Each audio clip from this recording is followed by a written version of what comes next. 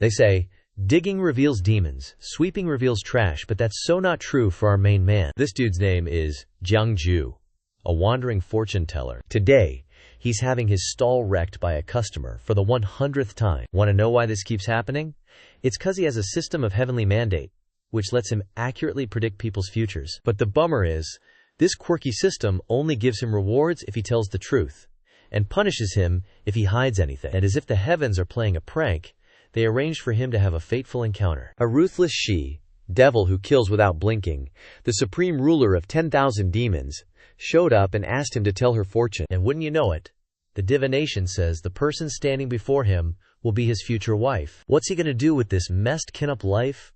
Let's all watch how this story unfolds, shall we? The scene opens on a bustling capital city, with people coming and going. This is Chengdong, in Qiyang City, Lu Province, Qin State. In a corner, there's a guy who looks like a fortune teller, with 2 signs boasting all sorts of mystical stuff, never uttering half a false, ordinary word. The dude also introduces himself. I'm Jiang Jue, originally a good young man from the 21st century. No idea why I transmigrated to this world full of demons, monsters, and immortals. Oh, and he also awakened some heavenly mandate system. Jiang Jue sighs, thinking about when he transmigrated. This system can help me predict the future for others, but it costs heavenly mandate points. I also have to find all sorts of rare treasures everywhere to sacrifice to it.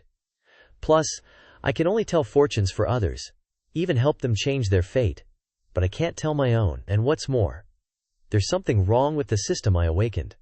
While lost in thought, Jiang Jue suddenly hears a voice. Hey, fortune teller, can you tell fortunes about love?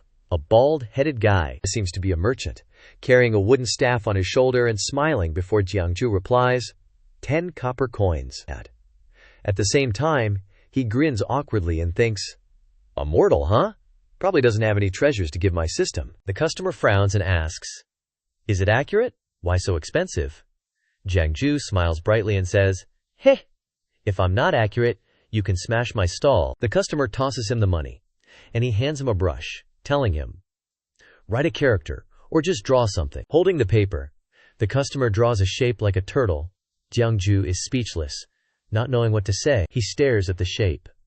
Suddenly, white smoke starts to rise from the paper, and words begin to appear. Do you want to divine the heavenly mandate of Zhao Dabao? This divination will cost 1 heavenly mandate point. Images of the customer's past gradually appear, starting from when he was a baby, a boy born in Niutou village.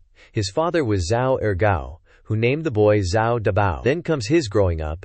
At 16, Zhao Dabao and his buddies sneakily peeped at Liu Widow taking a bath, and were caught by Zhao Ergu, who was having an affair with Liu Widow, and were hung on a tree to be whipped. At 30, because Zhao Dabao's reputation in the village was terrible, none of the girls from miles around wanted to marry him. Images of him dejectedly leaving amidst the villagers' disgust. At 50, Zhao Dabao encountered a year of natural disasters, dying at the hands of bandits, never having married in his life. Jiang Jue points a finger at his head, frowning as he sees Zhao Dabao's life flash before him.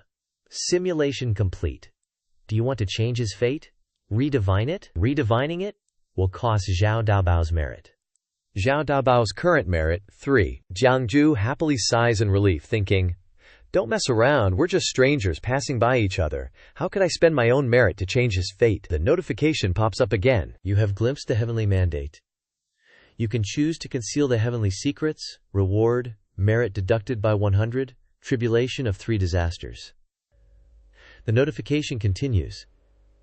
You have glimpsed the heavenly mandate. You can choose to reveal the heavenly secrets. Punishment. Merit +1. Along with choosing one of the following punishments. 1. Zhao Dabao's peeping experience. 2. Zhao Dabao's blacksmithing skills. 3. Liu Widow's charm. Hearing this, Jiang Jue's face turns pale, fearful. Jiang Jue thinks, what weird stuff is this? I told you there was something wrong with this system. Normal fortune telling is all about not revealing heavenly secrets.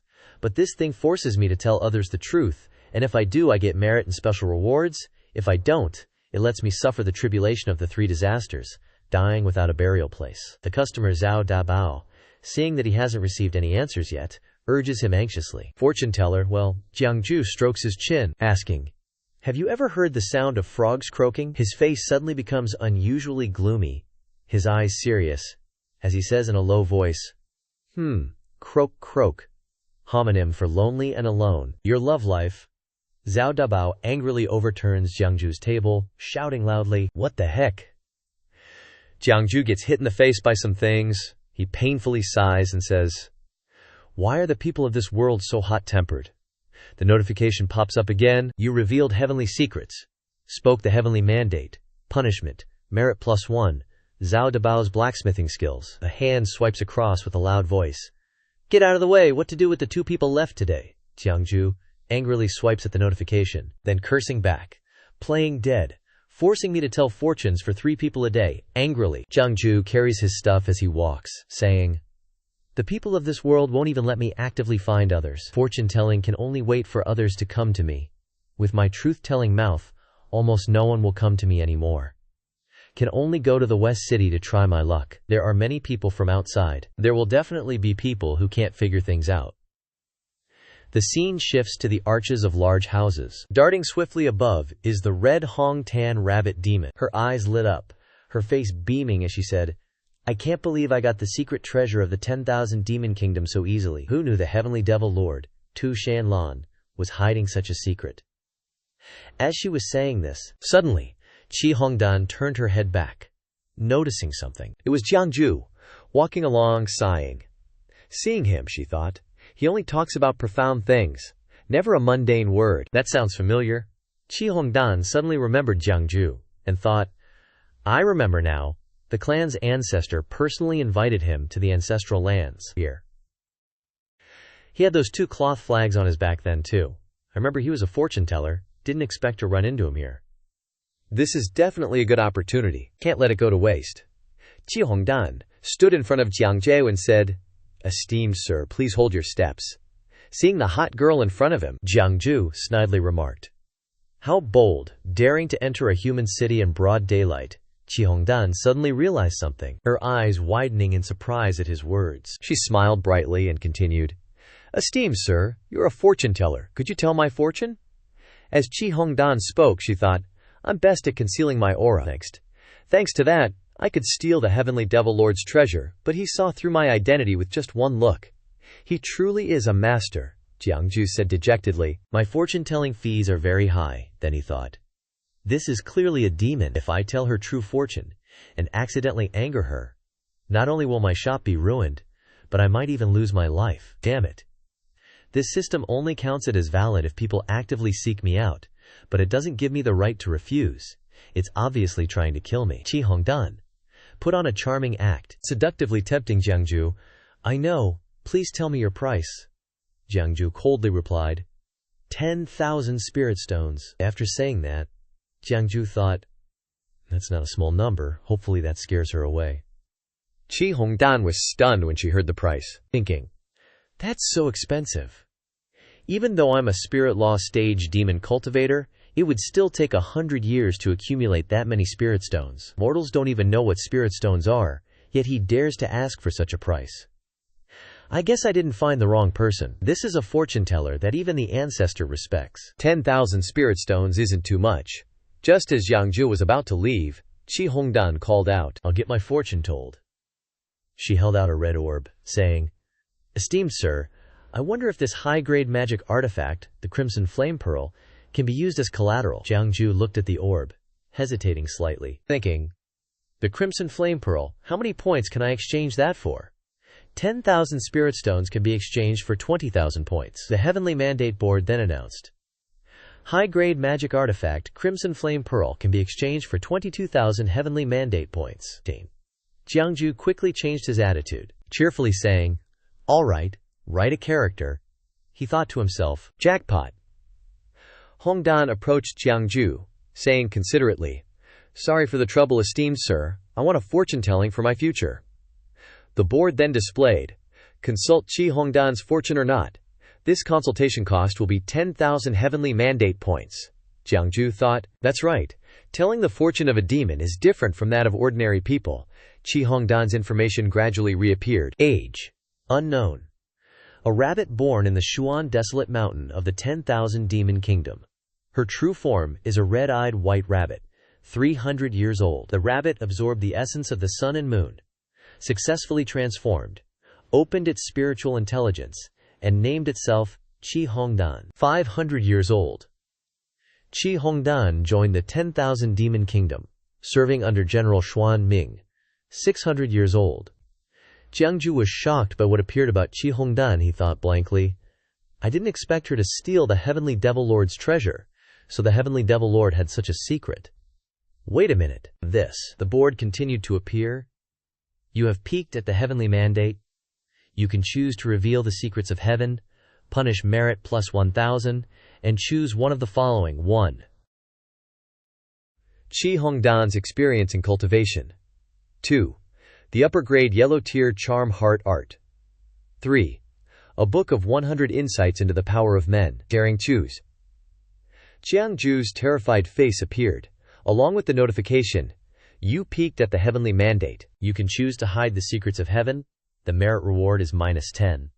Sky punish San Kai. He thought, crap, this is equivalent to knowing the Heavenly Devil Lord's secret. That great Devil Lord is capable of anything. I'm afraid I'll be implicated. Qi Hongdan happily said, Esteemed sir, what is my future like? Jiang Jue replied absent-mindedly. Future? Hee. When death is near, why even talk about the future? Hongdan was stunned when she heard that. Suddenly, Hongdan was so shocked that her head vaporized from her neck. Jiang Jue was no less bewildered when he saw it. Jiang Jue suddenly froze. His face suddenly widened, surprised by what was shown in front of him. Someone's face trembled, stuttering, Kill those around you. Everyone scattered in panic. Someone's been killed. A white ear appeared amidst the white smoke, along with a scream, Run! The crowd scattered, but lingering around them were faint wisps of white smoke. A red umbrella with a peach blossom pattern appeared among the corpses lying on the floor. It was the supreme of the 10,000 Demon Kingdom, Heavenly Devil Lord Shan Lan. With 2 masked figures standing behind supporting her, Shan Lan threw the umbrella to the person behind, with an indifferent face, not caring about the remaining person, came forward and handed a box to Shan Lan, then said, Lord, found it. Jiang Jue could only cover his face and think, seriously, that damn bunny demon really screwed me over this time. Messing with the Heavenly Demon Lord stuff and then coming to me for a divination? More trouble than it's worth. Shan Lan approached Jiang Jue. He stared at her, thinking, right now, standing in front of me is the Heavenly Demon Lord, Shan Lan. Shan Lan looked at him and said, Since Qi Hongdan sought a divination from you, little sir, how about you cast one for me as well? Jiang Jue awkwardly waved his hands and feet, saying, Divination? What are you talking about? I don't get it. I'm just a passerby. Jiang Jue turned and ran away, clutching his stuff. Crying inside, he thought, looks like she's been here for a while. I shouldn't have said that person about to die line, but if I didn't, the system wouldn't let me off the hook. Now look what happened. The Heavenly Demon Lord is asking me for a divination. Right away, Shan Lan's followers flew around him, preventing him from escaping. Our sect leader didn't say you could leave. Jiang Jue paled in fear. He turned back, his face ashen, and forced a smile, saying, One should always leave a way out. That way, there's a chance to meet again later. Shan Lan looked at Jiang Jue inquisitively. But I'm a demon. Jiang Jue nodded vigorously, replying, Right. Jiang Jue sat down helplessly, feigning an exorbitant price to avoid it. Actually, my divination fees are really expensive, Shan Lan replied. It's okay, I'm not short on money. Jiang Jue's face darkened, and he said, Peeking into the heavenly secrets for others, there are actually many taboos. Shan Lan was no less intimidating, she said coldly. Cast a divination for me, or die. Jiang Jue fearfully presented the brush, saying respectfully, Please write a character. Jiang Jue thought, Forget it. Whether it's the Heavenly Demon Lord or the system, I can't refuse either of them. Life or death, it's all destiny. Shan Lan then picked up the brush and wrote a character, Slaughter. The notification popped up again. Do you want to cast a divination for Shan Lan? This divination will cost 100 million heavenly fate points. Hearing this, Jiang Jue froze, thinking, 100 million? I've been transmigrated here for 5 years, and the first time I divine for someone, it costs so many heavenly fate points. But the heavenly fate points I've accumulated aren't even a fraction of that number. Jiang Jue's face darkened again, thinking, That's right, my system, When divining for targets with higher cultivation, stronger talent, and greater future achievements, the difficulty of the divination increases, and it costs more accumulated heavenly fate points. She's the heavenly demon lord. Her cultivation and talent are top-notch. That's why it costs so many points. Shan Lan crossed her arms and asked, "Can't you divine it?" Then she thought to herself, I originally thought that he, who explained Shi Hongdan's life and death with a single sentence, was a capable person, but now seeing the character's slaughter scare him to this extent, he can't even maintain his composure. Shan Lan lost her patience, sighed, and ordered, "Kill him." The attendant quickly responded, "Yes." The knife quickly flew toward Jiang Jue, and he startled and shouted, "Who said I couldn't divine it? I'm just afraid that even if I divine it, the heavenly demon lord won't be able to listen." Shan Lan raised her hand to stop her people and said, "Little sir, what kind of payment do you want for the divination?" Jiang Jue said with a serious face. "If the heavenly demon lord is willing to use the entire myriad demon kingdom as payment for my divination, maybe I can, this time." Shan Lan said softly, putting on airs. "Sword slave, kill him." Seeing the knife about to stab him in the face, Jiang Jue cried out and begged, Wait, even if the heavenly demon lord can't pay the divination fee, I can divine a portion of your future for you." Doesn't the heavenly demon lord want to see what kind of great enterprise you create in 1,000 years? Don't you want to see if you'll still be you in 1,000 years? Shan Lan quickly ordered. "Stop." The knife stopped immediately, and her voice sounded again. "You can divine my affairs 1,000 years from now," Jiang Jue said tremblingly. "Can try." Jiang Jue looked up at the sky, thinking, "Come on, let me see what kind of creation this demon emperor will have in 1,000 years. Shan Lan insists on me casting a divination. Isn't it because she wants to know the secret on me? Anyway, when I cast a divination for Shi Hongdan, I was already involved in this secret. It's just, how should I say it? If it's something bad and I tell the truth, I'm afraid she'll definitely stab me to death." The notification popped up again. "You have chosen to cast a phased divination for Shan Lan. You have chosen M years of heavenly fate 1,000 years from now. This divination will cost 1,000,000 heavenly fate points." Jiang Jue looked at Shan Lan and tremblingly stretched out his hand, saying, "Pay the fortune. Telling fee first, 1 lo. Bone-grade chi stone, or 5,000,000 spirit stones." Shan Lan tossed a golden gourd into Jiang Jue's hand, saying that the notification popped up showing Shan Lan holding a baby. Then, currently storing 1,000 years later, Shan Lan has 100 children in Scarlet Cloud Valley. Jiang Jue was surprised, thinking, 100? 100 kids? The supreme demon lord of the myriad demons kingdom, a nightmare to humanity 1,000 years from now, is taking care of kids with this happy face? A heartless demoness who kills without batting an eye. Who the heck has the guts to do that? The notification popped up. 1 year later, Shan Lan has a headache over the education of her eldest son. This little brat doesn't want to learn the path of slaughter like she did, but wants to learn the useless path of divination like his dad, making her extremely angry. "Whose voice is this?" it echoed. Shan Lan is happy with her 2 children. Along with the announcement, 102 years later, Shan Lan officially begins teaching her second and third daughters cultivation, and feels extremely satisfied with their talent. An image of an older boy appears happily, and the notification is still showing. 1,003 years later, Shan Lan's 4th son grabbed 2 flags on his first birthday, only saying mystical things, not saying half a fake mundane word like his dad did that year. Making her very angry, she clearly prepared axes, hatchets, hooks, sickles, knives, swords, spears, all kinds of magical weapons for him to choose. 104 years later, Shan Lan is pregnant with her 5th child, and there's still no sign of birth this year, making her secretly feel worried.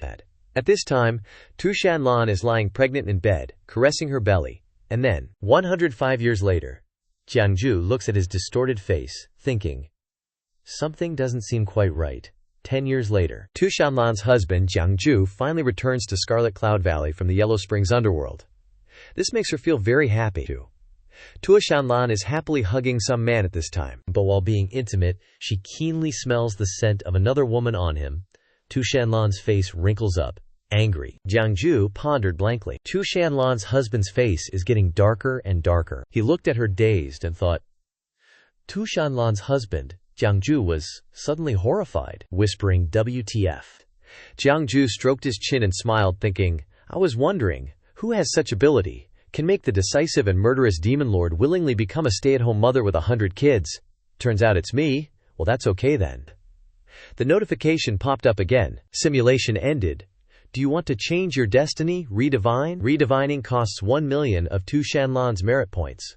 2 Shan Lan's current merit points are negative 1,125 million. You can choose to spend 1 million of your merit points to change your destiny. Your current merit points are 891,539. Jiang Jue was horrified after hearing this, sweating profusely, thinking to himself, I was thinking that if the divination turns out bad, I could pay some price to change my destiny so I wouldn't get killed by this demoness. Negative 10 million merit points. What outrageous things has this demoness done? Why hasn't she been struck dead by the heavens yet?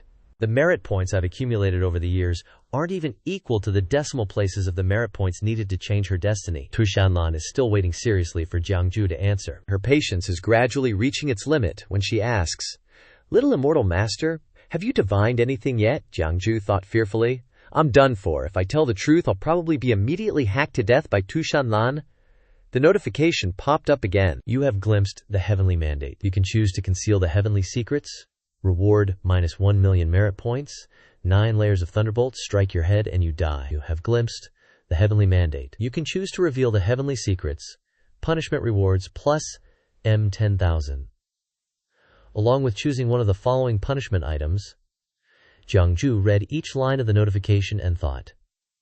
Usually when divining, choosing to conceal the heavenly secrets, although the punishment to be endured is the tribulation of the heavens, the system doesn't say that you have to die. But this time, the system clearly tells me that I can't resist it. I'm definitely going to die. The notification continues to pop up. 1.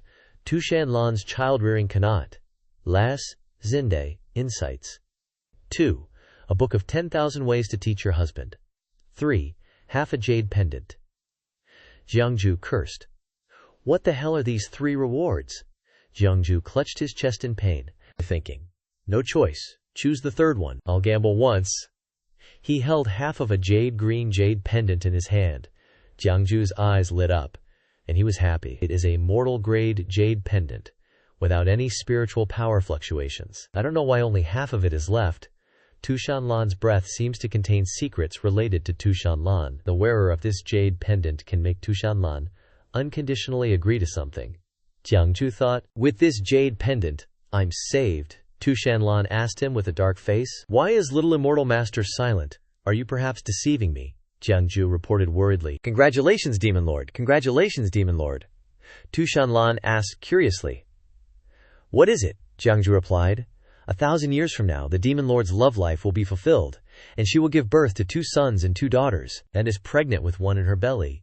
Shan Lan's face immediately lit up. Glaring angrily at Jiang Jue, images of the children appeared through Jiang Jue's words. The eldest son is intelligent since childhood, learns the Bagua Book of Changes, is proficient in yin and yang and the 5 elements, and knows everything from ancient times to the present. The second daughter, the third daughter, a pair of twins with extraordinary talents, were born with divine powers, and have a decisive determination to kill, and are qualified to become geniuses of an era. A living being in the womb is surrounded by power, and Jiang Jue said in detail.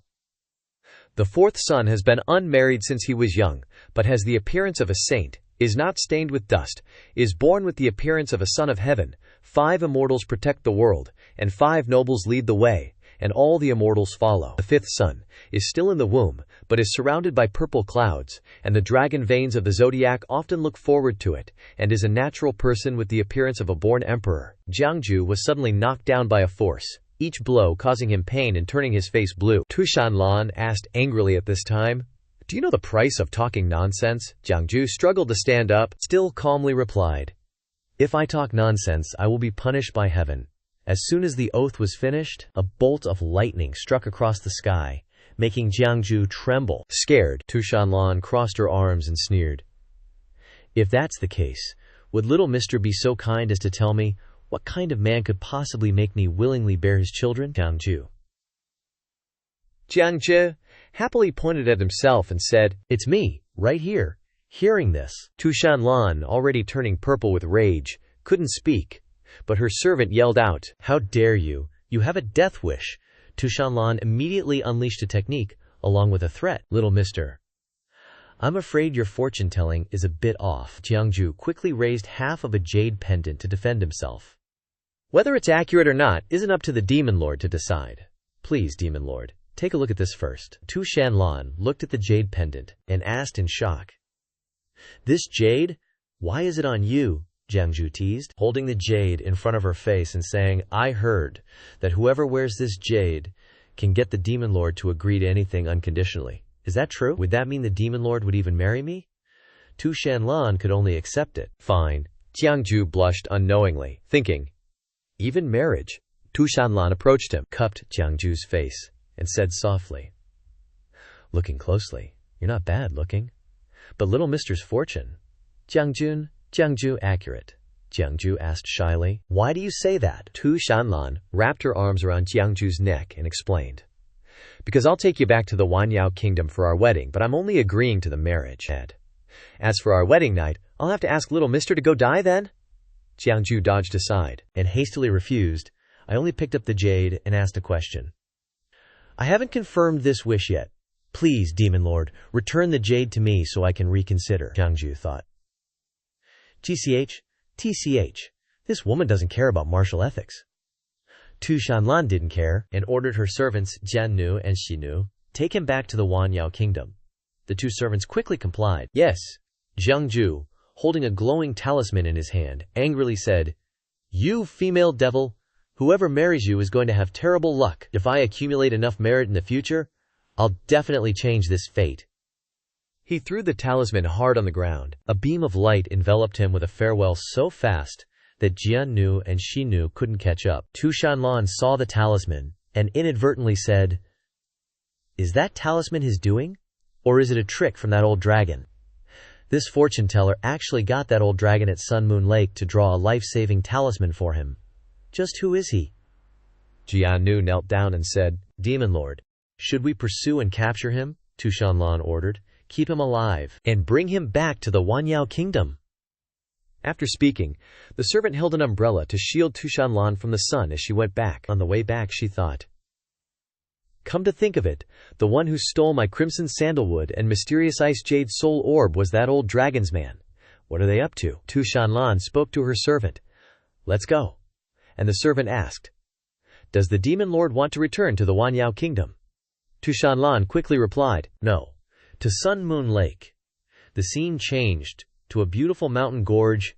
It was the Jade Flower River in the Tianan Mountains of the Wei Kingdom. Underneath the mountain gorge, a clear blue river was flowing peacefully. Suddenly, something fell into the water with a splash, making the water splash everywhere. It was Jiang Jue. He climbed ashore while crying and complaining. Oh man, that's bad luck. Leaning against a tree, Jiang Jue said dejectedly, My life-saving talisman. I camped at Sun Moon Lake for half a month and barely managed to trick that one from the old dragon's hand. Who knew it would be used in a situation like this today? Thinking about Shan Lan, he got even angrier. Shan Lan, just you wait. When I find a cultivator with 10,000 years of cultivation, invincible under the heavens, I definitely won't let you off. Thinking back to his fortune-telling, he excitedly said, But if it's according to the system's fortune-telling, Shan Lan will marry me and bear me 5 children in 1,000 years. This method of revenge isn't bad.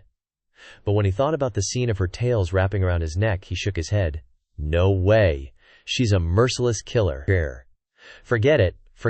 If it really doesn't work, I should still try to accumulate merit points to change my fate. Suddenly realizing that where he was a bit strange, Jiang Jue looked up and wondered, But where is this? Jiang Jue stood up and wore his equipment, saying as he walked, Let's go deeper inside. Maybe I can find some treasure. Suddenly, Jiang Jue appeared, riding on a giant tiger. It ran swiftly forward, passing many other animals. Jiang Jue, sitting on the tiger's back, holding food, said, Finally, I'm almost out of the Tianan Mountains. Jiang Jue held a water bottle, frowning uncomfortably. Who knew that old dragon's myriad-mile divine travel talisman would send me to such a desolate and remote place, near the border of the Wei Kingdom? Suddenly, he turned pale, thinking, The Wei Kingdom is so close to the Wanyao Kingdom, I don't dare go back, lest that female devil catch me. The tiger raced forward, asking, Where does Sir want to go next? Jiang Jue replied. I should still go back to the Qin kingdom. Suddenly, he clapped his hand, remembering something. To go to the Qin kingdom, I have to cross the Jade Flower River, and I don't have a boat. The tiger heard this. So he said, Don't worry, mister, I have a way to help you cross the river, Jiang Jue happily replied. Really? Well, thanks a bunch, old tiger. Looking at the pile of food in his bag, Jiang Jue thought gleefully, This half-month hasn't been a loss. Who knew there'd be a forest here with enlightened spirits? These demons with cultivation aren't few either. Not only did they help me smoothly complete my quota of 3 fortunes a day, but I even got a bunch of treasures like this. The old tiger turned to Jiang Jue and said, Mister, thank you for divining fortunes for us these past 2 weeks, letting us know that a righteous God will appear here in the future. We're truly grateful. Everyone wanted to see you off. Why didn't you agree? Jiang Jue waved his hand, grinning casually. It's no biggie. No need to make such a fuss. It's not necessary, really, Jiang Jue continued. When that righteous God appears, as long as you guys do good deeds and accumulate merit, you'll be able to become guardian deities of this region and enjoy incense offerings. Meanwhile, he thought, these demons aren't dumb. If I hadn't divined that a righteous God would appear in Tianan Mountain, and these mountain spirits would be recruited, eventually enjoying incense offerings, they wouldn't be giving me this much face, the old tiger replied. I wonder who this lord is after all. Jiang Jue's voice echoed, fading behind the tiger's figure. That is a heavenly secret. A heavenly secret cannot be revealed. Jiang Jue's face was covered in sweat. Scratching his face, he thought, I still haven't divined who this righteous God is. Maybe they haven't been born yet. Once I avoid Shan Lan's danger, I might come back here and take a look. After walking a bit, Jiang Jue got off the tiger's back and thanked him. Old tiger, take me this far. Go back now. The sound of the river came from behind, along with Jiang Jue's words. The river is dangerous. I'm afraid even a boat can't cross it. Tiger bro, do you really have a way to help me cross? Suddenly, the old tiger roared loudly, startling Jiang Jue, who instinctively covered his ears. A vortex formed from the ripples, swirling tighter and tighter, looking like a black hole sucking everything in. Water splashed all over Jiang Jue's face, making it impossible for him to open his eyes, his expression full of pain. The vortex got deeper and deeper, and a bottomless pit appeared. The water receded. From under the water, a huge turtle shell appeared in the middle of the river. Seeing what had just appeared, Jiang Jue's jaw dropped. Unable to say a word, only able to exclaim in his thoughts, Holy crap, a giant turtle looks super old and threatens anyone who disturbs his cultivation. Jiang Jue looked at it and thought, it can speak human language and has refined itself to a transcendental level. Seems like a great demon with profound cultivation. The giant turtle, which was none other than Wu Bei Shang, opened its eyes slightly and said, I heard that a fortune-telling mister has been in the mountains these past few days, enlightening many mountain demons in Tianan Mountain. Is that you, mister? It approached Jiang Jue, gently asking, How should I address you, mister? Jiang Jue said fearfully, My name is Jiang Jue. Hearing this, Bei Xiang asked, Mr. Jiang, may I ask what brings you to this old one's place? The old tiger's voice rang out. Rao, a sound. Bei Xiang seemed to understand and said, So, Mister wants to cross the river. That's a small matter. If Mister doesn't mind, this old one is willing to act as a boat to carry you across. Meanwhile, Bei Xiang thought, It's rare to meet an expert in Tianan Mountain. Now, I can consider it making a good karma and hope to get to know Mister. Jiang Jue heard this and said, If that's the case, I won't be polite then. Jiang Jue sat on the turtle's back, happily waving goodbye to Tiger Bro. See you later, the tiger also replied. Whoa. The river was flowing strongly at this time, with waves crashing one after another, with flocks of birds flying over the river. Bei Xiang asked Jiang Jue, Where does Mister wish to go? Jiang Jue replied, To the state of Qin. Thinking about the scariness of Shan Lan, Jiang Jue thought with a pale face, I can't stay in the state of Wei for now. Bei Xiang heard this and asked, Does Mister have important business in the state of Qin? Jiang Jue replied, Actually, I don't have any particular place I want to go. I've always been drifting around these past few years, just going wherever the wind takes me. Bei Xiang heard this and gave a piece of advice. If that's the case, this old one advises Mister not to go to the state of Qin these few days. Jiang Jue days? Jiang Jue asked curiously. Why do you say that? Bei Xiang replied. If Mr. knows fortune telling, why not try to see the key of Great Qin? Jiang Jue replied embarrassedly. It's better to not look too much at the key of a dynasty. Meanwhile, he thought, I don't know anything about face reading, or key observing, or Liu Ren or Liu Yao. My fortune-telling all depends on the heavenly destiny divination system. I just divine whatever the system displays. Bei Xiang looked up and said, What Mr. says makes sense. This old one has been too talkative. Jiang Jue was just sitting and thinking. Divination really does damage oneself. Peeking at heavenly secrets, there are many taboos. Bei Xiang continued.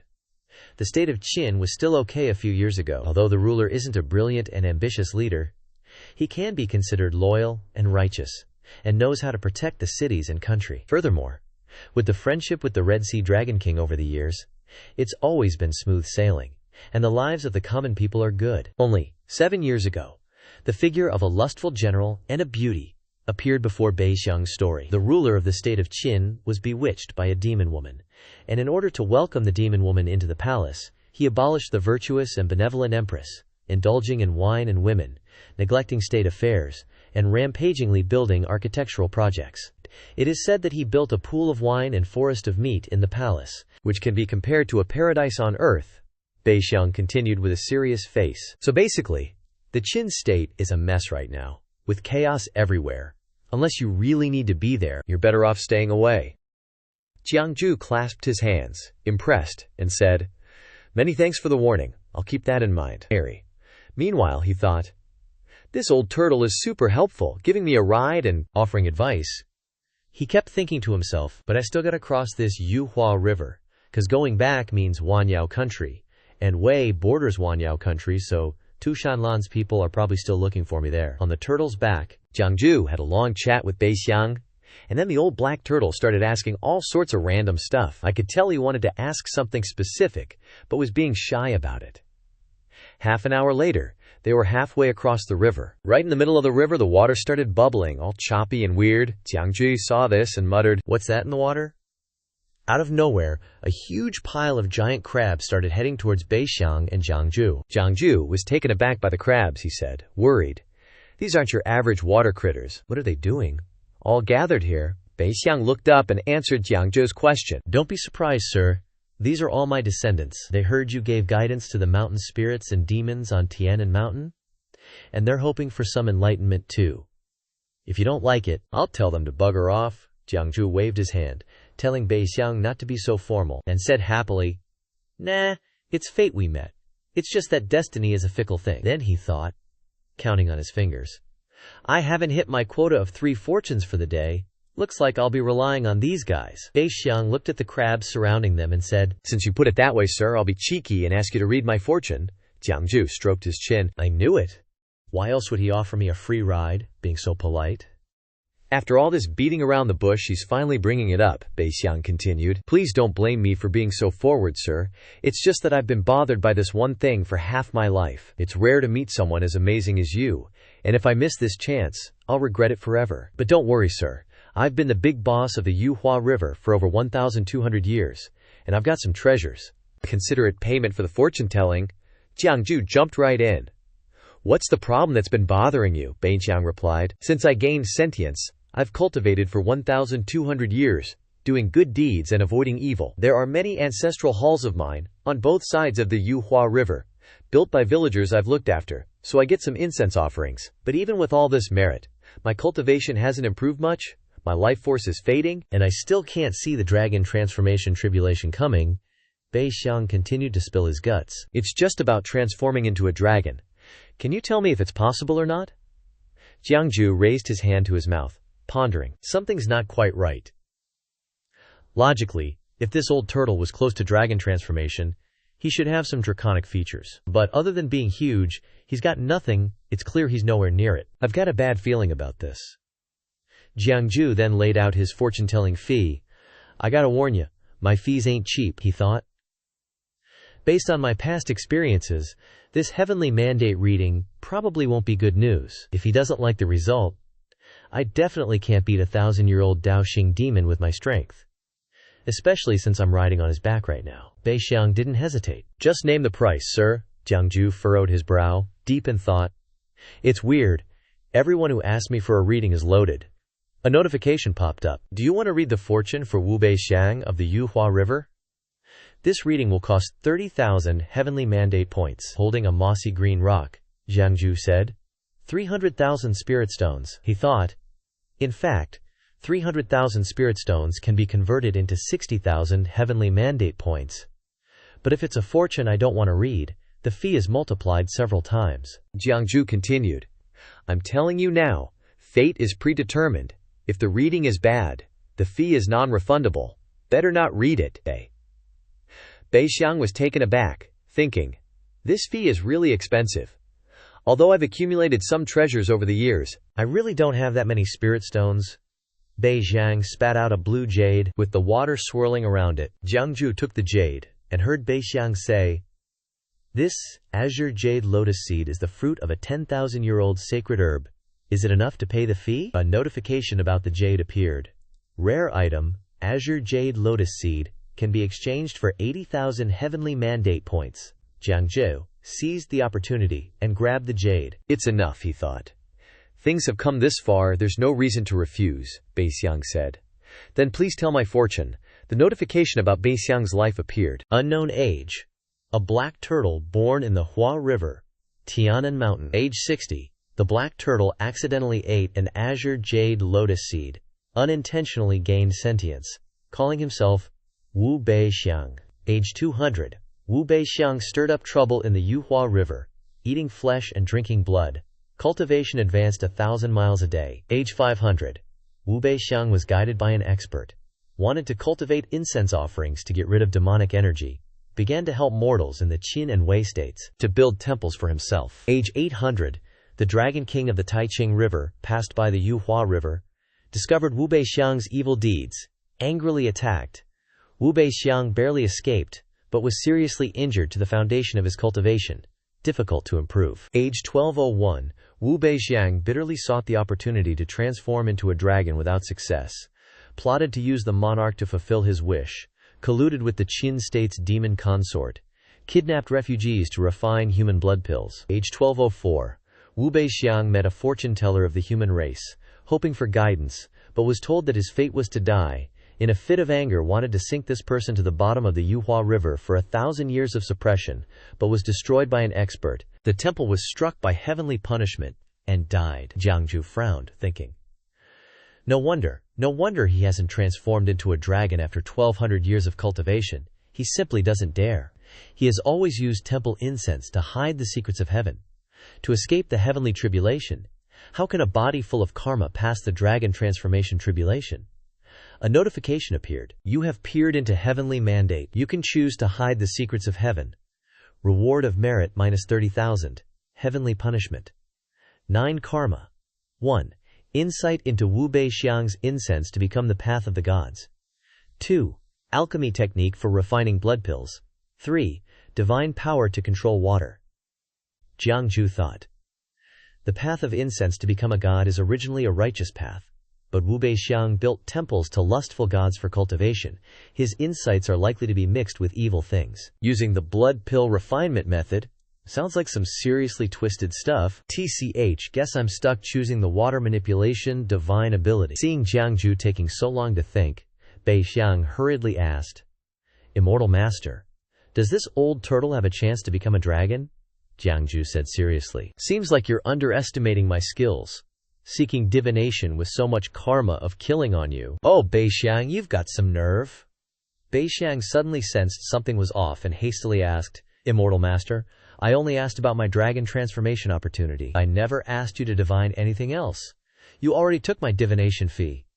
Internally, he was shocked. How does he know my name? I've kept a low profile for years to avoid that little dragon king from the Taicheng River. I've never met this guy before. How does he know the name my parents gave me?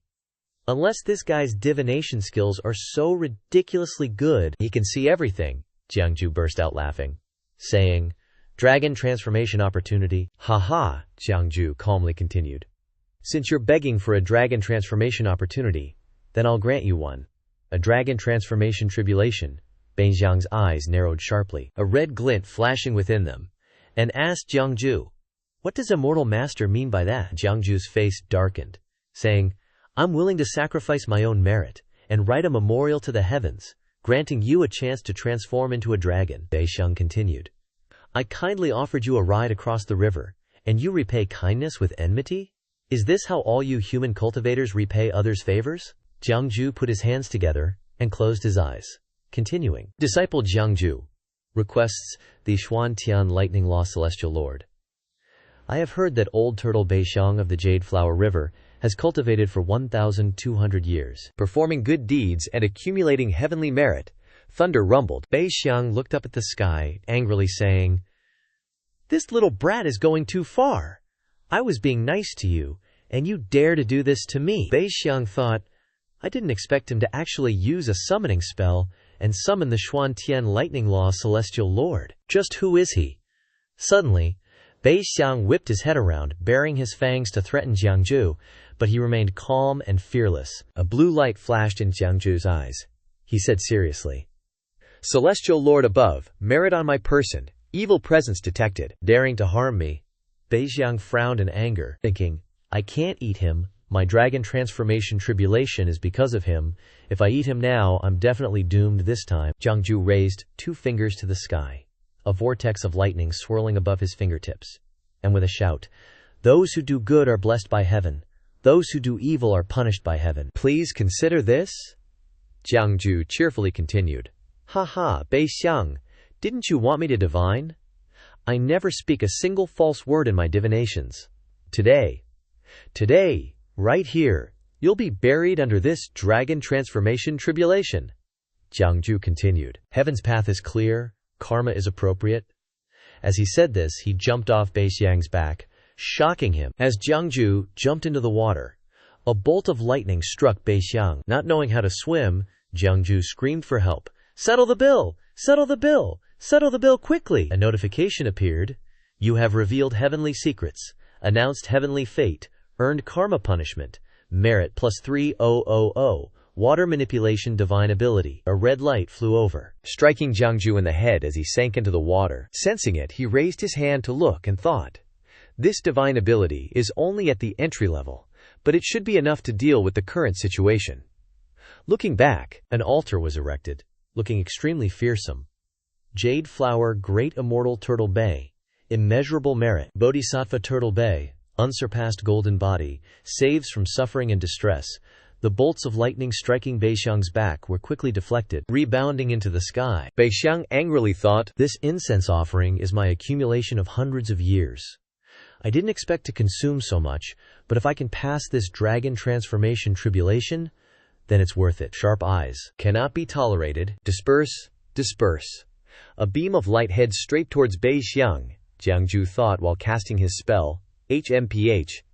This golden light is my condensed merit, specifically used to destroy evil demons.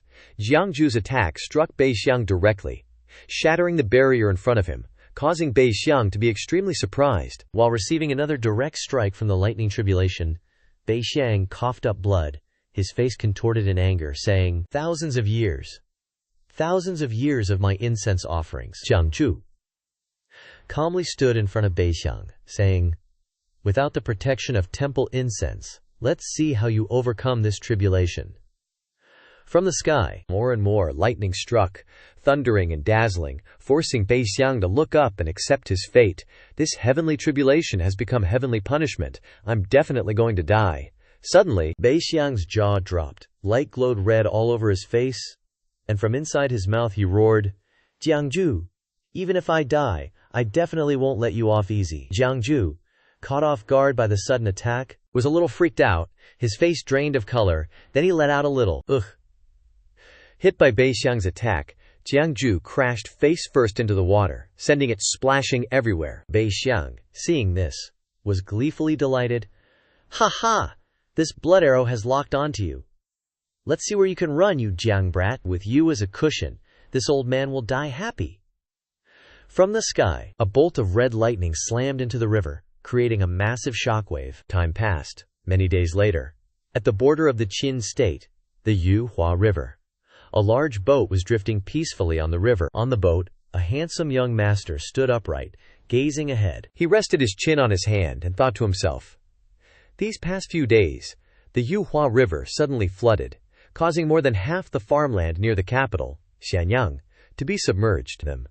The most fertile land in the Qin state is along the Yuhua River. This year's flood came right after planting, destroying the fields and leaving countless people homeless. After a flood, there will inevitably be a flood of refugees everywhere." The young master thought about the scene of famine driving people mad, fighting each other. But right now, what worries me most isn't the refugees, but how much grain is left in the national treasury. If the grain reserves aren't enough to get us through this period, I fear the country will fall on hard times. Qin will definitely become a living hell, and it's very likely that human lives will be cheaper than grain. A woman appeared in the young master's thoughts. Speaking of which, ever since that demon woman entered the palace, the whole Qin state has been shrouded in miasma. It really does seem like the downfall of a kingdom is always due to a seductress. As he was thinking, the young master suddenly heard a shout, "Young master!" The people on the boat were gathered around an unconscious man. A scholar with long hair spoke up. "We pulled someone out of the river. He seems to still be breathing, but it's a little strange." The person who had drowned and was now unconscious was Jiang Jue. The scholar continued, "He was obviously pulled from the river, but he isn't wet at all. Not even his clothes are damp." Jiang Jue was taken to a room to rest. When he woke up, he held his head and wondered, "Where am I? I'm on a boat. Who pulled me out of the Yuhua River?" Suddenly, a brown box on the cabinet started moving, shaking violently. Jiang Jue suddenly reached into his robes as if realizing something. A look of utter panic on his face. He pulled out a broken jade pendant from his pocket and thought in disappointment, "Oh, I've only accumulated a few life-saving treasures, and they're already broken like this." Jiang Jue sighed mournfully. "Ever since I transmigrated, my cultivation speed has been considered fast. Even the carefully nurtured disciples of those hidden immortal sects can't compare. But for some reason, in recent years, I always encounter very strong opponents. Plus this ridiculous system of mine. There are more people who want to chop me up than I can imagine. So, the cultivation techniques I choose are the type that can save my life. The magic treasures I choose are also the type that can save my life. Even the divine powers and techniques I'm best at are all escape techniques. My life is so hard." Thinking about Beixiang and his rage, Jiang Jue thought in fear, "Oh, broken things bring peace. Broken things bring peace." That old Yuhua River tortoise had at least 1,000 years of demon cultivation. "One last attack before dying just broke my life-saving treasure. I didn't even lose a hair. No loss. No loss." Jiang Jue sat cross-legged in a meditative posture, seriously contemplating. "But why do I still feel uneasy? Could there still be unresolved dangers?" Scott. "It can't be that old tortoise's last attack left me with internal injuries." Jiang Jue scratched his head in confusion. "I've checked myself thoroughly and there's no sign of any injuries, so why do I still have this premonition of impending doom?" Jiang Jue suddenly jumped in shock. "Speaking of which, what day is it today?" His face turned pale with worry. A notification popped up. Detected that the host has not divined for 3 days. The heavenly mandate tribulation minor 3 calamities is about to descend, Jiang Jue thought to himself. I didn't expect to be in a coma for 3 whole days. Fortunately, it's just the minor 3 calamities. Jiang Jue held his face worriedly and continued. That's not right. I can't even get through the minor 3 calamities. I am just a small Zhuji 8th grade cultivator. Although I have some tricks up my sleeve, how can I get through the lightning tribulation? Cultivators who haven't reached 4th grade and whose 5Q have not condensed in their chest will have difficulty surviving heavenly tribulation. Jiang Jue thought with a headache. Calm down, calm down. I knew this day would come sooner or later. I researched it a long time ago. People with heaven, bestowed fortune, merit, even when undergoing tribulation, their heavenly tribulation will be much weaker. Remembering the image of the incense burner and the 4-faced God, he tried to calculate. Next is the path of incense. The old tortoise in the Yuhua River relied on incense to escape the heavenly tribulation that should have come. Only its incense was from a temple to licentious gods, a demonic path, with relatively many limitations. As for the orthodox path of incense, one needs to be officially appointed as a god. Just becoming a god would add another layer of shackles. not a simple thing to do. Jiang Jue's face gradually turned serious. Thinking about the past few years, relying on divination, I have accumulated a lot of merit. Only that with my current level, even if heavenly tribulation becomes weaker, I'm afraid that it is still difficult to get through. Moreover, I had a hard time accumulating some merit, and the results were to write an accusation to the heavens for the old tortoise in the Yuhua River, inviting the righteous deity of the Taoist Xuan Tian Thunder Law Celestial Venerable, which also costed a lot. The notification appeared again. Merit. 1054. Jiang Jue was stunned. Why did it increase? The notification wrote, Host eliminates evil, promotes good, exterminates the evil demon Black Turtle Bei Xiang in the Yuhua River. Merit plus 50,000. Merit has reached 10,000. Heaven bestowed fortune merit. Divine power self-learning. Congratulations to the host for opening the heavenly eye, comprehending the divine power of Qia sight. Jiang Jue scratched his head and sighed. Qi sight can see the dragon veins of mountains and rivers. A geomancer like me is becoming more and more worthy of the job. Originally, if I could use Qi sight to find a land where the dragon coils and the tiger crouches, I could avoid the heavenly tribulation. But now, the heavenly tribulation is already hanging over my head. Unless this dragon coiling tiger crouching spot is right in front of my face, it's useless. Like, what are the odds I'd stumble upon it at this critical moment? Jiang Jue clung to the door. Wearily walking out, he mumbled, Forget it. The good people on this boat saved me. I can't drag them into my tribulation. Gotta thank the boat owner and bail ASAP. He barely stepped outside when Jiang Jue bumped right into Gongzi Xiao, making them both jump. Looking at the fancy, brevious young master rubbing his head, Jiang Jue figured he was loaded. Jiang Jue eyed Xiao's chest, puzzled. Flat. How can a guy look so girly? I almost thought he was a cross-dresser. Misunderstanding? Jiang Jue quickly bowed respectfully. Thank you for saving me, Gongzi. I have pressing matters to attend to. Farewell, he thought to himself. Tribulations breathing down my neck. No time for polite chit-chat. As Jiang Jue hurried off with his stuff, the Taoist priest chimed in, Gongzi, this man is so rude. You showed such kindness in saving him, yet he's so disrespectful. Gongzi Xiao watched Jiang Jue, thinking, this guy's kind of mysterious, can't underestimate him. Then Gongzi said, let's follow him and see what's up. Before Jiang Jue, bolts of lightning kept striking all around. Looking up at the sky, Jiang Jue thought, the lesser three calamities, heavenly tribulation. Not just lightning, but three disasters. Sword, hunger, and disease. A real peach blossom tribulation. The lesser three calamities aren't strong enough to kill you instantly, but they're like termites, eating you from the inside out, making life a living hell. Gongzi Xiao looked up at the sky, bewildered. It was bright and sunny just now. How's it about to rain? The floods aren't even over.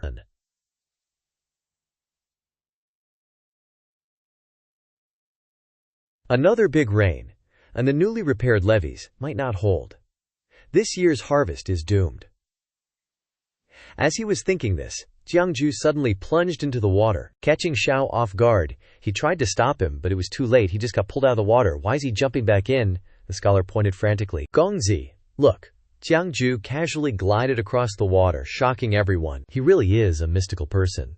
Gongzi Xiao, blinded by a sudden light, shielded his eyes.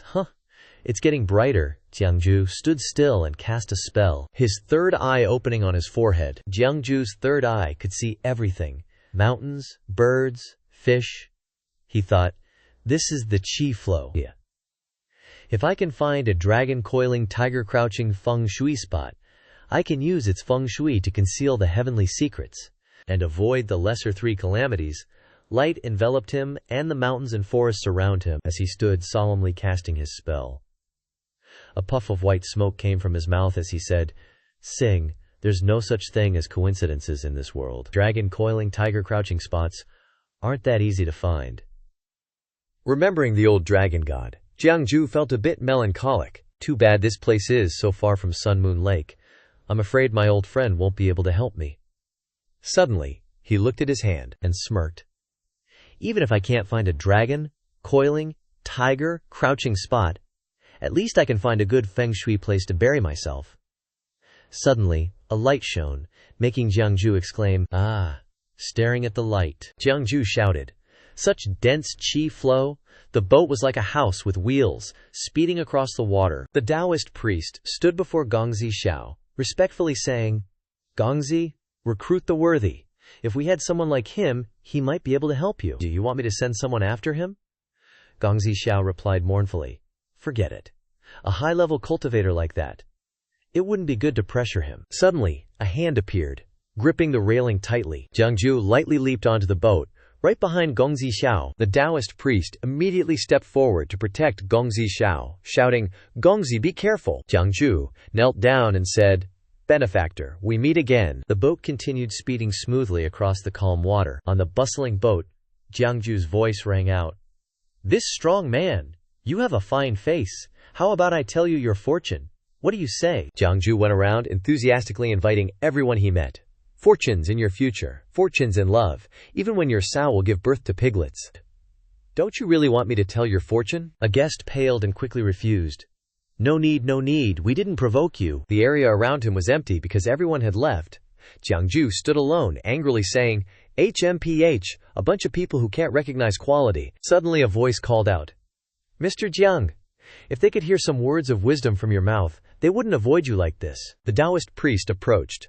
Jiang Jue respectfully said, "Greetings, Taoist priest."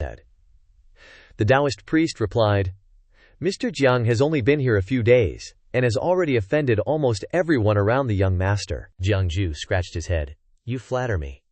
The hexagrams are like that. I'm just being honest." The Taoist priest cheerfully said, "Ha!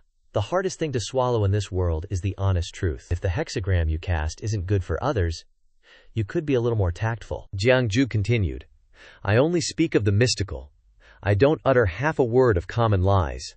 Please don't try to persuade me, Taoist priest." But he thought to himself, "I also want to learn from those swindler types in Jianghu, talking in a way that leaves people lost in the fog, unable to tell if it's good or bad. But damn it, I'm forced to tell the truth, or I'll be punished." The Taoist priest then said, "The young master wants to see you, sir. Please go now." Jiang Jue, startled, responded, "The young master is back. I'll go now." Jiang Jue pondered silently. "It's been half a month since I had to endure the lesser three tribulations. I can still stand here safely. Luckily, thanks to this young master, even though I didn't find a land where dragons coil and tigers crouched, I borrowed some luck before I had the ability to withstand the lesser three tribulations. Looks like I have to stick by this young master's side." Jiang Jue entered where the young master Xiao was sitting and asked, "Young master, are you done with the disaster relief?" The young master Xiao replied, "Yes. Please have a seat, sir. Over the past few days, I've basically understood this young master. This person is surrounded by luck, and is definitely no ordinary person. He is the Qin Kingdom's royal brother. His status is that of a Qin prince. Below 1 man, above 10,000. He has always been known as a wise and good man who associates with unusual people, with countless retainers."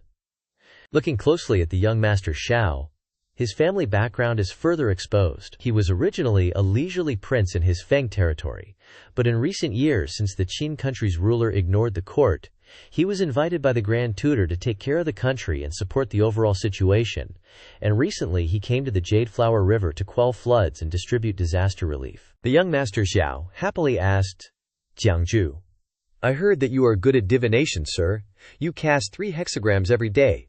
Would you mind casting one for me today?" Looking at Jiang Jue, the young master thought to himself, "This person is magical, a recluse. If he can cast a hexagram for me, perhaps he can solve my problem." Jiang Jue was surprised and asked himself, "Cast a hexagram?" Looking at the young master Xiao from behind, suddenly a large bird appeared, emitting brilliant light. Seeing this, Jiang Jue continued to think, "The luck of ordinary people is mostly just a wisp of smoke, without shape. You can see good or bad by looking at the color. But the young master Xiao is a golden eagle. It's just that this eagle has no legs." Jiang Jue thought with a serious face, "This luck is soft and gentle. This is obviously the appearance of a woman. Is the young master Xiao really a woman? But can a woman also become a prince?" Staring at the young master Xiao, Jiang Jue thought to himself, "Indeed, there are many secrets in the palaces of dynasties." Meanwhile, the young master Xiao looked puzzled at Jiang Jue's attitude, and suddenly Jiang Jue's eyes showed a hint of melancholy. Facing that gaze, the young master Xiao coughed guiltily, somehow feeling that his eyes were looking at me with some pity. Jiang Jue clasped his hands respectfully and said, I still want to stay with the young master to earn a living and don't want to cast a hexagram, but if the young master insists, I can cast one for you. The young master Xiao suddenly worried and thought, in the past few days, many subordinates have complained to me, saying that when this Mr. Jiang casts hexagrams for others, he can't say a single good word, and with that look of pity he just gave me. Could it be? The young master Xiao lowered his head and said to Jiang Jue, if you don't want to, then forget it. Jiang Jue quickly clasped his hands in reply. The young master is generous. The young master Xiao happily continued, actually, I called you here because I have something to say. I'm planning to return to Xianyang for a trip. I don't know if you are willing to come to Xianyang with me, or say goodbye here. Jiang Jue was happy to hear this and agreed. I heard that the young master is recruiting retainers. If you don't mind, I want to stay with you to earn a living. But in his mind were other considerations. I still need your luck to help hide the heavenly secrets and escape the heavenly tribulation. How dare I leave at this time? The young master Xiao also happily replied, of course I don't mind. This may be the only good news these days. Jiang Jue said with a bright face, I wanted to ask before, since I entered the door, I saw that the young master's Yinteng palace seemed to contain worries. Is there anything bothering you? The young master Xiao turned his face away and said sadly, of course, it's about disaster relief. The silver and food sent by the court are far from my expectations. I know that this amount of food is transported here, and people and horses have to eat it along the way, so it will definitely be lost. But the silver shouldn't be so bad. Turning his face back, Xiao continued seriously. The court issued 100,000 taels of silver, but I only received 3 or 4 taels. Where did the remaining silver go? When at 5. I want to question the court when I return to Xianyang this time. Jiang Jue stroked his chin and thought, Qin is indeed in trouble. It seems more serious than I thought. The ruler is muddled and unscrupulous, collecting heavy taxes, and the officials in the court are probably not clean. The disaster relief this time alone shows how serious the corruption is. It is really the case that when those above aren't upright, those below will be in chaos. Recalling the previous incident with old tortoise Xiang, Jiang Jue also thought, speaking of which, the floods on the Jade Flower River this time are also related to me. If I don't do anything, the suffering of the people will inevitably be counted on my head. By that time, my merits will be damaged, and then I'm done for. I'm still hoping to accumulate some merits to survive the tribulation. Jiang Jue asked, young master Xiao, do you know the reason for this flood? Xiao asked back in surprise. Do you know, sir? Jiang Jue replied, please sit down, young master, and listen to me slowly. Jiang Jue began to tell the story. In this Jade Flower River, there is an old turtle named Wu Bei Xiang. The story continued like this. When the young master Xiao finished listening, he angrily said, this old demon is really hateful. No wonder people have been accidentally disappearing along the river in Qin over the years. It turns out that demons and monsters are causing trouble behind the scenes. Xiao was still angry with Jiang Jue's story. This kind of demon still fantasizes about wanting the emperor's decree to transform into a dragon. Jiang Jue sat leisurely drinking water and thought, why didn't she mention the Qin kingdom's demon concubine? The young master Xiao was calmer at this time. He asked, how did you know about this, sir? Jiang Jue replied, that old turtle once carried me across the river, and I accidentally found out. Xiao's eyes gradually became pensive, and said, so, that's how it is. Unexpectedly, it's such a coincidence. Meanwhile, he thought, is it really such a coincidence? Wu Bei Xiang is a 1,000-year-old demon. How could he tell his countless crimes to others? The first time I met Jiang Jue was when I fished him out of the Jade Flower River. Wait, he just said that the old turtle suddenly asked about transcending the tribulation to transform into a dragon, but he also said firmly that Wu Bei Xiang must die. It seems that the old turtle's death under the heavenly tribulation must be related to Mr. Jiang. The young master Xiao respectfully exclaimed, indeed, you are a talented person. Jiang Jue also happily replied, what the young master is worried about must be the problem of silver. Else, I will take this as a way to ask for an opportunity to join your cause and lend the young master a hand. The young master Xiao quickly shook his hand to decline. How can I let you spend your money, sir? Jiang Jue also shook his hand. He just meant for young master Xiao not to be polite. Haha, I don't have anything valuable on me. If you're hoping I can pull out silver or grain, I'm afraid I'm out of luck. Young master Xiao continued. So, what does sir mean? Jiang Jue leaned in close and whispered, over the years, that old turtle has been cultivating incense offerings at a lewd shrine, capturing many people from both Wei and Qin, raising beasts in Tianan Mountain. Besides providing incense, he uses them as labor to cultivate spiritual plants, immortal herbs, and even grains. He's accumulated enough over the years to ease your worries, young master. Jiang Jue could imagine a treasure vault overflowing with riches. He added, that old turtle died by divine punishment. His underwater cave is now masterless. The treasures accumulated over 1,000 years in the cave, if converted into silver for the local gentry along the river to buy grain, would be enough for you to provide relief. Young Master Zhao happily said, This is a great plan, sir. You are benevolent, and your merits will last for 1,000 autumns.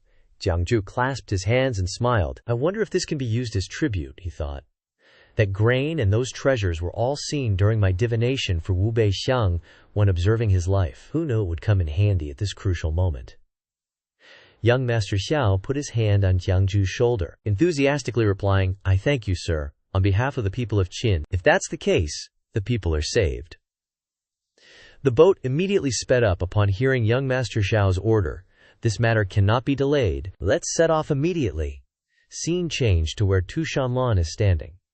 The servant following her said, Master, below is Sun Moon Lake. She raised her voice. This lady is here, Old Dragon King. Come and meet me. From underwater, a majestic golden dragon shot up, roaring fiercely. Suddenly, the dragon transformed into a human with 2 horns on his forehead. He appeared and said, So it's the Heavenly Devil Lord. This old dragon, Ao Xuan, pays his respects to the Heavenly Devil Lord. May I ask, what brings the Heavenly Devil Lord to my Sun Moon Lake? The servant held up a portrait of Jiang Jue, asking, Has the old Dragon King ever seen this person? Ao Xuan subconsciously thought, Isn't this that little brat Jiang Jue? Ao Xuan stroked his beard and answered Shan Lan's question. This person is called Jiang Jue. Now, he once borrowed books from my Heavenly Tome Pavilion for half a year. He spoke with me a few times and became a forget-year close friend. But I wonder what offense this little friend of mine has committed against the Heavenly Devil Lord. Shan Lan casually replied, What if he did? And what if he didn't? Ao Xuan clasped his hands, cheerfully asking, Will the Heavenly Devil Lord give this old one some face? Shan Lan coldly replied, What if I say no? Ao Xuan said sternly, If the Heavenly Devil Lord is determined, then it is my little friend's fate. However, if the Heavenly Devil Lord wants to deal with him, I'm afraid it won't be easy. Shan Lan's eyes sharpened. Old Dragon Ao Xuan turned his back. It's not that I'm protecting my little friend, but that little friend Jiang Jue is extraordinary. If the Heavenly Devil Lord wants to touch him, I fear you will encounter karma. He glanced back and continued, He is the grand trend. When the grand trend arrives, the world will surely change. Shan Lan thought, HMPH, so eloquent. This old Dragon King has been immersed in the 8 trigrams classic of changes for years, and his speech has become more difficult to understand. She replied to Ao Xuan with a nonchalant attitude. All the better. Only an extraordinary man is worthy of being my husband. Ao Xuan was stunned, asking with a confused face. Huh? Ao Xuan's face was still incredibly confused, unable to utter a word in response to what Shan Lan said. Shan Lan didn't seem to care about Ao Xuan's expression. She continued to ask, If you are so familiar with this human diviner, then do you know his origins? Ao Xuan shook his head, bowing his head and replying, Cannot be said, cannot be said. Shan Lan didn't care, maintaining a stern tone. Ao Xuan still nonchalantly replied, This old dragon am not good at divination. I can't divine his origins. But I can divine that 5 years ago, there was no one named Jiang Jue in this world. Shan Lan thought, Could this Jiang Jue be an immortal descending from the heavens? Ao Xuan seemed to see Shan Lan's doubts, and said, Able to transcend the 3 realms, not within the 5 elements. This person is truly an expert. Shan Lan angrily retorted. There are no immortals in this world, she thought. She didn't pay much attention to this human diviner, but she didn't expect Ao Xuan's assessment of him to be so high. Scene changed to outside the city walls, where carriages were already prepared. Jiang Jue was sitting inside the carriage reading a book. He sneezed and thought, Who's bad-mouthing me behind my back? Jiang Jue stretched, saying in an indifferent tone, Forget it. With my mouth, how few are the people bad-mouthing me behind my back? The carriage was moving. When the wheel hit a small rock on the road ahead, the carriage stopped abruptly. A voice echoed from the front. Sir Jiang, ahead is the city of Xianxia. Jiang Jue lifted the curtain, chuckling. We've finally arrived. Riding in a carriage for 4 or 5 days, I was about to suffocate. Looking up at the sky, Jiang Jue suddenly noticed something strange. He said, Strange. In broad daylight, why is there not even a single group of people, or a carriage, on the main road of a country's capital? Logically speaking, the foot of the Son of Heaven is the most prosperous place. There should be quite a few carriages. This is not right. Jiang Jue opened his eyes wide and shouted, Heavenly Eye, open! He thought, I want to see what the Qi luck of Qin's capital is like. Suddenly, his expression became horrified. He stammered in a panic. This, really is. The Scarlet City reflected in Jiang Jue's eyes. It was a crimson divine dragon, its scales radiating fiery light, its eyes flashing with a blood, fur-red glow. The crimson divine dragon flew above the city walls, its power so immense that even Jiang Jue broke out in a cold sweat from fear. The eyes opened from the dragon's sharp lamao. No. Even if the Qin state is weakened to the extent, there will be no shortage of better cultivators than me in the country. Jiang Jue closed his eyes, not daring to look into the dragon's eyes. He tried to calm himself. It must be an illusion. I'm not even from the Qin state. Why would the nation's luck pay attention to me? Escaping from the heavenly eye technique, Jiang Jue gasped for breath, exhausted. Sigh.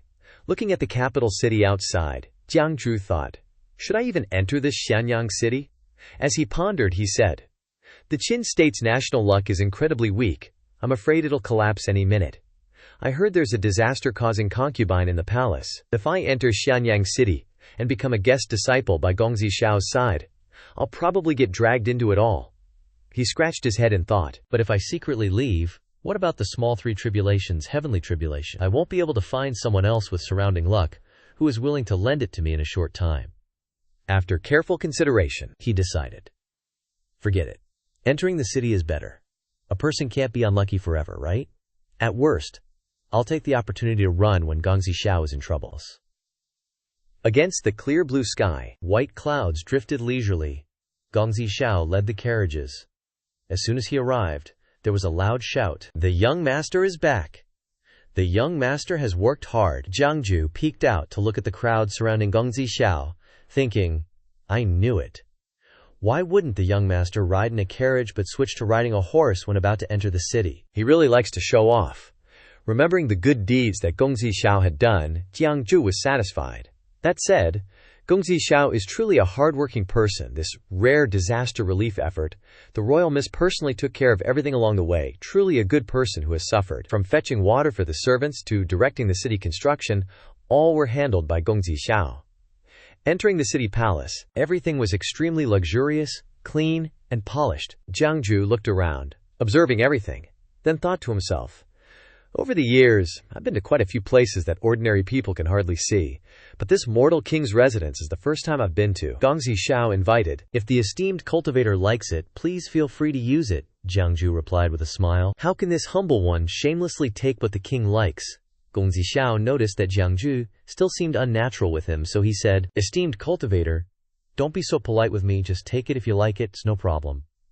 Tomorrow I have to enter the palace to see the Holy One. This time, being able to quell the floods is all thanks to you.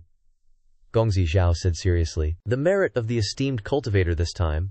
Tomorrow when I enter the palace, I will definitely ask for a title or rank for you, Jiang Jue. Jiang Jue waved his hand to refuse. No, please don't. I'm used to a leisurely life. Who knows, one day I might go wandering again.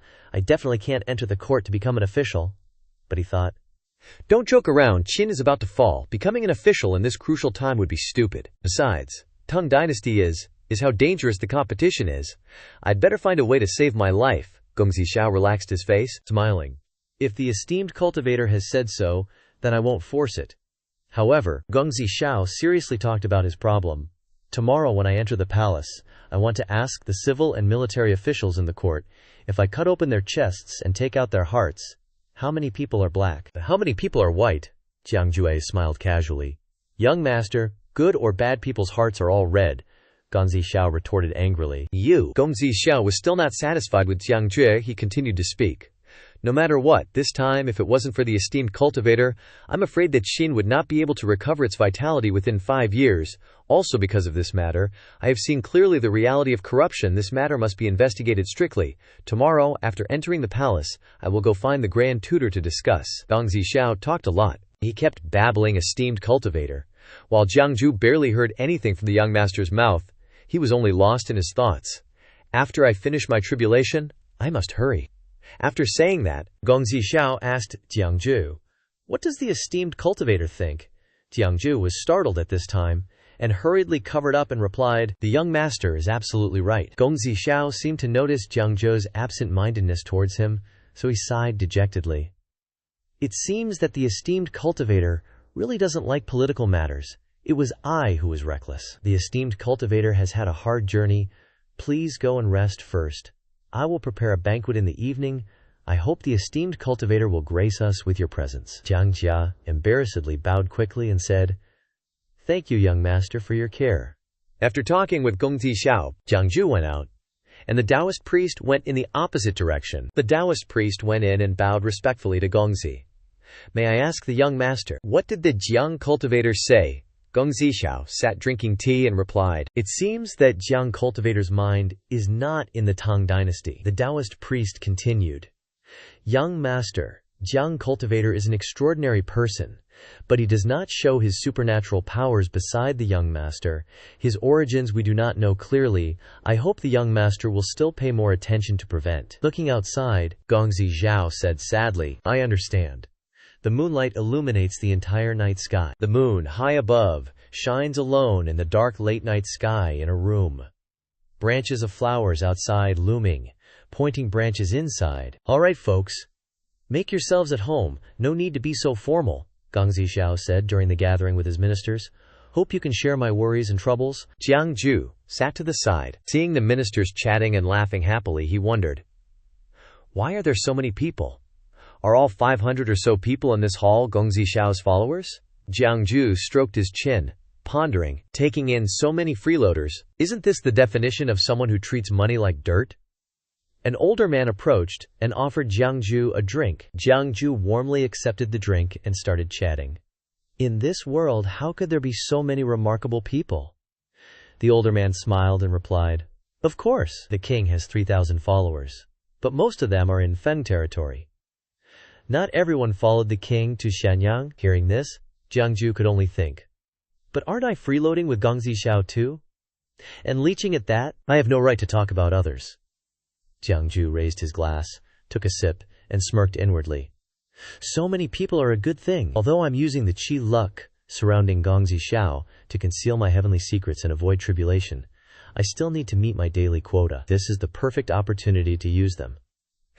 As night fell, Jiang Jue was sound asleep, snoring loudly in bed. Suddenly, a red beam of light shot straight towards where he was lying. The red ray plunged into Jiang Jue's forehead. From within the dream, a voice echoed, "Little mister, little mister." Jiang Jue groggily opened his eyes, trying to figure out who was calling him. As he gradually woke up, Jiang Jue looked around in surprise, wondering, "Am I dreaming, or am I awake?" Suddenly, the fiery red dragon appeared again before Jiang Jue. Startling him, he asked, "Who's there?" The scarlet dragon blazed in the dark void, its golden eyes standing out against its mixed red and black body. Seeing the dragon, Jiang Jue shouted, "The Qin dynasty's national luck!" He thought in horror, so it really was looking at me then, and not just my imagination. Now it's even flown into my dream to find me. The dragon's eyes gradually softened. It explained, "Mister, don't be alarmed. I am the embodiment of the Qin dynasty's national luck, not some kind of demon or monster." Jiang Jue sweated nervously and asked, "Why did the red dragon fly into my dream? What do you want to say?" The dragon bowed low, pleading with Jiang Jue, "Please, mister, save us." Seeing the dragon respectfully begging him, Jiang Jue politely replied, "I'm just an ordinary mountain cultivator. How could I possibly save the national luck of a country?" But it seemed that all his actions with Wu Beixiang were clear to the dragon. Hearing Jiang Jue's humble words, the dragon immediately said, "Mister is too modest. That day at the Jade Flower River, I saw with my own eyes how Mr. acted on behalf of heaven to punish the old turtle demon in the Jade Flower River. I didn't mean to eavesdrop, but everything within the borders of Qin, I can see clearly. Please don't blame me.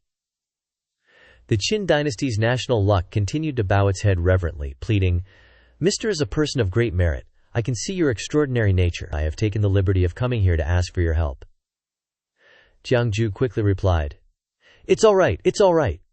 Looking at the dragon, he thought, this Qin dynasty national luck sure knows how to butter people up. The dragon observed Jiang Jue so closely that it could see the light emanating from him and those connected to him. Even the dragon was shocked.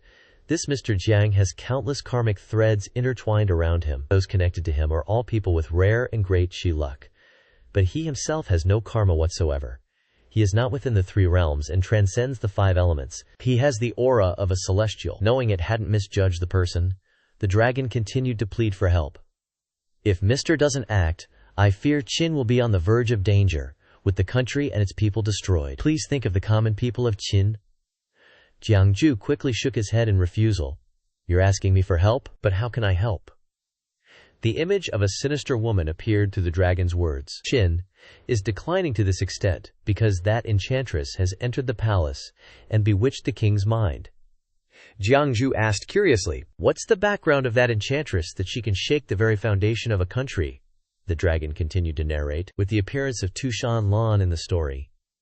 That enchantress originates from the myriad demon kingdom and is a jade stone spirit. Hearing this, Jiang Jue exclaimed in surprise. The myriad demon kingdom! He scratched his face, thinking, the mother of my future children, the heavenly demon lord Shan Lan, is probably looking for me everywhere right now. Forget it, don't think about that. The story seemed to raise many questions for Jiang Jue. He continued to ask, What's the cultivation level of that enchantress, that even the national luck like you can't do anything about her? The dragon replied. She came to Qin to overcome the heavenly tribulation. Jiang Jue pondered with a serious expression. Cultivation is already against the will of heaven, requiring countless tribulations, and demon cultivation is even harder than human cultivation, requiring 2 heavenly tribulations, the earthly fiend and heavenly astral. Those demon cultivators who can reach this level of cultivation have strength comparable to the strong experts of the human race. This isn't something a small Zuji stage 8th rank cultivator like me can get involved in. The red dragon understood Jiang Jue's thoughts, but still hoped for his help. I know Mr. is in a difficult position. I don't expect you to eliminate the demon. I just have another matter to ask of you. Jiang Jue was startled and thought, this red dragon is in my dream right now. I don't know how to leave this dream. I can only listen to what it has to say. Jiang Jue folded his arms. He said seriously to the dragon, What is it? Just say it. But my strength is really weak. I'm afraid I can't help you. The dragon still had great faith in Jiang Jue. Only Mr. can help me with this. The king is currently doing many wicked things. I know Mr. is proficient in the 8 trigrams and the Book of Changes. I hope Mr. can choose a different sovereign for the Qin dynasty. The dragon suddenly roared. I offer these 2 items to Mr. With that, 2 beams of light shot out from its mouth and struck the ground. From the 2 streams of light, some treasures appeared.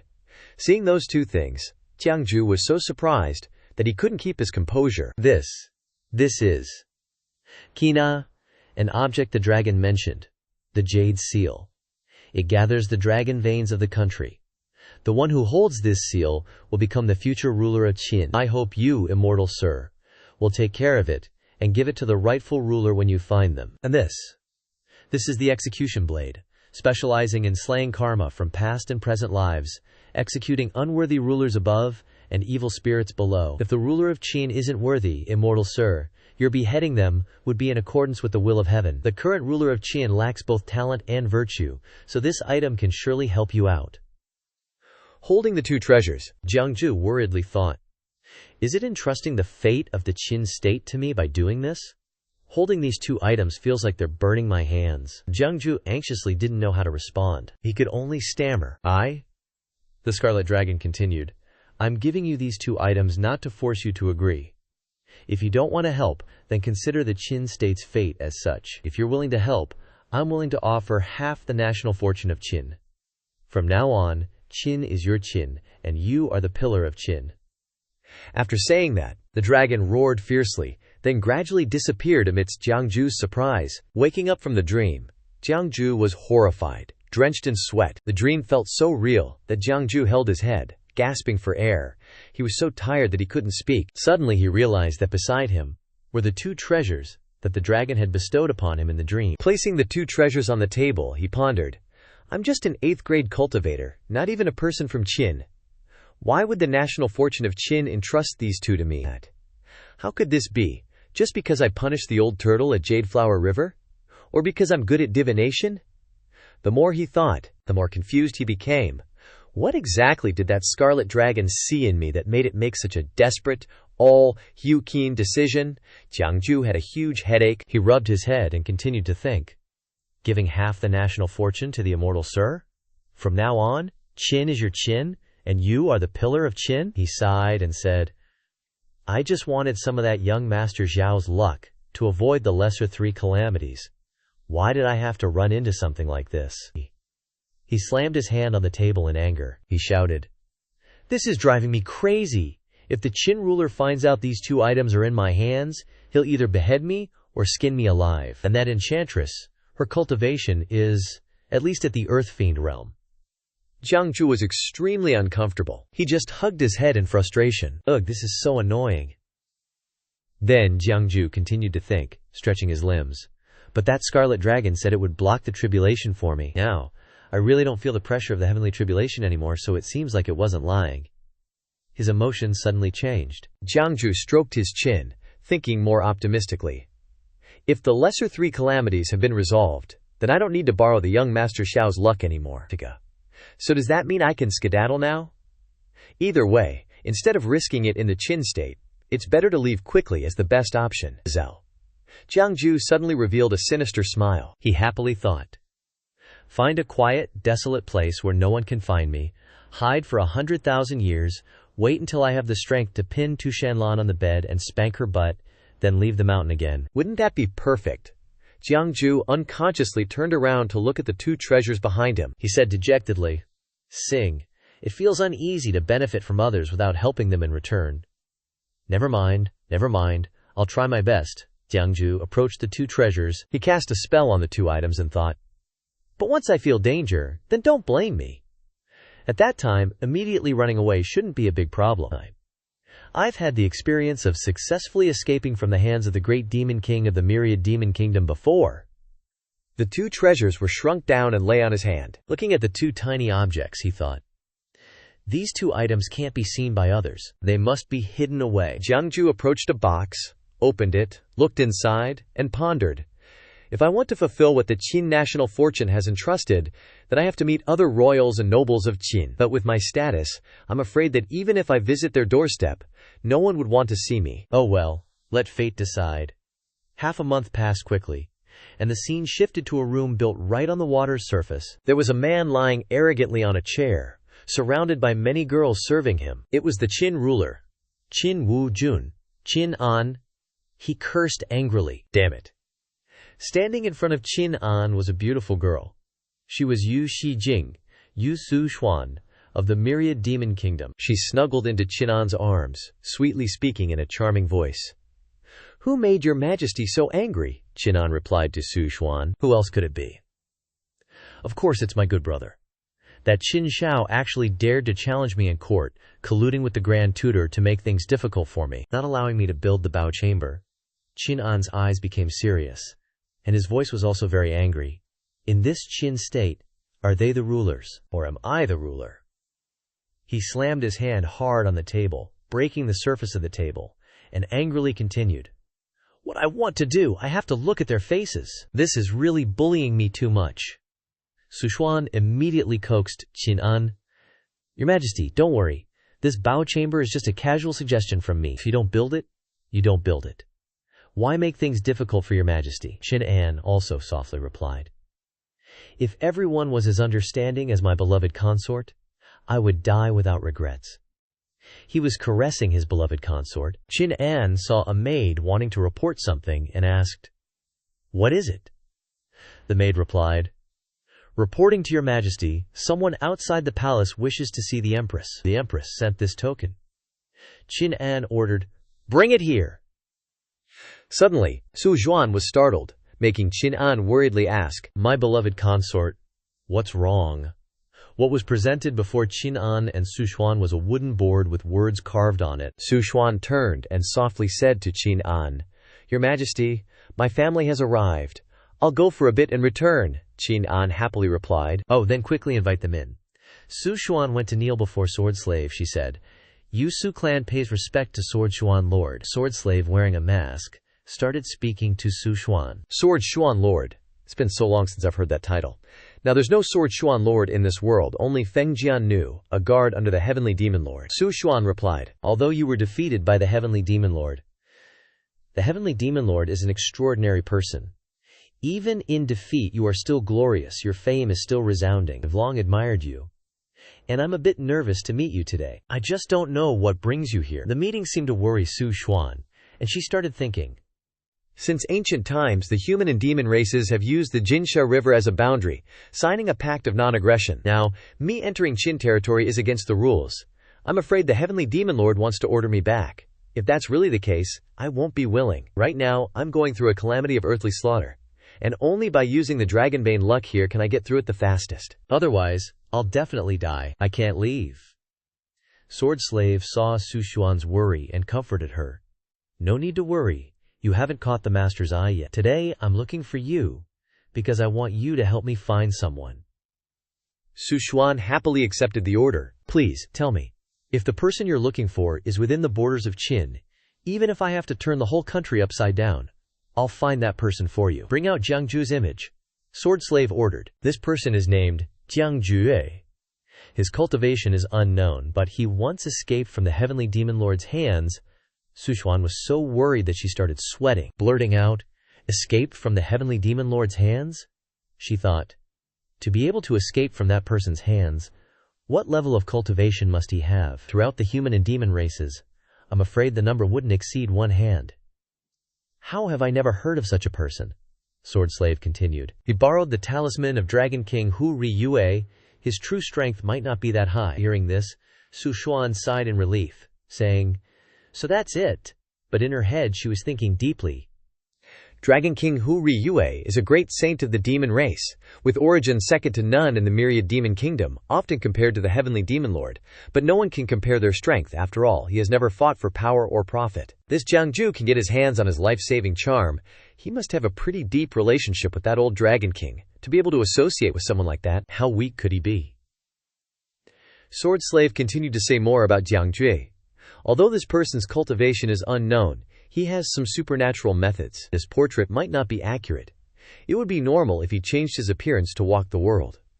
Su Xuan wondered, "Do you have this person's divine sense mark?" To it. A cultivator's appearance and figure can be changed. Only the mark of divine sense can't, unless you completely change the 7 souls and 6 spirits, Sword Slave replied. "No, but this person knows many principles and is skilled in divination. When divining for others, he once said a couplet, 'Only speaks of the mysterious, never speaks a false or ordinary word.'" Su Xuan hurriedly asked, "Is that all you have?" Sword Slave sighed and said, "That's all." Su Xuan's eyes were gloomy with worry, thinking, "How can I find someone with only this information?" Although there's a portrait, the magical techniques for changing appearances are countless, and all cultivators know a little about them. As for that couplet, it's even more ridiculous. What if that diviner changes another couplet? The only really useful information is that the other person is a diviner skilled in divination. But there are countless people who know divination. After worrying about it, Su Xuan happily accepted the order on the surface, I understand. But she thought to herself, with this information, finding the other person can be said to be like finding a needle in a haystack. After sending this great god away, I'll just pretend I didn't hear anything. Then, Sword Slave continued, if you can find this person, the master once said he would allow you to enter the myriad demon realm. Su Xuan surprisingly asked, "Is this true?" Sword Slave replied, "The master said it himself. How could it be false?" Su Xuan had a sinister look on her face, with calculations in her thoughts. If I can enter the myriad demon realm, then I won't have to worry about the 2 heavenly tribulations anymore. I'll definitely reach the realm of Demon King. I must find this Jiang Jue no matter what. Su Xuan happily left after receiving the order. Please rest assured, I will definitely do my best to find this person, Sword Slave happily replied. That's best. If you find Jiang Jue, crush this object, and I'll immediately know. Su Xuan followed Sword Slave's order. Yes, sir? Sword Slave pondered. Jiang Jue might not be within the borders of Qin. He could be in the 3 countries of Wei, Qin, and Zhao. I've been to Wei. Now I'm in Qin, and I still have to immediately go to Zhao and have the demon race in Zhao help search. Jiang Jue was at Qin An's place. He and Su Xuan were happily playing around. Qin An looked delighted and said to Su Xuan, "My beloved consort, I see that you are in a very good mood. Is it because you met your family? Alas, why didn't I see your family? I still wanted to meet them a bit." Hearing this, Su Xuan gently replied, "Your Majesty, it was just that my family sent someone to deliver a family letter to me, and they left immediately after delivering it." Su Xuan sat in his lap, looking all cute and batting her eyelashes at Qin An. "My king, could I possibly ask you for a favor?" Qin An, without hesitation, says, "Go ahead, my beloved consort. Anything for you." Su Juan takes Qin An's hand and presses it against her face, her charming face and sweet voice pleading, "Oh, lately I've been dreaming of a celestial being imparting to me the secret art of refining spirit pills. I want to make this immortal pill for you, my king, but alas, I don't understand the mystical yellow elixir arts. Could you perhaps select a few experts to help me concoct this immortal medicine?" Qin An, still feeling like he's walking on clouds, happily asks, "An immortal in your dreams?" What did the immortal say? Su Xuan leans in close to Qin An's ear and whispers, "My king, the immortal said this pill can make you even more energized." Hearing. Qin An joyfully embraces Su Xuan, laughing triumphantly. "Ha ha, anything you say, my dear consort." The two of them, Su Xuan and Qin An, continue to playfully tease each other. Su Xuan says happily, "You're the best, my king. Oh, right. I also want to invite some masters of Bagua and the Book of Changes to interpret my dreams." Qin An readily agrees. "That's no problem at all. I'll have people take care of it right away." The scene shifts to a bustling street. Jiang Jue is still at it, doing his thing, with his 2 familiar lines. No mundane or fake talk, only profound and mysterious pronouncements. As he walks, he thinks, "Things are getting more peaceful now, and businesses are reopening. I need to find a suitable place to set up my fortune-telling stall." Back in the mansion, Jiang Jue imagined his work would be incredibly popular, with crowds of people surrounding him, but it seems everyone avoids and shuns him. Remembering that scene, Jiang Jue sighs in frustration. "I thought there would be so many people in young Master Xiao's mansion that 3 people a day would be enough to sustain me for a year and a half, but it turns out everyone is terrified of me. But it's true that no one in that mansion will die peacefully. I'm just being honest. Can you really blame me?" Jiang Jue says dejectedly. People these days just can't handle the truth. A truly brave person must dare to face the dark and gloomy reality of life. It seems none of the people around young Master Xiao are brave at all. Jiang Jue strokes his chin, pondering the image of young Master Xiao standing before everyone. "I once observed young Master Xiao's aura and saw the footless golden eagle omen, which is why I've always avoided reading her fortune." Combining that with the fortunes of the people in the mansion over the past few days, there are 3,000 retainers in the mansion, including even farmers from the countryside. In the eyes of others, it's just a joke. He finishes his internal monologue, and now he mutters his thoughts aloud, but he suspects that young Master Xiao is trying to deceive everyone. Among these retainers, there are hidden extraordinary individuals. The secrets of these people cannot escape my eyes. In that case, it seems young Master Xiao has no small ambition. The image of young Master Xiao and the glowing golden eagle flying above her head makes Jiang Jue think even more. It's just that her footless golden eagle omen is a bit. Eagles are birds. Dragons are scaled creatures. How can an eagle transform into a dragon, adding the fates of the retainers in her mansion? Alas, the situation is not optimistic. Now that I no longer have to worry about the heavenly tribulation minor 3 disasters, should I leave? At this moment, Jiang Jue is standing in the shade, looking at the passers-by, and says, "Fortunately, it's really great that there are many people here, but no one in the same profession. Let's pick this place for now." Jiang Jue begins to set up his table, but strangely, everyone who passes by looks worried and frightened when they see him, making him wonder what's going on. Jiang Jue confidently thinks about his looks. "What are you looking at? Haven't you ever seen a handsome guy before?" Suddenly, an old man carrying goods walks past and says tremblingly, "Little Taoist, quickly pack up your stall. This is not a good place to set up shop. As soon as he finishes speaking, the old man hurries away, leaving Jiang Jue stunned. He calls out, "Old man, what does that mean? Is it that the government doesn't allow fortune-telling stalls here?" The old man only turns his fearful face back to advise, "Leave quickly." Jiang Jue, hearing the advice, is confused and doesn't understand what's going on, what exactly is happening. Suddenly, a shout rings out, "Get out of the way! Get out of the way! Get out of the way!" Standing in front of Jiang Jue's fortune-telling stall are two officers, loudly asking, "Boy, are you fortune-telling here?" Jiang Jue anxiously starts packing up his things, quickly explaining, "Officers, I didn't know it wasn't allowed to set up a fortune-telling stall here. I'll leave right away." To leave peacefully, Jiang Jue slips a bag of money to the two officers and says softly, "Please be lenient, officers," thinking to himself, "It's easier to meet King Yama in this world, but hard to deal with petty demons. It's better to lose money than my life."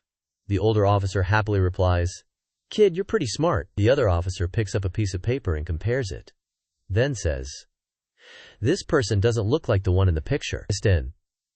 He's not the Taoist Jiang Jue that Huang Fei is looking for." The older officer also leans in to look at the paper, saying, "Let me see." From behind, Jiang Jue overhears the conversation and wonders, "Jiang Jue? Me? Huang Fei is looking for me? Isn't that Enchantress Fei? Heavens. She's from the 10,000 Demon Kingdom. Her looking for me is definitely not a good thing.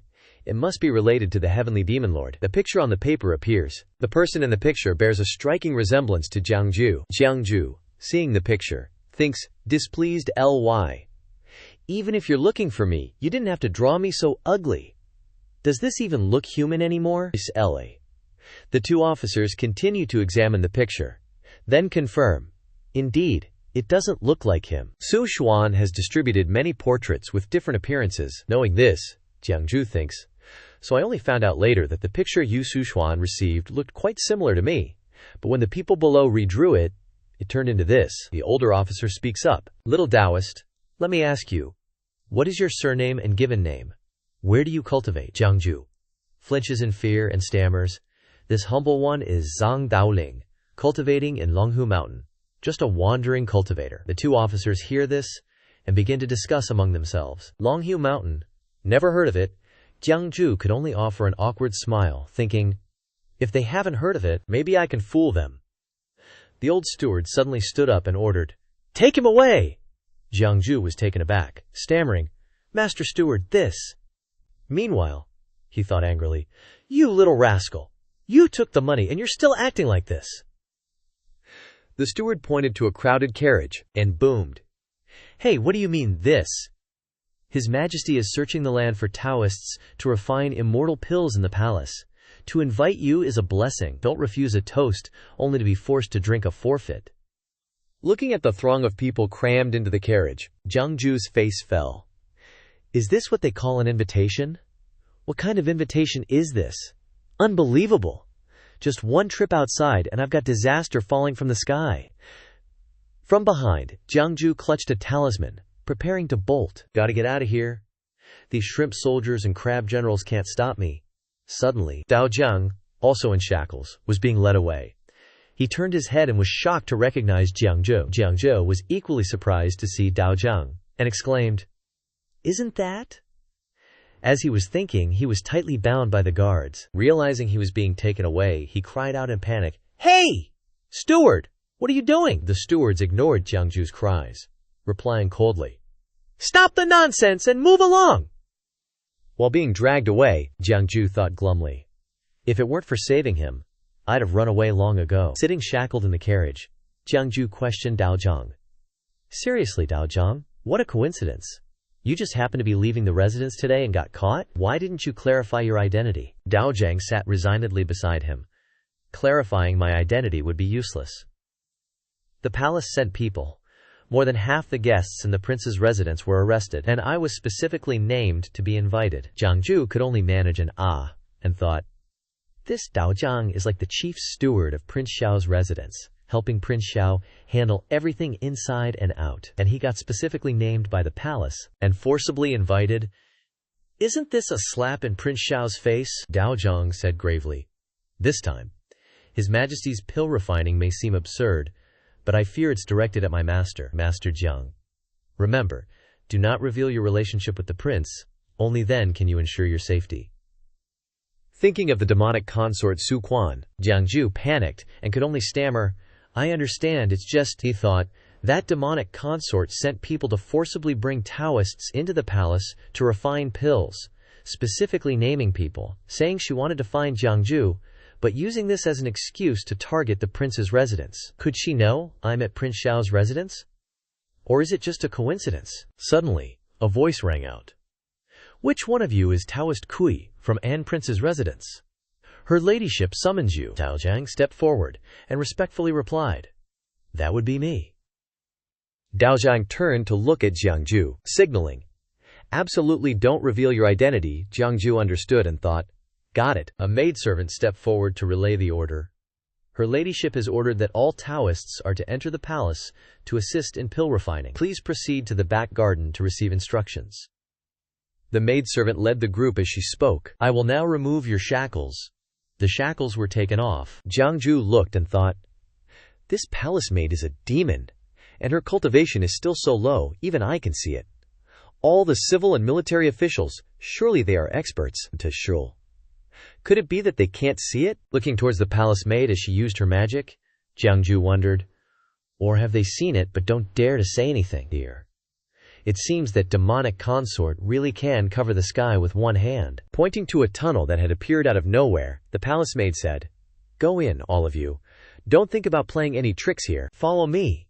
The group filed into the dark, lightless tunnel one after another. Arriving at the bottom, they were met with a massive, heated cauldron, with many people already there amidst shouts of, Hey! Don't be lazy! Get to work! Jiang Jue looked down with a worried expression. There are strict restrictions here, it won't be easy to run. He clutched his head, trying to thinking about how that demonic consort searched for him in vain. And then he looked around. Heh, I delivered myself right to her door. Can things get any better? So what to do now? In front of the palace, Prince Xiao ordered, Please trouble the eunuch to make another announcement. The eunuch bowed and replied, Please don't be anxious, Your Highness. His Majesty is occupied with a myriad of affairs, and is currently dealing with matters of state. I fear he will be busy for some time. If the prince cannot wait, he may return. Prince Xiao looked up at the sky. Her alluring eyes were lost in thought. This place is where my royal brother and I grew up. Mother was still alive then. Now. It's just that, after my royal brother ascended the throne, and I moved out to build my own residence, I no longer came here. But I never expected this place to be occupied by that consort now. Suddenly, the prince noticed a tree stump nearby, and a thought popped into his head. That red date tree. A memory of the young Prince Xiao flashed before him. Qin An climbed the jujube tree, picking and dropping the fruits for him to happily catch below. Thinking back to those days, the prince sadly reflected. Back then, my royal brother wasn't like he is now. He diligently studied the classics, learned the 6 arts of a gentleman, and treated me very well. Father didn't allow me to climb the tree to pick red dates, so he would personally climb up and pick them for me. Suddenly, a voice called out, Your Majesty invites the prince to the hall. Looking at the date tree that had been chopped down, leaving only a stump, Prince Xiao thought sadly, Now that red date tree has been chopped down by that damned concubine Su Shi to make a table, and the bond between me and my royal brother is no longer what it used to be. Stepping into the palace chamber, Su Xuan was already inside, happily singing and playing music, oblivious to everything else. Prince Xiao stared at her angrily, then thought, This damn concubine has been in the palace for so long, and I didn't even notice. She's proficient in music, and knows how to play the zither, and her skills are so good. Su Xuan looked at Prince Xiao and asked leisurely, This piece of music is something I just learned, so I'm not very skilled yet. I hope the prince isn't laughing at me. Hearing Su Xuan's flattering tone, Prince Xiao replied with a perfunctory tone, I heard that Your Majesty dreamed of immortals imparting magic in her dreams, so she summoned all the Taoists into the palace to refine elixir for His Majesty? Su Xuan smiled sinisterly and asked back, So Prince, you've heard about this too? Prince Xiao replied, Today, the imperial guards came to my residence to arrest my retainers. How could I not have heard about it? Su Xuan ignored Prince Xiao's attitude and still mocked, Oh, speaking of which, It seems like that's true. Most of the retainers in the prince's residence are extraordinary people. With the help of the prince's retainers in this elixir refinement, it will surely be much smoother. Just that Taoist master by the prince's side. By the way, his title is White Jade True Man of Mount Tian Miao. I've heard of him. He is a 5th grade Chutian cultivator. It's hard to find a few such experts, even if you search the whole of Qin dynasty, isn't it? Seeing that Taoist Master Kui's identity had been exposed, Prince Xiao became even more wary of Su Xuan, he thought. Even among my retainers, very few people know Taoist Master Kui's identity. But she revealed it all. Could it be that she has thoroughly investigated me? She brought her plump hand in front of Prince Xiao and asked, I heard that the prince is proficient in music, and it just so happens that I also like to learn. Now, how about the prince teaching me how to play the zither? Is that all right? Prince Xiao angrily asked back, Are you mocking me? Su Xuan still replied calmly, Why would the prince say that? I sincerely ask for guidance. Maybe if I'm happy, I'll release your people. Hearing this, Prince Xiao asked back, Will you really release them? Su Xuan replied, If the prince teaches me to play the zither today, I will let White Jade True Man leave the palace with you. Prince Xiao only accepted Su Xuan's offer. All right. Guards! Prince Xiao's eyes were observing everything around him, and he thought, There isn't even a maid in this Chu Xin hall. There are only 2 people in the entire palace. Me and you, Su Xuan. Su Xuan still flaunted her seductive figure and said softly, If the prince doesn't mind, come in here. There's no need to have someone bring the zither over. This zither of mine is the phoenix tail, one of the 10 most famous zithers. How can ordinary zithers have such a sound? Prince Xiao immediately agreed. All right, then I won't be polite. But he thought to himself, What does she want to do by putting on such an act? But there's nothing to be afraid of. Su Xuan sat inside, a sinister smile appearing on her lips as she thought, He just casually walked in like that? Now, in the end, is he really sitting still and not making trouble? Or has he had feelings for me all along, wanting to do this for a long time? Su Xuan pulled Prince Xiao into her arms and whispered, The music score is here. Prince Xiao quickly pushed Su Xuan away from him and said angrily, You! Suddenly, Su Xuan appeared in front of Prince Xiao, appearing as 3 people, startling Prince Xiao, who could only stutter, You! Su Xuan's eyes gradually became more sinister and gloomy. Prince Xiao had already fainted on the table, unable to move. Su Xuan came to Prince Xiao's side and helped him up, stroking the prince's face and saying gently, Knowing that the virtuous prince doesn't like being near women, if I wasn't prepared, how could I have let you in? This incense hall is burning aphrodisiac incense. I'm not afraid that you won't be moved. Pressing her face close to Prince Xiao's, Su Xuan kept whispering while the prince was still unconscious, You're quite handsome. Into them. It's a pity that you keep making things difficult for me everywhere. I keep whispering in your brother's ear, but he can't bear to kill you. This time, I will be determined to help him. Then, Su Xuan picked up Prince Xiao. Then she suddenly wondered, Why is Prince Xiao's body as light as a woman's? Unexpectedly, she laid Prince Xiao on the bed, preparing to take off his clothes, and said with great excitement, I heard that this virtuous and kind person doesn't like being near women. Then wouldn't I? The clothes were taken off. Su Xuan panicked. She suddenly let out a voice, Under the clothes was a woman's chest. Looking at Prince Xiao's body, Su Xuan was startled and exclaimed, Damn it! Why is she really a woman? Su Xuan covered her face. With confusion filling her entire face, she muttered, Why is she a woman? I wanted to seduce her. Even if I didn't succeed in seducing her, I could still frame her, and then let Qin Wujun kill her. But what should I do now? Qin Wujun definitely knows that she is a woman.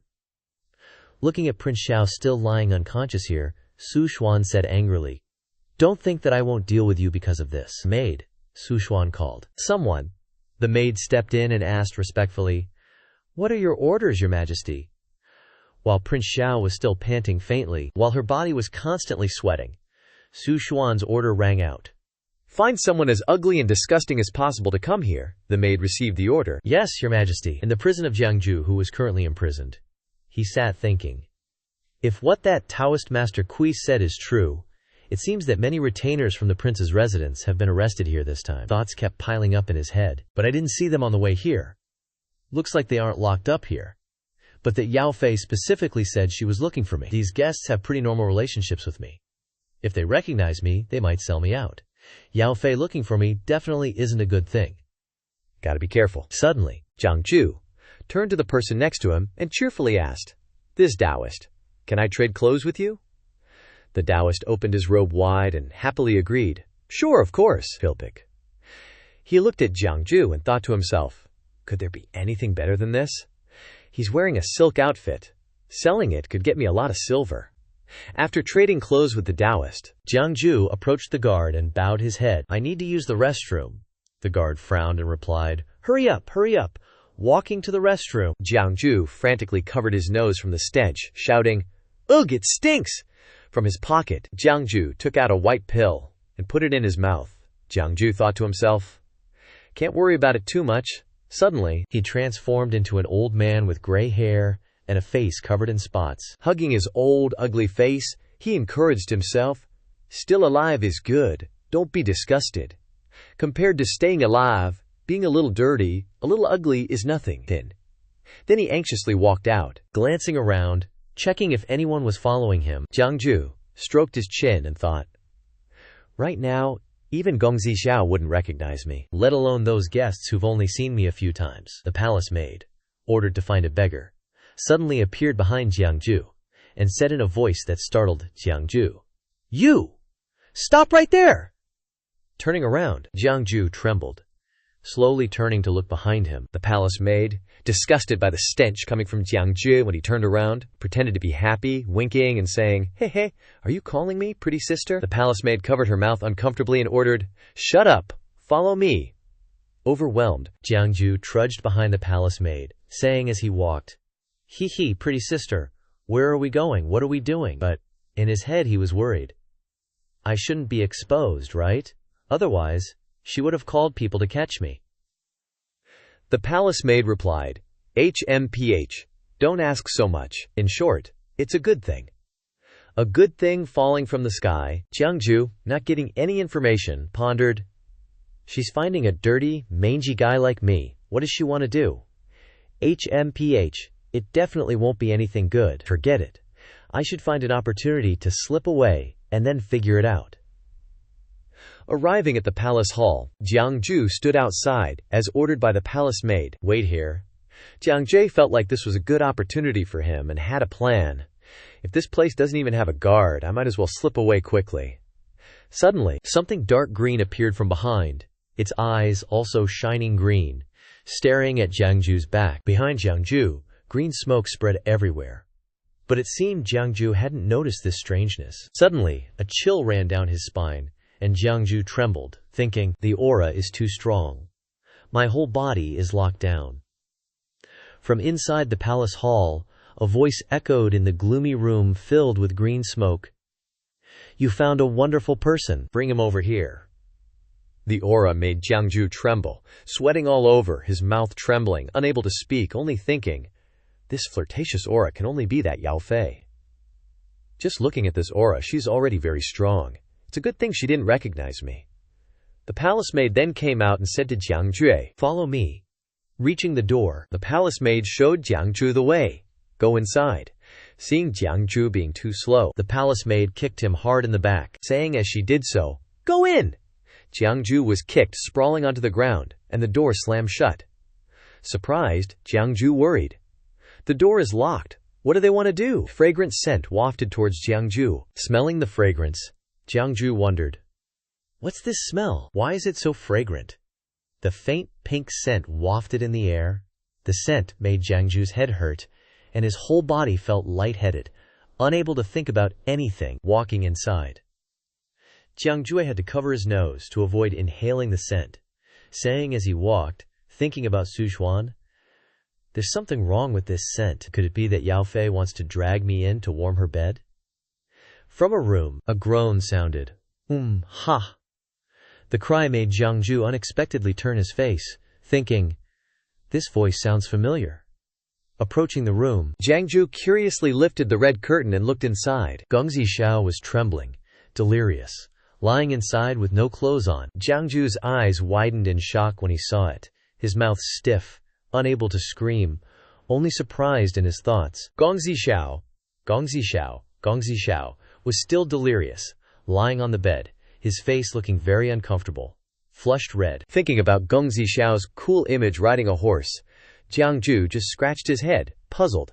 She usually dresses like a dude. You wouldn't guess she's such a hottie. Pinching Gongzi Xiao's neck with 2 fingers, Jiang Jue concluded. This love poison is hardcore. She's barely hanging on. Thinking about the Yao Fei's cruelty, Jiang Jue was so mad he was practically on fire. That Yao Fei is seriously evil. Giving her Hame Husong is one thing, but she also went out of her way to find some crusty, filthy beggar to ruin her purity. Jiang Jue had no choice but to bow down to apologize, saying, "Please forgive me, Gongzi. Everything I do from here on out is to save you." Scooping her up in his arms, Jiang Jue came up with an idea. I have a life-saving treasure on me that can deal with this situation, but first, I have to take off this cloth and get a drop of blood from her finger. Jiang Jue was trying to get the blanket wrapped around Gongzi Xiao off, but no matter how much he pulled, it wouldn't budge, making him super annoyed. Why is this cloth wrapped so tight? Finally, Jiang Jue had to tear the blanket apart to get it off. He sighed in relief. Finally got it off. Jiang Jue raised the delicate, pale hand of the Gongzi, then looked at Gongzi Xiao's flushed, feminine face. Suddenly, Gongzi Xiao's eyes slowly opened. Jiang Jue was holding her up. Seeing her open her eyes and let out a soft ugh, he was a little startled. Gongzi Xiao suddenly sat up, the straps around her chest gradually loosening, revealing her massive assets. This made Jiang Jue utterly stunned, staring at her chest. Jiang Jue suddenly thought to himself, "Holy crap, those are huge. Doesn't it hurt to wrap them up like that normally? That strap?" It all came undone, revealing the Gongzi's bare chest. At this moment, Gongzi Xiao came closer, pressing her chest against Jiang Jue, causing him to panic and turn pale. Gongzi Xiao pinned Jiang Jue down, whispering to him. Come on, Jiang Jue was so scared he lost all composure, only able to stammer a few words. Gongzi, calm down. Jiang Jue's shouting was so loud that Gongzi Xiao had to put her finger to his lips, signaling him to be quiet, making Jiang Jue jump. Her seductive and charming face appeared in front of Jiang Jue. Qin Xiao gently said to him, "Shh."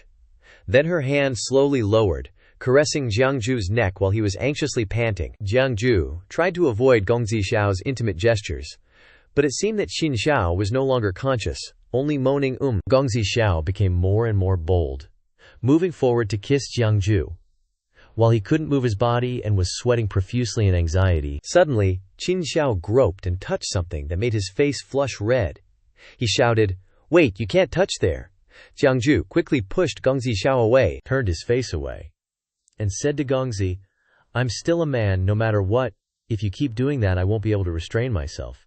Suddenly, Gongzi Xiao fell unconscious on the bed, only managing to let out a cry. From his clothes, Jiang Jue took out a white pill. Inside the pill was the image of a scorpion lying still. Jiang Jue's face turned serious for a moment, then he said with some embarrassment, "Gongzi, this is a Miaojiang Jiu poison, a gift from a good friend of mine. When this Jiu grows up, its toxicity is extremely strong. Only masters above the Qiangkun realm 4th grade can resist it." However, when the Jiu is still small, it can devour all poisons under heaven. I will use this Jiu to resolve the love poison for you. Lifting Qin Xiao up, Jiang Jue said, "To use this Jiu, I need a drop of your blood to allow it to enter your body without harming you." From behind, Jiang Jue created a burst of light that struck directly into Gongzi Xiao's back, then said, "Forgive me." Suddenly, Gongzi Xiao suddenly opened her eyes wide. From being hit hard from behind, Gongzi Xiao woke up, no longer in a daze, but now Qin Xiao was just tired and confused. Wasn't I just watching Yao Fei playing the zither? My head hurts so much." Jiang Jue cut off Qin Xiao's train of thought. "Please close your eyes and concentrate. I'm doing this to save you. Please don't think too much." Qin Xiao was still in a daze, but still recognized him. It's Jiang Xianxia. Why are you here?" Jiang Jue continued to save Gongzi Xiao. A source of fire surrounded Qin Xiao. In the meantime, Gongzi Xiao closed her eyes tightly, thinking to herself, "Oh well, Xianxia isn't a bad person, he won't He won't hurt me. I'll just listen to what he says. From Xianxia's finger, a wisp of smoke ran out, causing her finger to bleed a drop of bright red blood. As Jiang Jue started speaking, Xianxia's facial muscles gradually relaxed. Seems like the poison was being extracted bit by bit, making the young Master Xiao's breathing more even. Jiang Jue then stepped forward and shoved the pill into Qin Xiao's mouth. Slowly, Qin Xiao felt himself relaxing, thinking, "The dizziness in my head is fading, and the desire is gone too. I just don't have any strength left." Qin Xiao woke up, clearly seeing Jiang Jue, and with much difficulty asked, "Jiang Xiansheng, you and I." Suddenly, he saw an elderly man with age spots standing before him. Young Master Xiao blurted out in shock, You're really Jiang Xiansheng." Seeing young Master Xiao's surprise at his transformation, Jiang Jue chanted a spell to return to his original appearance. Back in his original form, Jiang Jue sighed in relief and said, "Had a bit of a situation, so I had to disguise myself for a while." Seeing it was indeed Jiang Jue, young Master Xiao was relieved and said, "Thank goodness it really is you." Suddenly realizing he wasn't wearing a stitch of clothing, young Master Xiao quickly grabbed a blanket to cover himself, wondering in shock, "Where are my clothes? Have I been talking to Jiang Shanxing naked this whole time?" Remembering what he had done with Jiang Jue while under the influence of the love incense, young Master Xiao blushed, thinking, "I remember now. There was incense burning in that demon consort's tent, and then I..." Seeing young Master Xiao's embarrassment, Jiang Jue spoke up. "It was an emergency situation. I had no choice. If you want to be angry, you'll have to wait until we leave here, and then punish me later." While secretly thinking this is the demon consort's palace, maybe she'll appear, so it's best to get out of here quickly. Qin Xiao shyly asked, "Jiang Jue, I was wondering, no offense intended, have you ever had any marital arrangements?" Jiang Jue cupped his hands and hastily explained, "Huh? After all, I'm a cultivator. I can't just fall in love willy-nilly." Young Master Xiao then questioned, "But you helped me detoxify just now. Didn't you get involved with Nuer Qing Chang, lit daughter's love territory?" Hearing this, Jiang Jue realized she remembers everything that just happened. Young Master Xiao bashfully turned her head away, only managing to say, "Oh, Jiang Jue," urged the young master, "this place is dangerous, let's leave first," and continued. Seeing Jiang Jue like this, Qin Xiao couldn't help but giggle at his actions. "I don't have any strength. I'm afraid I can't stand up. If you have a way to escape, you don't need to worry about me." Ignoring Qin Xiao's words, Jiang Jue went over, picked her up, and said, "I have a way." "Excuse me for this." Jiang Jue threw a burning powder forward, chanting a spell. "Spirits of the four directions, heed my command. 5 ghosts lead the way. 5 gods protect. Go!" A beam of light spread everywhere and flew straight out. In another room, Su Xuan was sprawled on a chair, looking as seductive as ever. Thinking about the Black Turtle Prime Minister, Wu Beixiang, from her battle with Jiang Jue, she angrily said that Wu Beixiang at Jadeflower River hasn't contacted me in ages. The floods at Jadeflower River a few days ago. Could that old black turtle really be undergoing tribulation? How dare he! Without the imperial decree and karma from me, I'm afraid he's already dead, and his daddy-o scattered. Her sharp eyes were still furious.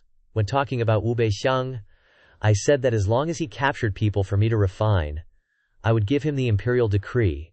How could he break his promise? His death doesn't matter, but he can't ruin my big plans. Now who can capture people for me? Su Xuan continued to talk to herself. I originally wanted to borrow the name of building a Bao Fang, lit safe house, recruit refugees, and then capture people there. But I was jointly stopped by Grand Preceptor Lin Xuanfang and Prince An Qin Xiao. This time, I borrowed the name of recruiting Taoists to make pills, and conveniently deal with that Qin Xiao, but the person is actually a woman. Then Su Xuan thought about the lovemaking scene between Jiang Jue, disguised as an old man, and Qin Xiao. She smirked. But since there was an old beggar there, maybe she's enjoying herself right now? The light created by Jiang Jue was now flying straight into the room where Su Xuan was. The beam of light flew past Su Xuan's face. Seeing it, she was startled and thought, "This is a spell to invite gods. That direction is from the side hall. Could that old beggar be an expert?" Thinking so, Su Xuan angrily slammed the chair and shouted, "Someone!" The scene shifted to the main gate of the An Prince's mansion. Inside, Jiang Jue had safely carried Qin Xiao out of Su Xuan's palace. Placing Qin Xiao on a chair, Jiang Jue reassured her, "This is my residence. It should be safe in the prince's mansion. Behind Jiang Jue, there were white and black shadows as big as balloons floating in the air. Jiang Jue respectfully bowed and thanked them. "Thank you, immortal gentlemen, for your help. Please don't despise these meager gifts." Qin Xiao lay still, watching Jiang Jue's actions. Young Master Xiao thought, "These divine abilities of Jiang Xianxia."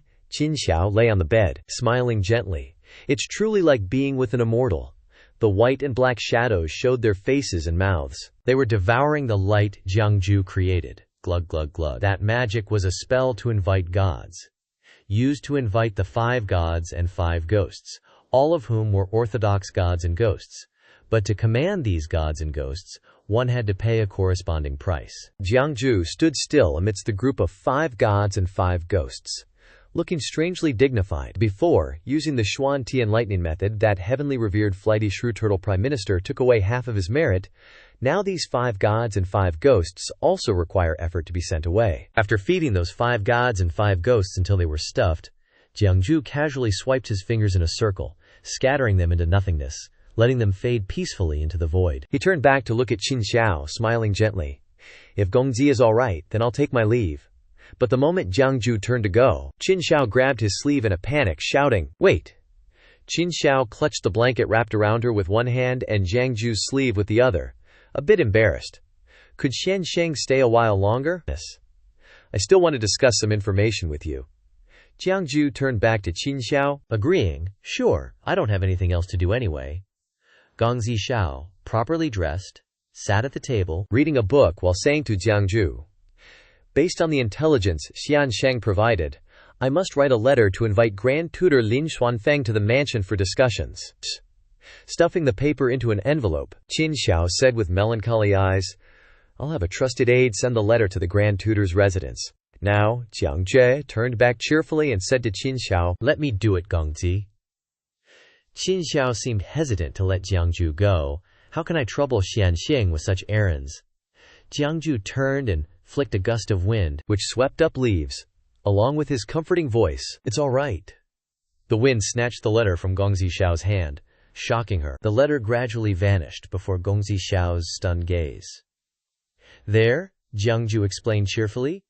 "Gongzi can rest assured. The letter has already reached the Grand Tutor." Qin Xiao's face flushed red with embarrassment, a hint of girlish shyness showing through her disguised appearance. Gongzi Xiao said softly, I naturally trust Xianxia." The two of them, Jiang Jue and Qin Xiao, were in the same room. Jiang Jue read a book, while Qin Xiao sat writing something, occasionally glancing at him secretly. Jiang Jue noticed someone was watching him, and he turned his head back suddenly, puzzled. Qin Xiao met Jiang Jue's eyes, and Jiang Jue asked, "Does Gongzi have something to ask me?" Qin Xiao, flustered and embarrassed, denied it. No, nothing." While writing, Gongzi Xiao's face flushed red, thinking, "I shouldn't have let Xianxia come here. How am I supposed to deal with being alone with a man?" Suddenly, Jiang Jue approached from behind Gongzi Xiao, saying softly, "Is Gongzi really all right? Your face is very red." Qin Xiao panicked, dropping the brush in her hand. Suddenly, a knock came from the door, along with a call from outside. "Wang Ye, Grand Tutor Lin has arrived." Qin Xiao, still flustered, stammered, Please invite Teacher Lin in." Seeing that someone had arrived, Jiang Jue said to leave, "Gongzi, then I shall take my leave first." Hearing that, Qin Xiao said, "Xianxia doesn't need to go anywhere," Jiang Jue then said with a tone more serious than usual. "Everyone has different strengths and weaknesses, Gongzi. Please don't make things difficult for me." In the meantime, he thought, sooner or later, Gongzi Xiao will confront Yu Siquan. She might have already conspired with Grand Tutor Lin. "If I don't leave now, I'll never escape later," Gongzi Xiao replied with a sad face. "All right, Xianxia has worked hard today. Xianxia should go rest." Jiang Jue walked out of the room. From afar, a figure approached with heavy footsteps. It was Lin Xuanfeng, the mature and stern appearance of an old man with a long, white beard. Xuanfeng walked past Jiang Jue, and he respectfully bowed his head. Xuanfeng nodded, showing satisfaction with Jiang Jue's polite attitude. Suddenly, something rustled past Jiang Jue as Xuanfeng walked by. He seemed to sense something unusual emanating from the man. Jiang Jue still left, sighing heavily as he walked. His voice echoed, "Also the face of someone who won't live long." Night slowly fell, covering the setting sun and the sky. The scene switched to the outside of the Suoxin Hall. Yu Suquan sat inside, her face cold as she spoke to someone. You said you found that old beggar in the underground palace. The palace maid knelt at Yu Suquan's feet, answering in fear, I dare not hide anything, Yang. That old beggar must be one of the sorcerers who were captured into the palace those days. As long as that old beggar is still in Xianyang City, he definitely won't be able to escape. This servant has already sent people to search for him. Yun Suquan sat regally, with 2 attendants fanning her on either side. She spoke. Forget it. If he ran, he ran, but that Xianxia can't run. If she could escape from my hands, how could she let herself be easily found? There are indeed quite a few strange and talented people around Xianxia. The palace maid was still terrified, shivering as she replied to Yu Suquan, Yang, what if Qin Anwang accuses you of this to Dawang today? Yu Suquan quickly interrupted, then let her accuse me. If I dared to do this to deal with her, then of course I have ways to deal with her. Her hands suddenly became strange. With long, sharp, black fingers, she asked leisurely, Have the people from Tianyin Mountain been invited? The palace maid replied. They will arrive tomorrow, Yu Suquan asked further. Is there any news about Jiang Jue that Tianma Lord wants to find? The palace maid quickly relayed what she had gathered to young Yu Suquan. This servant was just about to report this to Nyang. This servant gleaned information from the mouths of the disciples in Qinan Wang's mansion. After Qinan Wang returned to Xianyang from the Yunhua River, there was an extra guest. Jiang Jue's appearance appeared through the palace maid's words. No one knows this person's specific title, but everyone in the mansion calls him Xianxiang. It is said that this Xianxiang is also good at divination. Yu Suquan was shocked to hear that, thinking, could Jiang Xianxiang, who is next to Qin Xiao, be the one that the heavenly devil master is looking for?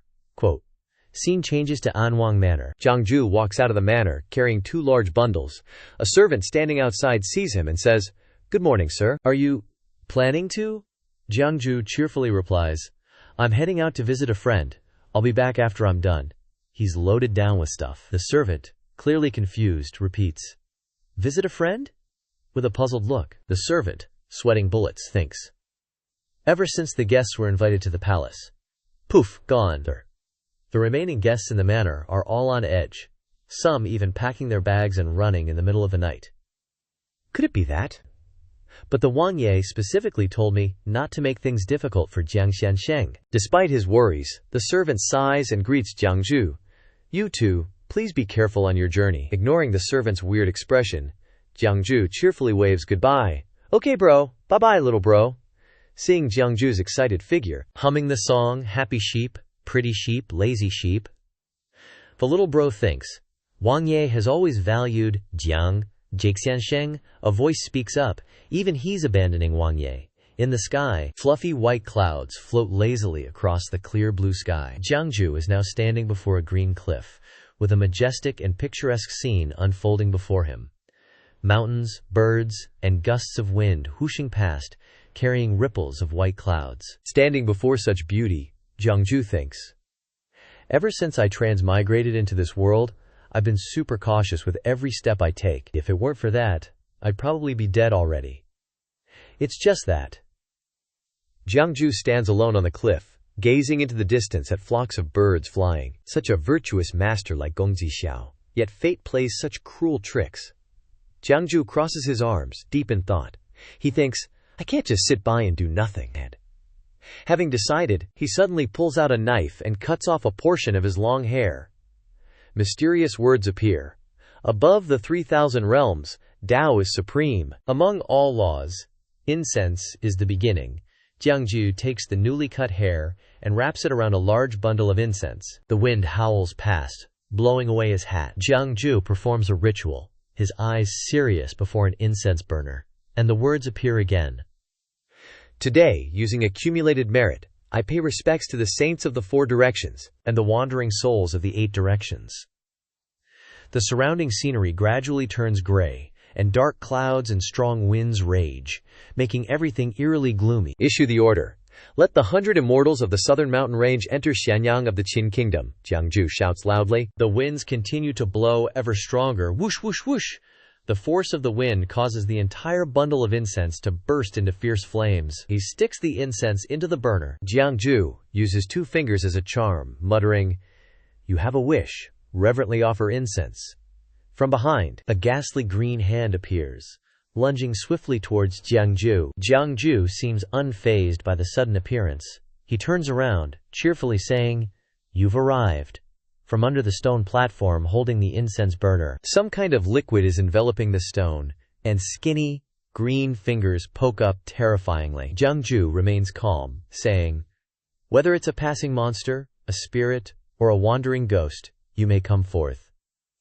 From the ground, rustling sounds can be heard. A figure with the appearance of a girl, with a body entirely the color of sea blue, appears. Looking at the girl, Jiang Jue says, "Looks like the one who came to apply is a wandering spirit."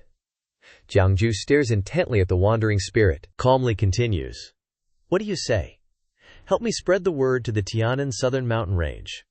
This incense offering will be yours." The wandering spirit feels strange at this moment, and suddenly cries out, "Ah." She lifted herself higher than the incense burner, and inhaled the smoke from the incense bundle, as if breathing in delicious air. Jiang Jue looks at her actions and says with a smile, "Although this little wandering soul doesn't have any magic power, she is not bad for doing errands." At this time, the wandering spirit was extremely satisfied after inhaling the incense, her face as innocent as a child being given delicious food. Suddenly she turned into a cloud of smoke and flew quickly to Jiang Jue. She flew around Jiang Jue, playfully teasing him. He said to her with satisfaction, "Good baby, no need to thank me, just don't forget what elder brother told you." Immediately afterwards, the wandering spirit transformed into a jade-green mist, rustling into the sleeve. Jiang Jue waved goodbye and gave his best wishes for a safe journey. Then, "May you have a smooth journey." At this time, at An Wang's mansion, a servant was reporting to Xianxia.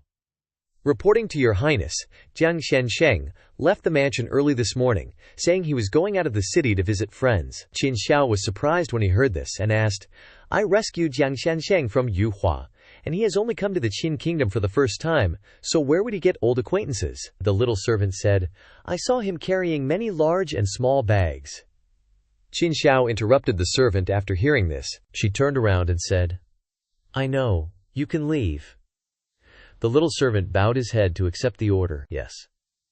In the garden, the leaves rustled and swayed, following the thoughts of Gongzi Xiao. "It's not surprising. Yao Fei is targeting me everywhere, implicating the guests in my mansion. People are either dying or fleeing. Even Grand Tutor Lin Xuanfeng is resigned to his fate and can't do anything, only telling me to endure humiliation. Anyone can see that I have reached the end of the road." Qin Xiao walked to a lake. Looking into it, said to himself, "Jiang Xiansheng doesn't like others to serve him. He always cleans this courtyard himself." In the lake, a female fish of a special green color is swimming peacefully. While Qin Xiao was very sad, this fish was not a rare ornamental fish like a koi, but just an ordinary carp. His taste can be said to be extremely strange. The leaves rustled with each gust of wind that blew. Qin Xiao's sobs broke the silence. "Sir, even you want to leave me." Gongzi's sobs, accompanied by lonely tears, rolled down Qin Xiao's beautiful face. Suddenly, she noticed something. Qin Xiao turned around to see who it was. Jiang Jue had been standing behind her for who knows how long. He asked gently, "Young master, were you looking for me?" When Qin Xiao saw Jiang Jue, she was overjoyed. She ran over and grabbed his hand, asking happily, "Mister, why are you still here?" Jiang Jue was caught off guard by her quick approach, and replied hesitantly, "What are you saying, young master? Isn't it you who arranged for me to stay here? Surely you don't want me to leave already, do you?" Young Master Xiao, with a beaming face, said, No, this courtyard is yours. You can stay for as long as you like." Jiang Jue scratched his head awkwardly, implying, "Young master, if others see this, they might think you just caught a thief." This was because young Master Xiao was holding onto Jiang Jue's arm tightly and wouldn't let go. Given a fog, young Master Xiao realized she had gone too far and said hurriedly, Sorry. Night fell, enveloping the entire sky, leaving only a round moon to shine brightly on the roof of the royal city. Inside the room, young Master Xiao and Jiang Jue were discussing something. Young Master Xiao poured tea and said, I heard the guards at the gate say you went out to visit a friend. I thought you had kicked the bucket. Did you see any old acquaintances this time?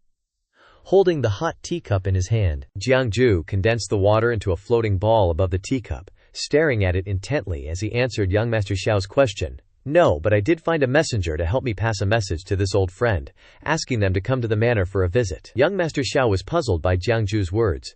Come here for a visit? I wonder what kind of person your old friend is. The wind continued to batter against the roof of the royal city. Suddenly, the room young Master Xiao was in began to shake, causing the objects on the table to tremble as well. In the face of Qin Xiao's confusion, the room shook more and more violently. Young Master Xiao shouted in a panic, What's going on? The whole room is shaking! Jiang Jue remained calm, sipping his tea and reassuring young Master Xiao. Don't worry, young master. It's just that person has arrived. Young Master Xiao was bewildered, his face becoming increasingly confused by Jiang Jue's words. Who has arrived? Jiang Jue continued to leisurely enjoy his tea, a strange smile spreading across his face. Ah, of course. It's from behind the door. An image of a creature resembling a giant lion appeared before young Master Xiao's bewildered eyes, while Jiang Jue calmly said, An old friend of mine. Young Master Xiao turned his head to look behind him when he felt something. It seems like there's something outside. Let me go see. Peeking open the door, young Master Xiao stared wide-eyed at what he saw on the other side. Jiang Jue's cheerful voice echoed throughout Qin Xiao's mansion.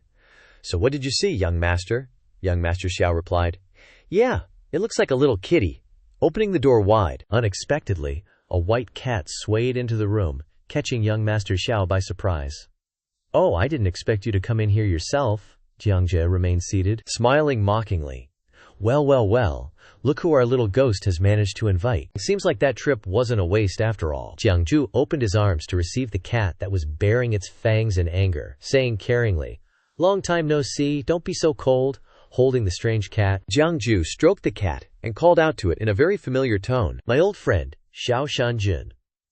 Young Master Xiao seemed to like Shanjun because of its cute appearance. She stood watching and couldn't help but exclaim, Oh my, Xiao Shanjun looks so adorable. Jiang Jue was trying to avoid Shanjun's claws, stuttering, Adorable, right? Gently. Young Master Xiao continued. That's right, let me go prepare some cat food for Xiao Shanjun. From outside, Jiang Jue's plea echoed in the quiet night. Sorry for the trouble, young master. Food for Shanjun was prepared and placed on the table in front of it. Jiang Jue sat opposite, poured tea for Shanjun, and said gently, That day I was traveling in Tiannan mountain range for half a month, and Xiao Shanjun avoided meeting me. Why did you personally come all the way to Shanyang to help me now? Shanjun, sitting on the table, pushed the cup of tea away and replied to Jiang Jue, I'm not used to drinking this human stuff. Jiang Jue sat next to Shanjun, conversing with it. Some things I couldn't figure out back then, but now I understand. That day, when Xiao Shanjun deliberately led me to the Jade Flower River to meet Wu Beixiang, were you also trying to probe me? Shanjun replied. If you hadn't said anything, that old turtle wouldn't have dared to act rashly. But you were so honest that you ended up falling into the water. You can't blame me for that. Shanjun continued. I was born with two different eyes. My left eye can see the goodness and evil in people's hearts, and my right eye can explore the opportunities of cause and effect. But I can't see through you. So probing you wouldn't be too much to ask, right? An image of Jiang Jue riding Lao Hu through the forest appeared through Shanjun's words. You've told fortunes for countless creatures in the Tiannan mountain range, and can be considered to have done a favor for Tiannan mountain range. Now, you sent that little ghost to Tiannan mountain range to send a message asking for help. From behind the door, many shadows of countless people, and even animals, were imprinted, along with shouts. Mr. Jiang, Shanjun continued, we will of course do everything we can to help. Looking at the shadows outside, Jiang Jue showed no sign of fear, casually looking at them and saying, I didn't expect so many friends to come. I've troubled you all. I hope you can find a place to rest in the mansion first. The shadows disappeared together, vanishing into the air, leaving only the echo of, We obey your orders. The scene shifted to an image of a turquoise water falling from something, the water coming from Su Quan's bathroom. She was stepping out of the water, waited on by many maids. Tuxuan's snow-white body was revealed, without a single stitch of clothing. She asked, Any trace of Jiang Jue yet? Her attendants replied, Reporting to your majesty, we've confirmed there's a Mr. Jiang at the Anqing Manor. But every time we tried to snoop around the manor at midnight, we couldn't even get close to Mr. Jiang's courtyard. As she started putting on her clothes, Tu Xuan said, "Oh? Your cultivation's already at the 6th grade? And you couldn't even get a glimpse of him?" The palace maid beside her cautiously replied, "That courtyard is guarded by countless powerful demons, all stronger than this servant. This servant really has no way." Tu Xuan, her face still glistening with moisture, thought to herself, "Looks like this Mr. Jiang is the one the heavenly demon lord is looking for. It's just that his cultivation is too profound to fathom. It's fine. Feng Jianlun will arrive in Qin in 3 days. By then, she will naturally deal with this Mr. Jiang." Tu Xuan continued to ask, "How is Bai Yu Zhenren?" The palace maid replied, "He has submitted and obeys your majesty's orders completely." Tu Xuan finished dressing. Hearing what the palace maid said, she was extremely satisfied, let out an odd laugh and said, "Very well, now it's time to give Anqing a big gift." Outside the city's royal manor, a dark and gloomy color covered everything. Inside the palace, Qin An and all civil and military officials were gathered to discuss matters. One person stepped forward respectfully and said, "Your Majesty, recently the entire city of Xianyang is filled with the smell of medicine. Old and barren trees are suddenly sprouting new buds, and flowers are blooming out of season. Strange phenomena are happening one after another. I fear your Majesty has arrived." A voice from outside interrupted the official's speech. Tu Xuan walked in powerfully.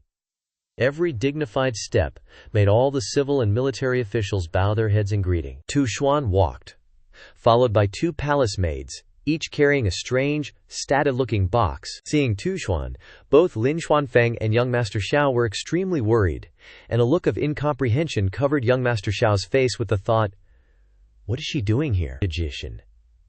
Standing in front of Qin An, Tu Xuan bowed her head and said, "The immortal pill has been completed. Please accept it, great king." Seeing Tu Xuan enter, Qin An happily stood up, warmly calling out, "My love."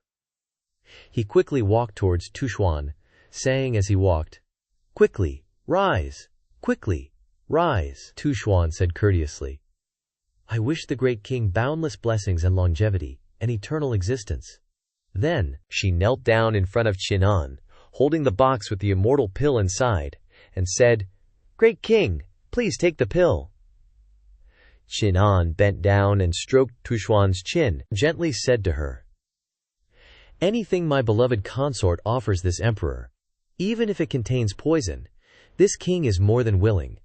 With that, Qin An put the immortal pill into his mouth without hesitation. As soon as he swallowed it, Qin An's body convulsed, and he stammered, This is." Seeing Qin An's strange condition, young Master Xiao and the civil and military officials panicked and shouted in unison, "Royal brother!" After swallowing the immortal pill from Tu Xuan's hand, Qin An trembled, his face turned red, and he struggled to gasp out a whisper, "Beloved, beloved consort." Just as he finished speaking, Qin An fell to the ground with a thud amid the screams of Qin Zhao and the surrounding civil and military officials. "Great king! Royal brother! Great king! Quickly call the imperial physician!" Yeah. Young Master Xiao stood up and ordered the guards to surround and arrest Tu Xuan. "Guards, Tu Xuan is bold enough to poison the king. Quickly capture this bewitching concubine." Suddenly, Qin An struggled to stand up, stammering, "Wait!" As he spoke, he reached out his arm and called, "Beloved consort." Tu Xuan walked to Qin An's side, took his arm and asked, "Great king, how is the effect of the divine pill?"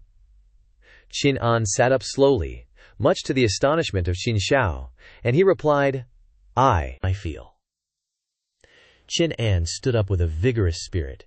He said happily, "My mind is refreshed, and my whole body is invigorated." At this moment, Qin An suddenly became younger, and his body became strangely more toned. Seeing that image of Qin An, everyone in the mansion began to whisper, "The great king looks like he's become younger by a dozen years. I didn't expect your majesty to have such abilities. It's really miraculous." All the civil and military officials knelt before Qin An, shouting in unison, "A good omen, may our great Wu emperor live 10,000 years." Young Master Xiao looked at Qin An with an attitude opposite to the joy of the entire royal manor. She felt extremely worried, thinking that if it continued like this, Yun Tushuan would probably become even more powerful. Qin An hugged Tushuan in his arms, gently praising, "This is all thanks to my beloved consort. What reward does my beloved consort want?" Tushuan also replied affectionately, "The great king is too kind. This servant does not dare to ask for anything. It's just that this servant has something to say." Tushuan let go of Qin An, turned her back to him, and said her problem. Recently, every night this servant prays for the Qing kingdom, and observes that the Ziwei star has fallen to the north. It must be that the Ziwei Great Emperor is indicating that the period of prosperity of our Qing kingdom has arrived. The great king should send General Kui to lead the Qin army to the north to attack and capture the Wei kingdom. Standing before the entire court, Tushuan continued authoritatively, "Taking advantage of this good omen, our Qin army will surely capture the Wei kingdom with the force of a splitting bamboo, and Great Qin will naturally expand throughout the world." Young Master Xiao didn't agree with Tushuan's words, shouted in protest, "Nonsense!" Xin Xiao went to Xin An to ask for permission to express her opinion. "Royal brother, the army's expedition requires a large amount of military supplies. In recent years, natural disasters have continued, and the people do not have enough to eat. Furthermore, the construction of the harem has cost a lot of wealth, causing the national treasury to be empty for a long time. In this situation, we still want the soldiers to go to battle on empty stomachs. If the hearts of the people and the hearts of the army are lost, even the foundation of the Qin kingdom will be shaken. The matter of sending troops to war is absolutely impossible." Tushuan didn't care about Qin Xiao's objections. She just replied gently in a coquettish voice, "This servant is only conveying the instructions of the Ziwei Great Emperor, but An King has so many doubts and questions. If the ministers don't mind, please express your opinions." "Could it be that you also doubt the will, or you also want to?" Tushuan abruptly turned her face back and said with sharp eyes, "Slander and frame this servant, bewitch people's hearts." All the officials in the court immediately bowed their heads and pleaded guilty. "This minister dares not." Young Master Xiao was angry that she was the only one who dared to speak out against it, and she shouted angrily, "You!" Seeing that Tushuan seemed unhappy, Qin An ran over anxiously to coax her. "Ahaha, the matter of the expedition will be according to my beloved consort." "According to my beloved consort," Tushuan happily replied. "The great king is wise." Meanwhile, Qin Xiao kept trying to dissuade him from behind. "Absolutely not." "Royal brother," Qin An pulled Tushuan close, angrily scolding, "Qin Xiao, Lord An, shut your mouth. This matter is decided by me. Tomorrow I will order General Kui to immediately lead the troops to attack the Wei kingdom." A voice boomed, "My Lord An, you're just worried about the country and its people." Seeing that her advice was useless, Xin Xiao was furious, her eyes revealing clear dissatisfaction with Qin An's decision. Seeing that her goal had been achieved, Su Xuan turned to Qin Xiao and said gently, "With your sincerity, my Lord An, I have prepared a gift for you. Actually, I have refined 2 divine pills." A palace maid brought Su Xuan a black box identical to the one Su Xuan had presented to Qin An. Holding the box, Su Xuan continued, "Oh right, my Lord An probably doesn't know, but you could say that you have made a great contribution to the refinement of these divine pills." Su Xuan approached Qin Xiao, offering the box as a gift. Qin Xiao looked at the box, and Su Xuan, asking suspiciously, "What do you mean?" Su Xuan replied, "Please accept it, my Lord An." Qin Xiao thought to herself, what secrets do these divine pills hold? The scene shifted to outside the Lord An's manor. Clouds drifted lazily across the sky, floating gently in the air. In a corner of the garden, Jiang Jue was lying on a lush green lawn. Above him, Shan Lan was sound asleep, lounging comfortably on the grass. He muttered, "The leisurely life of a slave." Suddenly a faint, reddish fragrance wafted towards Jiang Jue. Smelling the aroma, Jiang Jue asked, "What's this smell? It's so fragrant." But Shan Jun perceived the scent completely differently. "Yuck!" it exclaimed. "The stench of foul demonic energy is overwhelming."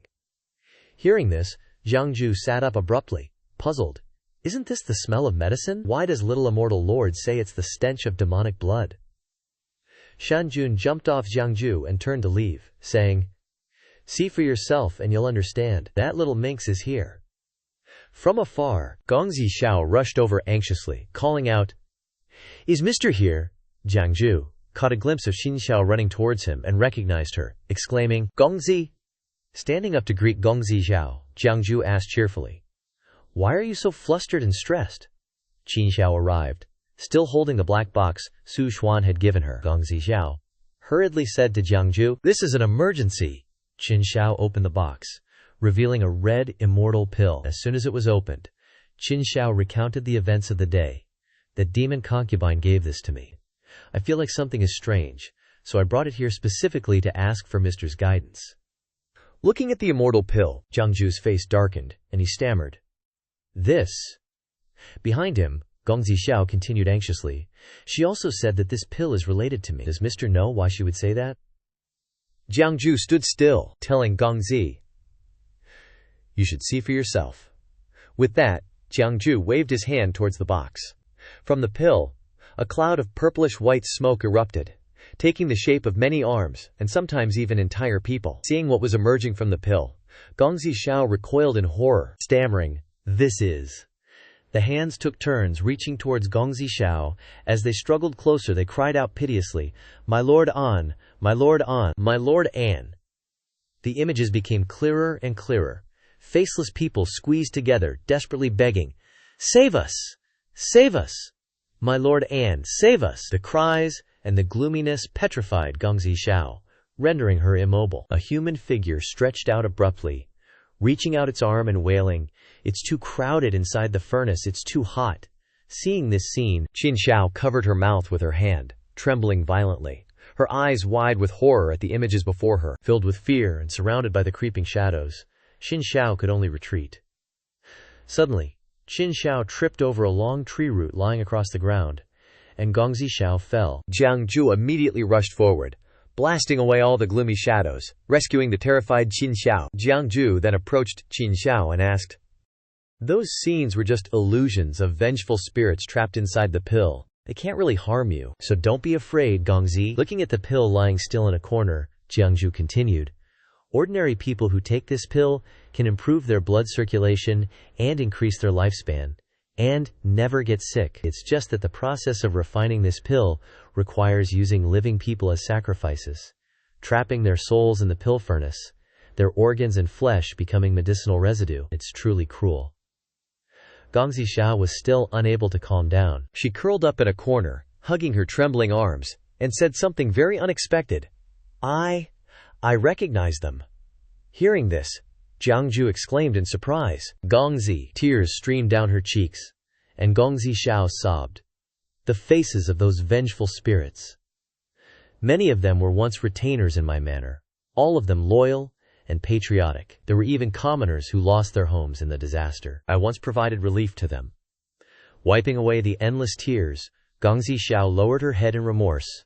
"I'm sorry. I didn't have the power to protect you."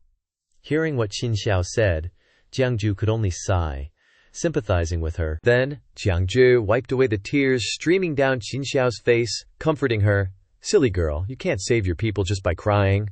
Surprised by Jiang Jue's words, Gong Zizhao jumped up and asked, "My people?" Jiang Jue explained more clearly.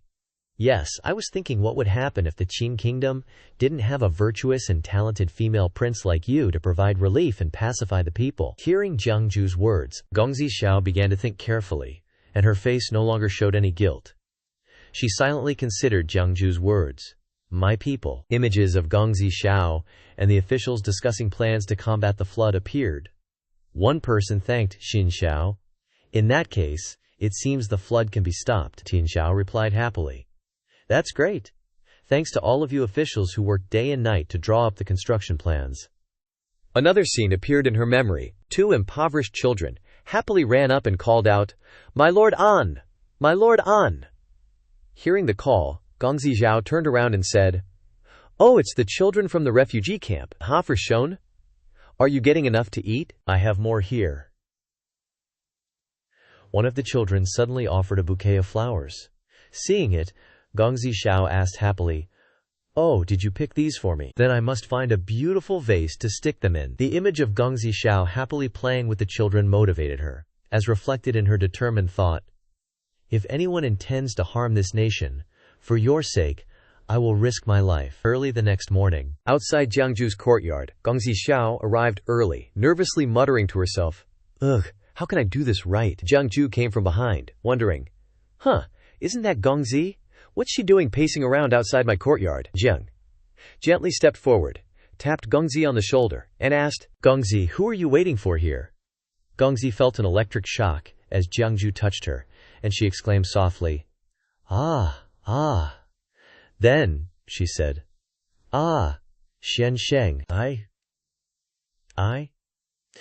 Gongzi Zhao turned around, held out a large set of clothes in front of Jiang Jue, and bowed deeply, saying shyly, Please accept this gift. Seeing the new clothes Gongzi gifted him, Jiang Jue exclaimed in surprise. Huh? These are new clothes? Jiang Jue held the clothes in his hand with a look of delight. Gongzi Zhao explained, It's just that last time I saw you return, your clothes seemed torn, so I asked the tailor to quickly make you a new set. Jiang Jue thanked her. Oh, then I've troubled Gongzi too much. But Jiang Jue didn't know that Gongzi Xiao had sewn the clothes for him herself, and her hands were covered in bandages from needle pricks. Jiang Jue changed the subject. Are you heading to the palace now, Gongzi? Gongzi Xiao suddenly asked back. Oh? Does Shanxia know what I want to do? Xiao's fence. Jiang Jue replied. Yeah, but are you really sure about this trip? Gongzi Xiao lowered her head thoughtfully. Not at all certain, but for the sake of the common people of Qin, this princess is willing to risk it all. Jiang Jue sighed and said, I understand. If that's the case, then I won't try to dissuade you. It's just that before you leave, I still have one thing to tell you, Jiang Jue cautiously instructed. Qin Xiao, if you encounter a situation you can't resolve, you can silently chant in your heart the phrase, Zi Xiao Tian Tai Shu Zhenjun. Gongzi, remember that well. Gongzi Xiao responded with a hum, saying, Okay. Jiang Jue turned away, thinking, If your fate is like this, then you must protect yourself well. The scene shifts to Qin Xiao's childhood. An old man's caring voice rang out. Huangzi, come here. A shot of an emperor sitting on his throne, and kneeling before him is a kid paying his respect. This child greets Father Emperor. The emperor speaks up. I have some questions I want to test you on. It was Qin Wujun in his youth, his face revealing worry, sweat pouring down, blankly asking, Questions? What questions are they? The emperor, who is Qin An's father, sternly said, You are Jun of the Qin country. Of course I must test you on governing the country. I ask you, this year, the south has suffered a drought, and the common people are suffering. How should this be resolved? Qin Wujun stuttered and stammered. The south is suffering a drought. The common people are suffering. This child thinks we should. His hands trembled, shrinking back in utter fear. His father's face turned ashen, looking extremely fierce, and in the same tone he emphasized, How? Suddenly, Qin Xiao sighed and easily answered his father's question. Reduce taxes, increase storage, report it and distribute food from the granaries. Prepare enough water to combat the drought. Send envoys to observe and listen to the people, and the disaster will surely pass. Hearing the voice, Qin Wujun turned his head and recognized his younger sibling. He called out, Qin Xiao. The emperor was extremely satisfied when he heard Qin Xiao's answer, and he happily welcomed Qin Xiao, constantly praising him. Ha! Xiao Fair truly has extraordinary talent. Qin Xiao happily ran to the emperor, yelling as he ran, Father Emperor, carry me! Qin Xiao sat in the emperor's arms, saying with a somewhat regretful tone, Oh, the only pity is that I am a daughter. Looking towards Qin Wujun, who was still kneeling below, extremely fearful, the emperor said disdainfully, As for you. Suddenly, his voice was louder than ever. The emperor yelled at Qin Wujun, You fundamentally don't have the ability to govern the country. Hearing his father's contemptuous words, Qin Wujun woke up, his eyes wide in shock. Qin Wujun, in reality, woke up after the nightmare. If the emperor had failed, he struggled to sit up and noticed his servant standing beside him. Qin Wujun asked, Why did I fall asleep? Absolutely don't let me miss Ai Fei's dance. The servant replied gently, Your Majesty, rest assured, the dance has only just begun. But this servant has something to report. The servant tremblingly reported to Qin Wujun. The front lines have suffered consecutive defeats. Coupled with the scarcity of food supplies, many soldiers have deserted one after another. General Thoi is about to be unable to hold out anymore. Qin Wujun was also extremely worried when he heard the bad news. Is there a notification? Soldiers? Deserting? How can that be? Suddenly, a slender hand raised high, preparing to strike a powerful blow. It was Su Xuan. She appeared, and overheard what the servant had said, and slapped the servant's face hard, causing him to fall to the ground, while cursing, "You damned servant, what nonsense are you talking about here? Guards, drag this dog slave down and behead him." The servant was dragged away. Cries for mercy rang out. "Your Majesty, spare me! Your Majesty, spare me!" Qin Wujun saw that Su Xuan was angry, so he walked over and called out hesitantly, "Ai Fei." When Su Xuan saw Qin Wujun, her attitude changed immediately, and she spoke in a gentle voice. "Your Majesty, what are you standing there for? The song and dance performance is about to begin. All the dancers are absolute beauties." Qin Wujun heard this and replied, All right then." As Qin Wujun and Su Xuan were about to leave, another servant ran over to report. "Reporting to Your Majesty, An Wang, Gong Zixiao, and Lord Li Daren, Lin Xuanfeng have barged into the inner palace. This humble one really couldn't stop them, and they, Qin Wujun, couldn't bear it. The servant keeps stuttering," he questioned. "And what else did they do?" The servant turned around and said, "Your Majesty, please go and see for yourself." Gong Zixiao and Lin Xuanfeng, leading 2 others, rushed inside. The voices of the servants, "They are here." The group entered, knelt down, and shouted in unison, "We pay our respects to Your Majesty." Looking at the group, Qin Wujun scolded unhappily, "A band of rebels. Well done, well done. All of you are wearing mourning clothes? So you want to wish death on the leader of this country? Is that right?" Gong Zixiao spoke on behalf of the group. "We wear mourning clothes for the unjustly dead people of Qin, for the country that is about to be destroyed." Qin Wujun heard Gong Zixiao's words and sarcastically asked back, "Oh? I would like to hear how the country is about to be destroyed." Gong Zixiao replied with an angry look. Looking towards Su Xuan, the Yaofei Su Xuan uses living people to practice alchemy, treating human lives like weeds, not to mention her licentiousness in the inner palace, and confusing the people's hearts. "Started a war, so immediately dragged them to the heavenly prison," Qin Wujun said, scrambling to cover up and protect Su Xuan as he listened to Gong Zixiao. "What proof do you have? You can't just frame my beloved consort," Gong Zixiao retorted, enraged by Qin Wujun's demand. "Proof? Brother, are you seriously clueless about the situation at the front lines? If you try to salvage this now, you might still have a chance. But if you keep shielding her, we will," Qin Wujun challenged. "Will do what?" The group following Gong Zixiao shouted in unison. "If the demon concubine isn't eliminated, we'll resign and go back to our villages. We'll have nothing to do with politics." Qin Wujun, angered by the threat, snapped, "That's absurd. You're trying to force my hand." Su Xuan, having listened to the entire conversation, then sat down on the chair and spoke up. "You esteemed officials all wield great power, yet you want to use your authority to force the king, humiliate, and bully a weak woman like me?" Su Xuan's eyes turned sharp. Holding up a letter, she continued, "But resigning and returning to your villages?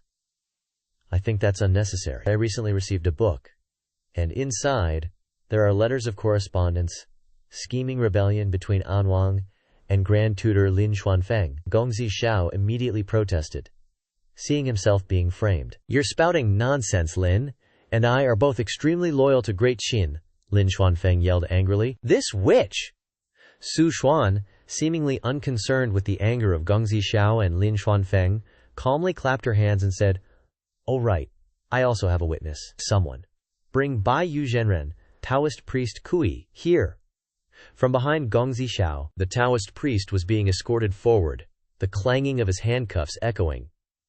Gong Zixiao, seeing the Taoist priest enter, thought in surprise, "So Taoist Kui is still alive?" Taoist Kui then spoke up, "This humble citizen pleads guilty. Qin Xiao has harbored ambition for a long time. Ever since being granted land, he has been stockpiling food and raising soldiers, plotting rebellion. Qin Xiao even hid a dragon robe in An Wang's manor. Your Majesty can send people to search." Gong Zixiao, with tears streaming down his face, pressed the Taoist priest about his fabrication. "Even though we are lord and servant, our relationship is like that of master and disciple, like friends. I have always regarded you as my confidant." "Why?" Taoist priest kept his head bowed. "Your Highness, loyalty and righteousness are difficult to have both at the same time." Holding the letter in his hand, trembling with anger, Qin Wujun, angrily questioned Qin Xiao. Qin Xiao, what do you have to say for yourself? Gong Xiao coldly retorted to Qin Wujun. HMPH, brother, would you believe me if I said that demon concubine framed me? Qin Wujun, holding the letter, trembled at Gong Xiao's words. Then Qin Wujun gave the order. Then imprison An Wang in Dali Temple to await judgment. The soldiers simultaneously stood up and pointed their blades at the people of Qin Xiao. Lin Xuanfeng, unable to remain calm, then spoke up. Qin Wujun, how did the late emperor entrust the throne to someone like you? Su Xuan, hearing this, shouted angrily, He's rebelling. He's rebelling. Hurry and deal with this old man. Seeing Lin Xuanfeng being controlled, Gong Xiao called out worriedly from the side. Lord Lin. Xuanfeng then kept talking. This old official is a 3-dynasty veteran, yet you dare treat me like this. Thus, the hearts of the people and the army are lost, and the Qin dynasty will be destroyed in your hands. Qin Wujun was also extremely terrified after hearing this, only stuttering one word, Lin. Both Gong Xiao and Xuanfeng glared intently at Qin Wujun. Without any fear, Gong Xiao shouted, Brother, Qin Xiao's words. You simply don't have the ability to govern the country. The words startled Qin Wujun, because they were too similar to what his father had said to him. Standing still, Qin Wujun wearily spoke. Forget it, I'm tired. I'll leave everything to my beloved consort. Seeing Qin Wujun's situation, both Gong Xiao and Xuanfeng were speechless. After freezing for a moment, Qin Xiao immediately ran to Qin Wujun and called after him. Brother, you can't just leave like this. Brother. The two soldiers saw Gong Xiao was about to run to follow Qin Wujun, so they immediately pointed their blades to stop her, not allowing her to move forward. Su Xuan still sat still above. At this moment, she said triumphantly, oh dear, the king really trusts me to entrust such an important matter to a woman like me. How will I handle this properly? Then her face became strangely excited. She ordered with a bright smile, execute them tomorrow. When He Xuanfeng saw the soldiers preparing to arrest people, he stood up to shield Gong Xiao, then angrily said, There is no such reasoning, you demon woman. If you dare to touch An Wang today, this old servant will risk his life with you. A blade stabbed straight to Xuanfeng's direction. In the cry of Gong Xiao, Lord Lin, the blade cut straight through the bun of Gong Xiao and stabbed straight into Lin Xuanfeng's stomach, causing him to take the hit painfully. Gong Xiao knelt beside Lin Xuanfeng, witnessing the blade being pulled out of his body, and she could do nothing. Su Xuan walked calmly to Gong Xiao, happily giving orders. All right, capture her. An Wang, this gift I give you. Are you satisfied? Gong Xiao covered her face and sobbed, her voice mixed with choked sobs. What should I do, teacher? The scene switches to An Wang's mansion that night. Thousands of imperial guards stormed into An Wang's mansion. Cries, lamentations, and pleas resounded. A palace maid came to Jiang Jue's room, knocked on the door and whispered, Master Jiang, are you here? My lady has. Before she could finish, another person couldn't stand it anymore and impatiently pushed open the door and entered. Opening the door and stepping inside, the room was completely empty. Both palace maids were extremely surprised, exclaiming, Oh, he's run away. Let's go back and report to our lady. The two palace maids closed the door, angrily said, The master is in trouble, and he immediately runs away. Is this the kind of person the heavenly demon lord is looking for? This guy named Jiang is nothing special. The news quickly spread throughout the common folk. The people buzzed with discussion. Have you heard? Today, the king is going to execute Prince An at the Meridian Gate. How could that be? The king wouldn't be so foolish, would he? Isn't it because of that person? Come on, let's go and see. Outside the city gates, crowds of people gathered. Everyone was curious and questioned the guards. Officer, what exactly happened? Is the rumor true? Move aside, don't block the way. The people were all saddened when they heard the news of Qin Xiao being executed. Even the children cried because they couldn't believe it was true.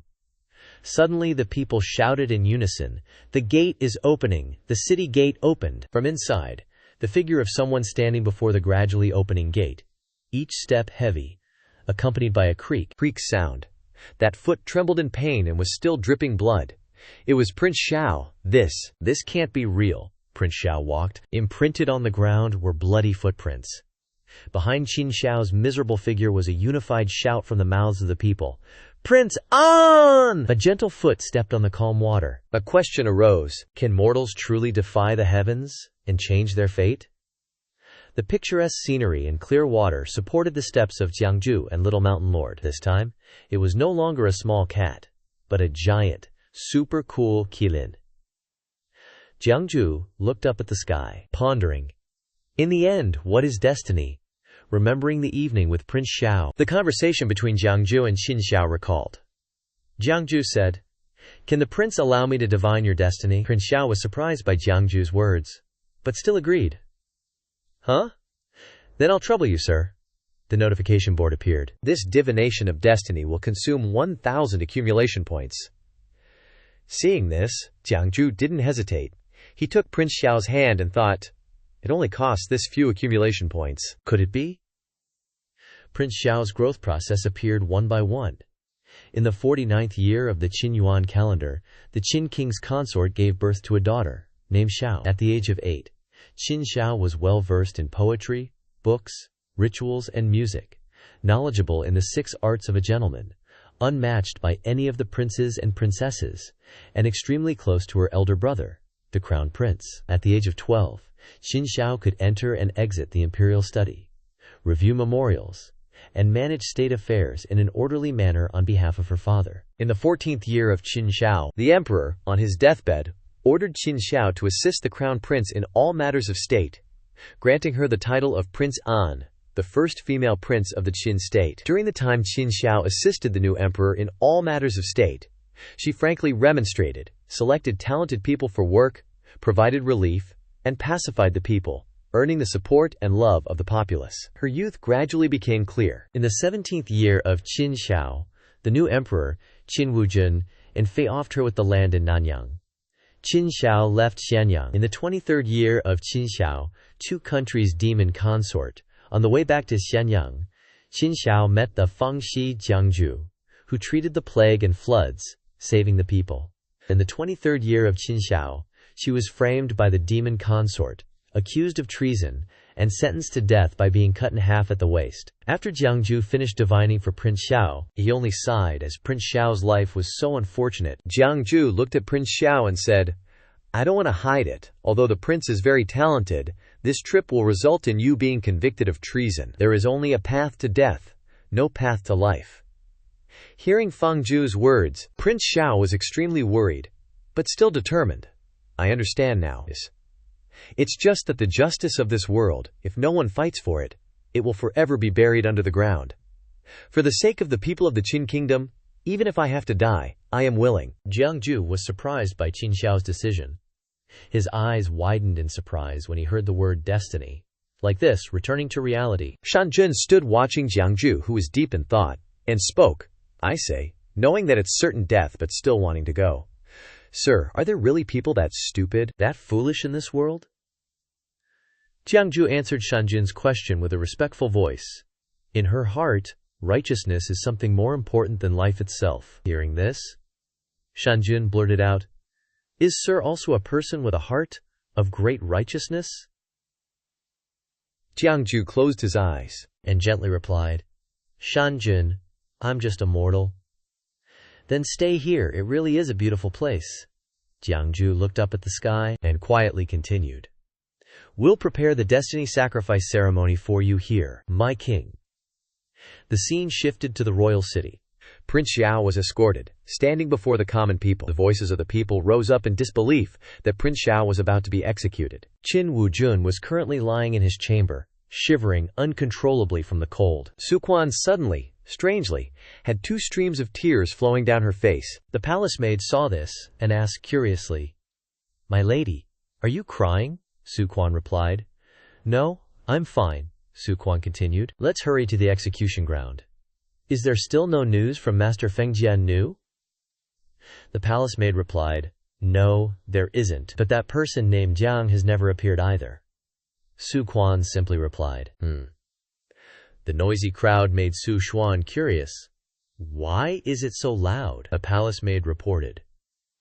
Reporting to your highness, a large number of people are gathering in front of the execution ground. The crowd is huge, and everyone is shouting in protest of the execution of Gongzi Xiao. How can this be? Is Anwang plotting a rebellion? How could such a thing happen? It's like the emperor is really blind. Even the grand tutor has been framed. Qin is unlivable anymore. Voices of injustice kept ringing out, echoing before the miserable image of Gong Xiao at the execution ground. In recent years, the court has demanded heavy taxes continuously.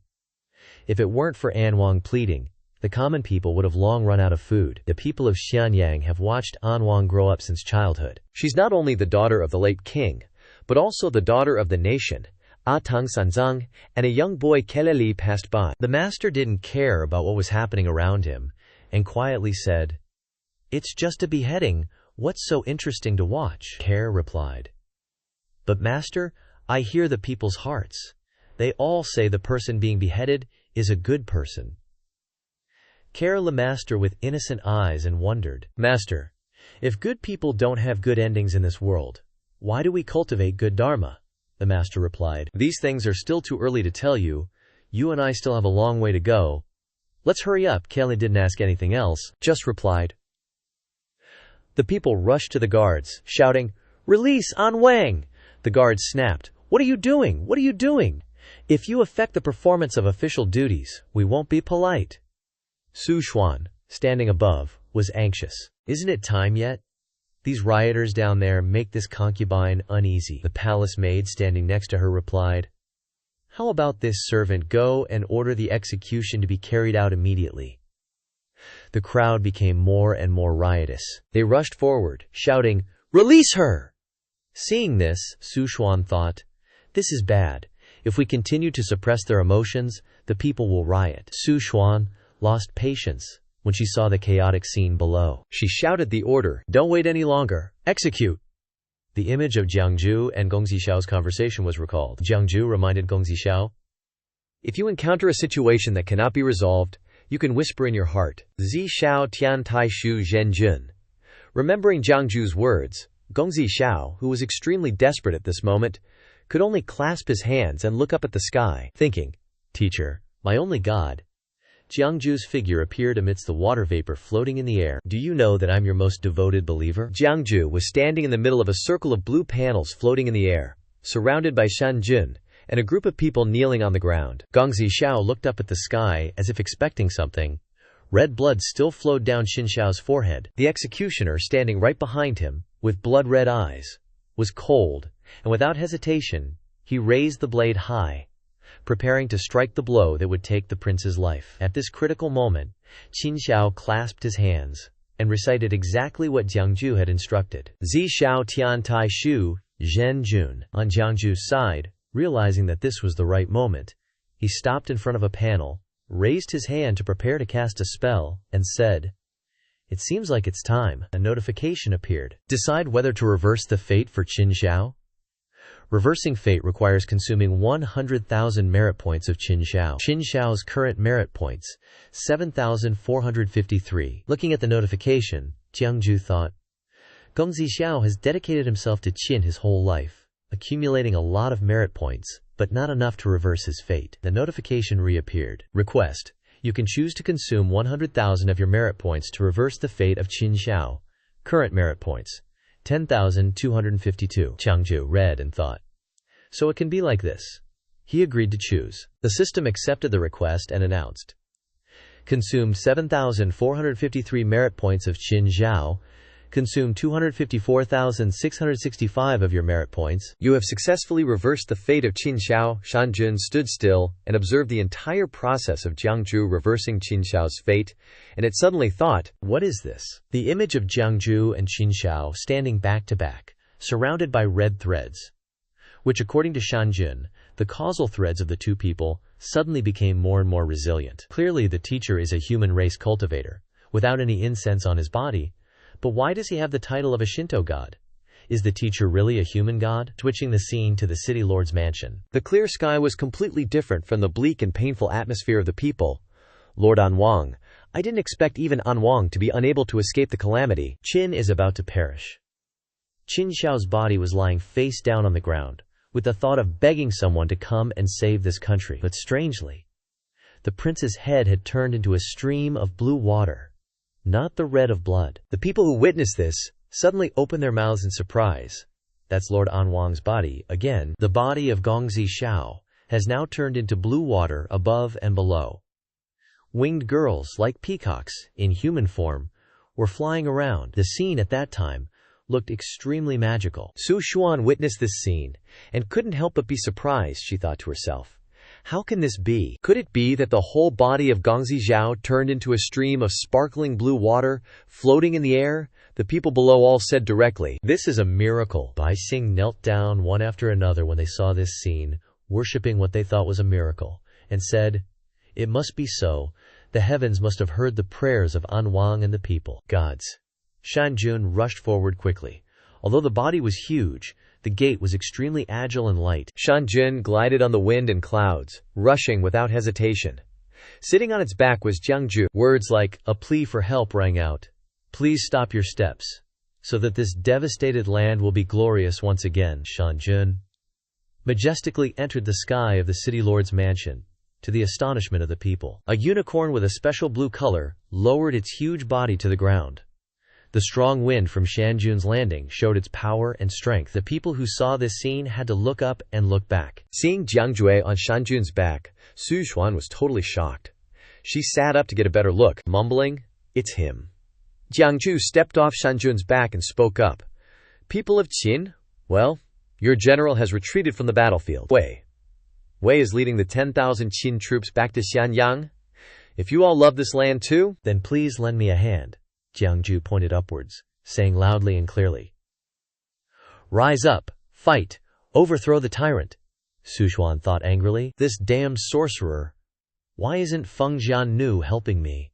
Could this be Lord Tianma's will? What the hell is going on?"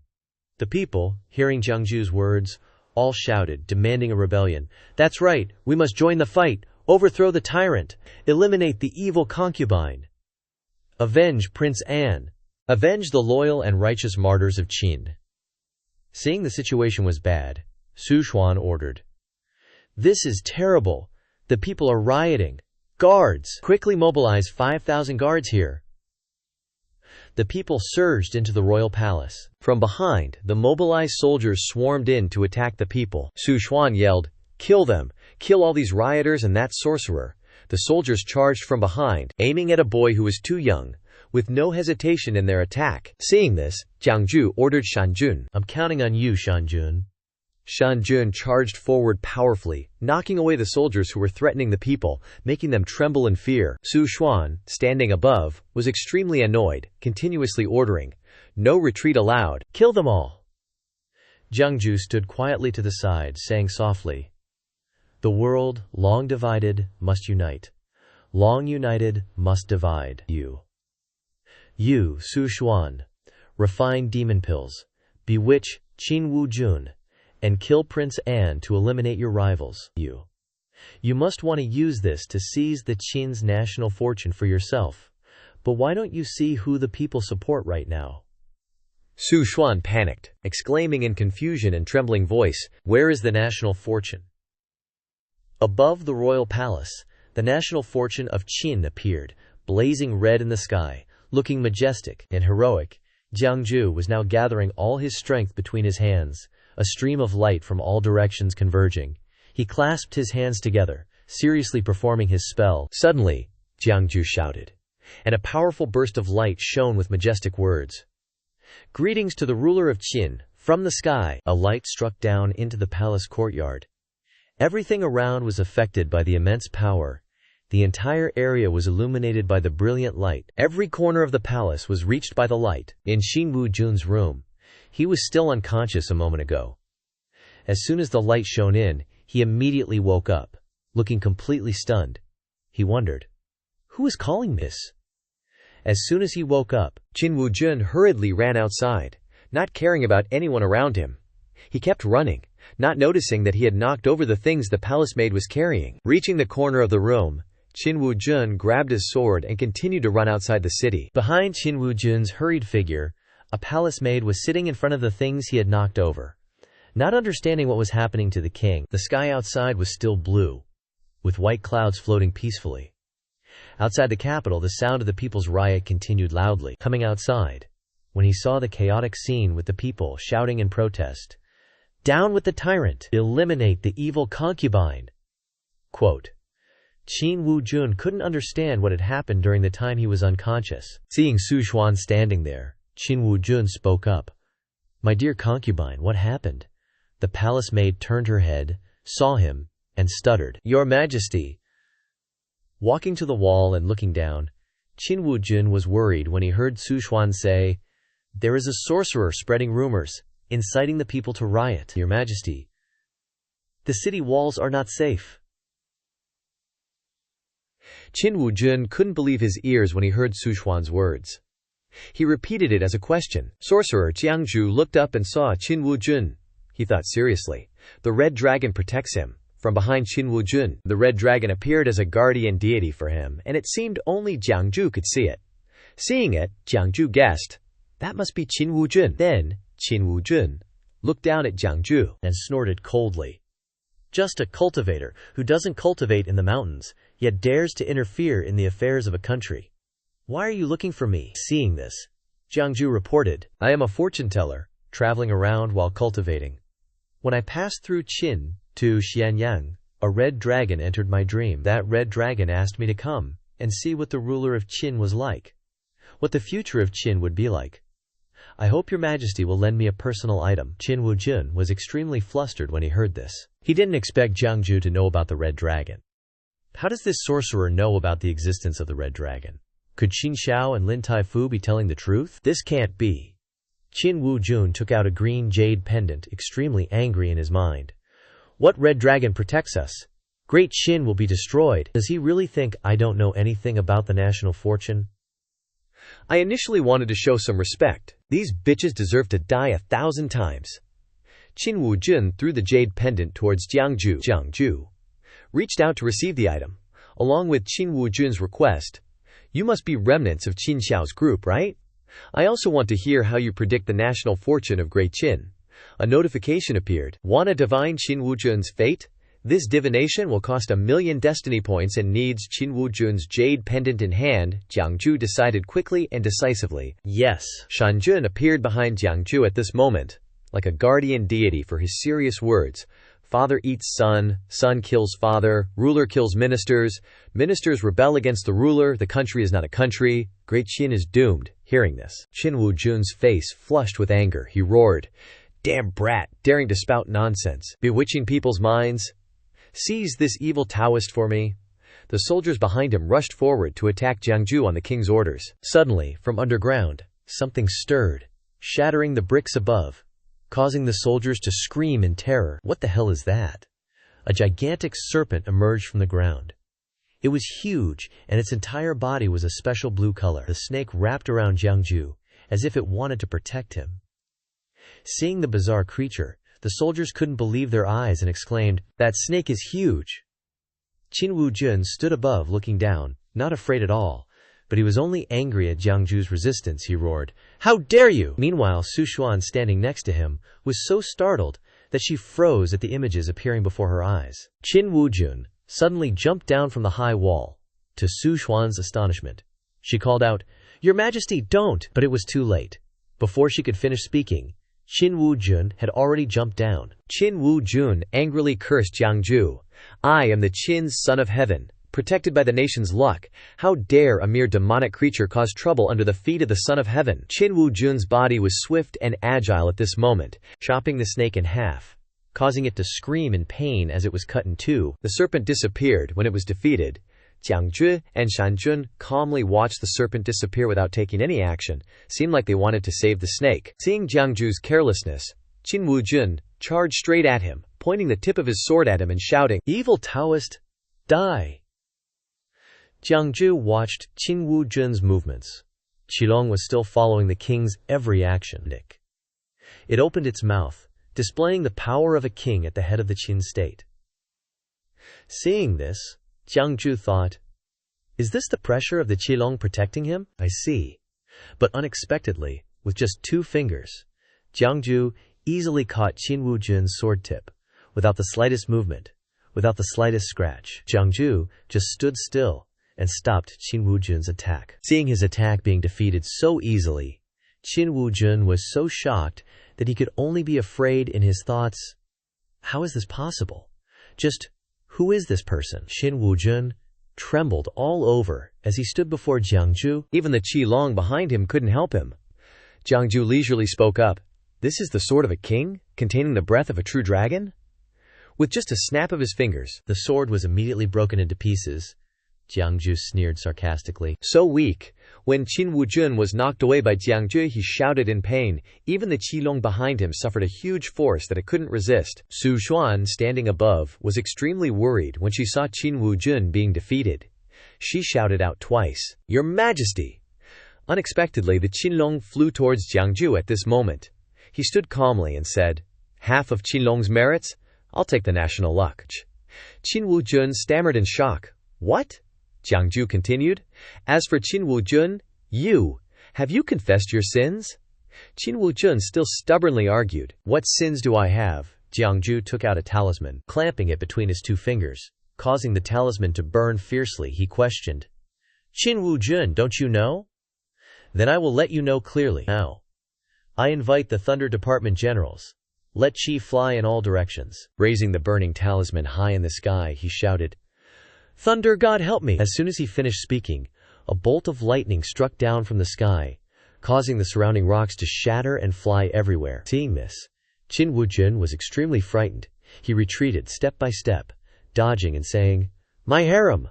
Jiang Jue shouted. "Also take a look at what the imperial palace's back garden contains."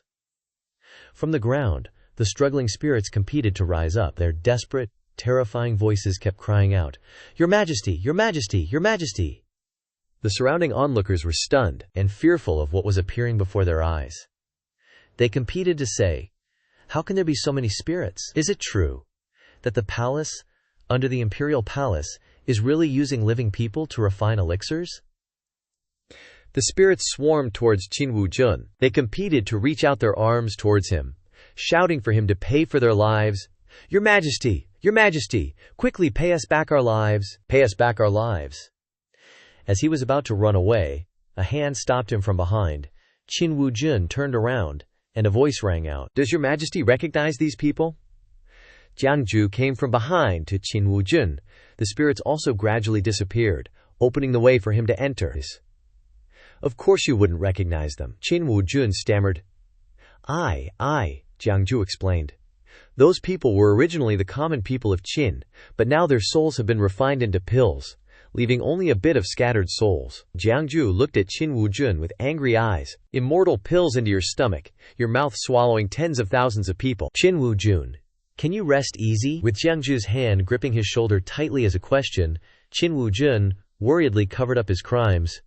"If they are my people, what's wrong with me using them? What sins do I have? What sins do I have?" Jiang Jue snorted and flung Qin Wuzhen forward. Jiang Jue threw out the dragon tail that Qilong had given him in his dream. He said, "That Qilong once gave me two things in a dream. One of the two things is the dragon tail. Predict the sins above, behead the fatuous ruler below, slay demons and fiends." Long Wei suddenly transformed to a gigantic size, continuing, "If His Majesty believes himself innocent, why not step forward and let it judge your past?" "Face the executioner's blade," Jiang Jue challenged Qin Wuzhen with a raised voice. "Invite me to be executed?" Qin Wuzhen's face turned pale with fear as he nervously said, "Are you kidding me? Why would I?" But a question arose in his mind. "Wait, what's wrong with my body?" Standing before Long Wei, Qin Wuzhen trembled uncontrollably. He thought in fear, "I can't believe it, I can't control it." Getting closer to the blade, he shouted in great panic, "You demonic sorcerer!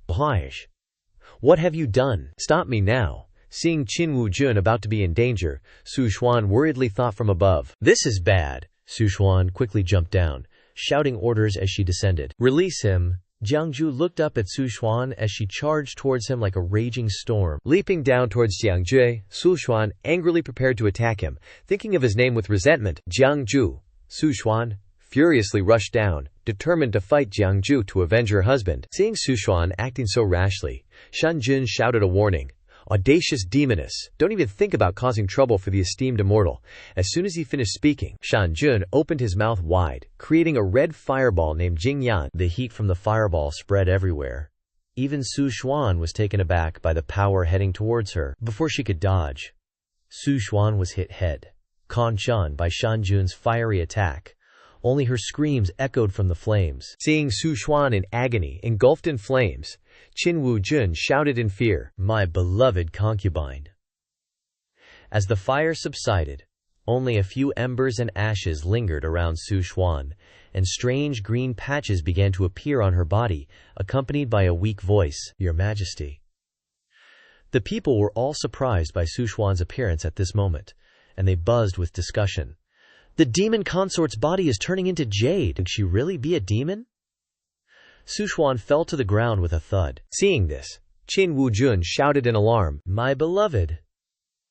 Shan Jun quickly rushed over, stepping on Su Xuan, and sternly said, "The nation's fortune and the people's hearts are not with you. How dare you act recklessly before me?" Su Xuan groaned in pain. "Ugh!" Shan Jun turned to Jiang Jue and said, "Please continue, esteemed immortal. Leave this demoness to me." Jiang Jue glared and shouted, "Activate the Blade of Judgment immediately." Long Wei released a stream of green energy, sucking in Qin Wujun, who couldn't resist and could only shout in despair. Seeing Qin Wujun about to be killed, Su Xuan screamed in panic, "Your Majesty." Su Xuan swung her palm at Shan Jun, catching him off guard. Su Xuan rushed towards Qin Wujun, her voice filled with anxious concern, "Your Majesty." The executioner's blade suddenly came down. Standing before the threshold of life and death, Qin Wujun could no longer maintain his composure, his face pale and ashen. But he was lying outside the executioner's blade, trembling as he looked towards the person who was now lying within the blade's reach in his place. Surprise was evident in Qin Wujun's call, "My beloved concubine." At this moment, Su Xuan had taken Qin Wujun's punishment, even though she was panting in pain. Jiang Jue couldn't believe his eyes as he witnessed this scene. He wondered, could she actually have feelings for him? Is she planning to use her demonic power to resist?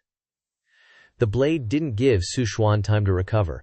It struck again with a force that seemed capable of cutting her in half. Qin Wujun froze as he witnessed the scene before him. He thought blankly, why would she do this? The third executioner's blade. At this moment, Su Xuan's entire body had turned green, with some parts cracking and others shattering. Seeing Su Xuan fading away, Qin Wujun rushed over, shouting anxiously, "My beloved concubine."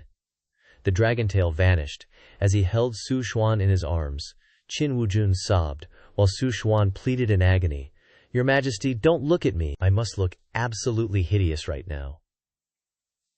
The people were even more convinced when they saw Su Xuan's current state. She really is a demon. No wonder His Majesty was so bewitched by her. Jiang Jue approached Su Xuan and Wu Jun and accused, You, Su Xuan, plotted to use Qin's national fortune to overcome the heavenly tribulation, slaughtering countless innocent citizens of Qin. You've committed a heinous crime. Do you have anything to say for yourself?" Su Xuan accepted her crimes without resistance. "My heavenly tribulation, without the national fortune of a country, could never be overcome. Perhaps I deserve to die 1,000 deaths, but I still want to know, why me?" A confused look about her fate shined in Su Xuan's words, filled with doubt. Such is fate. Hearing that sentence, Jiang Jue unwittingly thought of a similar saying. Again with the "such is fate." The white clouds drifted by leisurely, ignoring the people's contemplation of the answer to their question. What exactly is fate? Jiang Jue left Wu Jun and Su Xuan behind, turning his head and saying, "Let's go, Shan Jun.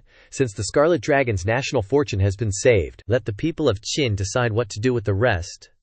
His voice blended into the wind as Jiang Jue rode Shan Jun and soared away. Scene change to a desolate and deserted cave. Someone's eyes were faintly opening along with a whimper. It was Gongzi Xiao, opening her eyes to find herself still alive, startling her awake. Qin Xiao wondered about what had happened. "I remember being at the execution grounds just now. Please, immortal sir, where is this?" Her hair accessory rustled softly in the shade. Gongzi Xiao grabbed a branch to fix her hair bun, saying sadly, "I can only do this for now." Jiang Jue walked closer. Gongzi Xiao recognized his footsteps and exclaimed, "Immortal sir, you really did save me. I thought that incantation was just to comfort me, immortal sir." While she was speaking, Jiang Jue suddenly knelt down in front of Gongzi Xiao, exclaiming with joy, "You're finally awake." Jiang Jue's eyes and voice were gentle and affectionate. "My king." Facing Jiang Jue, Gongzi Xiao was shocked by his strange behavior, but then became saddened, withdrawing her hand, disbelieving what Jiang Jue said. "Immortal sir, don't joke, how could I be a king? I'm just a woman." Jiang Jue responded to Gong Zishao's sadness with a happier demeanor, grabbing her hand and saying, "But is being a woman something to be ashamed of?" Chaotic thoughts crowded Gong Zisha, preventing her from feeling happy. "It's just a pity that I am a woman." "So unfortunate." Jiang Jue asked, "What do you plan to do with Qin's fate in the future?" Xiao was surprised by his question and asked, "Qin's fate in the future, Jiang Jue?" Jiang Jue replied, "That's right." Qin Xiao answered, "Then I must return to Xianyang City and go through thick and thin with the citizens of Qinjie." Jiang Jue calmly said, "If that's the case, then we shall part ways here. It's time for this poor Taoist to leave the state of Qin." Gong Zisha was taken aback by his desire to leave, and only managed to cry out, "Immortal sir!" But Jiang Jue broke the mood with an explanation. "To tell you the truth, this cave is the resting place for a family of wild boar immortals, and we've been bothering them for quite a while now." Seeing the wild boars looking uncomfortable behind them, Gong Zisha panicked and apologized. "Oh, is that so? Sorry for the trouble. We'll leave now." After a while, Jiang Jue held Shan Jun, who had transformed into a cat, in his arms, and happily looked at the wild boars, saying, "Oh, I didn't expect the wild boar immortals to actually agree to take Anwang back to Xianyang City. You're really hospitable." Shan Jun meowed in satisfaction, while Gong Zisha thanked them with worry. "Then we'll have to trouble the wild boar immortals." The wild boar couldn't speak, and could only think to themselves, "Tell me, do you really not feel the oppression of any dark forces?" Jeez. Before Qin Xiao left, Jiang Jue instructed, "Regarding Qin's fate in the future, if you ever need to do anything, don't use the name of Qin, but use Qian Kun as the number. This item was entrusted to me by a friend, and now I'll give it to you." Receiving the gift from Jiang Jue, seeing what was inside made Gong Zisha exclaim in surprise, "Immortal sir, this is the imperial seal." Jiang Jue leaned down and whispered to the wild boar, "Wild boar immortal, the next leg of the journey is up to you. Please take Anwang to the garrison of General Kui outside Xianyang City." Jiang Jue ordered, "Go on." The sound of the wild boar's footsteps echoed through the forest. Qin Xiao sat behind, turning her head back regretfully. "Immortal sir, to meet with the generals outside Xianyang City, outside Hamduang City." Thinking about that, Prince Xiao couldn't stop the tears from flowing. The generals and soldiers were waiting. Then, Prince Xiao reached up and pulled out the branch stuck in his hairbun. Qi Long appeared beside Prince Xiao, confirming the return of the queen. The rustling leaves sounded like the mountains and forests bidding farewell to Prince Xiao. Jiang Jue and Shan Jun also respectfully saw Qin Xiao off with great reverence. Then, Jiang Jue walked to the tree, picked up his toolkit, and said, "Parting really is sad, but you're not going to leave me, are you, Shan Jun?" Shan Jun approached the box in agreement. Jiang Jue continued, "Well then, we should get going too." Watching Shan Jun leap into the box, Jiang Jue kept talking. "Hey, according to the setup you should be my mount, but now you're riding me? That's not really fitting, is it, Mr. Shan Jun?" Shan Jun retorted. "Shut up, hurry up and get moving. Don't forget that crazy Feng Jiannu is still after us." Jiang Jue nonchalantly teased Shan Jun. All right, please sit tight."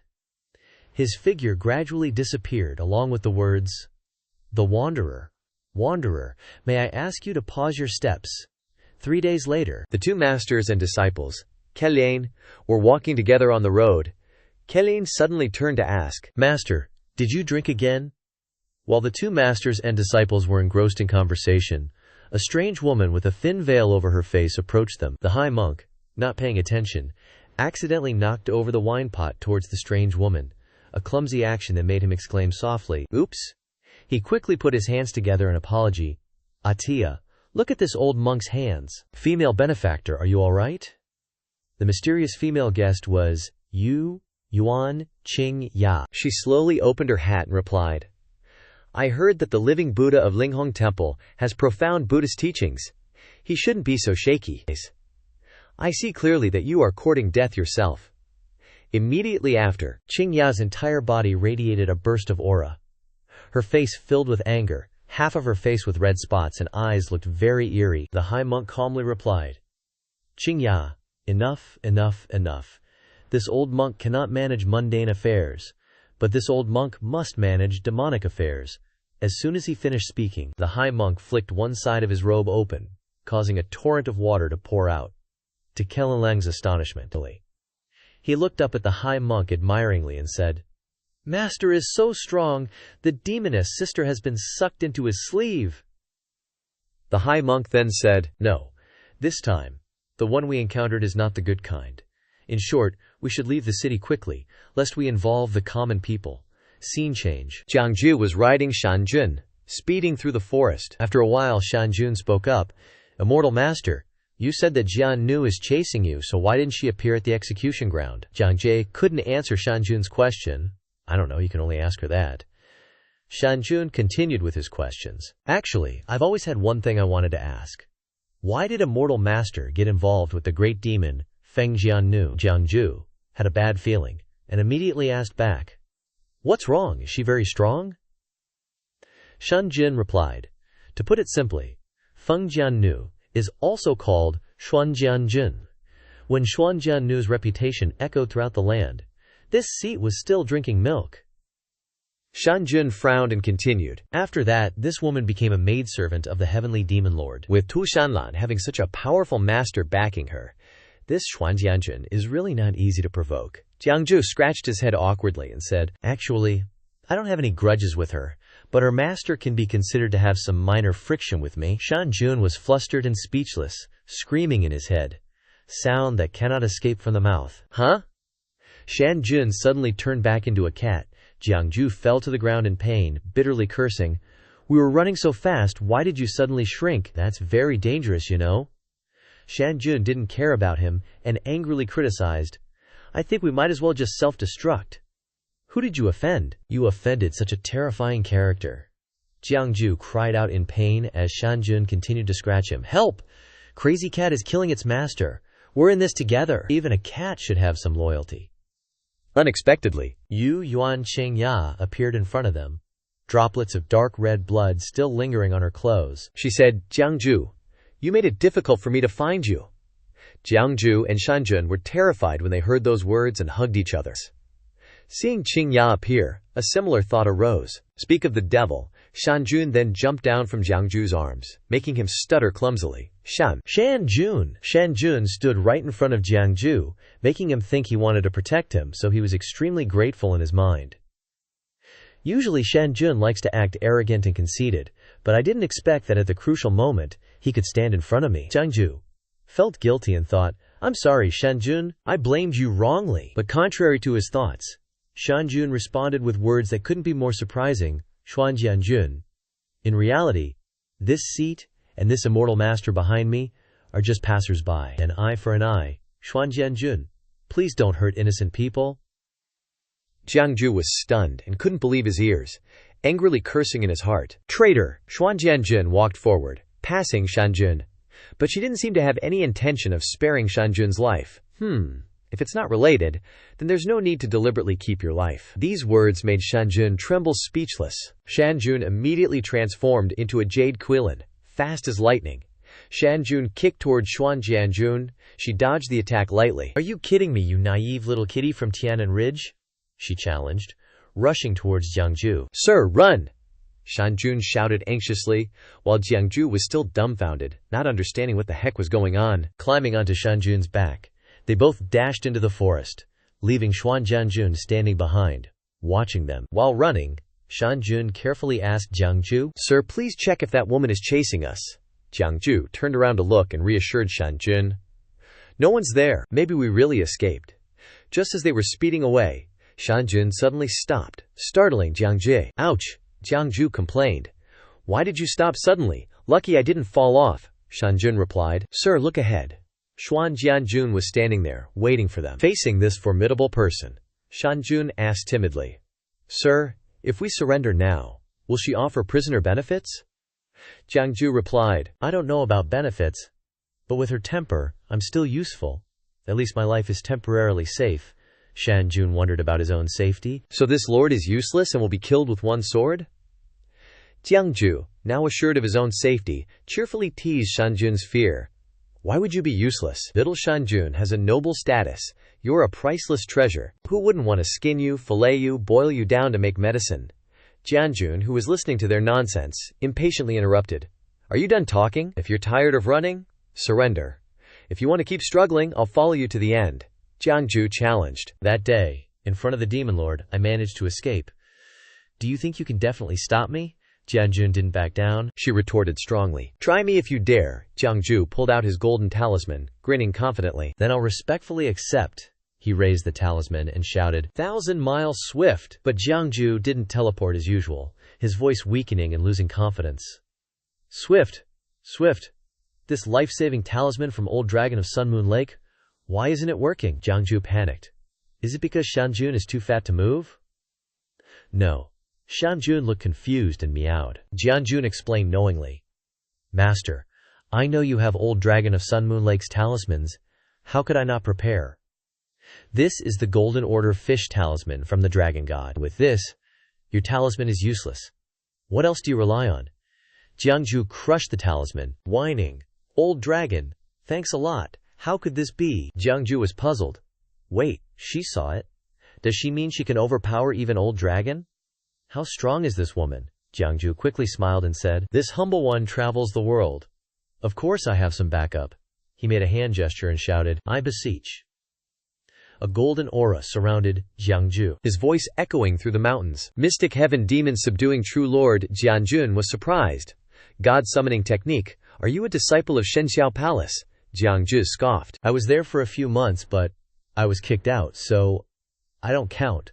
From the sky, a giant golden hand descended through the dark clouds. Jiang Jue was impressed. Xianxia Palace disciples are good at summoning, but mostly minor deities. I've never heard of anyone summoning a 9 heavens upper realm deity. Jiang Jue, who are you? Jiang Jue sat calmly on Shan Jun's back, still making hand gestures, and said casually, Just a traveling fortune teller. Jiang Jue grabbed a box and said, Jiang Jue, you're indeed skilled. Old Dragon of Sun Moon Lake considers you a confidant. Qin of Scarlet Dragon Country sees you as a savior. Shan Jun of Tianan Ridge is willing to be your mount. Even the living Buddha of Red Temple couldn't stop me. She opened the wooden box, revealing a long sword. Jiang Jue held the sword, praising him. Now you can even summon a 9 heavens upper realm deity. It's just a pity your opponent is me. Jiang Jue glared at the fearless Jiang Jue, thinking, this woman. The 9 heavens upper realm hand followed Jiang Jue's command. Demon subduing true lord, help me subdue this evil, and rushed towards Jiang Jue. Jiang Jue stood still, sneering. A righteous deity, Jiang Jue. Do you know what sword I wield for my master? She raised her sword, slashing it across her head, facing the 9 heavens upper realm hand.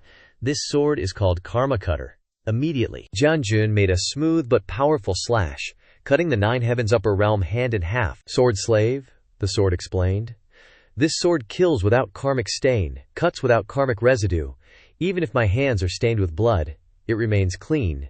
Jiang Jue continued to challenge. Jiang Jue, even true deities can't do anything to me. But now, no matter how hard you try, you can't escape me. Show me all your tricks if you have any left. Jiang Jue was stunned by the skills of the person in front of him. He thought in fear. Clearly, she's just a maid, so why is she this strong? Even so, Jiang Jue still tried to appear calm, sitting on Shan Jun's back with a faint smile. Aha! Of course I still have another trick, and that is... Instantly, Shan Jun turned around and quickly darted away with Jiang Jue shouting loudly, Run! Jiang Jue immediately gave chase to Jiang Jue with a cold snort. While running away on Shan Jun's back, Jiang Jue clasped his hands together and cast a spell, saying, I respectfully invite the extreme wind celestial sovereign, the swift travel celestial sovereign, the wind infiltration. Swift travel. The power from Jiang Jue formed a blue barrier around Shan Jun, making him run faster and faster. After being boosted with additional energy, Shan Jun sped ahead like a shooting star, surprising Jiang Jue. What, that damn Jiang Jue can still run? Shan Jun continued to run for his life, but he also expressed his doubts to Jiang Jue. Immortal. Sir, the world is so vast, but where is our path to survival? Jiang Jue thought worriedly. Feng Jiannu has a serious injury. It seems that the old Buddha gave it to him. Given the current situation, as long as we can buy some time, we might have a chance to survive. And just like that, he told Shan Jun, Go to Linghong Temple. At Linghong Temple, Kiluo was hugging the high monk and crying loudly, Master, boo-hoo, master! The high monk then patted Kiluo soothingly. Your teacher is just sitting in meditation to heal his injuries. Not dead yet. Even though he knew his master was just trying to reassure him, Keluko still noticed his instability. "But master, you're bleeding so much!" Hearing this, the high monk just smiled faintly and replied, "It's all right, just kill a hen to replenish the blood. What time is it for jokes like that? The Buddhist temple is a place of purity. Where would you find a hen?" The old monk suddenly coughed a few times. Cough, cough, to the point of coughing up blood. Seeing this, Keluko could only worry and exclaim, "Master!" The high monk looked haggard, barely managing to say, "That day Feng Jiannu appeared in Xianyang City to look for someone. Fortunately, this old monk stopped Feng Jiannu, so that person was able to escape. Whether someone did it on purpose, or it was just a coincidence, but the karmic tie between me and this person has been decided." Suddenly, a golden thread appeared from his finger. Looking at the thread, he said, "Let me see. Behind this causal link, who exactly is it?" The thread stretched endlessly, and Keluko had to follow it to the door, but the thread disappeared. Then, the boy announced, "Master, this golden thread connects all the way to the sky." At this moment, in his subconscious, he saw himself looking at Jiang Jue riding Shan Jun appearing in the sky, like a powerful deity, and thought, to the sky? Why would a living being in this world have a karmic relationship with him? Could this be a celestial being? Keluo looked at his master and exclaimed in a panic, "Master, your eyes!" The monk woke up abruptly, touching his eyes, wondering about Keluko's reaction, wiping away the blood flowing from his eyes. The high monk trembled, thinking nervously, why didn't he come 1,000 years sooner? A great opportunity is also a great trouble. He tried to stand up, but Kelu saw his master's weak body and advised, "Master, please sit down." He patted Keluko's head and said weakly, "Disciple, our master-disciple fate ends today." Keluko cried and asked, "Master, don't you want me anymore?" He reassured, "Don't cry, don't cry. You are destined to become a Buddhist disciple. Cultivate and achieve enlightenment." "This old monk is old, I can't protect you anymore." The high monk sighed, trying to continue. "Now, your true master is outside, the opportunity has come, and our master-disciple fate is over." Getting close to Kenaluko's ear, he whispered something that made Kenaluko's eyes widen in surprise. A gentle voice came from the master. "Go, Keluluho, listen to me." Standing straight, clasping his hands together for the last time, Keluluho said, "Amitabha." He also responded as a blessing for his disciple's upcoming journey. Amitabha. Kelu too wore his robe and ran quickly towards the door that was gradually opening. Suddenly a voice rang out, startling Keluo. "Hello, little master." Jiang Jue suddenly stood in front of Kelu, smiling gently and introducing himself.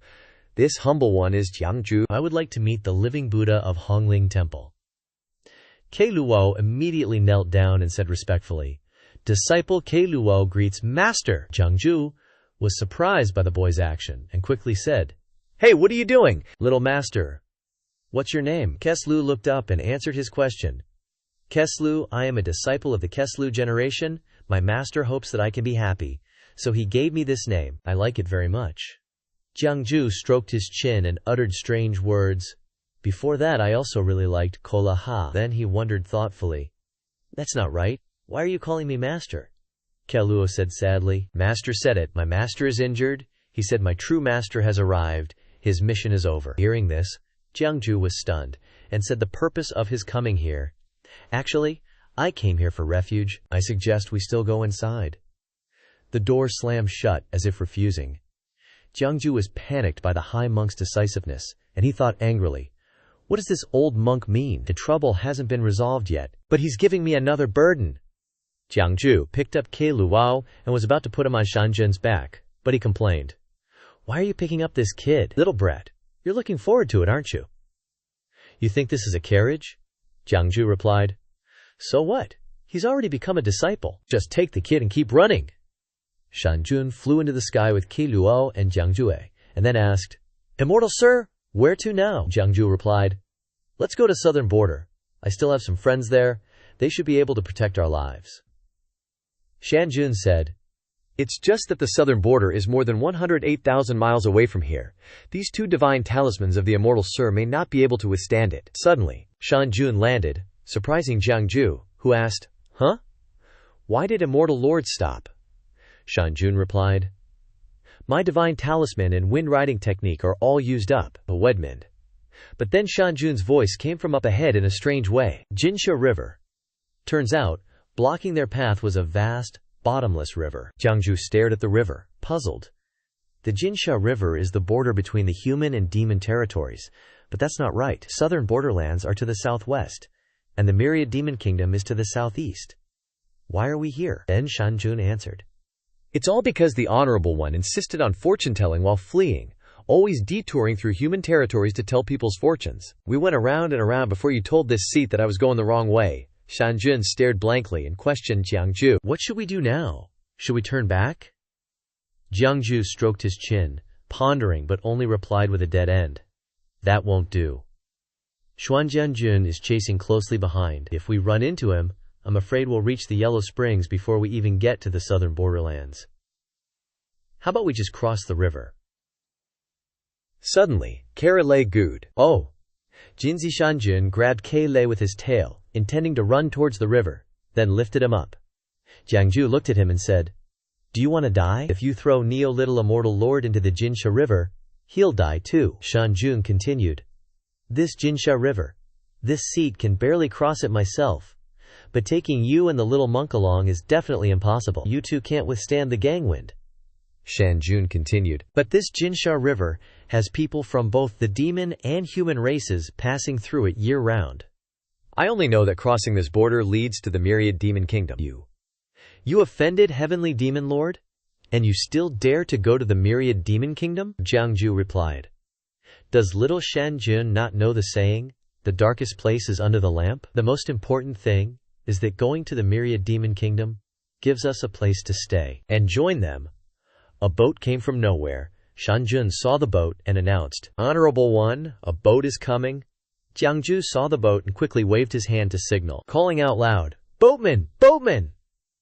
The boat heard the call and pulled into the shore. Jiang Jue slowly approached the boat, while Shan Jun happily said, Indeed, the heavens don't leave people without a way out. Honorable One, let's quickly get on the boat.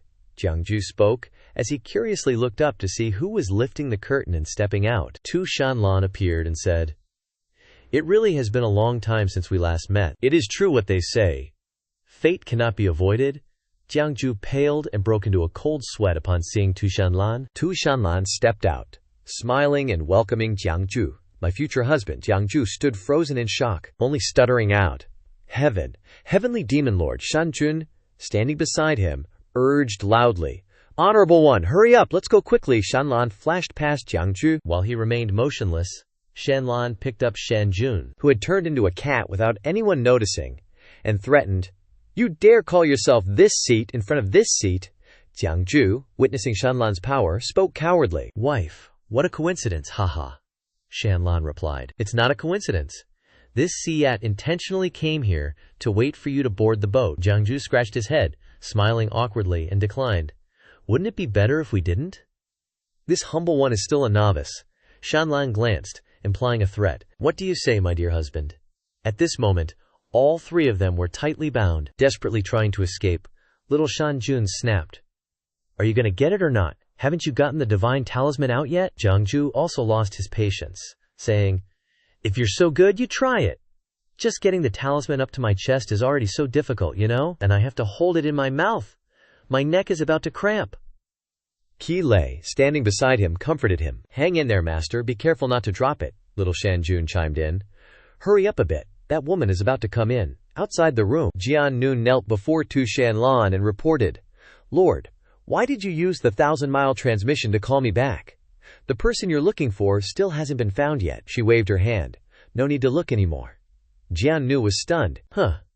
Then she pointed into the room, causing all three of them to fall silent and tremble. Just at this moment, Jiang Jue bit down on the talisman and pulled it out. Next, he raised his head in joy. Success. He immediately saw Shan Lan. Without hesitation, he spat out the talisman and flashed a confident smile, intending to cover up his intentions. Shan Lan walked over, picked up the talisman, and examined it closely. Jiang Jue broke out in a cold sweat and hurriedly explained, Wife, why are you picking that up? It's dirty. Actually, I can explain. Shan Lan said nothing but slowly raised her hand, posing to flick. He stared at her movement. Wife! Ah, his heart trembled with worry. Could it be this stance? Before he could react, he was sent flying dozens of meters by her flick, and he cried out in pain. Then, Shan Lan turned around and said to her subordinate, Jian Nu, steer the boat towards the myriad demon kingdom.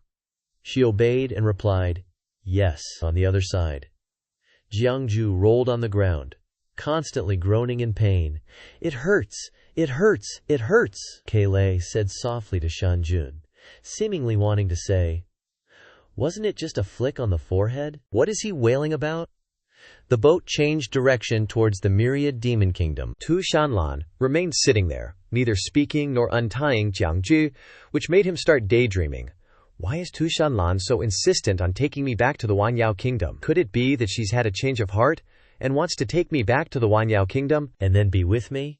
In his mind, an image of them being intimate and about to kiss flashed. Jiang Jue cooed. My wife, Shan Lan replied, my husband. Just thinking about it scared him to death. Keles, seemingly reading his thoughts, burst his bubble. Stop your daydreams. She wants to gouge out your eyes. Jiang Jue, embarrassed into anger, retorted, what daydreams? You're just a little monk, always thinking nonsense. Show some of that 6 roots purity, Kailel countered. But I clearly heard what's in Master's heart. And that female benefactors too. Hearing this, Shan Lan turned and said, so you have the power of mind reading. How come there are so many strange things around you? He's right. If you keep looking at me with those eyes, this Zuo really will gouge them out. Jiang Jue could only mutter, everyone loves beauty. At this point, Shan Lan asked, is this Zuo beautiful? Jiang Jue was stunned. What does she mean? Did I say something wrong again, he wondered. Before he could answer, Shan Lan slowly explained. Others either praise my unparalleled martial skills, or say I'm one of a kind. You're the first man who dares to say this in front of this Zuo. Seeing this, he was momentarily dumbfounded into silence. After a moment, Jiang Jue asked, does Zunshang really want to kill me? Frankly, we have no grudges against each other. Shan Lan was firm. You divined that I would become your wife, taking care of a bunch of kids, and you expect this Zuo to spare your life? Immediately, Jiang Jue blurted out in fright, I can only speak the truth of what the hexagram showed. I have a way to change fate. Although the price to pay is a bit high, it's not impossible to alter. As long as Zunshang helps me, the original destiny can be changed. Shan Lan was getting impatient. Killing you can change fate, Jiang Jue cried inwardly, his voice trembling. Can't you not kill me? If there's really no other way, can I buy my life? But she just closed her eyes to rest and mocked. Buy. I can get everything in this world with a wave of my hand. What do you think could interest me?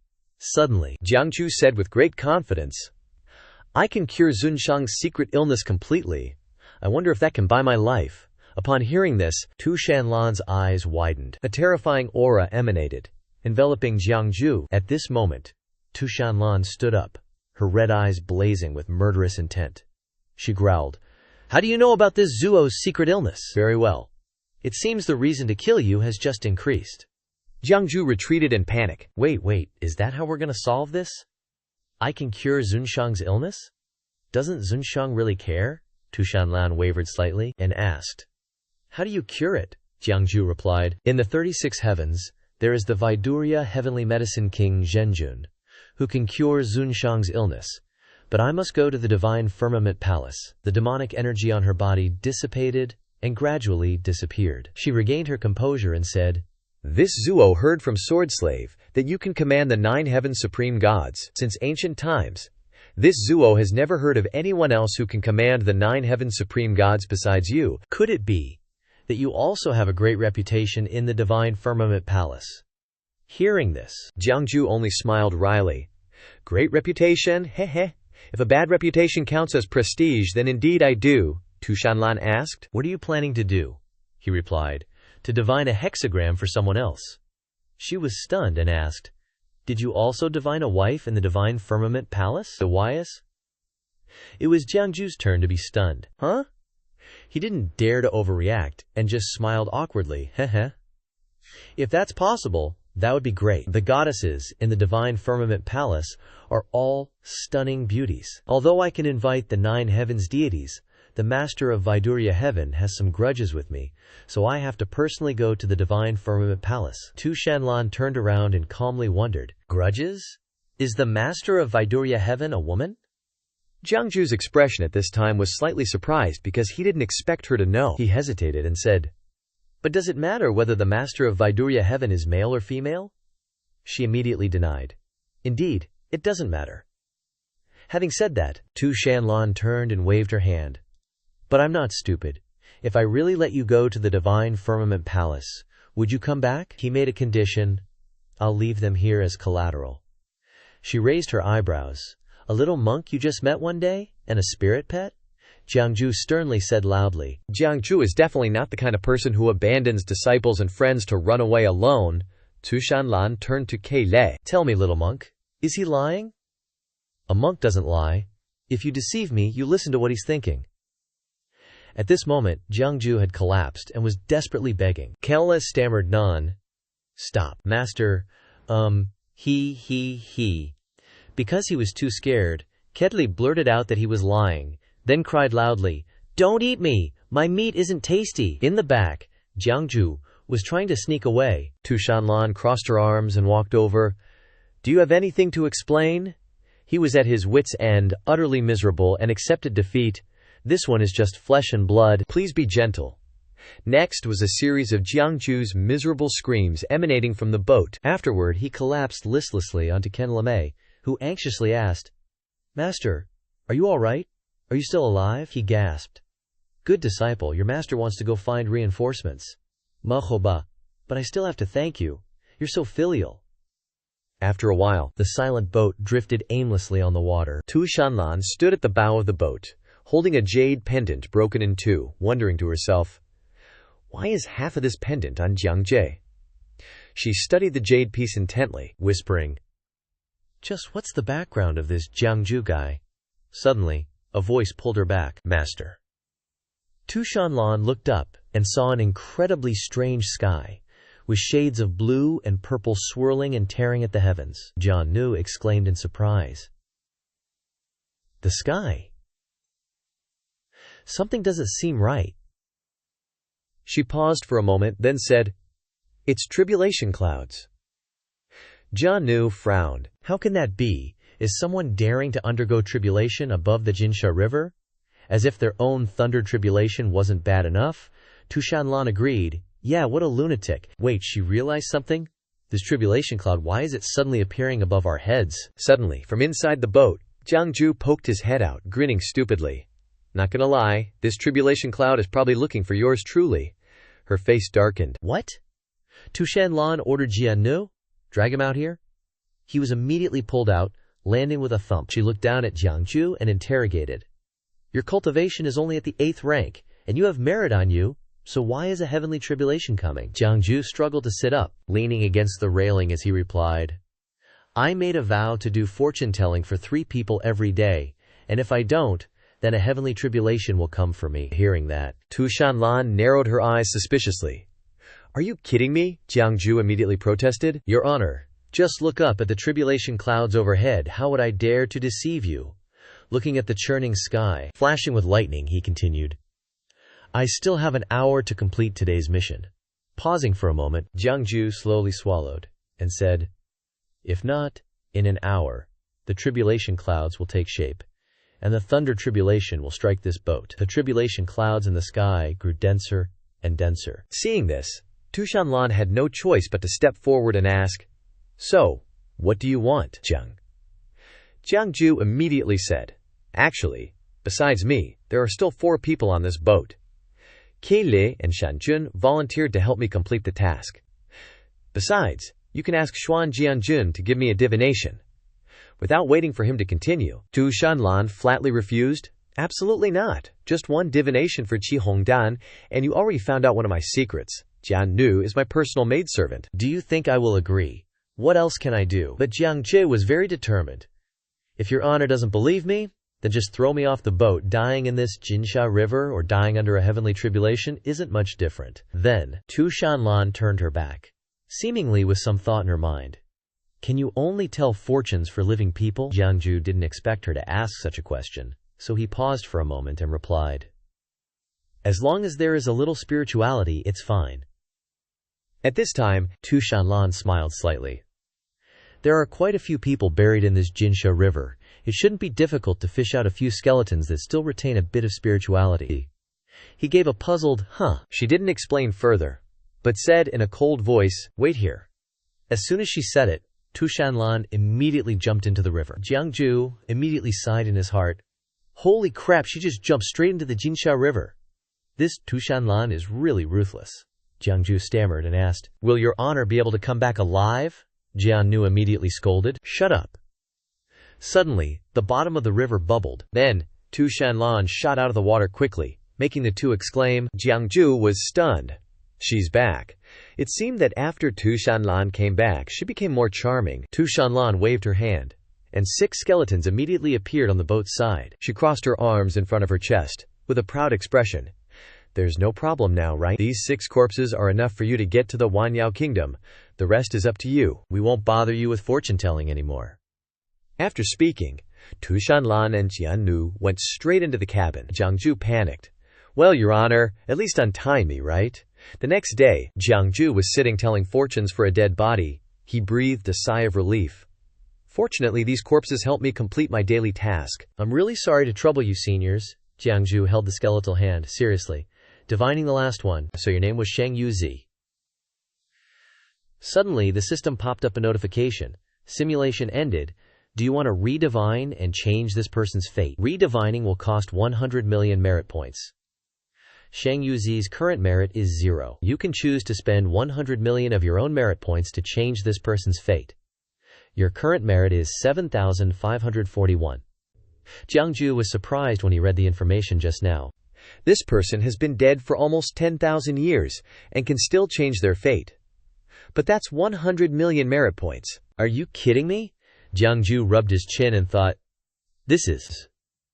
Meanwhile, around him was like a programming world, constantly showing information. You have peaked at the heavenly mandate. You can choose to hide the secrets of heaven. The reward is merit minus 1,000. Minor 5 Thunder Heavenly Tribulation. You have peaked at the heavenly mandate. You can choose to reveal the secrets of heaven. The punishment is merit plus 1,000, along with choosing one of the following punishments. 1. Shang Yuzi's cultivation method. 2. Shang Yuzi's insights on cultivation. 3. A secret of the Xianxia River. Jiang Jue immediately fell into thought. Over the past 2 days I have divined for these 6 skeletons. They all died in the great war between humans and demons 10,000 years ago. Then, in his mind, he recalled that fierce battle. Next up is the scene of someone slowly sinking into a river. The system provides a profile. Shang Yuezian was a 6th-rank cultivator with formidable strength. His sect was a key force in building the Xianxia River. He lived to be 800 years old, burdened by the 3 deficiencies. No father, no mother, no wife, no children. Grateful for the sect's nurturing, he risked his life for the future of the human race. That was the glorious past of the corpse before him. Jiang Jue was still engrossed.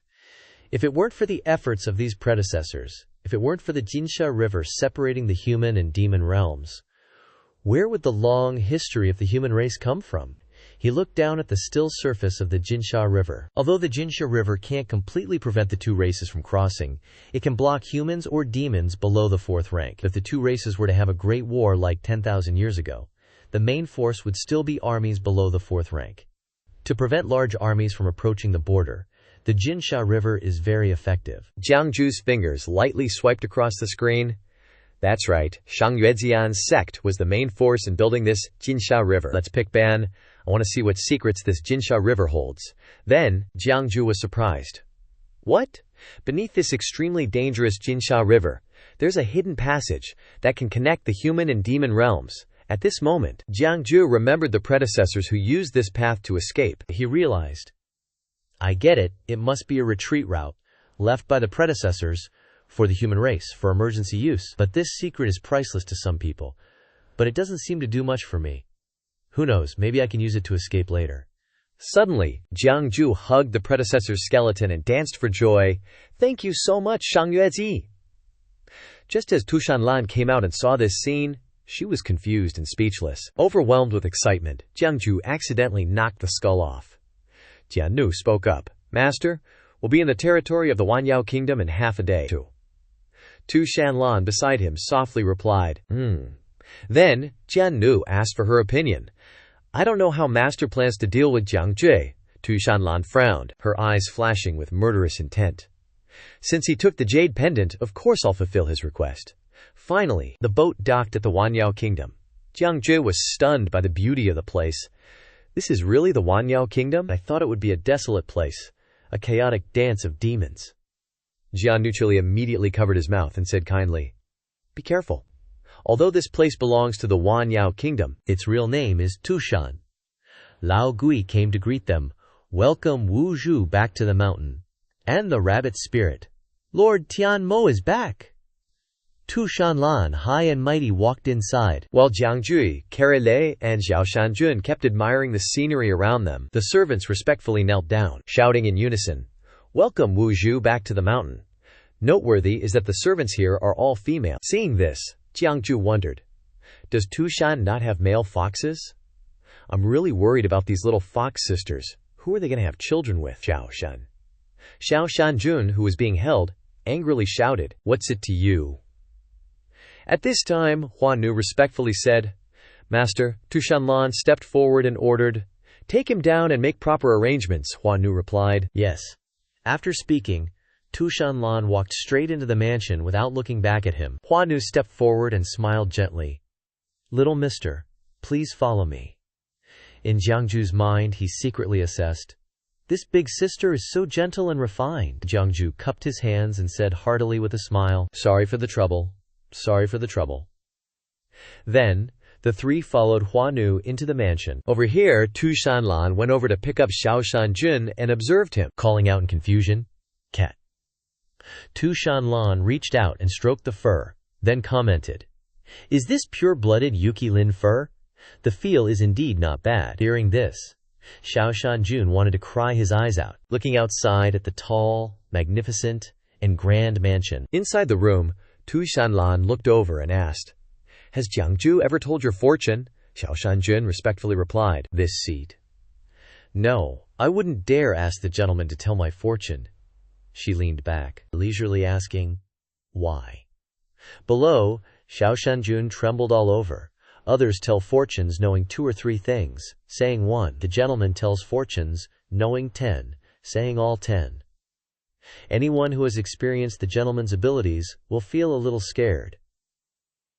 Pausing for a moment, Xiao Shanjun remembered Jiang Jue and continued, I think, those who have had their fortunes told by the gentleman have their fates decided. If they have never had their fortunes told, then it is very likely that their fate is still undecided.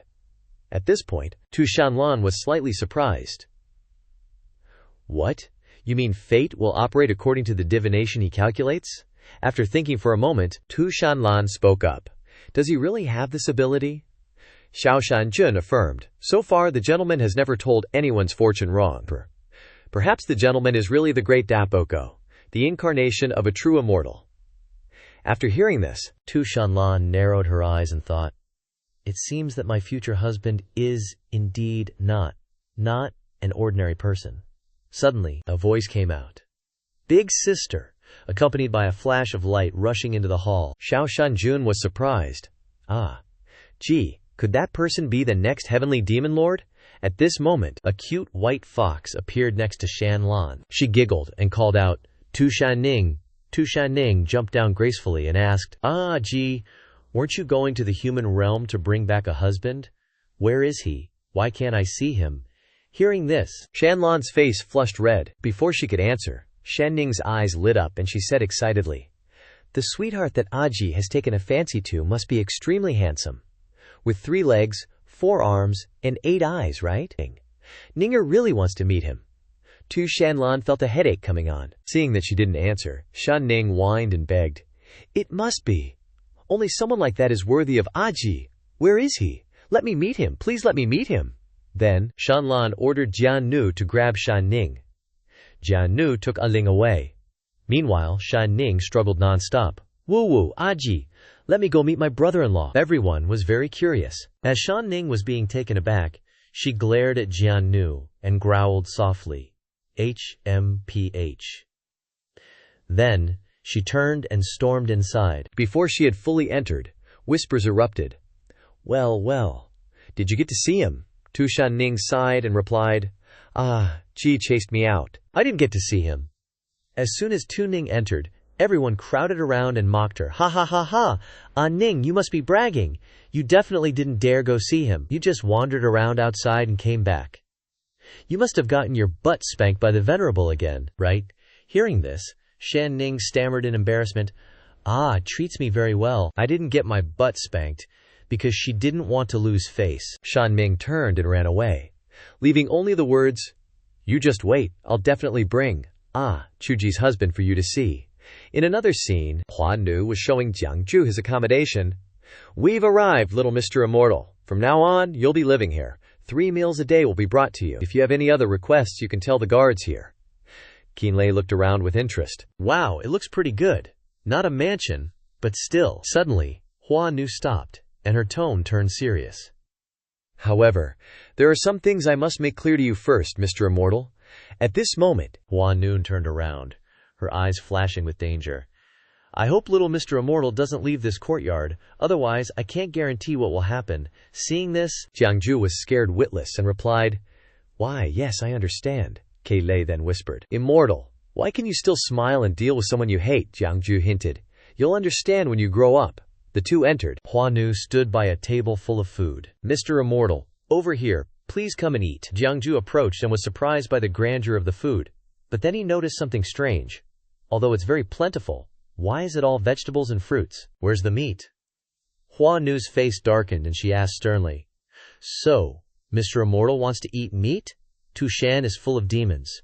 Which clan's bloodline do you want to eat?" Now, Jiang Jue felt a chill down his spine and shook his head in denial. No, it's not that."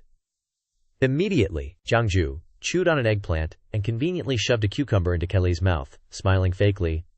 "We both love to eat vegetables and fruits. Look, he's eating so happily." Hua Nu returned to her gentle demeanor. "That's great." Hua Nu didn't disturb them any further. As she turned to leave, Jiang Jue called her back. "Right, I'm not very talented, but I know a little about fortune-telling. Can this little miss have me cast a divination for her?" Hua Nu was silent for a moment, then turned and said with a smile, "Indeed, it's just as the master said. The master once said, if Mr. Immortal wants to cast a divination for me, I don't need to say anything." Immediately, Hua Nu threw a punch straight into Jiang Jue's face, causing his nose to bleed. As she acted violently, she said loudly, "A punch for you." Then, Hua Nu dusted her hands and walked away. In the room, Qinlei looked distressed. "My poor master, why did you leave so soon? Woo woo woo woo." Jiang Jue shouted, "Stop! Stop it! I'm still alive!" He looked extremely miserable, tears streaming down his face, and secretly made up his mind, "Damn Tu Shan Lan, sooner or later I'll leave this ghostly place."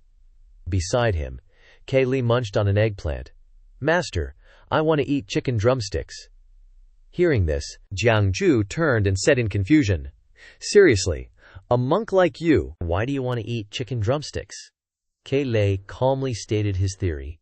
Amitabha. Master said that wine and meat pass through the stomach, but Buddha is in the heart. Master also said that, to understand the suffering of the world, one must experience everything in the world.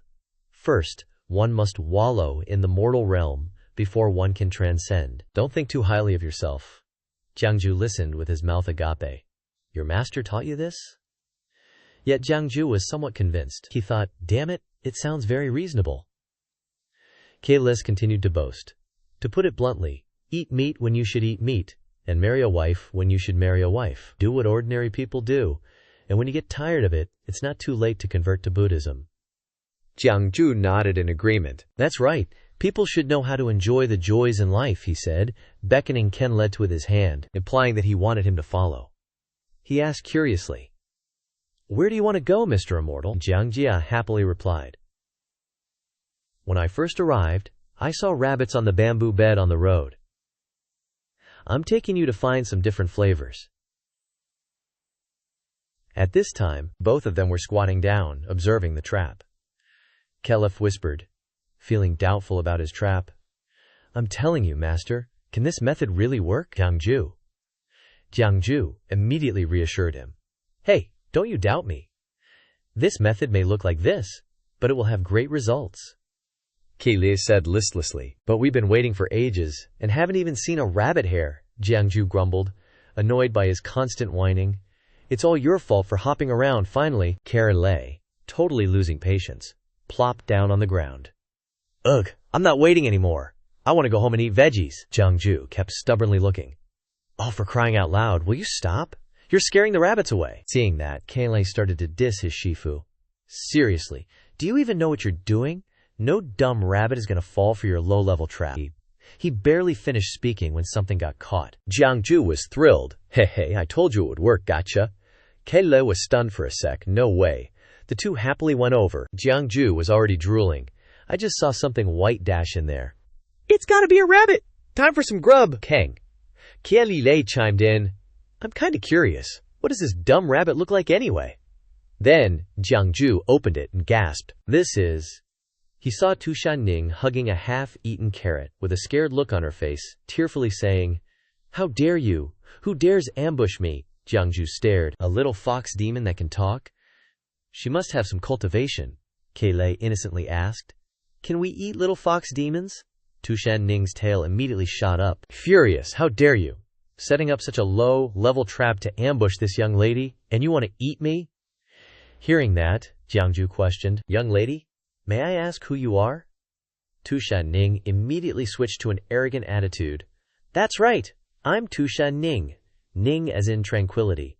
And who are you two? Jiang Jue thought for a moment and realized. Those of the Tu Shan clan can use Tu Shan as their surname, so she must be a pure-blooded Tu Shan demon fox.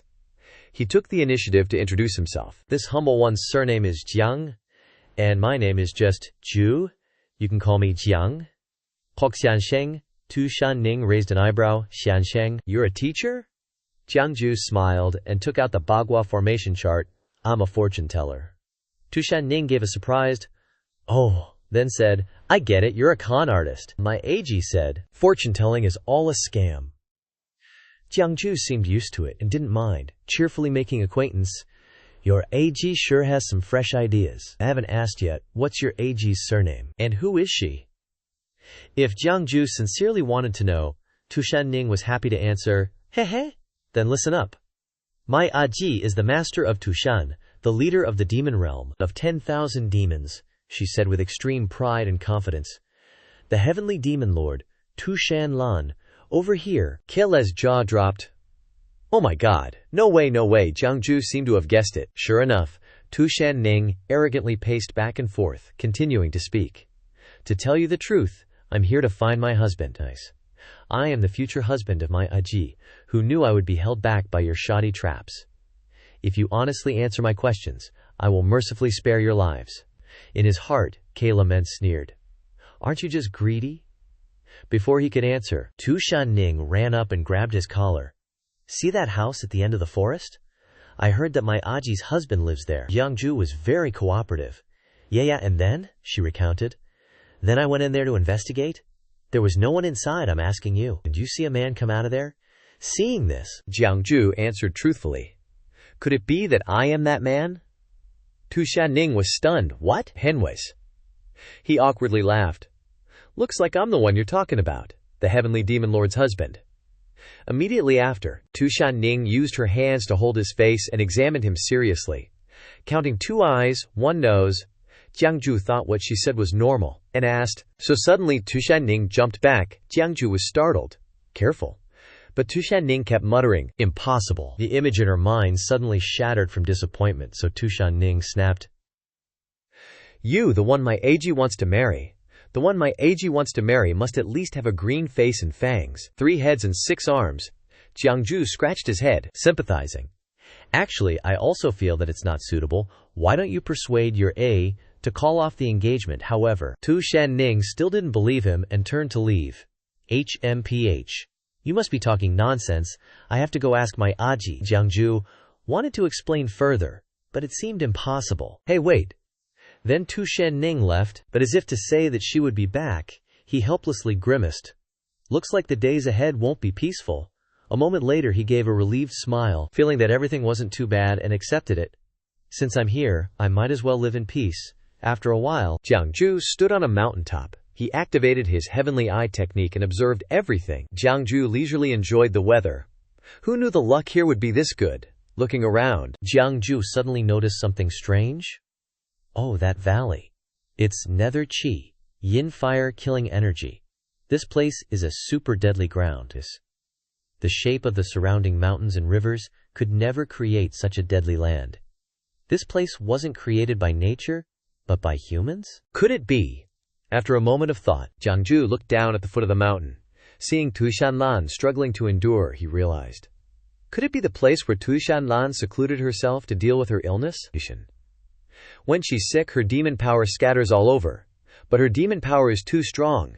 Even the power emitted outside her body will condense instead of dissipating, gradually forming this super deadly ground. Jiang Jue immediately had a plan. This is possible, but not certain. Whether it is or not, this rare, super deadly ground is enough for me to set up a feng shui formation. This feng shui formation can be used as a means to protect myself in the future.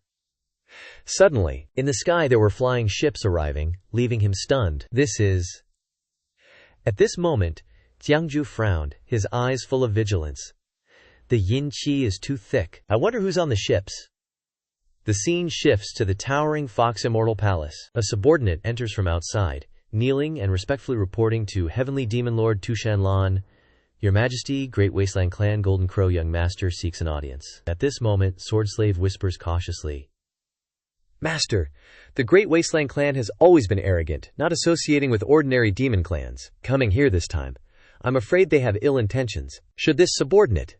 Shan Lan calmly replies. I sent a message asking the Great Wasteland Clan to come. Hearing this, Sword Slave is somewhat puzzled. The Great Wasteland Clan is a clan formed by ancient divine beasts. Ever since Your Majesty ruled the myriad demon kingdom, they have always maintained a high degree of autonomy, never listening to Your Majesty's control. What is Your Majesty calling them to Tushan for this time? Shan Lan slowly opens her eyes and orders, Humph, ancient divine beast clan. Bring the Jade Quill in here. Sword Slave doesn't dare disobey, and immediately complies. As you command. Immediately after, Shan Lan waves her hand to her subordinate. Relay the order. Let the Great Wasteland Clan enter the Fox Immortal Palace. At this moment, a man with extraordinary imposing manner proudly walks in. He is the Golden Crow Young Master Di Hao, followed by an old man limping with a cane, who calls himself Snake Elder, Shi Lao. They arrive before Shan Lan, and kneel down to pay their respects, but Di Hao alone remains standing. He smiles politely and introduces himself. Heavenly Demon Lord, I am. However, before Di Hao can finish speaking, Shan Lan arrogantly interrupts. Impudent, Shan Lan isn't angry, but with a detestable tone of authority, asks, Who allowed you to not kneel before me? At the same time, her magic exerts pressure on Di Hao, forcing him to kneel down. As he can't resist, Di Hao painfully collapses to his knees. Afterwards, Di Hao looks up with a face of anger. Yo! But Shan Lan continues to provoke him indifferently. What, do you have any objections? Immediately, Snake Elder stands up to defuse the situation, as well as to prevent anything major from happening. Cough cough. What's the harm in the Holy Sun greeting Heavenly Demon Lord? I wonder where the Quillin Holy Sun that Heavenly Demon Lord mentioned is. It's a pity that our Holy Clan is in a crucial stage of cultivation, unable to come in person. We can only send me and Golden Crow Holy Sun to welcome him. Shan Lan turns her face and orders her subordinate. Lead them up and hand him over. From outside the door, Sword Slave is holding Shan Jun, with two female servants attending to him. Shan Jun in his arms keeps chattering, pretending to lament. Where are you taking me? It's really not necessary. I'm living very well in Tushan. Also, please inform Mr. Jiang, hoping that he doesn't contact me anymore, to avoid unnecessary misunderstandings. That prude. That older sister over there, feed me another grate, please. At this moment, Shan Jun, still unaware of what's happening, is picked up and observed by Snake Elder. Oh, this fur color, this spiritual energy, how pure the bloodline is. Shan Jun is shocked, and shouts, Oh my god, what kind of monster is this? Unexpectedly, Snake Elder is overjoyed as if he's struck gold, holding up Shan Jun and constantly exclaiming, Heaven has mercy on our clan, heaven has mercy on our clan. Seeing this, Di Hao freezes, speechless. Tu Shan Lan doesn't seem to care and gets up to leave, then instructs Sword Slave, "I have handed the Jade Quillin over to you. After you return, tell Manzi, don't forget what you promised me." Snake Elder hurriedly hands Shan Ning to his subordinate and says, "Your Majesty, please wait." Snake Elder slowly speaks, "I will definitely relay everything your Majesty has entrusted to me to our holy clan. However, besides welcoming the Quillin Holy Son, we still have another matter." Tu Shan Lan doesn't turn her head back, but only glances over and asks, "What matter?" He gestures as he speaks. 6 carriages filled with gold, silver, and jewels appear. Seeing this, Tu Shan Lan is still puzzled. "What do you mean?" Snake Elder then explains, "These carriages of treasures are all rare treasures.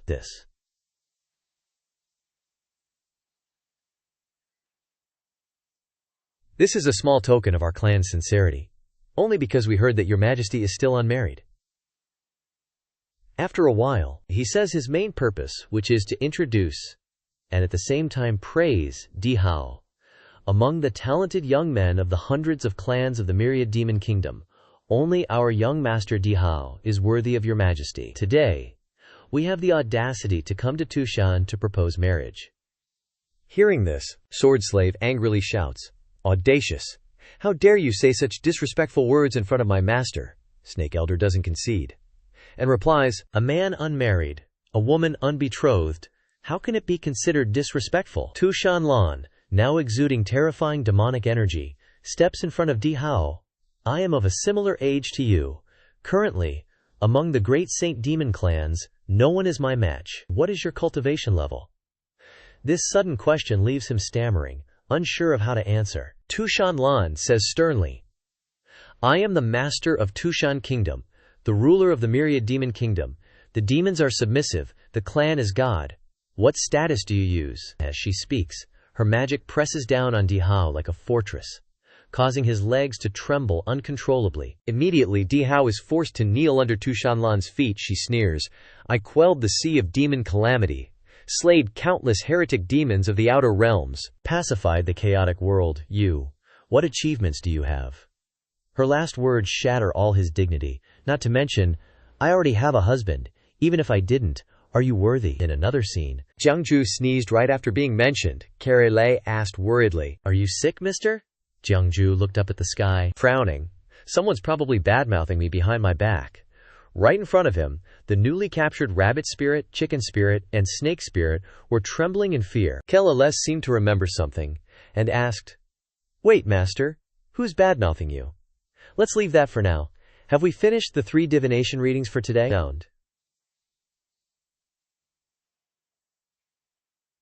Jiang Jue calmly replied, "Oh yeah, we're done. Good thing Hua Nu brought these 3 little demons right away." Kele picked up the chicken spirit, stroking it aggressively, his tone full of danger. "Great, Kiji, bro chicken, let's go to the kitchen. I've already got the pot ready, adding a dish today." Jiang Jue was startled and stopped him. Stop.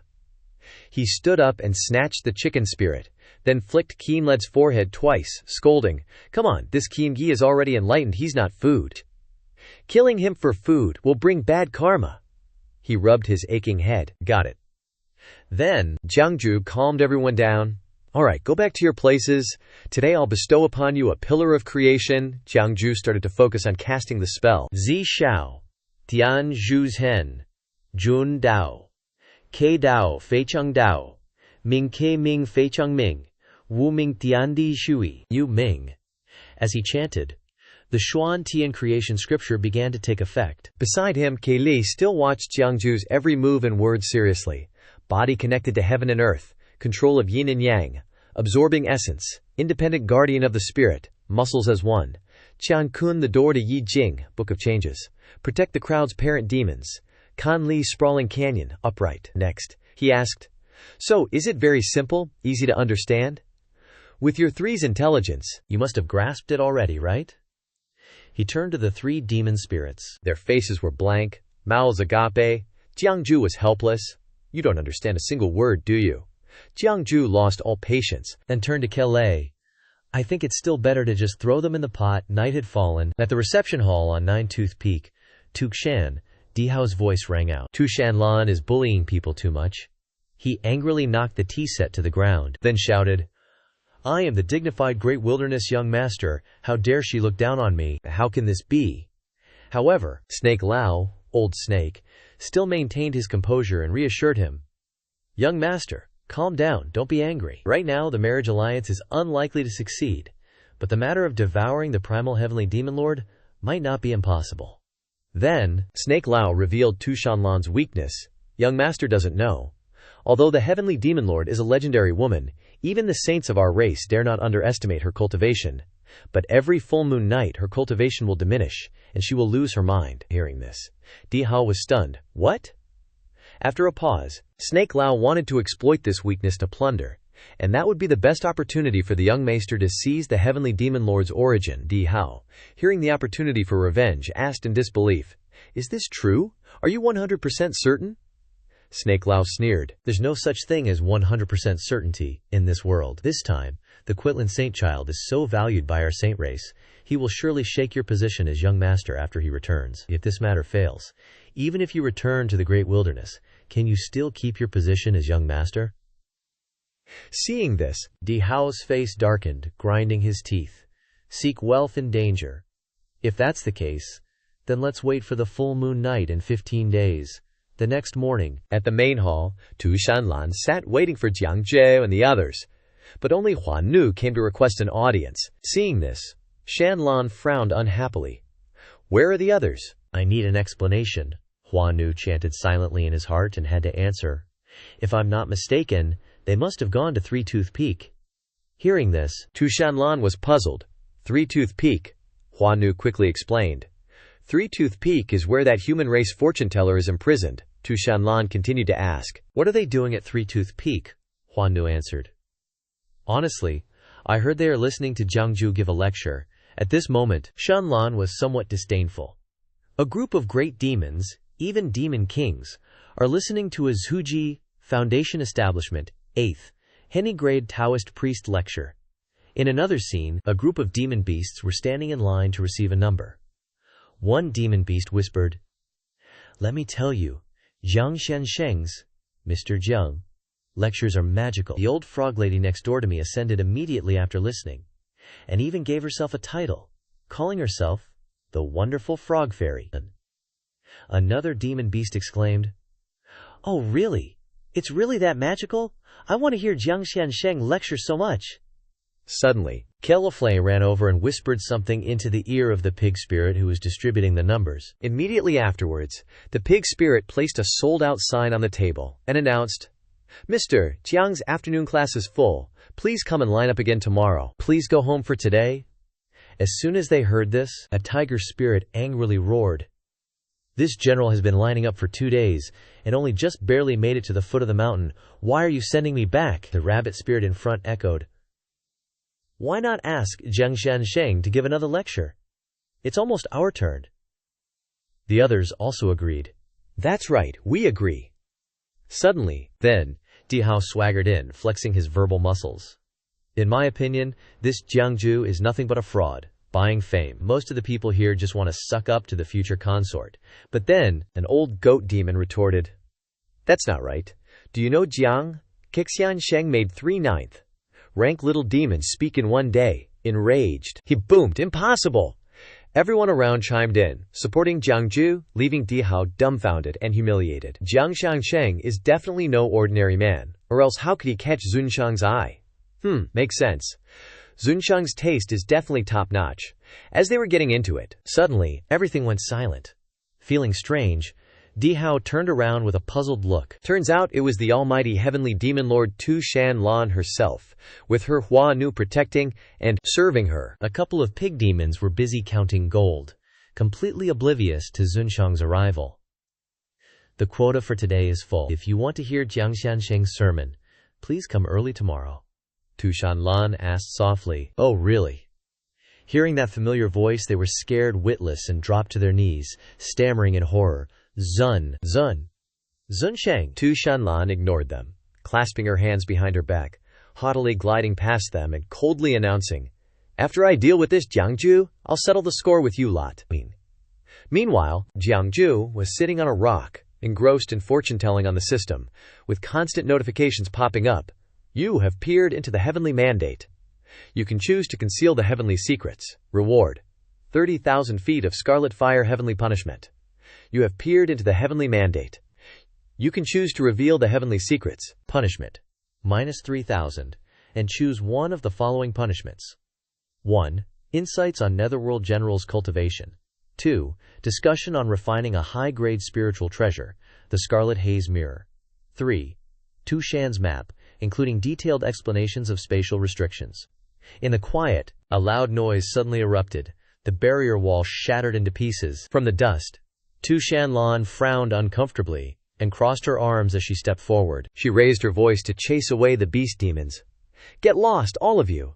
So they ran off without stopping for even a second. Shan Lan walked up to Jiang Jue and sat down, speaking in an icy tone. "I hear you're quite the preacher. Would you mind preaching to me?" Hearing this, Jiang Jue scratched his head evasively. "You flatter me. If you're not willing to preach, then don't bother." He was incredibly confused by Shan Lan's attitude. When did she become so easy to talk to? But his thoughts were completely shattered, because immediately after, Shan Lan pointed and ordered the Huanu to cut off his tongue. Jiang Jue panicked even more when he saw the Huanu had already prepared a cloth and a sharp blade. Jiang Jue had no choice but to comply immediately. "Whatever you say, it's better to have a mouth to talk with." He jumped onto the rock. "Your wish is my command. I'll continue preaching." Jiang Jue pressed 2 fingers to his forehead to focus his mind. 2 seconds later, Jiang Jue raised his hand and pointed forward. A blast of qi seemed to dissipate. Apparently the move had no effect. He frowned and said, "Zunsheng is a great saint of the demon race, having opened her own cultivation path. Ordinary cultivation insights and methods are useless. I'll preach some basics." Immediately after, a long yellow cloth appeared in front of Jiang Jue, covered in incomprehensible incantations. He murmured, "The talisman has a mysterious effect, meaning its name is unknown, but the name is written that." As he said this, Jiang Jue suddenly stopped. Shan Lan, who had been watching, exclaimed, "Oh!" Shan Lan raised her hand to her chin, smiling lazily. "You're not afraid to take out the creation scripture of Divine Empyrean Palace. Aren't you afraid I'll snatch it?" Jiang Jue waved his hand dismissively, spewing a long string of words. "The original body of this scripture has merged with the divine path, transforming into a nothingness. I'm just using the art of inviting the gods to summon a reflected image. How could you snatch it? Torture or soul-searching will be useless. Although I can read this creation scripture of Divine Empyrean Palace whenever I want, I don't remember anything in it." Shan Lan was still wondering why Jiang Jue's face changed to boredom even when he was explaining. Although it records 3,000 great paths, none of them are Jiang Jue's path of self-cultivation, so what's the point of learning them? It's a waste of effort. In his heart he cursed, "I can get arts by fortune-telling for others, why should I bother cultivating? Wouldn't I be a fool if I didn't use what I got?"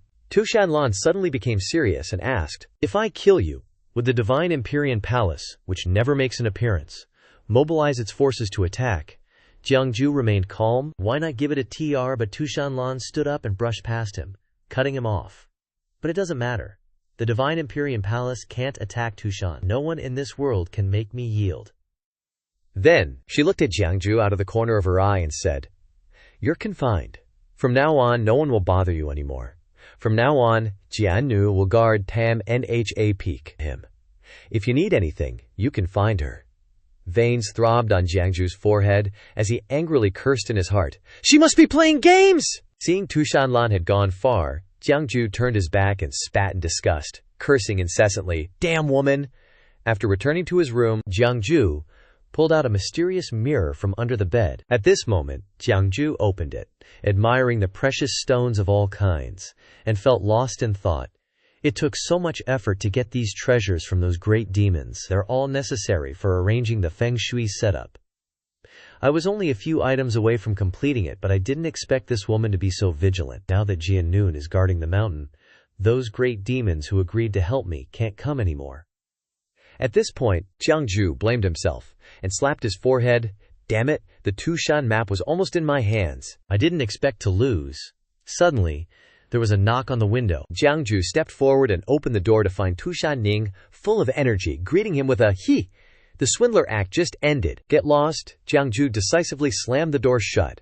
sending the guest away and leaving Shan Ning's face as dark as the bottom of a wok. Afterwards, Shan Ning kept shouting outside, "You damn bastard, you dare lock me out!" Jiang Jue, annoyed by what just happened, lost his patience and said, "Just go, my Aji doesn't allow me to talk to other women if she hears about it." Shan Ning understood, but couldn't help but be stunned. So, Aji is so jealous?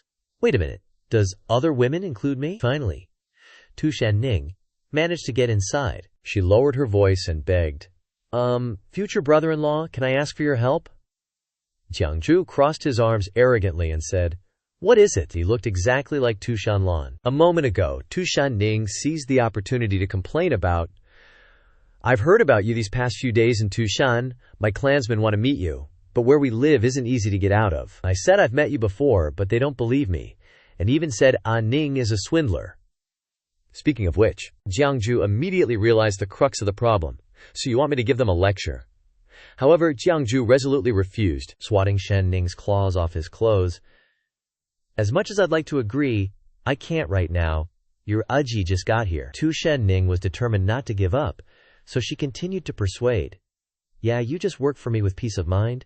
I definitely won't treat you badly. With me protecting you in Tushan, no one would dare to mess with you. I know I've always been hiding in the dark." Observing, Jiang Jue didn't seem too convinced, but still kindly reminded her, "You should leave quickly. If Feng Jiannu comes in a while, it'll be hard for you to get down the mountain." Shan Ning heard this and waved her hand arrogantly. "Jiannu won't notice me. If I want to hide from my Aji in this whole Tushan, she won't be able to find me." As soon as she finished speaking, Shan Ning disappeared without a trace. Jiang Jue was surprised, and searching around when a foxtail smacked him on the back of the head, causing him to fall forward. Immediately, Jiang Jue angrily opened his heavenly eye. He looked around but still couldn't see anyone, muttering, "Did she leave?" Suddenly, Shan Ning appeared out of nowhere, looking confident and winking as she said, "How could I have left?" At this moment, Jiang Jue was a little stunned. "How did you do that?" Shan Ning honestly replied, "Aji was afraid something might happen to me, so she gave me an ancestral treasure to protect myself." Here. He then asked, "What kind of treasure is so powerful?"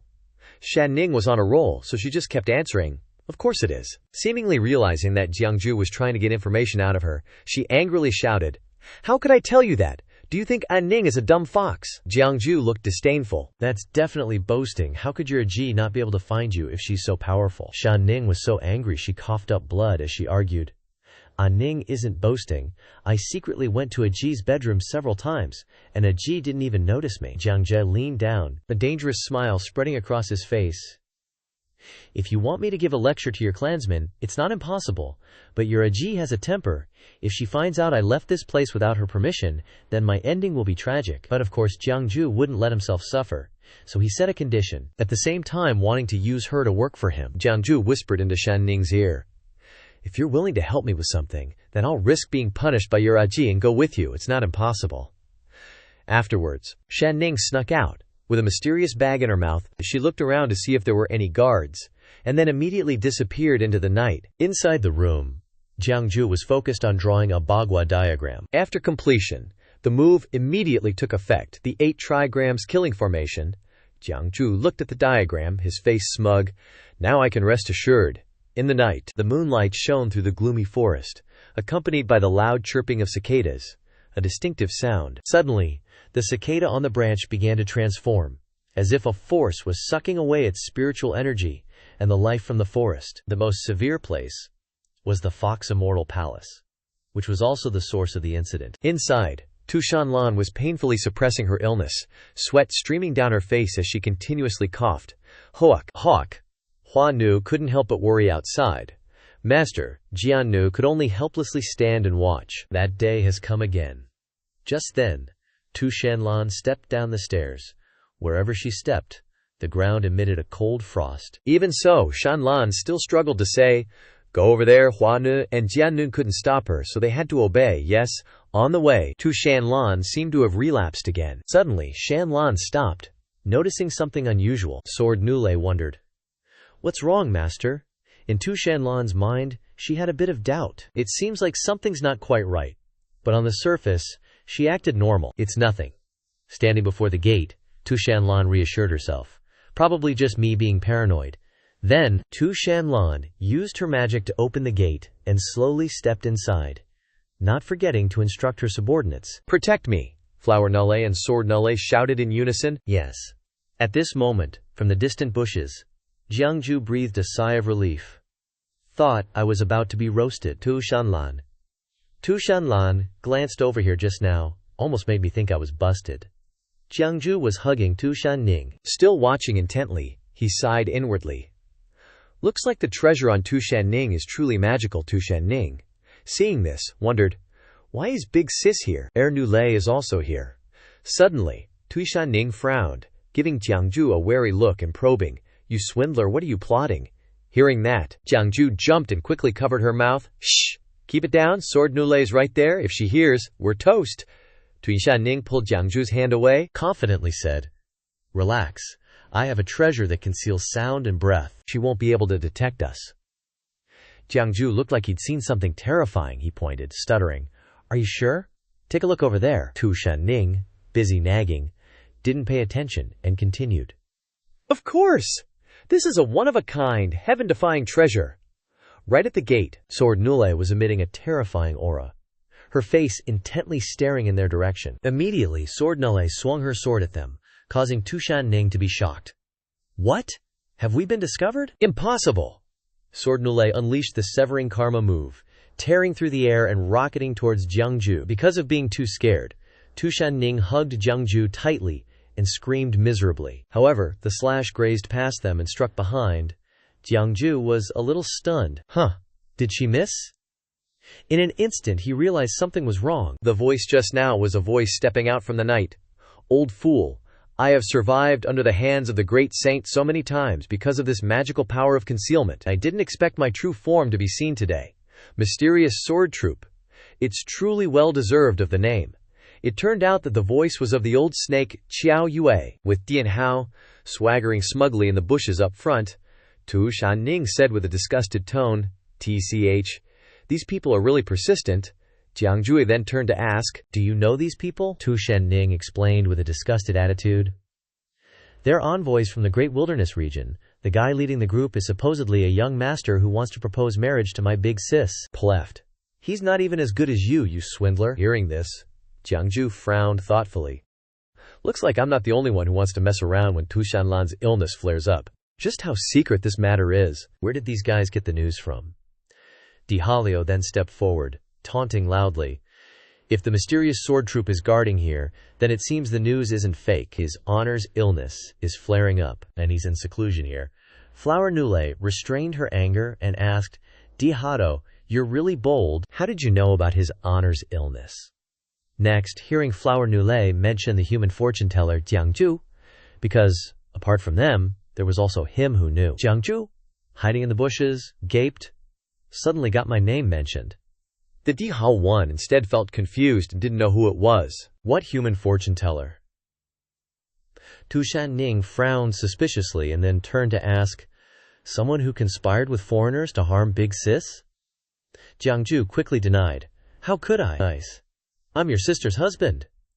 Don't you think, if it wasn't true love, your Big Sis would have bound me and brought me back to Tushan, wanting to marry me?" After that, Dean Hao brushed it off, ignored him, and turned back to provoke. "Things have come to this point. What's the point of asking? Once I get the true essence of the demon lord that is commanding Turamishan, then I will talk more deeply with the two beautiful ladies." Flower Nulle smirked, and a terrifying murderous intent flashed in the depths of her eyes. "That's a nice thought, but I still recommend young master over there should consider living past tonight under Nunle's hand." Next, Flower Nulle snapped her fingers and then deployed the Dragon Ascension move, and giant roots grew out from the ground, holding them tightly in place. Dihao struggled, trying to escape but couldn't move. "Damn it! What is this?" Then it was Sword Nulle's turn to make a move. That Dihao was still smugly laughing. He intended to break through the encirclement with the flames on his hands. "How naive do you think some small magical vine can trap me, the young master of Golden Crow? In the end, it's just a maidservant." But before Dihao could laugh for long, he froze. Sword Nulle's figure flashed past, so fast it was invisible to the naked eye. Before Dihao could react, Sword Nulle ambushed him from behind. Hopefully young master didn't notice.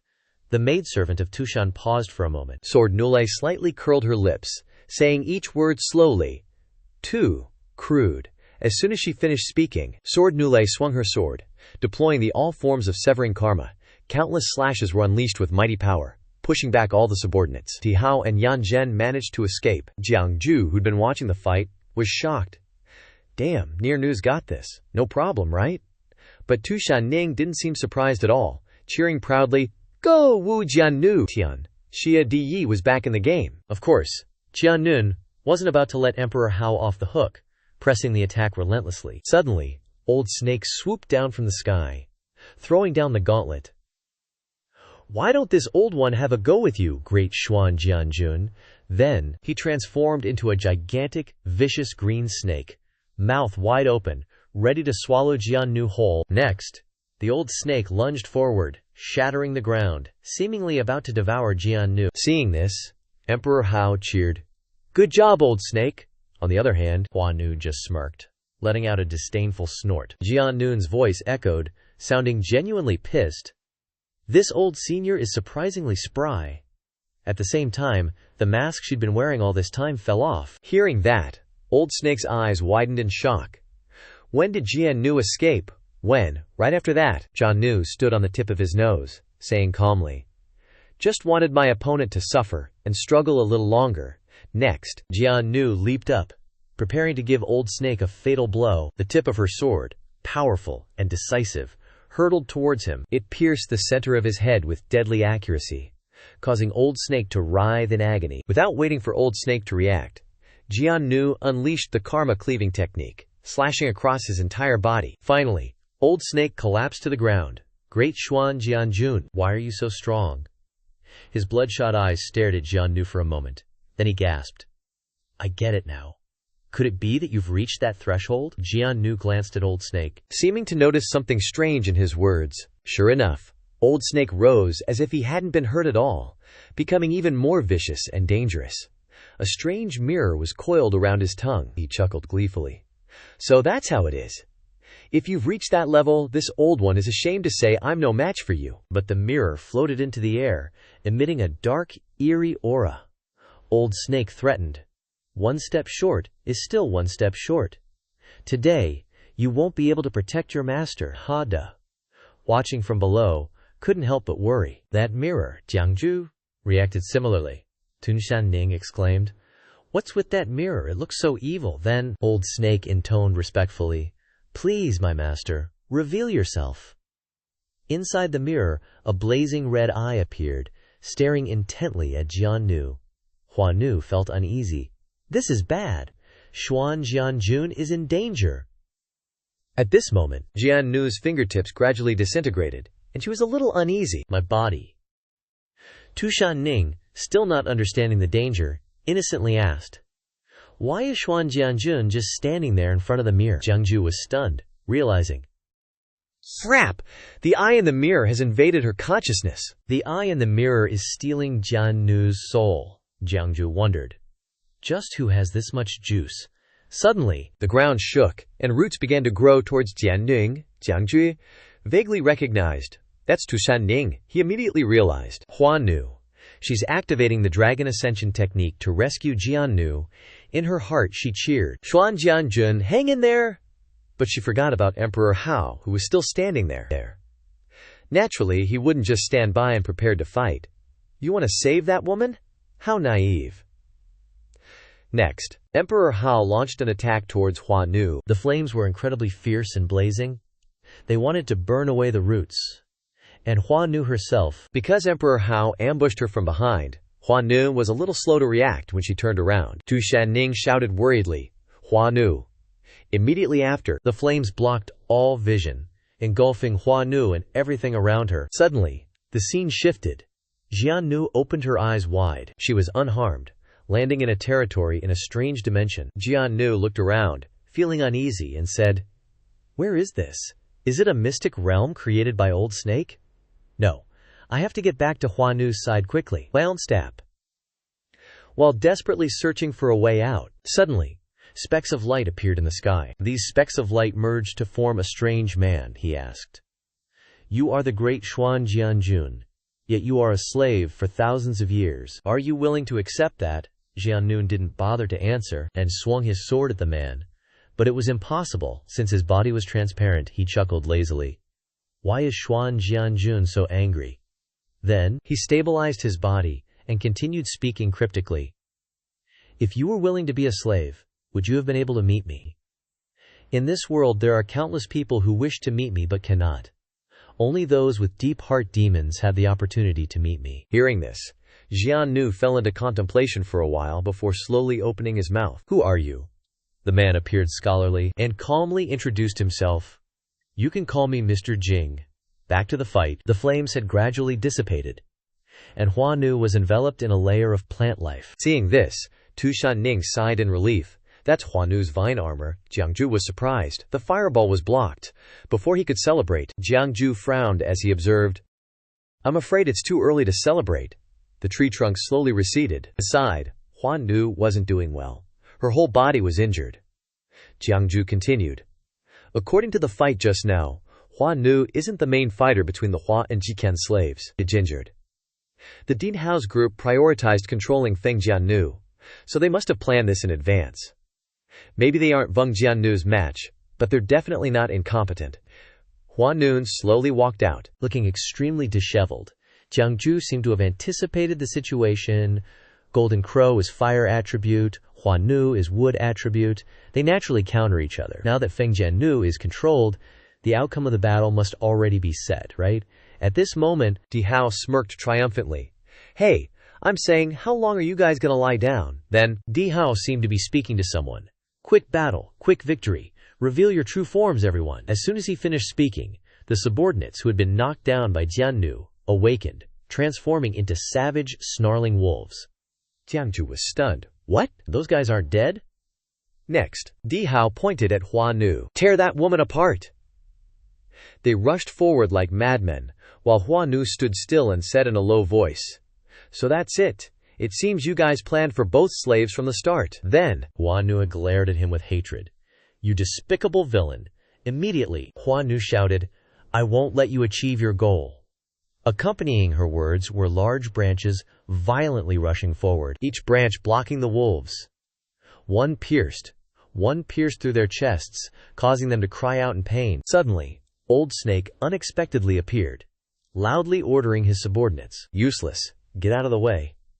Hearing this, Hua Nu became wary. Old Snake spat out a large amount of disgusting poison. Luckily, Hua Nu managed to create a barrier to block it. However, Hua Nu couldn't avoid getting poisoned. Seeing this, Old Snake was delighted. Hey, Hua Nu, how's the taste of snake venom? If I'm not mistaken, your vines are connected to your original spirit energy, right? Even with the vine barrier, the snake venom will still seep into your body.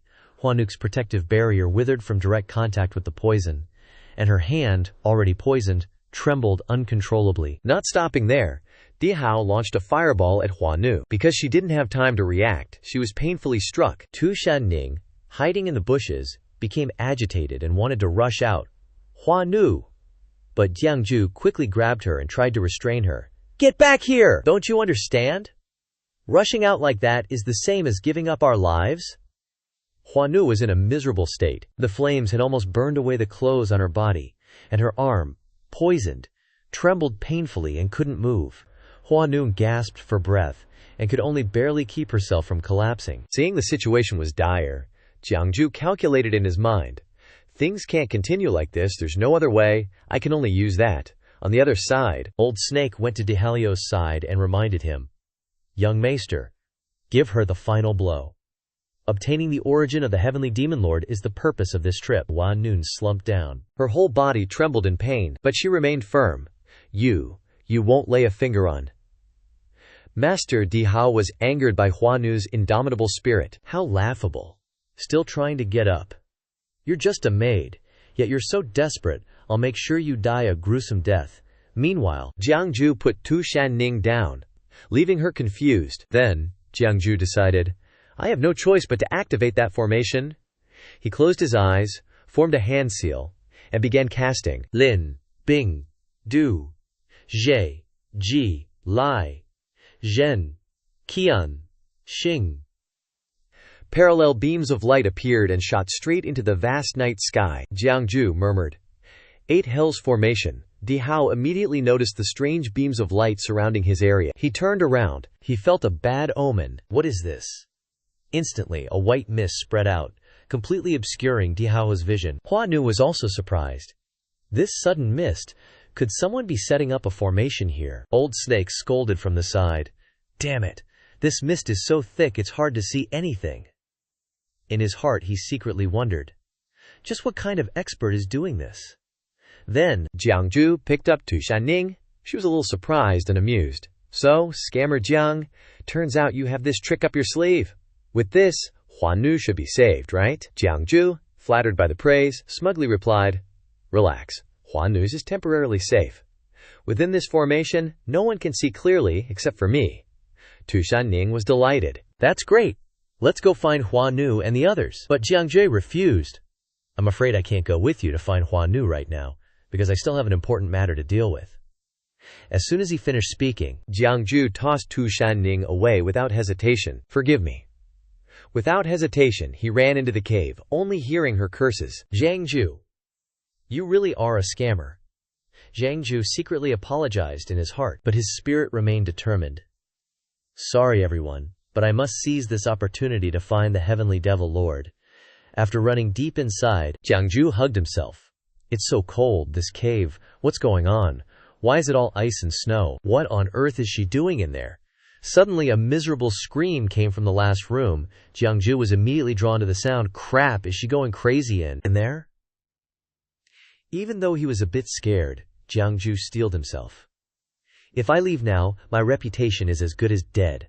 I have to go in. Success or failure depends on this. Jiang Jue walked in nervously. What exactly is the Heavenly Devil Lord's secret?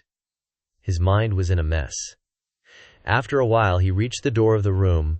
The room was incredibly cold, like a block of ice. Suddenly, Jiang Jue froze at the scene before him. She was, at this moment, Tu Shan Lan was wriggling, swinging her legs, and humming a nursery rhyme. Tu Shan Lan lay on her stomach on the bed, propping her chin on her hands, talking to a doll. Little Jiang Jue, do you know it's all ice and snow here and there's nothing around? I'm so bored alone. Without waiting for a response, Shan Lan poked the doll's cheek with her index finger, her voice revealing a childish pout. You're fine, lying here without saying a word. If you keep acting like that, I'll use magic to turn you into an ice stick. Yeah. Jiang Jue stood watching with his mouth agape in shock. Oh my god, that doll? Then Tu Shan Lan noticed someone standing there and turned around. Oh, you are. She still held the doll tightly in her arms. Jiang Jue's face flushed red, and his heart beat wildly because of her cuteness. He wondered in his heart, is this still the Heavenly Devil Lord Tu Shan Lan that I know? Why is she suddenly playing with dolls? And that blank look in her eyes? Could it be that she's lost her mind? Looking at the doll and Tu Shan Lan's innocent face, Jiang Jue opened his mouth with difficulty. Bah! Baby! Who's your baby? And where did that thing in your hand come from? Suddenly, a foxtail shot out and wrapped tightly around Jiang Jue, leaving him stunned. The tail forcefully pulled him towards Shan Lan. And at the same time, the doll had also been thrown away. Tu Shan Lan put on a gesture of spreading her arms, her mouth acting cutely. Everything happened so fast, so dangerously, that Jiang Jue couldn't react in time. Finally, Jiang Jue was pulled into Tu Shan Lan's arms and teased, "Hee hee, good baby." Jiang Jue was overwhelmed by her fullness and felt extremely embarrassed. This isn't very appropriate, is it? Then, Shan Lan pushed him onto the bed, muttering "good baby" repeatedly.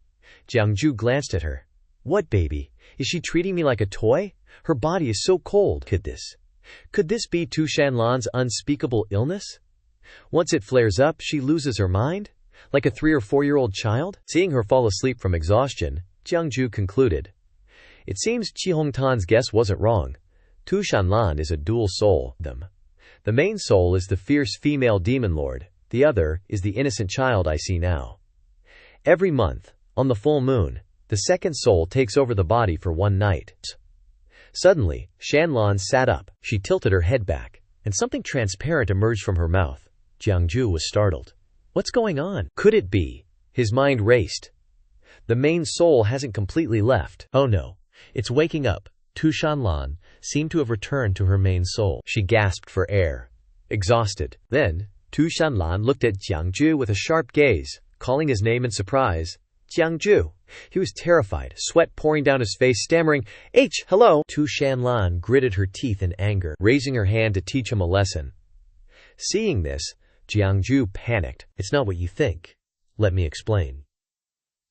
Of course, she didn't give him a chance, striking him, sending him flying several meters. The blow was powerful, and Jiang Jue trembled, unable to stand. He felt resentful. This woman wants to kill me. Shan Lan, still furious, approached him menacingly. Who allowed you to set foot here? Jiang Jue couldn't move, thinking this might be his last day. Damn it, I can't move. Is this the end? Suddenly, Shan Lan paused, a sharp pain in her heart. Her other soul was emerging again. Then, Shan Lan quickly slumped down, silent for a moment. Shan Lan slowly opened her eyes, her gaze no longer sharp but unusually clear. Jiang Jue wondered, did the second soul return? Indeed, Shan Lan asked innocently. Oh baby, why are you on the ground? Shan Lan gently helped him up. She hugged him tenderly. Let's go to bed. Jiang Jue was helpless. Oh heavens, if I've sinned, please punish me with the law. Just as he finished his plea, Jiang Jue felt something strange. What's this? His body felt hot and cold, sensing two opposing forces entering his body. Wait, these two forces are restraining and competing with each other in my body. Jiang Jue was stunned. Observing his body, it seemed to be healing his injuries.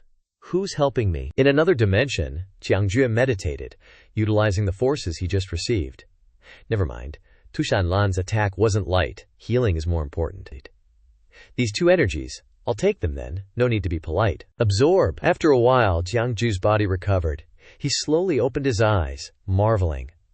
Luckily for these two energies, not only did they save my life, but they also helped me reach the 7th rank, Kanli realm. Strange. Who's helping me? After a while in the barrier, Jiang Jue woke up. Shan Lan was sleeping peacefully beside him, both naked. Jiang Jue sat up, pulling a blanket over himself, looking aggrieved. Why aren't you wearing clothes? What'd you do to me? I'm still a pure boy, he whined. Before he finished, Jiang Jue covered his face, sulking. Shan Lan woke up, looking confused. Then she leaned into Jiang Jue.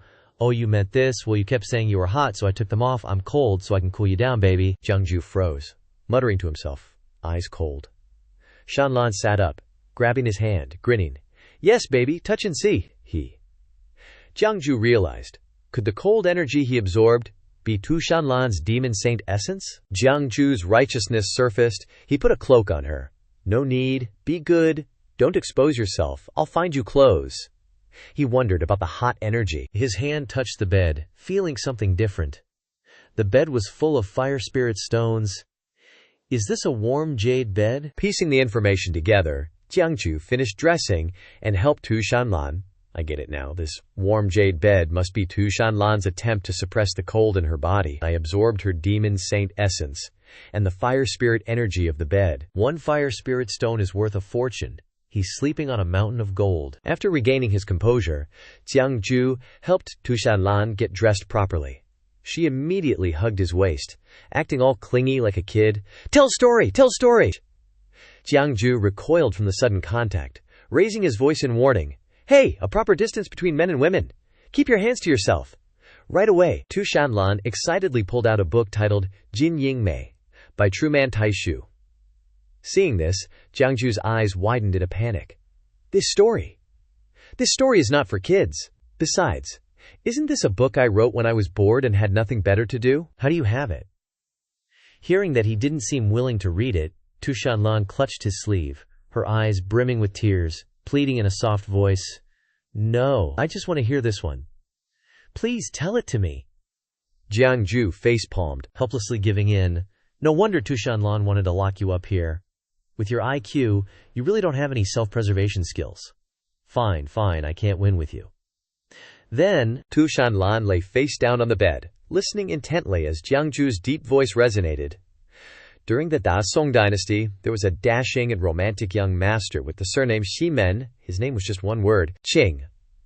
After a while, Jiang Jue gently put the book down. Shan Lan had fallen asleep on his lap. Jiang Jue gently stroked her hair and whispered, The story is very long, but our time is running out. Isn't it, great demon lord? Jiang Jue slowly helped Shan Lan up, lifting her hand with one hand. When you wake up, everything will change. Here. He frowned. Before that, I must cast that spell. Suddenly, the system displayed a notification. Do you want to use the shared fate blood pact? Jiang Jue answered decisively. Yes. The system popped up with another question. The target's soul is too strong. Do you want to consume heavenly fate points to forcefully cast the shared fate blood pact? His fingers intertwined tightly with two Shan Lans. And he confirmed, yes. At this moment, the system performed a series of operations. Heavenly fate points are being consumed. Consuming 1 heavenly fate point. Consuming 100 heavenly fate points. Consuming 1,000 heavenly fate points. Consuming 10,000. Two Shan Lan groaned uncomfortably from the impact. Their hands trembled tightly intertwined. Jiang Jue frowned. It must succeed. After a struggle, the system finally displayed a notification. Successfully linked through heavenly fate points. Jiang Jue breathed a sigh of relief, looked at the person in his arms, and smiled softly. Good job, wifey. Jiang Jue had achieved his goal, and their fates would be intertwined. When the system appeared again, your shared fate blood pact has been linked. The white bone of the great demon lord had dissipated, revealing a bright full moon. Di Hao looked around. The bones have finally dissipated. The old man beside him reminded, Young master, quickly take this opportunity to enter the stone gate. If we linger until dawn, once the great demon lord wakes up, we will definitely have no chance of winning. Di Hao replied unhappily. Do I need you to tell me that? At this time, Hua Nu's Longtang was also gradually withdrawing. Hua Nu naturally wouldn't let him advance easily. What, did you guys think that everyone from Tu Shan is already dead? A terrifying aura emanated from Hua Nun's body, she challenged with a snarl. Di Hatao, listen carefully. Before Shi Hua Nu's bones are crushed, you won't step into the stone gate even half a step. On this side, Di Hao didn't back down. I thought you had already run away while the bones were present. Didn't expect you to still not give up. You've really succeeded in making me lose all patience. As he spoke, his whole body burst into flames. Seeing this, Hua Nu gritted her teeth, feeling a little uneasy. It's a trap, Hua Nu felt, that things were gradually turning bad. This is not good. Must stop him. Di Hao seemed to have reached another realm. He flew straight into the sky. Hua Nu's plant tentacles were trying hard to catch up and bind him. Then, Di Hao transformed into a fire phoenix, angrily roaring. A mere Hua Nu dares to be arrogant in front of a golden crow? Hua Nu below was almost at her limit, but still struggling not to let go. Seeing this, Di Hao became even more angry, and he said with madness, You don't know your own strength. Why don't you let go quickly? Just relying on the true fire on my body is enough for you to be unbearable. The flames burned away the plant tentacles, spreading to Hua Nu's body, and she screamed in pain. Then, Hua Nu fell heavily to the ground. Because of trying to break free, Di Hao showed contempt. You know that you are not my opponent, right? Seeing her pathetic state, Di Hao couldn't help but sneer. What? Hoping to stall until the heavenly demon lord wakes up? Pipe dream, he roared. Just die already. At the same time, he unleashed a massive barrage of fire, wanting to finish off Hua Nu. Suddenly, Jiang Jue stepped out from the cave, calmly threatening. Who dares bully my handmaiden? In that instant, Jiang Jue activated the 8 Fiends formation, with Tianrong shielding Hua Nu, preventing the flames from engulfing her. Di Hao frowned, vaguely remembering. That's butts. Hua Nu also turned to see who had saved her, and caught sight of a familiar figure. Didn't expect it to be Jiang Jue?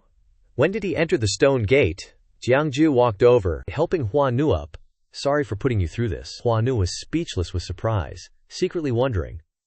Could the white mist formation from earlier also have been his doing? Di Hao flew over, mocking. Who are you? Just a measly human cultivator daring to interfere in our demon clan's affairs. Got a death wish? Jiang Jue was about to introduce himself, but Hua Nu cut him off. Oh, does young master want to know who this is? Then listen closely. As she spoke, she respectfully raised Jiang Jue's arm. This is my master's future husband, the great heavenly demon lord. Di Hao froze for a moment, then spoke with utter resentment. So it was you. He angrily charged forward. I want to see what you're relying on to compete with me. Seeing this, Jiang Jue pulled Hua Nu behind him. Leave this place to me. He immediately unleashed the 8 Fiends, 8 Generals formation, borrowing divine might. Countless bolts of lightning struck down from the sky. Before Di Hao could counterattack, Jiang Jue continued to control heavenly fire. launching a relentless assault that left him breathless. Not stopping there, Jiang Jue then unleashed heavenly water and heavenly wood, preparing to give him a real beating. Old Xia stood observing from a distance, shuddering involuntarily. What kind of technique is this? Could he be a destiny immortal? At this moment, Jiang Jue stared at him. Golden Crow young master Di Hao, right? Let's quickly end this pathetic play. Acting here. Hearing this, Di Hao was stunned and turned around. He was immediately struck by the long-way severing judgment seal. Old Xia paled in shock. What is this? Di Hao struggled uselessly. What is this? My body, I can't control it anymore. Get out.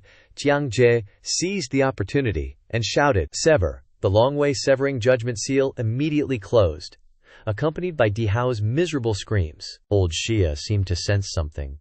The young master's cultivation base has been severed. Could that be a treasure of heavenly mandate? Then, old Xia abandoned Di Hao in danger and turned tail, already making plans in his heart. I must leave quickly and report this to that great one. At this moment, Jiang Jue's voice turned cold. It's time to end this. He was preparing to finish him off when suddenly, the system popped up a reminder. Warning! Host is attempting to undo the shared fate blood pact. This shocked Jiang Jue like a bolt of lightning, and the long-way severing judgment seal shattered as a result. His head throbbing with pain, Jiang Jue collapsed, vomiting a mouthful of blood. Hua Nu panicked, asking what had happened. The system appeared again. Reminder. Failed to sever the blood contract of shared fate from the stone gate. Shan Lan's voice rang out. Jiang Jue turned around and immediately felt something was wrong. Ugh. It's her? Shan Lan had returned to her main soul state and said in a low voice, Look at the mess you've made. From the corner of her mouth, a mouthful of blood flowed, just like Jiang Jue's. Hearing that, Jiang Jue could only smile bitterly. Hua Nu saw that Shan Lan had returned, and she was overjoyed. My lord, you've finally come out of seclusion. When Emperor Hao saw Shan Lan, he was immediately terrified. What? The heavenly demon lord has come out of seclusion? I must escape quickly? Thinking this, the cowardly Emperor Hao turned and fled. Shan Lan absolutely wouldn't let him go so easily, trying to escape. Then, Shan Lan leaped into the air, easily catching up to him. Emperor Hao seemed unable to believe it. What? You? Standing opposite him, she said in a low voice. Emperor Hao of the Great Wilderness Clan, who gave you the guts to challenge me? Do you know that I am the monarch of the nation of 10,000 demons? I am the master of all demons. Someone as lowly as him dared to play tricks. As soon as she finished speaking, Shan Lan attacked.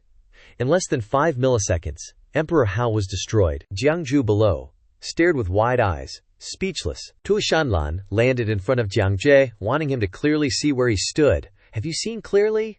Next, she walked over, lifted his chin, and said contemptuously, Did you think the tricks you used would work? From the depths of Shan Lan's eyes, a flash of killing intent shone. Did you think that in this life, you could still survive and escape from my palm? Jiang Jue's consciousness gradually became blurry. Shan Ning suppressed her anger and warned, Do you think that in this life you can leave Shan? Suddenly, Shan Lan glanced behind her warily. A golden hand ripped through the sky and snatched Emperor Hao and Little Mountain Lord, who were falling freely. Hua Nu immediately recognized that it was a saint from the Great Wilderness Clan. Shan Lan growled, What's this?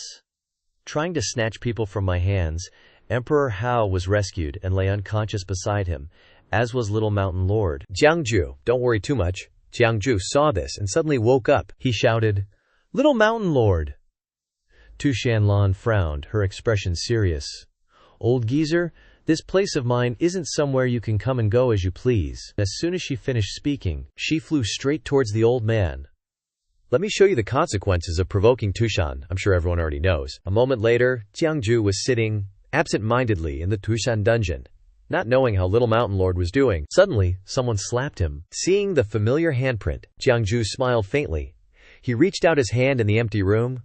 Little fox, if you're here, why not show yourself to me immediately? Shan Ning revealed her true form. Extremely angry. You liar? Jiang Jue feigned innocence, making Shan Ning want to go crazy. Miss Aning, why do you say that? You still have the nerve to talk? That day you said you wanted to go preach with me, but you deliberately led me to Frost Valley, didn't you? Shan Ning burst out in anger. You've been lying to me from the start. You want me to help you set up a formation to harm my sister." Hearing this, Jiang Jue pretended nothing was wrong and touched her head. "Who said I wanted to harm her? She's gonna be your brother. Con law?" Shan Ning disgustedly shook off his hand, her voice full of determination. "Shi Huanu has already told me. You still want to lie to me? A Ning isn't stupid," Jiang Jue patiently explained again. "I saved her life, and yet she thinks I'm that kind of person. But it's understandable she's biased against me and feels like I am not worthy of her sister." Jiang Jue's face suddenly darkened. "A Ning, that day, your sister, Feng Jiannu, Shi Huanu, they were all saved by me, weren't they? If I hadn't been there, your sister would already be dead." Shan Ning seemed to be persuaded by his words and fell into contemplation. Hesitantly, "What you said is true, actually." But Tu Shan Ning immediately regained her senses and questioned back. "That's not right. Then why would my sister want to imprison you?" Frustrated, Jiang Jue fabricated an excuse and rambled on and on. "That's because your sister loves me blindly. Worried that I have great ambitions and don't care about romance, afraid that I'll run away, so she wanted to imprison me like that. That's wrong, right? As her younger sister, shouldn't you help her stay away from love and focus on her career?"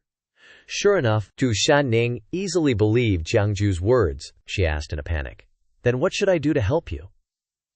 Jiang Jue looked smug and said, "I Ning, thank you for being so perceptive. But this matter needs to be discussed more carefully. Come on, lean your ear over here." Suddenly, Jiang Jue paused and glanced around warily. Huanu smiled and walked over, ordering her subordinates to remove his shackles. Jiang Jue outwardly showed concern. "So it's Huanu Jiji. Has your injury gotten better?"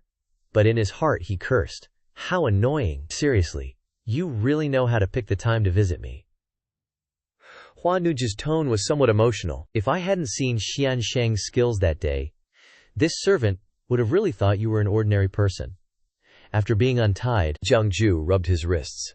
"Now that you've seen my skills, and now you're untying me, aren't you afraid I'll run away?" Huanu bowed, her face turning dark. "Xianxia is so good at divination. Can you divine whether my master will return to the mountain today?" Hearing this, Jiang Jue was stunned. "Huh?" Suddenly, Huanu returned to her gentle appearance. "Under the order of my master, I invite Xianxia to take a trip." Jiang Jue was shocked by Huanu's about-face, as well as the invitation. A moment later, Huanu led him to the front of a vast city. Jiang Jue looked around and saw the heads of Din Hao and the arm of Xiao Qifu hanging there. He couldn't help but shudder. It seemed that this great wilderness tribe had to pay a higher price than expected to appease the Heavenly Devil Lord's anger. When the Heavenly Devil Lord makes a move, heads roll. Huanu seemed to sense his fear and turned around, smiling reassuringly. "Xianxia doesn't need to be afraid. Master usually doesn't kill people casually, unless—" Her eyes flashed with killing intent. "That person no longer wants to live." Jiang Jue understood the implication in her words and quickly said, "Ahem. Heavenly Devil Lord is mighty. I am not only convinced, but wholeheartedly convinced." At this time, inside the Fox Immortal Palace, Shan Lan sat cross-legged, looking at Feng Jiannu. "Jiannu, you lost to me in the beginning. I didn't want to bother too much with you." Shan Lan was a little impatient. "You took the initiative to submit to me, vowing to be loyal to me for life, didn't you?"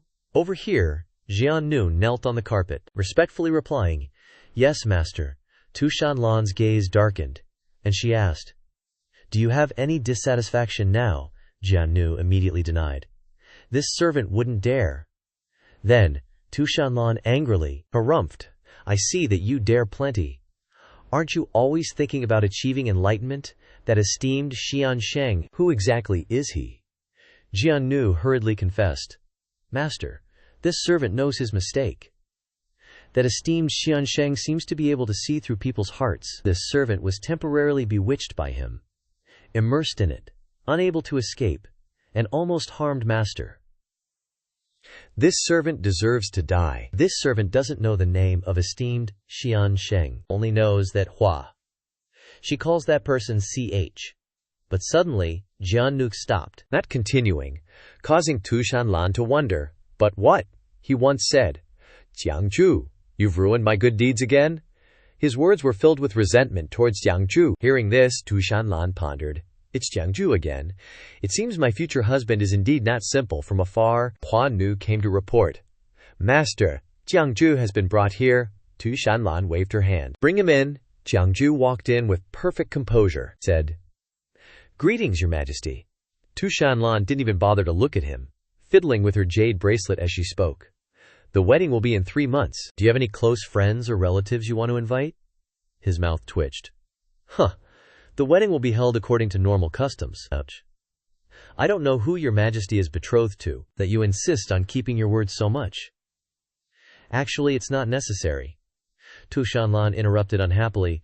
Shan doesn't raise idlers. If you know how to lecture and preach, then start teaching in Shan, in charge of enlightening the unshaped and unintelligent demon race. Hearing this, Jiang Jue gave a bitter smile. Although I am a teacher, I am not a school teacher, Shan Lan said with a forced tone. What do you mean? Helpless, he could only obey. Nothing. Suddenly, Shan Lan asked him, Do you know Xianxia? This question greatly surprised Jiang Jue. Meanwhile, in the dreamscape, Snake Lao respectfully reported to Xianxia, Master, Dihao is dead. Lao Zhu in the wilderness couldn't stop her. Although Dihao is dead, this servant has absorbed all the origin power he refined over the years. If I had more time, this servant could definitely enter the second realm of the Demon King, Xianxia. Outwardly calm, but his words contained venom. HMPH, you fled, abandoning your body, and your primordial spirit has been severely damaged. How could you possibly advance to the second realm? He held out his hand, smiling softly. Give it to me to use. Snake Lao immediately offered it. Please, Master, grant me your grace. Begging for a small ball to be sucked out of Snake Lao's body, Xianxia looked at it for a while. This seed is still not ripe. All my arrangements on his body were in vain. Then, he squeezed the ball tightly, grinding his teeth, his tone full of resentment. Jiang Jue, just you wait. Let's see how you manage to fight me. A moment later, Jiang Jue was released. Master Ke Li returned. Seeing this, Ke Li Lamam burst into tears of joy and ran out. Master, you're finally back. These past few days since you disappeared, this little monk has abstained from meat and fish, chanting scriptures and praying, hoping you ascend. Here, hoping you would return soon. Jiang Jue also gently stepped forward and hugged him. Look at our 2 little guys, so filial. Tell your teacher what scriptures you've been chanting for me these days. Keilego sobbed, the Sutra of Rebirth. Jiang Jue froze but still felt touched. Thank you. Jiang Jue raised his hand and rubbed Keile's bald head, comforting. All right, don't cry, haven't I come back? In his heart he felt guilty. Little Keile's really unlucky to be with me, trapped in this demon land for no reason. Keile suddenly asked, Master, are you still thinking about escaping from Shan? Then he launched into a tirade, roughly related to your status as the queen's consort. These past few days, the little demons have been serving me meat and fish every day. This little monk doesn't think there's anything bad about this place. Master, if you can get out, where do you want to go? Hearing this, Jiang Jue couldn't help but think, if I can get out, of course. However, he had his own plans in his heart. If I can escape, I must first find a place to concentrate on cultivation. But I won't say it yet. Whether Shan Lan searches the world for me or not, it's just that the strong people I offended before, a little carelessness, will make it difficult to protect my life. This Shan is safer instead. In the end, Jiang Jue made a decision. Living anywhere is the same. I'll continue to endure in Shan. When I'm able to pin Shan Lan down on the bed and play with her, tease her, then I'll take back my position, and then, hee. Reading his perverted thoughts, Keile put his hands together. Amitabha, Amitabha, Master is thinking about some indecent things again. Amitabha, Amitabha. Seeing lust clouds the mind. Not only seeing the impermanent ways, this little monk is still young. Keile exposed the truth. Master spanking others isn't good. And that 9-tailed female benefactor is so powerful. Master, do you really have that strength? Fearing this, Jiang Jue frantically forgot that Keile could read other people's thoughts. But then Jiang Jue suddenly became silent, seemingly pondering something else. In the Qin kingdom, a sound came from inside the palace. The great Chao dynasty, eternal and boundless.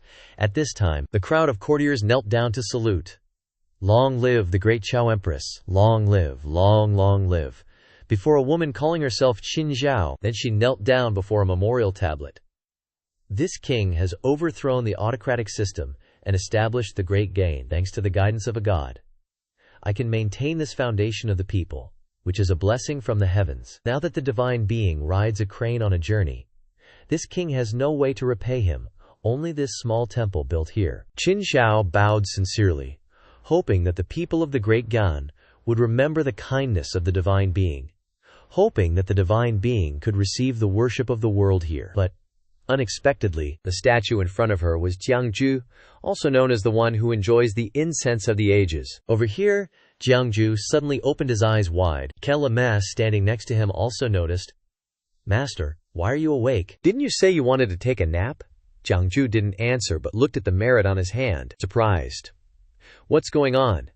The merit is constantly increasing." Then, he suddenly remembered something. Incense. Could it be? Jiang Jue looked into the distance, wondering, who's worshipping me? Qi Lu, reading his mind, found it pretty normal.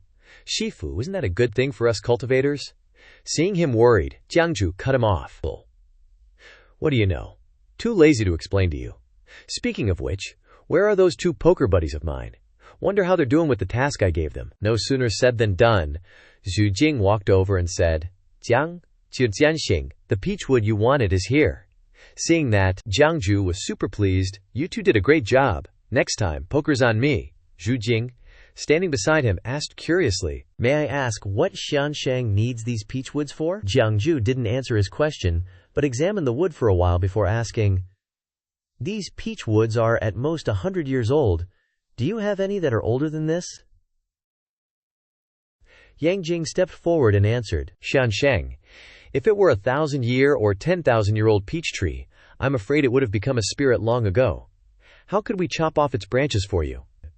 Zhu Jing also remembered something and continued, "Speaking of demon generals in Taoyuan Cave, their true form seems to be a lightning-struck peach tree that became a demon. It's not easy for trees to become spirits. It's probably been thousands of years."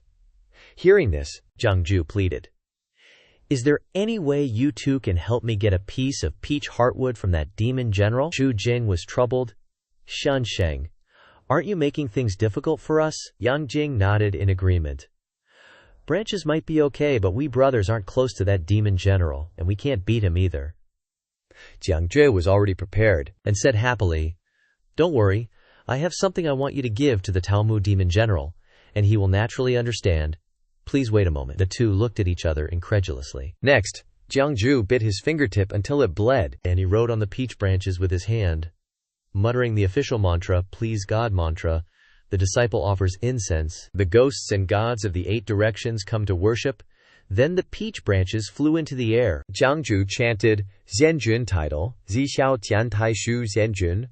That peach branch was grinded into a wooden statue, none other than Jiang Jue. He held up the wooden statue and said, "In the end, it's just 100-year-old peach. It can't withstand too much incense. Then give this little wood carving to Mu Yaojiang. Thank you for your hard work." At the Taoyuan Cave Mansion Tushan, a subordinate angrily spoke out. How can there be such a reason that Yao Feng demon general bullied people too much? At this time, 2 subordinates were kneeling in front of Tao Mu Yao, but they dared to come to the door and ask for the general's 3,000-year-old heartwood. Another person continued, "This time, we must not let it go. I will report to Tian my lord." Tao Mu Yao sat up and yelled, "Shut up!"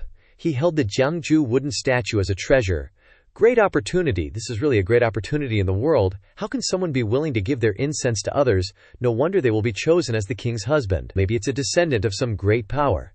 Tao Mu Yao hugged the statue with a satisfied face. "Don't say he only asked me for a small peach heart tree.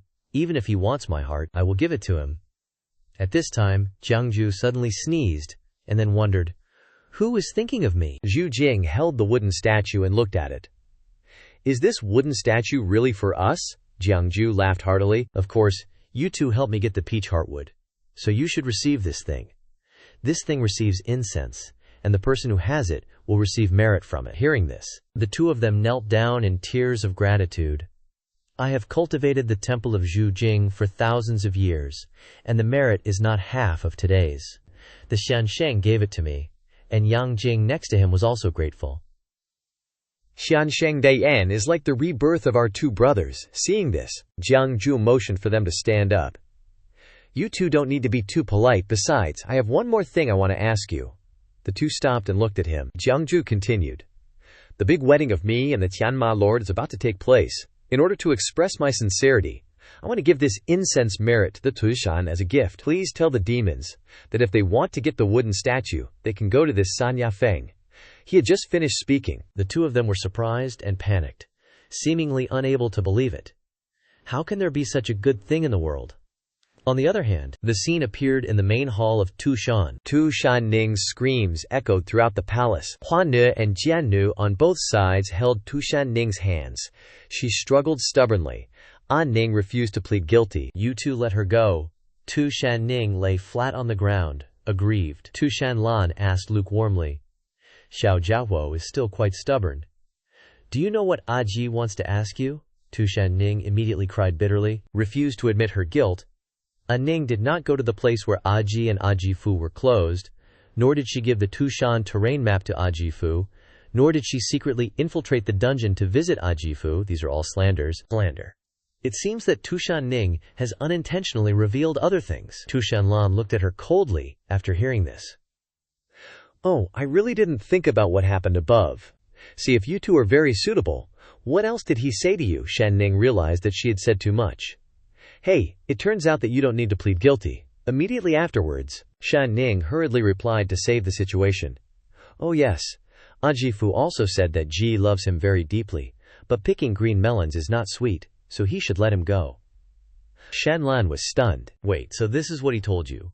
Shan Ning stated firmly. My bro-in-law said that you're a love-blind fool, and that chasing after someone like a clingy dog never ends well. Tushan Lan's eyebrow twitched. She was holding back her anger. Looks like you heard a lot being around him, huh?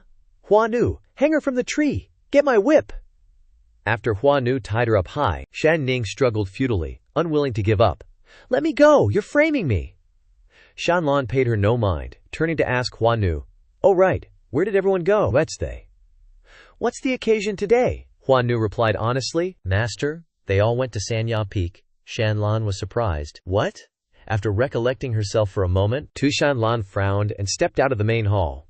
Jiang Jue, you little rascal. I actually want to see how many tricks you have up your sleeve. Hua Nu, next to her, forced a smile, secretly praying for him. A moment later, Tushan Lan and Hua Nu arrived at the entrance of Sanya Peak, the sounds from within echoing, Mr. Jiang, this magical artifact is like my life. Can I exchange it for a slightly bigger statue of the god? If not, I'll add money. Jiang Jue, don't be ungrateful. I am the great king Tushan Pan Longma Tian, if you know what's good for you. Jiang Jue dismissively said, Little monk, write down this great King Ma Tian's name. When the time comes, I'll complain to my wife Galmi and let her deal with it. Tushan Lan standing outside already exuded a terrifying aura, causing Hua Nu beside her to shrink back next to her. Without hesitation, she kicked open the gate. Jiang Jue, immersed in negotiation, turned around angrily and shouted, Who has no manners at all, Jiang Jue? Heavenly Devil Master. But before he could finish his sentence, he froze like he'd been struck by lightning. His face darkened, and he said tremblingly, Wifey, what are you doing here? Tushan Lan's face darkened. Gritting her teeth, she asked, Using my name to bully people. You're pretty handy, aren't you? Jiang Jue scratched his head and excused himself. Great Heavenly Devil Master, please don't mind. I'm just low in cultivation, so I'm doing this to protect myself. Shan Lan said nothing. Only waving her hand behind her, Hua Nu understood and bowed before stepping back. Jiang Jue couldn't possibly guess what Shan Lan was thinking and was going to do. His head was full of question marks. Looking at her, Your Honor, Jiang Jue saw Shan Lan was observing his wooden statues and continued, If Your Honor doesn't like being my wifey or this thing, erase me, we'll go back. Before the suggestion could be fully spoken, a sharp glance swept his way. Silencing him, Jiang Jue awkwardly rubbed his head, immediately wanting to please her. Actually, you're here just in time. I have a gift I want to give you. Shan Lan looked at him puzzled. A gift? For me? Jiang Jue ran over and showed off a giant statue, 3 times as tall as Jiang Jue combined. Tushan Lan seemed incredulous. You're giving me a statue of yourself? Jiang Jue had a smug look on his face. He. When I'm not around, you can look at it and think of me. But before he could continue, Shan Lan drew her sword and held it to his neck. Jiang Jue broke out in a cold sweat. "I'm just kidding. Your Honor, why draw your sword?" Finally, Shan Lan withdrew her sword, then said in a cold voice, "Don't know how many cultivators would be willing to construct vulgar temples just to collect incense. Even if they turn into evil demons, they would be scrambling for earthly incense, yet you're willing to give it to others." Jiang Jue immediately retorted, "How can you say I'm willing to give it to others? These all have clear prices. You know." Jiang Jue continued to chatter on. Incense is the mental state of all people. Incense is receiving all mental states. Receiving incense makes it difficult to maintain oneself. Suddenly, Jiang Jue became serious. "In other words, the water is too deep, I can't hold it," Shan Lan then asked. "If that's the case, where did you get all this incense from?" Jiang Jue replied bluntly, "Don't know." She glanced at him, seeming disbelieving. "Don't know." Jiang Jue also recalled the past. Heard that in the 7 kingdoms, the Qin kingdom of the human race was in turmoil. Qin Anwang led the army in mutiny, changing the country name to Qian. Shan Lan scoffed. "Are you saying when you initially assisted Qin Anwang you were planning this?" He didn't answer, but bowed his head in thought, finally realizing, "So all these merits and incense were brought to me by young master. Like if she does good deeds, I receive merit. But if she does bad deeds, it'll add karma for me. Seems like I can't just help people change their fate. In the future, I didn't think much about it at first." Seeing this, Shan Lan smirked, looking dangerous. But next, Shan Lan did not continue the matter of incense but went to the side of the giant wooden statue. "Giving me this is trying to sweet-talk me?" Jiang Jue gently flattered. "I just want Sun Shang to know that you and I aren't enemies. There's no need to be so guarded around me." Hearing this, Shan Lan turned around. Suddenly their faces were super close. Their eyes met, causing Shan Lan to blush. Jiang Jue tried to get closer to her. "Don't you think I'm more trustworthy than those servant girls and guards?" Right after that, Shan Lan immediately avoided his gaze, muttering softly, "Such nonsense." Jiang Jue didn't give up and continued, "Our lives are compatible, and we're about to become husband and wife. Tell me, who in this world cares more about your life and death than I do?" Shan Lan was embarrassed, her face as red as an 18-year-old girl. "Why are you saying so much all of a sudden? What do you actually want?" Jiang Jue then pleaded. "Don't be so wary of me. Can you help me lift the ban? At least let me move freely within Tushan, right?" But no matter what he said, the result was always the same. Jiang Jue got beaten up and cried and screamed, "My wife, what are you doing? We were just getting along. Wife, have mercy, this humble one won't dare again. Your greatness, spare me, spare me." A moment later, Jiang Jue sat deep in thought, with Shan by his side. "Brother-in-law, didn't you say you know everything under the heavens, so when will you be able to beat Big Sis?" Hearing this, Jiang Jue softened his voice and explained, "Little A Ning, women aren't for hitting, they're for cherishing.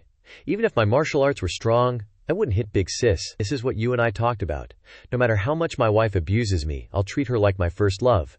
Therefore, Shan Ning also had a good impression of him.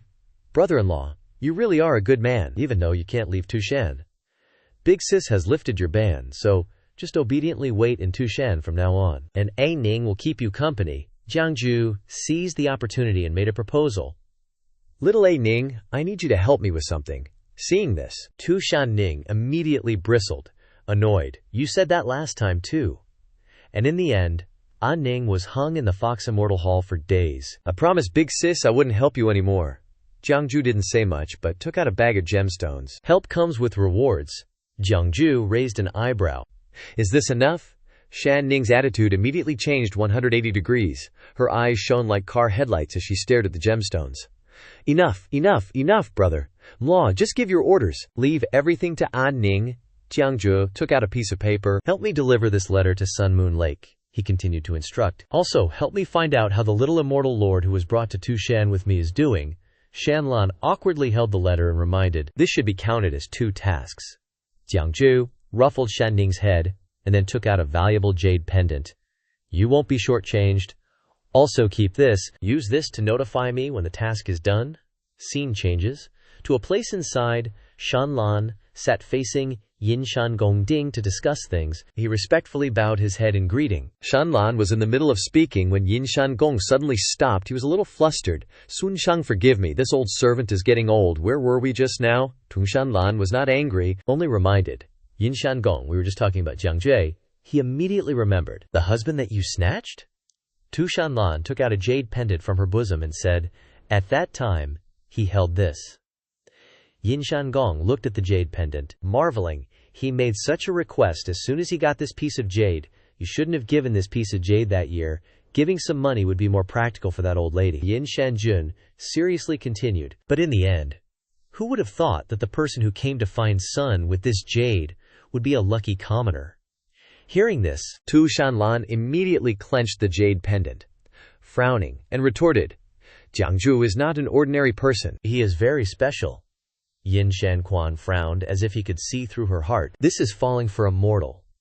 After thinking for a while, he said while moving a chess piece, whatever decision Sun Shang makes, this old servant will always support it. However, pausing for a moment, he turned his face away. There is one sentence this old servant must say. Shan Lan also became serious. Ready to accept. Yin Shan Gong, please speak. Thought it was something terrible. Who knew he was talking about the issue of children? The successor to Sun Shang should still be the girl An Ning. After all, your future child will only have half the blood of a demon. As soon as she heard about giving birth, Shan Lan immediately blushed. Then she turned and left without answering his question. Jiang Jue will be teaching at Lingya tomorrow. Make some arrangements. At night, Jiang Jue and Shan Ning stood in the middle of the forest, chatting and admiring the bright moon. Jiang Jue yawned repeatedly, stretching languidly, saying, isn't the beginner's class supposed to start tomorrow? Why the rush? Shan Ning immediately reminded him. No way. When you go there tomorrow, they'll just think it's because Big Sis asked you to go. I already promised them I'd personally bring you over for them to see. This An Ning can't break her promise. Then, she pointed to a cave. The entrance to Lingyao Blessed Land has a barrier. Only creatures with Tushan demon blood can enter. But my treasure can help you get in, Big Sis's hubby. Jiang Jue was sleepy. Big Sis's hubby, give me a piggyback ride. Jiang Jue, sleepy, followed Shan Ning's orders. Fly over there, Jiang Jue replied bluntly. I can't fly. Hearing that, she was speechless. At this point, Jiang Jue just wanted to go to sleep. So he immediately tried to escape. I think I should just go back to sleep and come tomorrow. Shan Ning was stunned. Suddenly, something made him exclaim, Shan Ning had transformed into a large fox. Jiang Jue sat on her back, excited to see Shan Ning transform like this for the first time. You haven't even reached the transformation realm yet, but you've already learned such divine abilities. Truly extraordinary talent. After saying that, Shan Ning immediately shot into the night sky, heading towards the entrance of Lingya, her tone extremely smug. Yeah, of course An Ning is super amazing. Little An Ning.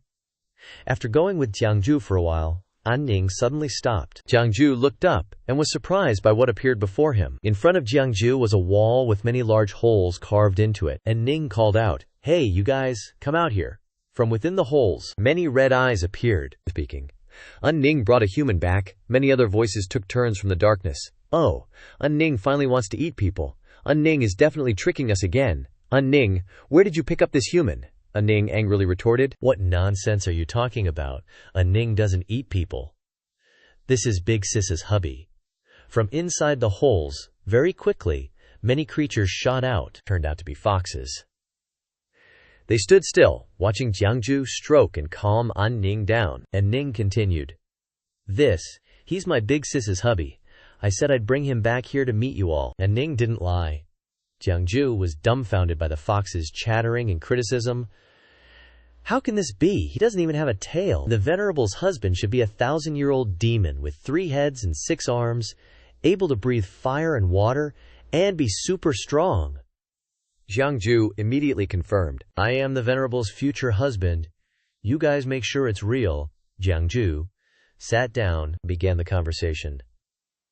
Do you guys want to know why your venerable wants to marry me? The foxes clamored with questions. Jiang Jue happily told the story.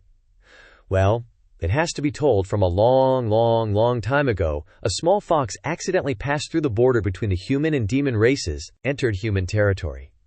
The scene suddenly shifted to a conversation between Yin Shan Gong and Jiang Jue. Shan Gong praised. Little immortal master is truly a talented person. In just a few days you've made more than 10 little foxes of our clan speaks. Some have even broken through to the transformation realm and are undergoing the lesser heavenly tribulation. Jiang Jue picked up his teacup and continued. Duke Yin Shan is too kind. No matter how good my Mind Sutra is, without your guidance and cultivation techniques, it would just be empty talk. Shan Gong humbly expressed his criticism of himself. Right before the Venerable announced her desire to marry Little Immortal Master, the elders in the clan were secretly criticizing. Now it seems that it's really us old fogies who were blinded. Shan Gong's eyes became strange as he said, "And the matter I heard about today is somewhat related to Little Immortal Master," Jiang Jue replied. "Duke Yin Shan, please speak." Holding the teacup in his hand, Shan Jun calmly said, "To cause internal strife among the human race, the Su clan has meddled in it, and plans to send a great power to the Qin state." Jiang Jue sat cross-legged and angrily asked, "Yu Su Quan and Yu Su Shi are sure bold, stirring up internal conflicts within the human race like that. Do they really think the human race is devoid of talent?" Uncle Shan replied. "Little Mister is mistaken." Uncle Shan explained, "The Yu Su clan is a major clan in the 10,000 demon country, with strength not inferior to our Tushan clan. They just lack someone like your excellency. Moreover, this time they received an invitation from the Qin state's ruler, blessed by the Qilakava dynasty. If powerful human cultivators get involved to help the other side, I fear it will be difficult to determine the winner." While attentively listening to Uncle Shan, Jiang Jue jumped in shock as An Ning slowly appeared, calling out, "Brother-in-law, brother-in-law." Jiang Jue immediately corrected her. "An Ning, in the academy you must call me Fu Zi, teacher." An Ning continued with a bright smile, "Brother-in-law, quickly come with me. I'll take you to watch the excitement."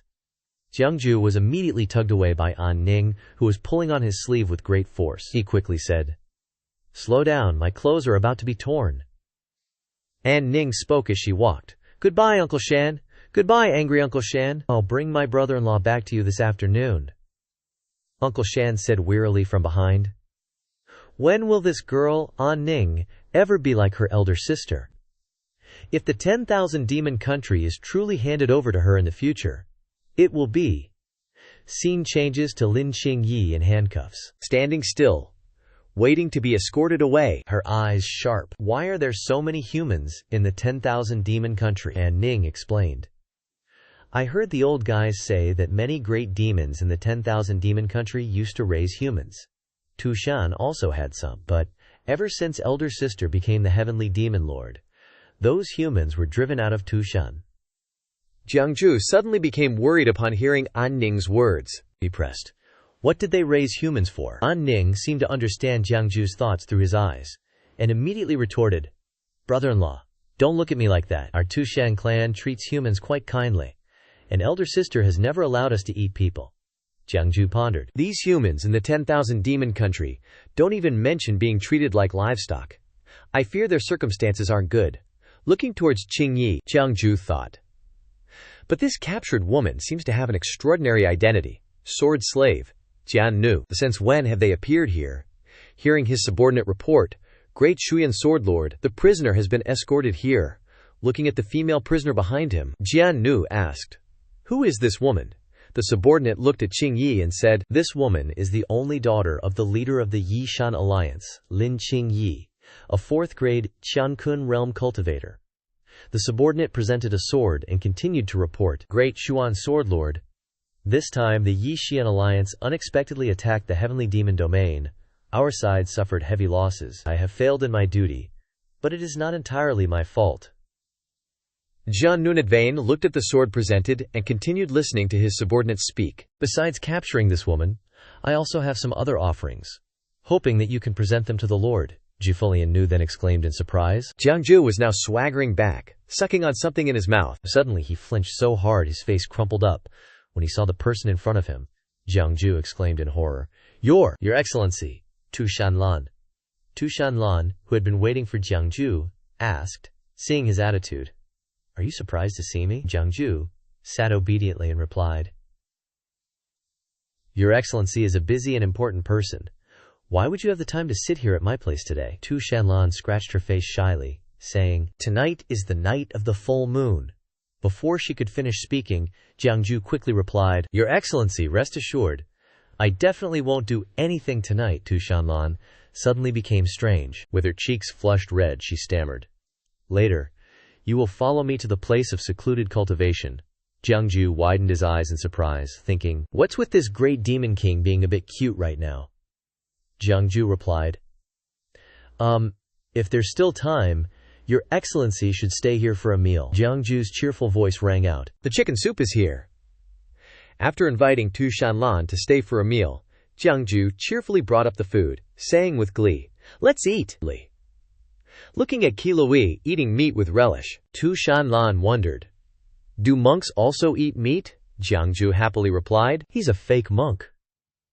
Upon hearing Jiang Jue say he was fake, Kiloi immediately put down the meat, put his palms together and protested, Amitabha, this humble monk is a real monk. Jiang Jue pointed to the piece of meat Kiloi was eating, asking pointedly, real monks don't eat meat, so put down that chicken leg.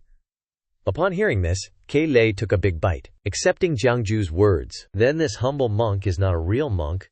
Tu Shan Lan sat beside them, calmly drinking a sip of soup and listening to the story of the two people. Seeing Tu Shan Lan drink the sip of water he brought out, Jiang Jue happily asked, Your Excellency, how do you find my cooking? Seeing his excited face, Tu Shan Lan spat all the water out in shock, quickly wiping her mouth. Tu Shan Lan replied, terrible. The three people ate and drank happily until late at night, Jiang Jue's voice still echoing. Then Your Excellency should try these seasonal vegetables. They're extremely fresh and tender. Tu Shan Lan immediately refused, I don't like eating these vegetables. After eating and drinking, Tu Shan Lan took out a sword and put it on the table, asking Jiang Jue, this is something that was seized from the bodies of the rebel army of the Yixian Alliance. Can you see anything unusual about it? Before the Jinsha River was formed, the great demons had the habit of raising human slaves. Since I took office, I originally intended to use a place to let them rest and recuperate, but they established the Yixian Alliance, expanding their power by rescuing human slaves or attacking the territories of the great clans. Jiang Jue picked up the sword and looked at it, replying, judging by the refinement, this immortal sword is not more than 100 years old. Where did those people from the Yixian Alliance get it? Tu Shan Lan said. No clue. Just know that this kind of magical weapon seems to be standard issue for everyone in the Dissident Immortal League. Looking at the bottom of the sword's hilt, a line of divine firmament characters appeared. Shan Lan continued seriously. In Xianxia Palace, I passed by Jinsha River. It goes straight to the nation of 10,000 demons. Jiang Jue freaked out and refused.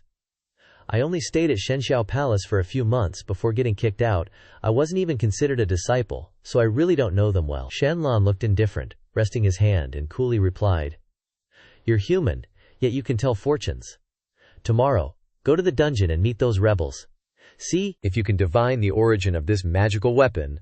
Shan Lan sat quietly, listening attentively to Jiang Jue's request. Lord, I teach your clan every day, and I even have to gather intel for you. Is there any salary? From the necklace around his neck, Shan Lan conjured a tiny, blue-colored gem. Shan Lan stood up, looked at Jiang Jue, and said, treasures, spirit stones, whatever, just name it. The little monk can also follow you to the fortune hall on the spirit cliff. Jiang Jue grinned, happily agreeing, my lord is generous, I will certainly do my best. Shan Lan turned his head and called, Jiang Jue, aren't you coming? Jiang Jue got up and followed Shan Lan. The two walked and chatted merrily. Jiang Jue said, my lord, what do you want me to do this time? Read books again? Besides you, all the demons in Tushan love to hear me read. Shan Lan replied, let me think, where did we leave off last time? Oh, last time we talked about Pan Jin Lian accidentally throwing a bamboo pole and hitting the big shot Jimin, and Madame Wang mistakenly punished Yuan Yang early the next morning. Jiang Jue followed the demon general into the dungeon to check out the traitor of the Dissident Immortal League. Arriving at the door of a cell, they both stopped.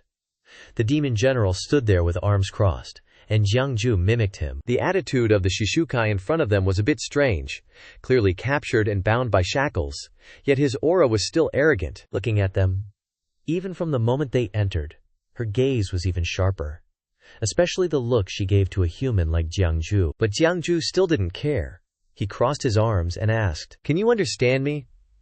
Seeing Jiang Jue, a mere human, arrogantly siding with the demons and treating her like this, Lin Qingyi angrily cursed. Yeah, you sellout? Jiang Jue heard this and flicked his ear, saying, as long as we can communicate, that's fine. General, please wait outside. Oh, and help her remove the shackles. The general replied, Even with Master Jiang here, I wouldn't dare to remove her shackles alone. She's extremely powerful, young but already at the Qiankun realm. Hearing this, Jiang Jue stammered a bit. Wait, you said she's at the Qiankun realm? Never mind then, and continued torturing her. The general saw Jiang Jue had changed his mind. He happily clasped his hands and bowed. Yes. After the demon general left, Jiang Jue approached and lectured. Firstly, I'm standing here, you can't spit on me, don't waste your saliva. Secondly, I'm just a wandering Fangxi kidnapped to Tushan. My cultivation isn't much higher than yours. Thirdly, I'm here to help you. Besides, Lin Qingyi was astonished by the scene before her. Looking like she'd never seen the world, her mouth agape, she asked. This is Jiang Jue, who just summoned 2 court divine generals and introduced, this yin spirit and profound general can make this fairy calm down and listen to me, right? Unexpectedly, Lin Qingyi, as if injected with chicken blood, furiously pressed. How do you know the art of dispatching spirit soldiers? Which of the 36 heavens of Xianxia are you a disciple of? Why are you in Tuashan? The 2 profound generals also gradually faded away. Jiang Jue thought to himself, she can actually recognize my divine summoning technique, and even knows about the 36 heavens of Shenzhou so well. But Jiang Jue still replied, I don't belong to any of the 36 heavens. Upon hearing the answer, Lin Qingyi's expression changed, and she earnestly said, not belonging to the 36 heavens but knowing the art of dispatching spirit soldiers, is Little Master Ancestor Jiang Jue in front of me? Live in. Little Master Ancestor, my father is Lin Yushan, a disciple of Feng Qing, belonging to the chiming heaven among the 36 heavens. I beg Little Master Ancestor to save me. Jiang Jue rubbed his chin and asked suspiciously, you said chiming heaven. What's the relationship between the true master, who presides over the extreme yang of chiming heaven, and your father? Qingyi replied immediately, he is my father's revered teacher. Jiang Jue lowered his face even further and sunk into his own thoughts. A real Xianxiao disciple. Huh. Perhaps still a little suspicious, he asked further, how long has your father been in the nation of 10,000 demons? Lin Qingyi, like a good child who answered whatever was asked, said, since I was born. Exactly how long, only my father knows. That's completely absurd, Jiang Jue immediately retorted. Impossible. 5 years ago I only stayed at Shenxiao Palace for a short time. How could your father know of my existence? To resolve Jiang Jue's doubts, Lin Qingyi recounted. A few days ago, a fellow disciple of my father came to the dissident Immortal League. The news of Little Master Ancestor was provided by that person. Unexpectedly. Why are you in Tugshan? Speaking of the reason. A little embarrassed. Jiang Jue immediately took out paper and a brush and happily changed the subject. That's a long story. Meeting is fate. Do you want Little Master Ancestor to check your fortune for good and bad luck? Seeing that Qingyi had some faith in him, Jiang Jue unlocked all the shackles on her hands and feet, holding the brush in his hand, ready to show off. Lin Qingyi was a little confused and asked, Little Master Ancestor Jiang Jue also knows the art of divination? Looking at a clear character, Qing, clear, on the paper, Jiang Jue gave a casual answer, know a little. At this moment the system sound chimed in, do you want to view Lin Qingyi's fate? This divination will cost 10 million heavenly fate points. Looking at the massive point cost, Jiang Jue sighed inwardly. Damn, that's expensive. Even a 4th grade cultivator wouldn't cost this much. Looks like this Lin Qingyi has an extraordinary destiny. Deji. Guess I can only check it in segments. Jiang Jue asked, when did the fellow disciple who gave you the news start associating with the different immortal alliance? Living. Lin Qingyi rubbed her wrists after being tied up for a while, and replied, about a month ago, as if resigned to her fate. The system sound chimed in again. System reminder. You have chosen to view Lin Qingyi's heavenly fate from a month ago to the present. This will cost 10,000 heavenly fate points. The system replayed the scene from then and narrated, a month ago, a mysterious person brought countless divine weapons, magical treasures, and miracle elixirs to the different immortal alliance. Your father, Lin Yushan, met him alone. The scene changed. Father summoned you and the generals, asking us to search for a senior named Jiang Jue in the 10,000 demon kingdom. The father respectfully called him Little Martial Ancestor, saying he was a junior disciple of the divine Firmament Palace Lord.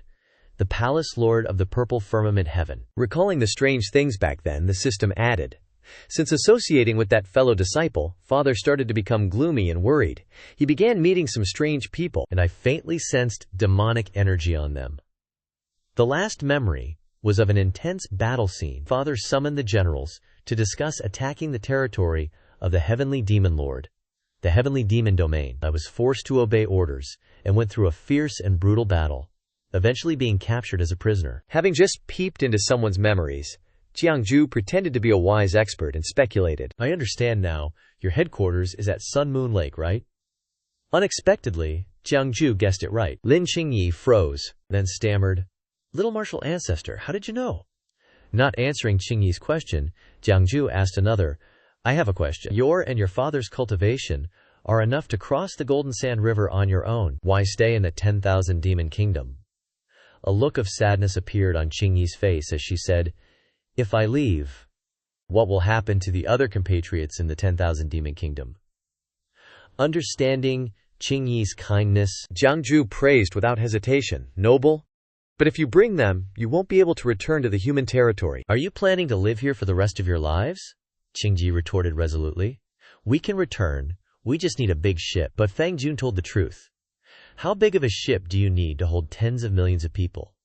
Moreover, with their current cultivation, most of them can't cross the river. It seemed the different Immortal Alliance had a plan, so Qingyi didn't hesitate to say, "But if we go from the far north, through the ice plains, floating along the water, we can bypass the Golden Sand River and enter the human sea." Unexpectedly, Jiang Jue bluntly said, "Even if you could build this ship under the eyes of the 10,000 demon kingdom, that route is through the sea race territory, and it's extremely cold. How many people would die?" Knowing there wasn't much hope, Lin Qingyi still stubbornly stuck to her decision. It's better than enduring generations of oppression in the 10,000 demon kingdom.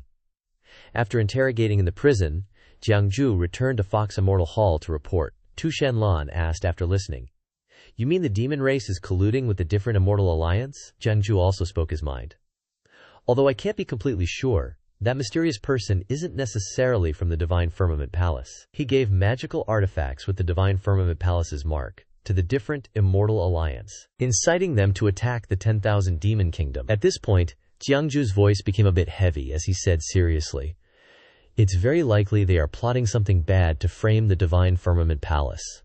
Unexpectedly, Shan Lan then sulked and said, "Didn't you say that mysterious person is frantically searching for you everywhere? He can transport so many supplies to the 10,000 demon kingdom.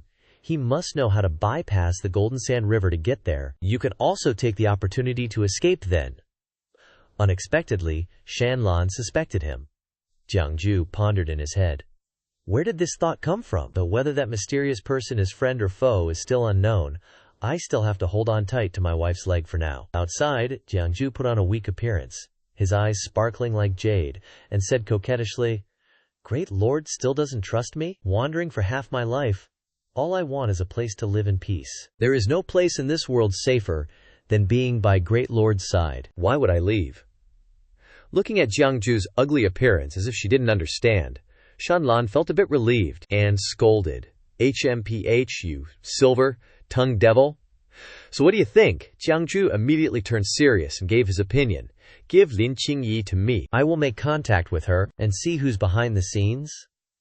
Unexpectedly, Shan Lan narrowed her eyes and smiled. Come to think of it, that Lin Qingyi is also a beauty. Seeing that expression, Jiang Jue felt a bit apprehensive about this mission. The next day, Jiang Jue took Lin Qingyi to discuss important matters. Qingyi chased after him and fired off a series of questions. "Why, little martial ancestor, why are those demon generals so respectful to you? Also, why are you at Tushan? Did you defect to the enemy?" Seeing her ask so much, Jiang Jue didn't hide it anymore and told the truth. "I'm like you, I was also kidnapped to Tushan." At this point, Jiang Jue sighed and confided, "But I'm here because of a marriage. My future wife is the heavenly demon lord of the 10,000 demon kingdom, Shan Lan." Seeing Jiang Jue's predicament, Lin Qingyi asked curiously, "But little martial ancestor, you aren't even a match for Shan Lan." Why? Even though he was always getting his butt kicked, Jiang Jue still had to salvage some face and tell it in an ambiguous way. "Although I fought her before, unfortunately, I'm still not her match right now. Hearing Jiang Jue say that, despair surged in Qingyi's heart as she sadly thought. Even an immortal figure like little Shizu couldn't beat Shan Lan. It seems this heavenly demon lord is far more terrifying than imagined. Then, Qingyi tentatively suggested, in that case, why doesn't little Shizu just run away with us? This bold request made Jiang Jue a bit scared, and he quickly refused. I want to, but I'm afraid my strength isn't up to par. I still have some things to take care of here, but… Suddenly, Jiang Jue acted like a reliable man and promised. Helping you guys escape is still doable. Qingyi was so surprised that she forgot to keep her distance. She lunged forward and grabbed Jiang Jue's arm, asking, Little Shizu, what's the plan? It seemed like something soft and white was brushing against his bicep. Jiang Jue blushed and exclaimed, This little disciple's figure is quite something. He'd only just had a naughty thought when a sound jolted him awake. Lei stood there, feigning a cough and advising, Ahem, Shifu, women are trouble. Having his soft spot hit by Lei, Jiang Jue cryptically threatened, I heard you were summoned by Shan Lan this afternoon. Did that she-devil scold you into a daze? No, you shouldn't talk nonsense. Who knew Lei would act smug and advise, Shifu. Later on, some things shouldn't be said, and some things shouldn't be thought, or else you'll face karma. Jiang Jue was silent for a moment before flying into a rage. He sent Lei flying to the moon and yelled, I don't believe in Buddha either. The Buddha can't control me. Qingyi had heard the entire conversation and asked, What were you thinking about that bothered you just now? Why did that little monk advise you not to think about it? Jiang Jue immediately felt guilty and quickly made an excuse. It was just some musings on the changing scenery. As long as it's not immoral. Lei, kicked by Jiang Jue to who knows where, looked at the exposed pair of plump peaches due to Jiang Jue throwing off his pants, and the kid Lei had to confess his crime. Listen to Shifu, I don't want to betray you either, it's just that Shimu gave me too much chicken leg. Under the cherry blossom tree, Jiang Jue and Qingyi were sitting on a set of wooden table and chairs, facing each other as if they were about to discuss something major. Jiang Jue propped his hand on the table and slowly said, Little Lin Qingyi, who was lifting her teacup to drink, paused. She looked up, indicating that she was waiting for Jiang Jue to continue. Jiang Jue pretended to ask, If you had to choose between me, little Shizu, and the mysterious person helping your different immortal alliance from behind, who would you choose? Faced with this awkward question, Qingyi didn't answer right away but asked back, Why is little Shizu asking this? Jiang Jue calmly replied, Although you call me Shizu, which is fine in terms of seniority, I've long had nothing to do with the Xianxia Palace. Many people from the Xianxia Palace want to kill me, but the one helping you in the dark is probably not as kind as I am. Knowing the suffering in Jiang Jue's heart, but Qingyi herself was also in a difficult situation. She hesitated. This might disappoint little Shizu, my father. But Jiang Jue quickly raised his hand to stop Qingyi from continuing. First, he tried to persuade, Don't rush her. I really can't provide as many resources to the different immortal alliance, but I can offer a condition that the other person can't. Jiang Jue excitedly stood up. He leaned closer to Qingyi and continued, Beneath the Jinsha River there's a secret passage connecting the mortal realm and the demon realm. The condition I offer is to send everyone home. This time, it was Qingyi's turn to stand up excitedly, her face clearly showing surprise, to the point that she slapped her hands on the table and asked, Little Shizu, is what you're saying true? Feeling that his plan had taken its first steps to success, Jiang Jue happily waved his hand, even closing his eyes to appear mysterious. True or not? What, you just need to relay the message to your father, overjoyed at finding a solution to the different immortal alliance's long-standing problem. Qingyi happily clenched her hands and exclaimed, Then we won't need to build ships to go around that freezing Arctic North anymore. But Jiang Jue coldly interrupted, Don't be happy yet. That path is located to the west of the Heavenly Demon Domain. If you want to go, you have to cross the Heavenly Demon Domain. The Heavenly Demon Domain has countless demon soldiers. How can the 100 million human members of the different immortal alliance pass through there? Then, Jiang Jue woke up, as if he had found a solution. The Heavenly Demon Domain is managed by my wife, Shan Lan. As long as there are enough benefits, this isn't necessarily difficult. This made Qingyi a little hesitant. But, little Shishu, you were captured here. Speaking of this, Jiang Jue's face suddenly became indecent, his eyes twinkling with light. He also placed his hand on Qingyi's shoulder and mysteriously said, I know. Just saying it won't be convincing. Tonight at midnight, come to my room. Jiang Jue's ambiguous suggestion made Lin Qingyi blush and unable to think clearly. Benefits at your room. What does little Shishu want to do at night? At Jiang Jue's small courtyard, I don't know what matter brought Tu Shanning here. She tried calling out, "Brother-in-law, are you home?"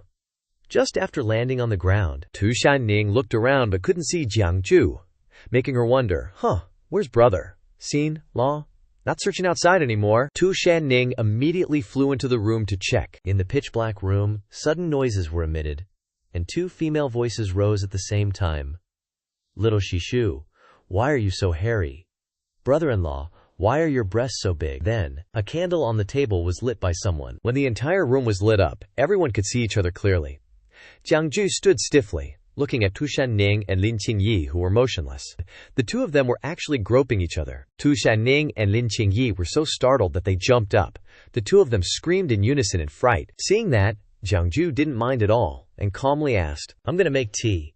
What are you two doing on my bed?" Then Tu Shanning jumped onto the table and glared at Jiang Jue threateningly. Well, brother-in-law, you're so dead this time." Daring to hide a busty woman in the room, I'm telling elder sister, Jiang Jue could only grab Tu Shanning by the scruff of her neck and explain helplessly, "Come back here, your elder sister already knows." Of course, Tu Shanning didn't believe it. She wanted to scratch Jiang Jue's face with her claws, but he held her back and scolded at the same time. "You little gold digger, not upholding your duties as a husband? How could elder sister not care if she knew? Elder sister is super petty." But Jiang Jue leaned close to Tu Shanning and threatened in a low voice, Ning, don't forget why I called you here. Don't you want to make money anymore?" Finally, he silenced Tu Shanning. Jiang Jue turned to introduce to Lin Qingyi, "This is Tu Shanning, Tu Shan Lan's little sister. I want to take you to a place tonight, and she's the one who will help us." Under the dim light, Lin Qingyi's face flushed slightly and she asked, "Little martial uncle, where do we need to go? Ride?" Seeing Lin Qingyi's shy, feminine appearance, Tu Shanning couldn't help but say, "Hey, busty woman, let me tell you, my brother, Gryan, law is already taken. Don't overstep your boundaries." Offended, Lin Qingyi angrily retorted, "You fox spirit." But Tu Shanning arrogantly replied, Ning is a fox spirit by nature. What's wrong with that?" After a while, when the two sides had finished arguing, Jiang Jue took them onto the crane, and the group flew under the night sky with the moon and stars, to another place. When they arrived at their destination, Jiang Jue called out, "We're here." They immediately jumped off the crane. Before they could observe their surroundings, Jiang Jue walked towards the flowing golden river. Seeing this, Lin Qingyi hurriedly followed and called out, "Little martial uncle." When Jiang Jue had stepped into the river, the water was up to his knees. He turned around, extended his hand and encouraged, "It's okay, you come too." Thanks to that, Lin Qingyi also regained her confidence and slowly stepped down. She asked suspiciously, "Little martial uncle, is it really possible to lead someone into the Golden Sand River without any obstruction?" Jiang Jue replied, "It has nothing to do with me. This place is just like this." When he saw Tu Shanning preparing to enter the water, Jiang Jue stopped her. Ning, don't come here. Stay on the shore and watch over the crane for me. Otherwise, I won't take you with me next time there's something good." Then Tu Shanning was stunned and asked, "Why can the busty woman go? Why can't I enter?" This time Jiang Jue spoke to Tu Shanning in a slightly stern tone. "She's human, you're a demon. How can they be the same? If you go in, the thing underground might not let you go." Realizing that Jiang Jue was really serious now, Tu Shanning could only agree dejectedly, Okay, I get it." Having dealt with one person, Jiang Jue turned to Lin Qingyi and asked, "Are you ready?" But she could only ask in a daze. "Ready." Before she could finish her sentence, an invisible force from under the river appeared, blowing Lin Qingyi's hair up, which surprised her greatly. Then, both of them disappeared, as if they were teleported to another place by the river, leaving only small ripples behind. In the space-time tunnel, an ironic situation occurred. A manly man like Jiang Jue, in a panic, hurriedly grabbed onto Lin Qingyi's neck, while she could only carry Jiang Jue in a princess carry. When Lin Qingyi landed strongly, both of them were embarrassed by the position. Jiang Jue immediately explained, "Thank you, you can put me down now." This position makes an elder like me feel a bit humiliated. After separating, the two tried to walk around inside the mountain cave and looked around. After observing for a while, Jiang Jue looked at the spots of light and assessed.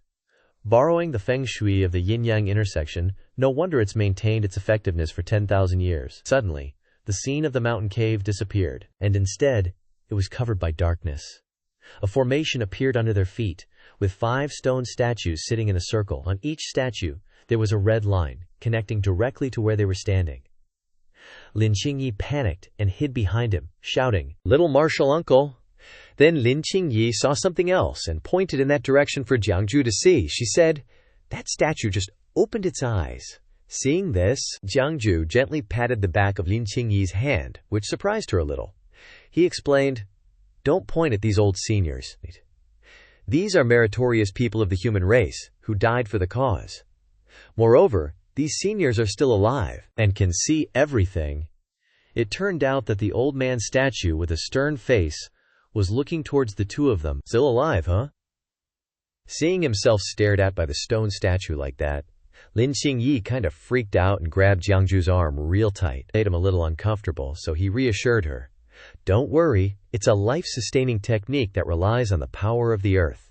Jiang Jue explained again, "These guys are using the Dapo patterns on the ground to absorb the essence of heaven and earth.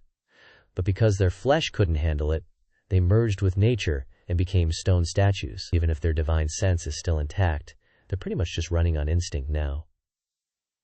Observe the surrounding statues carefully. Jiang Jue judged, "It's not just these 5. I'm afraid the others won't last much longer either." The two of them walked towards the statue from before. Lin Qingyi looked around and asked, "Why are these senior cultivators here?" Jiang Jue replied, "Why else? They're here to guard this place and scare the demon race. If the great human-demon calamity happens again, that's when they'll come out." After Jiang Jue answered Lin Qingyi's question, Jiang Jue reached out and summoned 3 delicately carved incense sticks. He held the incense, bowed, and expressed his sincerity. "Senior cultivators, you've guarded this path for the sake of the human race. Junior is filled with admiration. I offer these 3 sticks of incense of merit for your continued maintenance of your divine sense for another 100 years. I offer incense." Jiang Jue planted the 3 incense sticks on the ground in front of the statue. The spiritual smoke immediately spread out and was absorbed. Because of that, the statue gave off a faint glow, and the 4 stone statues around closed their eyes, slowly inhaling the primordial energy from the incense. The marks on their foreheads also lit up. With the approval of all 5, the formation below emitted a beam of light to guide them. Jiang Jue asked, "How's your earth escape technique coming along? How long would it take to cover 10,000 miles? Lin Qingyi replied, "About a day." He responded, "Borrowing 2 more divine Tao talismans should be enough." "All right, I'll take you there." The two of them were ready. But the earlier pose was reenacted. Lin Qingyi picked up Jiang Jue, which made him surprised. In his heart, he felt embarrassed. This position is so awkward. Whatever. If she doesn't mind, then let her have her way. Jiang Jue pulled out 2 of his talismans and quickly chanted an incantation. "Respectfully invite Gather Wind, Heavenly Ruler, True Lord, Swift Travel, True Lord, poof." The 2 shot forward, so fast that they left a trail of smoke behind and disappeared in the magnificent hall of the Myriad Demon Kingdom. The Demon Lord Shan Lan sat on the dragon throne, holding a piece of paper in her hand. She asked Qi, standing next to her, "What's this paper about?" The more Shan Lan read the contents of the paper, the angrier she became, clenching her fist tightly. The master's thoughts were written inside. "Humans and demons in the gold cinnabar river can give it to Lin. Demons, heaven-defying treasures, gushing like water, to Shan crazy woman can say." Seeing the last line, she couldn't restrain herself any longer. She squeezed the paper into a ball, her arm trembling, her expression darkening, and she gnashed her teeth and said, "Damn it! Dare to call me a crazy woman?" Calais, who was standing beside her, added fuel to the fire. He waved his hand and said, "Teacher, mother? Actually, teacher doesn't always call you that." Shan Lan was starting to lose her composure but still held back, turning to ask, "Huh? What else is there?" Hearing her question, Calais naively rested his hand on his hand, trying to remember those names. Wife my ass, no bargaining witch. Hearing this, the demon lord's anger had reached its peak, and the surrounding atmosphere was terrifying. Shan Lan angrily gnashed each word. Jiang Jue, you really have some big dog guts. But Karafai was still, clasping his hands together. Amitabha, teacher mother, please be gentle, teacher isn't good at fighting. Then Shan Lan ignored him, looking at the blue sky and the floating clouds. She thought, Jiang Jue intends to form an alliance with the alien immortals on his side. Has he figured out a way to deal with that mysterious person? If the alien immortal alliance returns to the human race, what impact will it have on Shan? Most importantly, can I secretly help the alien immortal alliance eliminate those who oppose the major clans? She was still sitting in the hall, placing her finger on her chin, seriously considering in her heart. The two races, humans and demons, are allied. Does Jiang Jue just want to make money? Is his real goal to help the human slaves in the demon kingdom return to the human race? Or does he want to take this opportunity to help that person in Qing Kingdom? Well done, Jiang Jue, you're about to become my king husband, but you still can't forget about your human lovers. When she saw the maid leading Jiang Jue into the hall, Shan Lan immediately stopped her train of thought. Then Jiang Jue stood in the middle of the hall, clasping his hands and seriously reporting, Your Majesty, I plan to let Lin Qingyi leave Tunshan. But in his heart he cursed. This crazy wife is arrogant and narcissistic, and doesn't follow the normal rules at all. Persuading her won't be easy. Suddenly, Shan Lan's eyes became sharp, looking towards him. Currently, there were only two people in the hall, making the atmosphere even quieter than ever. Plus, Shan Lan's gaze was like a storm coming, surrounding Jiang Jue. Not sure if it was because he had intentionally cursed Shan Lan in his heart, but seeing her so terrifying made Jiang Jue cold all over. After a terrifying moment like a string about to snap, Shan Lan retracted her aura and gently agreed. He'd just been thinking bad things about her, and now Jiang Jue received such a simple approval from Shan Lan, making him a little suspicious, huh? So you agree? Or should I explain the reasons for doing so to your majesty? After everything that had happened just now, Shan Lan was no longer calm. She scolded uncomfortably. Shut up! Making Jiang Jue frightened and replied, Okay. Suddenly she left her seat and stood up, then announced, My wedding with you is less than 2 months away. I've thought it through carefully. If you're going to be my husband, your cultivation can't be too low, or it'll become a joke to others. Today I have time, so I'll personally teach you how to cultivate. Hearing this, his face turned purple, and he raised his hands as if to resist. Jiang Jue knew this was a trap, so he had to quickly make an excuse. How could I trouble my wife to personally teach me? I'll find. Before Jiang Jue could finish speaking, Shan Lan came to his side, decisively swung her hand, and struck his face with a palm. The power sent Jiang Jue flying more than 10 meters away. The next day, in Jiang Jue's little courtyard, the cherry blossoms were in full bloom, covering the entire place. Outside the gate, 2 pig demons and a rat demon were carrying Jiang Jue in a sedan chair.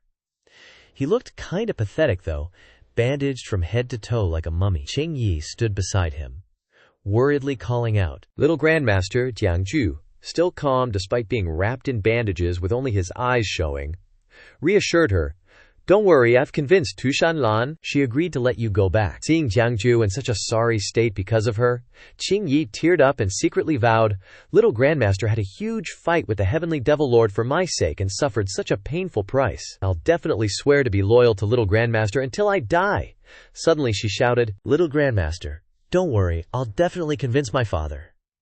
But Jiang Jue only thought to himself, not saying it out loud, Don't disappoint me. I've gotten myself into some serious trouble this time too.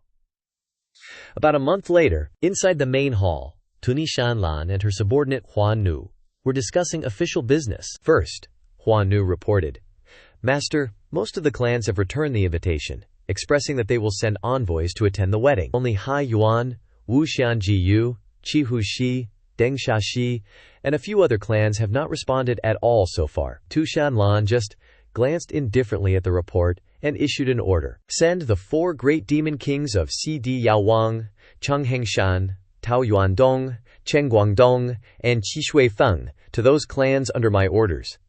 Then, Huan Nu continued to ask, The envoy to the East Sea Hai Yuan, does Master have a choice already? Without hesitation, she immediately decided, Let Jian Nu go. Let her chop off a horn of the Hai clan's sacred beast, Tianjing, for me to decorate my new room. With one matter resolved, Shan Lan suddenly asked, Speaking of which, is Jiang Jue resting and bathing today? Huan Nu replied, Yes, Mr. Jiang is resting and bathing today. Observing her behavior these past few days, Huan Nu boldly asked, Master, why have you been mentioning Jiang Jue so much lately? Shan Lan didn't answer directly but excitedly assigned Huan Nu a task. There's nothing to do today. It's a good time to guide his cultivation. Call in here. As a loyal subordinate, Huan Nu could only remind her, Master, there's still a lot of work to be done today. But Shan Lan gave her a glare, forcing her to agree immediately. Yes, Master. A moment later, when someone was sent to call Jiang Jue, he was already present. Before anything else, Jiang Jue stood below the hall complaining, Your Excellency, can you change the excuse next time? But she flatly replied, No. As if used to this coldness, Jiang Jue cheerfully came up with another excuse. That's good too. I've been looking for a chance to meet Your Excellency these past 2 days. Then he opened his mouth, I think. Before he could finish, Shan Lan interrupted him. Her quick reply made Jiang Jue ask, But I haven't said anything yet, she guessed. Don't tell me you want me to help you change your demon guards into female demons again? Immediately, his face turned wronged, and he protested. Is that the kind of person I am in Your Excellency's eyes? I'm mainly here because I want to go to Sun Moon Lake this time, Shan Lan asked further. What are you going there for? Jiang Jue indignantly said. In the 10,000 demon kingdom, the only one I can be friends with is that old dragon god. I want to go out and see a friend. Your Excellency can let the demon guards follow me too. Contrary to his tense demeanor, Shan Lan leisurely walked over and replied, No need for demon guards to follow, making Jiang Jue confused in his heart. Shan Lan has improved so much today. She brushed past him and walked straight out the door, saying, I'll go with you. Hearing this terrible news, Jiang Jue quickly made an excuse. Your Excellency, Actually, I don't want to go that much. Yes. I suddenly remembered that the study hall will be holding monthly exams this month. But Shan Lan only left behind a sentence. It's decided. 3 days later, set off from Sun Moon Lake, Dongyao Mountain. Inside the base of the Alliance of Strange Immortals, this seemingly peaceful village had hidden undercurrents. Among them was a simple wooden house, with 2 people guarding the outside, as if something suspicious was inside. The light from outside shone in, revealing a corner of the room. It was just dim light, but you could tell that someone was hung inside the jail. Looking closer, you could see who was tied up. Lin Qingyi, in a tattered state, covered in injuries large and small, her clothes wrinkled and dusty. There was a black hole in the middle of her forehead. Outside the cage, the figure of someone was approaching. Hearing the sound of footsteps, Lin Qingyi, who was closing her eyes, tried to wake up, sweat dripping from her temples. She struggled even more. Gathering all her remaining strength, she raised her head and asked, Father, what do you want to do in the end?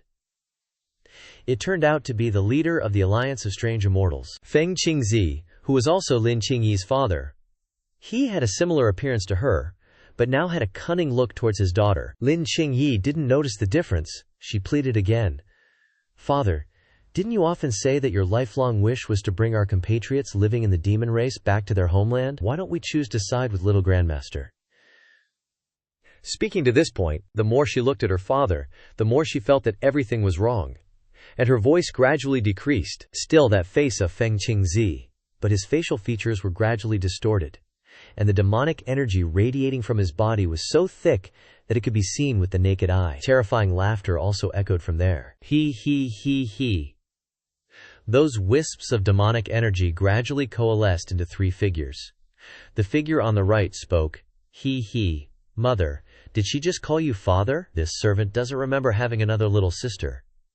The figure on the other side retorted, Oh, third sis, why the rush? We can wait for her divine consciousness to dissipate and then seize her body. Right? Jiang Wei, what are you doing? A smaller shadow popped out, hastily adding, Third sis is afraid we'll fight over this skin. The demon called Third sis leaned close to his face and whispered, Mother, her 3 souls are pretty scattered. It's time to make a move. Mother, you got a body already, but your sisters don't. Witnessing their confusing conversation, Lin Qingyi, still bound, asked with a trembling voice, You guys, what exactly are you? Lin Qingzi didn't answer her but scolded the shadows. Shut your traps, we haven't gotten any info on Jiang Jue yet. Who allowed you to come out? If you delay master's plans, we're all dead meat, Qingyi shouted again, repeating her question. You. Who exactly are you? What did you do to my father? She gnashed her teeth in anger, tilting her face up, as if determined to get an answer, but he only said, Don't be so angry, careful not to damage our body. It's such a waste that I sent you so many supplies. If that old stubborn Fong Thanzi submitted to my master, why would I risk invading the body of an old man? The ghost next to him couldn't help but rush out and say, Mother, she doesn't look like she'll say anything even if we ask. Why don't I just take her body? Another ghost hurried to say, Mother, how about letting me in? After taking over her body, we can lure Jiang Jue here. I heard that Jiang Jue looks quite handsome. Maybe. Suddenly he turned around and scolded them. Maybe what? That Jiang Jue has the fate of an immortal, immune to cause and effect, and impervious to evil. Your bodies don't even have demonic objects, and you want to touch Jiang Jue? If you want to die, don't drag me down with you. Not wanting to argue with them anymore, he stepped aside and ordered, Big girl, come here. This woman's body belongs to you. The silent shadow rushed over. As you command. It turned into a stream of black gas and slipped into the hole in Lin Qingyi's forehead. Her eyes turned red as the shadow gradually entered her body. Her face became distorted. Veins popped out all over, and she roared. With only a moment of wiggling, Lin Qingyi collapsed. Motionless. Suddenly she raised her head. Her red eyes staring straight ahead, as if confirming the completion of the possession, she spoke. Mother, aren't you going to let me down? The heavenly demon lord's escort was indeed imposing, with more than a dozen carriages moving with spiritual energy, surrounded by countless guards and servants. Inside one of the carriages, Tu Shanning was excitedly admiring the scenery outside, which annoyed Jiang Jue a bit. Sit still for a bit, the swaying is making me dizzy. Isn't it just taking your sister out for a trip? Why are you so excited? She retorted. This is my first time going out. Of course I'm excited. Then Sun Ning gave up watching the scenery and went to thank her brother-in-law. You are so good to me. I didn't expect you to tell my sister to take me out to play too. Jiang Jue sat there, acting cool, said, Of course, what good thing would I not think of you? Suddenly, he picked up Sun Ning, excitedly talked about the goal of this trip. This time I am not only taking you out to play, but also taking you to make money. Tu Shanning immediately smelled something was wrong. She sharply asked, Brother, Brian, Law, are you planning to do something behind Big Sister's back again? Then let An Ning take the blame. Jiang Jue immediately put on a wronged look. Crocodile tears fell while also clutching his chest weakly, pitifully. This is clearly slander, An Ning. Oh, An Ning, I never thought you would be such a vixen, unable to bear this shoddy acting anymore. Tu Shanning immediately burst into flames, no longer seeing her brother, Hin, school off. Am I a very easy woman to deceive in your eyes? Jiang Jue quickly comforted her by gently picking her up and flicked Tu Shanning's forehead, jokingly. You can't even transform into a human, so what woman are you? Come here, brother-in-law will tell you a few sincere words. On the other large carriage, Tu Shanlan's voice rang out. During this time, you have to pay attention to your master. If he has any unusual thoughts, you must report to me immediately, Wei Keilei innocently asked. Master Mother, what is an unusual thought? The little monk comfortably sat next to her, gnawing on a chicken drumstick, and opened his mouth to speak. Master often wants to push people on the bed to beat them. Does that count? Not expecting that thought of Jiang Jue, Tu Shanlan felt even more annoyed, but still answered. It's those things he doesn't dare to say in front of me but dares to do behind my back. Kelly seemed enlightened and raised his hand to pray. Amitabha, little monk understands. Just like the last full moon night, Master cut off Master Mother's tail feathers to make a scarf. Learning of another matter, Tu Shanlan's face fell a little, thinking to herself, No wonder my tail feels a little chilly these days. Their escort began to accelerate. The dust from the ground rose in a dense fog. As soon as the convoy passed this place, they would arrive at Sun Moon Lake. According to plan, a group of people were waiting on the other side of the lake, each with an imposing aura, led by the old dragon Ayo Xuan, with his hands behind his back. And behind him were other demon kings. Tu Shanlan's wooden carriage was in the lead, and it automatically stopped a few meters away from the welcoming crowd after passing halfway across the bridge. Tu Shanlan gracefully lifted the curtain. Stepping out was a breathtaking beauty with an imposing aura, and the white smoke from inside wafted out with her. The welcoming crowd immediately bowed and shouted in unison, Welcome, Heavenly Demon Lord! There was even a banner that read, warmly welcome the heavenly demon lord for guidance. But Shan Lan just stood there with a serious face, not saying a word. The carriages behind caught up and were neatly arranged. Shan Lan lightly commented, "It's been a while, the Sun Moon Lake is still as lively as ever." Then came the welcoming greetings from the other figures. Jiang Jue forced a smile and stepped out of the carriage. Those demon soldiers and generals couldn't help but bristle at the sight of him, their eyes blazing red, glaring at him with murderous intent. Seeing their reaction, Shan Lan feigned surprise. "I heard from old Shan Long that this husband of mine is an old friend of his. They get along pretty well. By rights, he should be a guest of honor at Sun Moon Lake. Why do these demon kings seem to harbor so much hatred towards my husband?" Agio Xuan stood there silently assessing the situation. Her addressing him as husband so naturally meant things were looking up. It wasn't long ago that she was full of murderous intent and wanted to grab the imperial amulet golden decree from me to deal with Jiang Jue. "It seems like my little brother Jiang has some skills," Old Long carefully explained. "Heavenly demon lord, you see, brother Jiang was extremely enthusiastic here before, giving fortunes to many demons. The demons like knowing things like how tragically they'll die, whether their concubines are being unfaithful, or if their brothers are at odds. Little Jiang has heaven-defying skills, and if he says something will happen, it definitely will. It's also because I wasn't vigilant enough. By the time I found out, the demon kings were already pooling money to hire assassins to kill him." Little Jiang, upon learning this, immediately packed his bags in the middle of the night and left Sun Moon Lake. The heavenly demon lord went ahead with Xuan, leaving Jiang Jue to walk with the other two behind. He immediately protested, "Hey, I heard everything.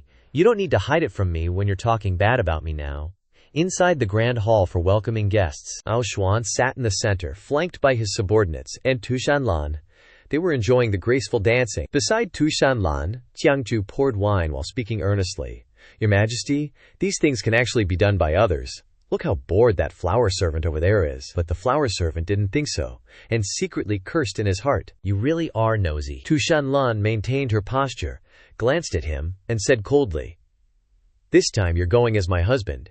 If I don't have you do these intimate things, who else will?" Jiang Jue, still holding the wine pot, rebutted slightly. "There should be equality between husband and wife." But she coldly replied, "Wait until the day you can withstand one of my palms without dying before you mention equality." After that, the two stopped arguing. Shan Lan pointed to the meat dish on the table.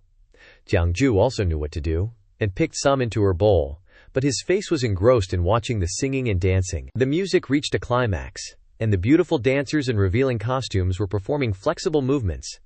Jiang Jue was so excited and fascinated that his eyes turned into heart shapes. Seeing this, Shan Lan felt uncomfortable and pretended to cough. But Jiang Jue didn't pay attention and continued to watch in a daze.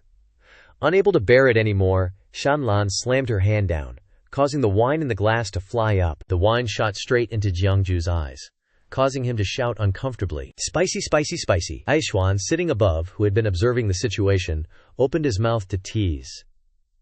The husband and wife relationship of the heavenly demon lord and little brother Jiang is really harmonious, making others envious. Noticing Xuan's intention to make fun, Shan Lan uncomfortably opened her mouth. If old dragon god's eyes aren't good, then this one can invite a few doctors to Sun Moon Lake. But old Xuan still didn't stop there. He tried asking, "I see that little brother Jiang is very satisfied with these dancers. If the heavenly demon lord doesn't mind, then I'll give him a few." Shan Lan replied, without any courtesy, "Do you think this one would mind?" The one who benefited the most from this was probably Jiang Jue. He happily thought to himself, "There's such a good thing," unable to wait any longer. Jiang Jue immediately rushed to Xuan's side and asked, "Old brother Zhou, do you have any Miao Ear Nian here?" He asked back. "Miao Ear Nian," he said indecently. "The black-furred cat demon is the best." Seeing the two of them openly exchanging, Shan Lan angrily raised her voice, pouring wine. The cups and plates on the table also flew up. Jiang Jue also knew what to do, and immediately returned to pour wine for her respectfully. After the welcome banquet ended, Shan Lan was standing outside the palace waiting when Jiang Jue quickly stepped out. He walked closer to her and explained softly, "Your Majesty doesn't need to pay attention to me. Old Dragon God is an old friend of mine. We haven't seen each other in a long time, so we wanted to reminisce." Shan Lan also understood and left, but she still said, "Sundere, no li." Reminiscing. More like going to curry favor with the dancers. Finally seeing her leave with his own eyes, Jiang Jue quickly flew into the room, not forgetting to slam the door shut. Jiang Jue's fingers already had a spell ready. He slowly walked towards old dragon god, who was sitting there dozing off to calm his mind. Jiang Jue placed 2 fingers, loaded with charms, right between that guy's eyebrows. Then, he summoned a huge talisman to hover in front of Aoshuan, making him ask, "Little bro Jiang, what's this for?" Jiang Jue yelled angrily, his hand holding a brush, ready to draw a charm. "You old, ungrateful bastard, selling out your friend. I set up the Churong Feng Shui formation here for you, and today I'm gonna destroy it." Hearing this, made Aoshuan's eyes widen. He quickly grabbed a cup of water from the table and swiftly flicked it towards him. The stream of water, controlled by spiritual power, hit Jiang Jue's brush, holding hand, with just the right force to stop him from using the brush. He rushed over to Jiang Jue and pleaded, No, old bro Jiang, let's talk this over. I had to trade a lot of talismans with you for this Feng Shui formation. How can you just destroy it like that? Jiang Jue angrily scolded. You old fart, you still have the nerve to talk? Then why did you hand over the Imperial Talisman Gold Command to Shan Lan? Why would I be in this predicament otherwise? Here. He softened his tone and coaxed, What predicament? Aren't you doing pretty well right now? Husband of the Heavenly Demon Lord, this is something countless people dream of and can't get. You're not just marrying a wife, you're finding a huge mountain to lean on. This made Jiang Jue even angrier. He yelled straight into Aoshuan's face. But I almost lost my damn life. Then, Jiang Jue calmed down a bit and asked, Whatever, I can't really explain it to you. Anyway, you've screwed me over big time this time, but, chat time, have you reached the Transcendence Realm? Achui Shuan replied, The 9 realms of sainthood. I am decoration for the crazy room. I only a step left. Hearing that, Jiang Jue tentatively asked, Are you stronger than Shan Lan? Aoshuan explained a bit sadly. Don't even think about it. This old dragon has lived for too long, all relying on my cultivation to maintain my lifespan. But your wife reached the 7th realm of sainthood at a young age. If we were to have a real fight, at most your wife would only get injured. After recovering, she could come after me. But if I lose, I'm definitely dead. Jiang Jue leaned in and asked another question. Why does your Sun Moon Lake want to harbor dissident immortals, not hiding anything from him? Aoshuan waved his hand, and a scroll appeared, emitting a faint golden glow. He didn't answer the previous question. Because of this object, Jiang Jue examined it for a while and recognized it. The beast-skin scroll of Xianxia Palace. You want to go to Xianxia Palace? Feng Qingzi gave this to you? He's not afraid of being punished by his sect? Aoshuan replied, That's my intention as well. From the moment this old dragon gained sentience, I've lived through countless years, met countless extraordinary talents, be they demons or humans. Countless have been able to surpass the first-rank realm, possessing the ability to shatter the heavenly gate and shed their mortal coil to become immortals. But these people, even though they stepped onto the immortal bridge, eventually returned to the mortal realm, and most of them died very soon after. In the world today, the only person who has reached the heavenly gate, stepped onto the immortal bridge, and didn't die, is the palace master of Xianxia Palace, he added. This old dragon wants to ask. Back then, when he transcended the first-rank realm and received the guidance of the heavenly gate and the immortal bridge, why did he step onto the immortal bridge and then return? Having reached the heavenly gate, why not enter? What lies at the end of the immortal bridge? What's beyond the heavenly gate? Why did those who saw it say nothing to posterity? And after returning, they all died one after another. Jiang Jue felt a slight tremor in his heart. Fighting each other, suspecting each other, all because of greed.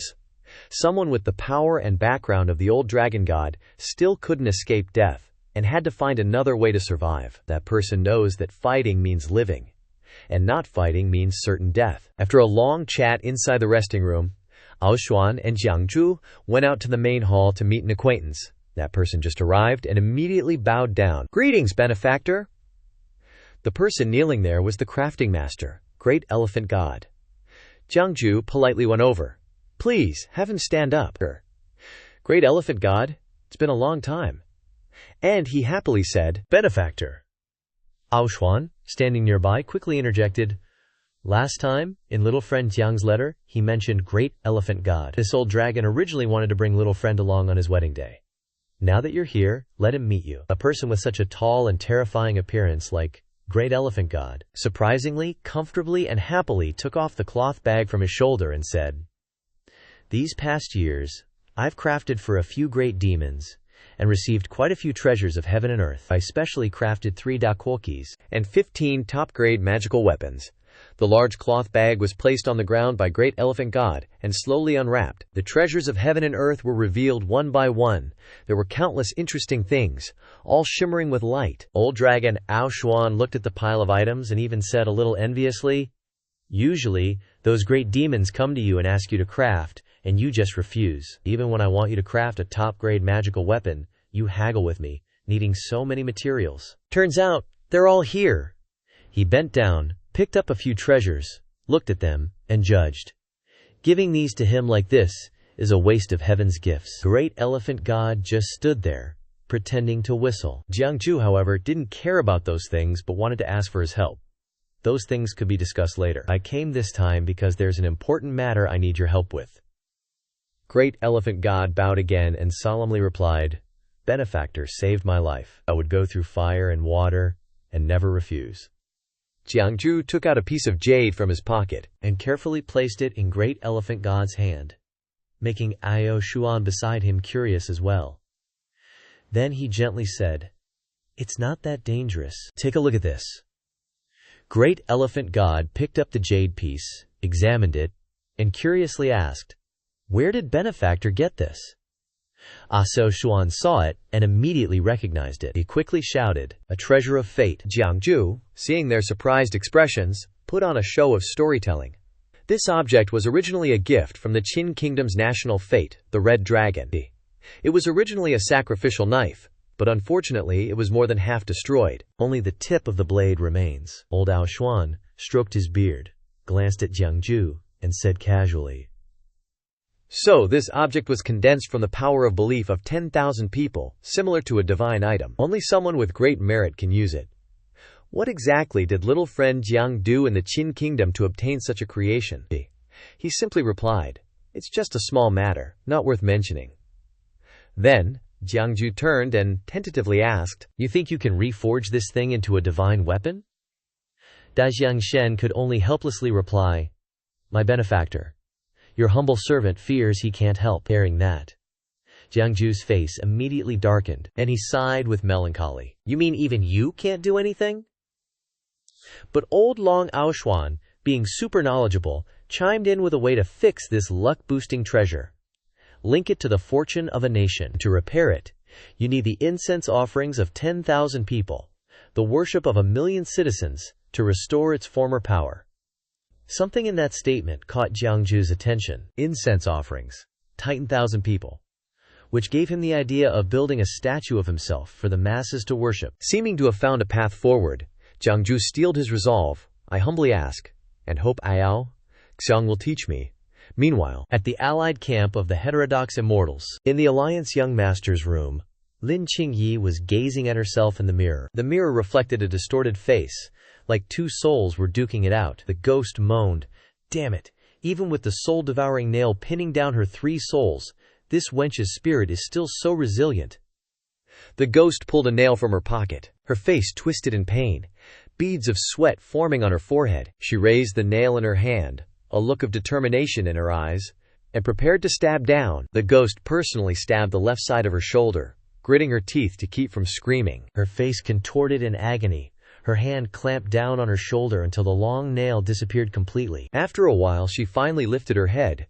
Sweat still trickled down, but a triumphant smile bloomed on her lips. "Little bitch, you think you can compete with this old lady?" Lin Qingyi's soul was still struggling inside, while the ghost controlled her body, admiring herself in the mirror and sneering, "Jiang Jue, you really think he can save you? You're not even worthy to carry his shoes."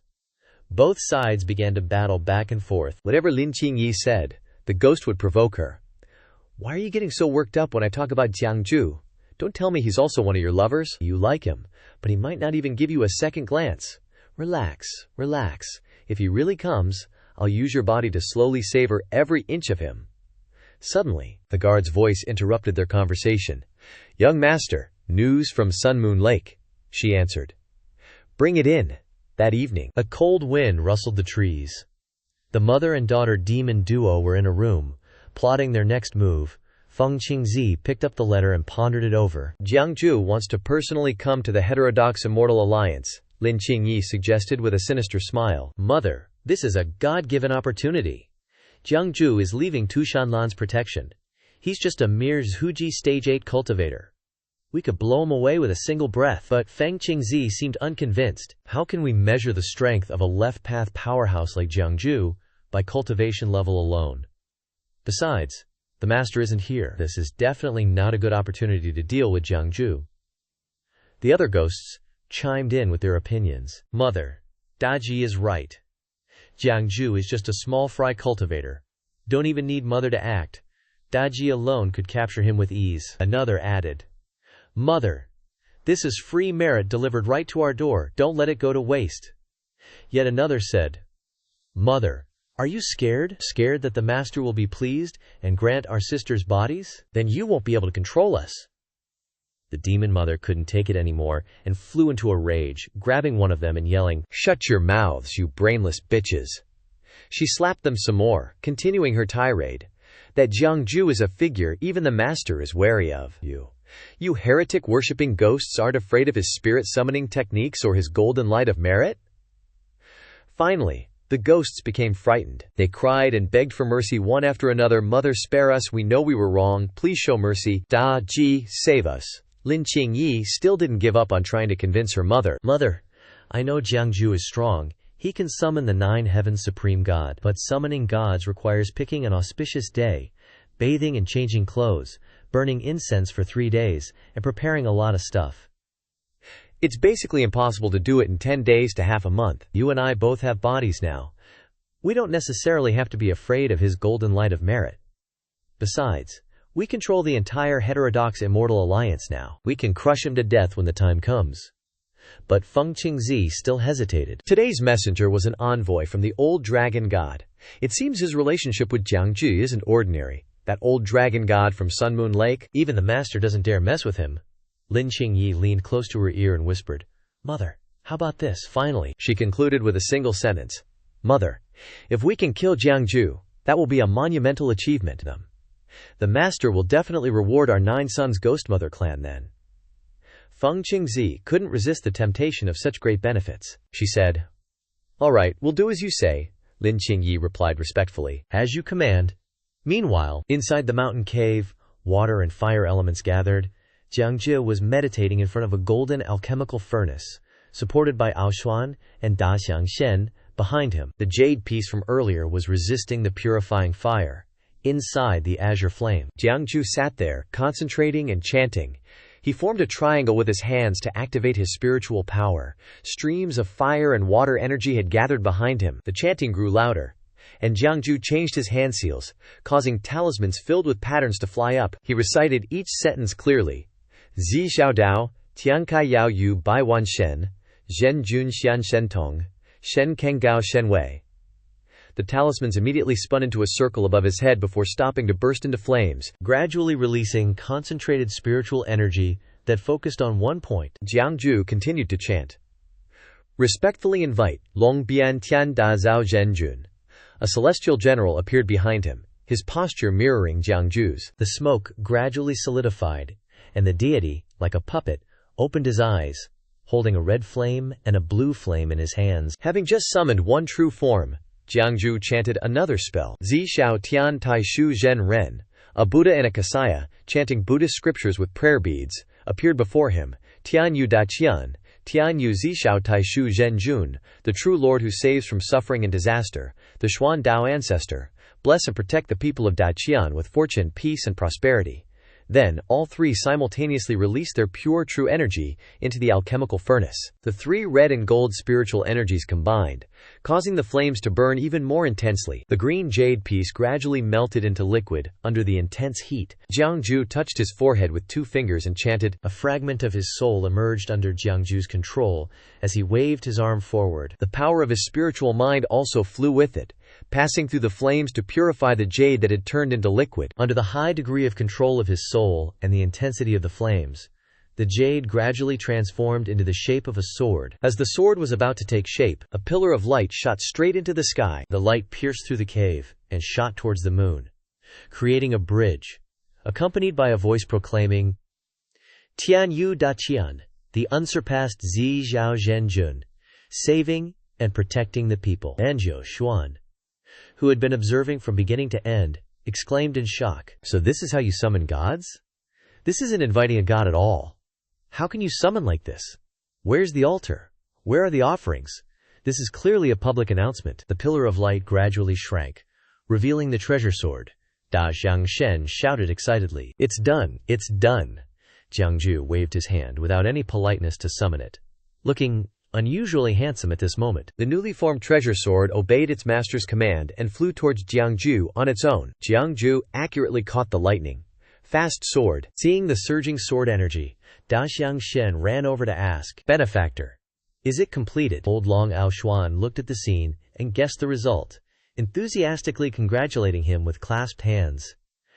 Congratulations, little friend, on obtaining a supreme treasure. Jiang Jue raised his hand and chanted, preparing to engrave a name on the hilt of the sword. This broken dago should also be renamed. He looked at it again and confidently said, From now on, you shall be called Da Qian Dao. The pillar of light caused by forging the divine weapon shone a path to the moon, making it impossible for others not to notice, including the demon lord Tu Shan Lan of the demon race. Her sensitive fox ears twitched slightly, but Tu Shan Lan remained sitting with her eyes closed, meditating to calm her mind. She wasn't interested in gossiping about the surrounding events and just sat there calmly. While Hua Nu stood beside her, restless, she excitedly said, A divine weapon has appeared. It seems that old Long Shen's strength has increased again by another level. At this moment, Shan Lan couldn't remain calm any longer. She opened her eyes and seriously predicted, This divine weapon isn't necessarily Lao Longshen's. Hearing her master say that made Hua Nu a bit curious. She leaned in and asked, Why do you say that, master? Tu Shan Lan didn't answer, but asked instead, Didn't you hear the prayers of the Dao Lingshan people? Seeming to vaguely guess something, Tu Shan Lan asked further. Jiang Jue's head, Hua Nu, immediately knew what she was getting at and replied, He's over at the Yin-Yang cave. I heard he just got there. Connecting that with all the evidence, Hua Nu suddenly realized and guessed. So, the Xiaotian Zhenjun, the Qin Emperor, Da Qian, or is it that Jiang Jue and the human empress have some unclear relationship? Maybe Tu Shan Lan had considered that possibility. Her 9 tails twitched slightly with her annoyance. Shan Lan then gave Hua Nu another task. Send someone to deliver a wedding invitation to the Qin Emperor of Da Qian. Hearing the order, Hua Nu immediately bowed respectfully and agreed, yes. But in her heart, she was stirring with doubt. Delivering a wedding invitation? Is Master jealous? Nah. Master probably just wants to take advantage of the internal strife within the human race and meddle in their affairs. This is a huge scheme. Contrary to Hua Nu's thoughts about her scheming demon lord, Tu Shan Lan was simply sulking, Jiang Jue, why aren't you at the different immortal alliance yet? You're such an idiot. You couldn't even come up with a good excuse to get away from me, huh? Meanwhile, inside the Yin-Yang cave, the two of them had walked over to the waterfall to look at the letter from the different immortal alliance. Seeing Jiang Jue deep in thought, Ao Xuan asked with concern, Is something wrong with the letter? Jiang Jue replied, Nothing's wrong. I'm just afraid Ao Xuan wouldn't understand. He added, I didn't expect that some people can be so proper in person, but when they write letters, they become like a different person. And such a flirt. I find something interesting inside the letter. Ao Xuan leaned closer, as if wanting to peek. What do you mean by flirt? But Jiang Jue quickly hid it and changed the subject. Forget it, never mind. But in his heart, Jiang Jue got goosebumps. Suppressing the love is hard, unable to sleep well at night, tidying the bed to look forward to what the hell is that? He almost clearly wrote, let's date. Could it be this little grandson likes me? Ignoring the letter's content, Jiang Jue seriously discussed with Ao Xuan, I plan to take a trip to Dongyai Mountain in the next couple of days. Then, he asked, the demon lord is still here. Does Zhao Yu have any way to prevent her from knowing? Before he could think of a countermeasure, the great elephant god frantically rushed over to stop him. It's dangerous to go! Why does Benefactor have to go in person? Let your subordinates go. But Jiang Jue's mind was made up and couldn't be changed. This isn't a small matter. I should still go in person. The great elephant god could only bow his head in salute. If that's the case, I still hope Benefactor. Wait, the three of them walked together in front of a stone wall that looked very ordinary. The great elephant god stood in front of it and chanted a spell. Streams of wind passed through every crevice. The great elephant god's spell started to take effect. Flames appeared on his hands, and the wind pouring out from inside became stronger and stronger. Suddenly, the top of the stone wall rose up into a table. On the newly revealed stone table, a series of high-grade magical artifacts were revealed. It was a complete set, from armor to weapons to elixirs. The great elephant god requested, "I hope benefactor will take these with you." Jiang Jue blankly went over to take a look. He examined them for a while, then asked with some hesitation, "Isn't this a bit of an exaggeration?" But the great elephant god shouted seriously, making Jiang Jue a little embarrassed. "It's not an exaggeration. Benefactor is going deep into the dragon's pool and tiger's den. You must pay attention to your safety." But Jiang Jue was really a little embarrassed to receive so many things. He tried to persuade him. "This time, I have my own ways of dealing with things at the different Immortal Alliance. Besides, in the territory of Sun Moon Lake, I can always ask Aoshuan for help." Jiang Jue said this with great momentum. The great elephant god reminded him implicitly, "I hope benefactor understands." And in his heart he sighed silently. "Benefactor, don't you know how much trouble you cause? No matter how safe a place is, disaster will happen if you go there." Seeing that Jiang Jue didn't say anything more, the great elephant god respectfully saluted again and suggested, "Let your subordinates put them on for you, benefactor." This time, he only sighed and didn't say anything more. One fine morning, the scene of the training ground appeared, surrounded by towering pagodas. On the field stood Shan Lan with her arms crossed. Today, she was wearing a simple, tight-fitting outfit suitable for exercise. On her face, there was a hint of joy, mixed with a bit of pride. Standing opposite Shan Lan was Jiang Jue. In contrast to her simple clothes, he was wearing the armor he had taken from the great elephant god. Jiang Jue was stiff and awkward, which was quite amusing. The two stood staring at each other. One side looked very relaxed, with her hands on her hips, while the other looked as serious as if going into battle. Coincidentally, a gust of wind blew, causing fine dust to fly up, adding to the drama. In the stands above, Tu Ning said to Keilei with some worry, "It's over, it's over.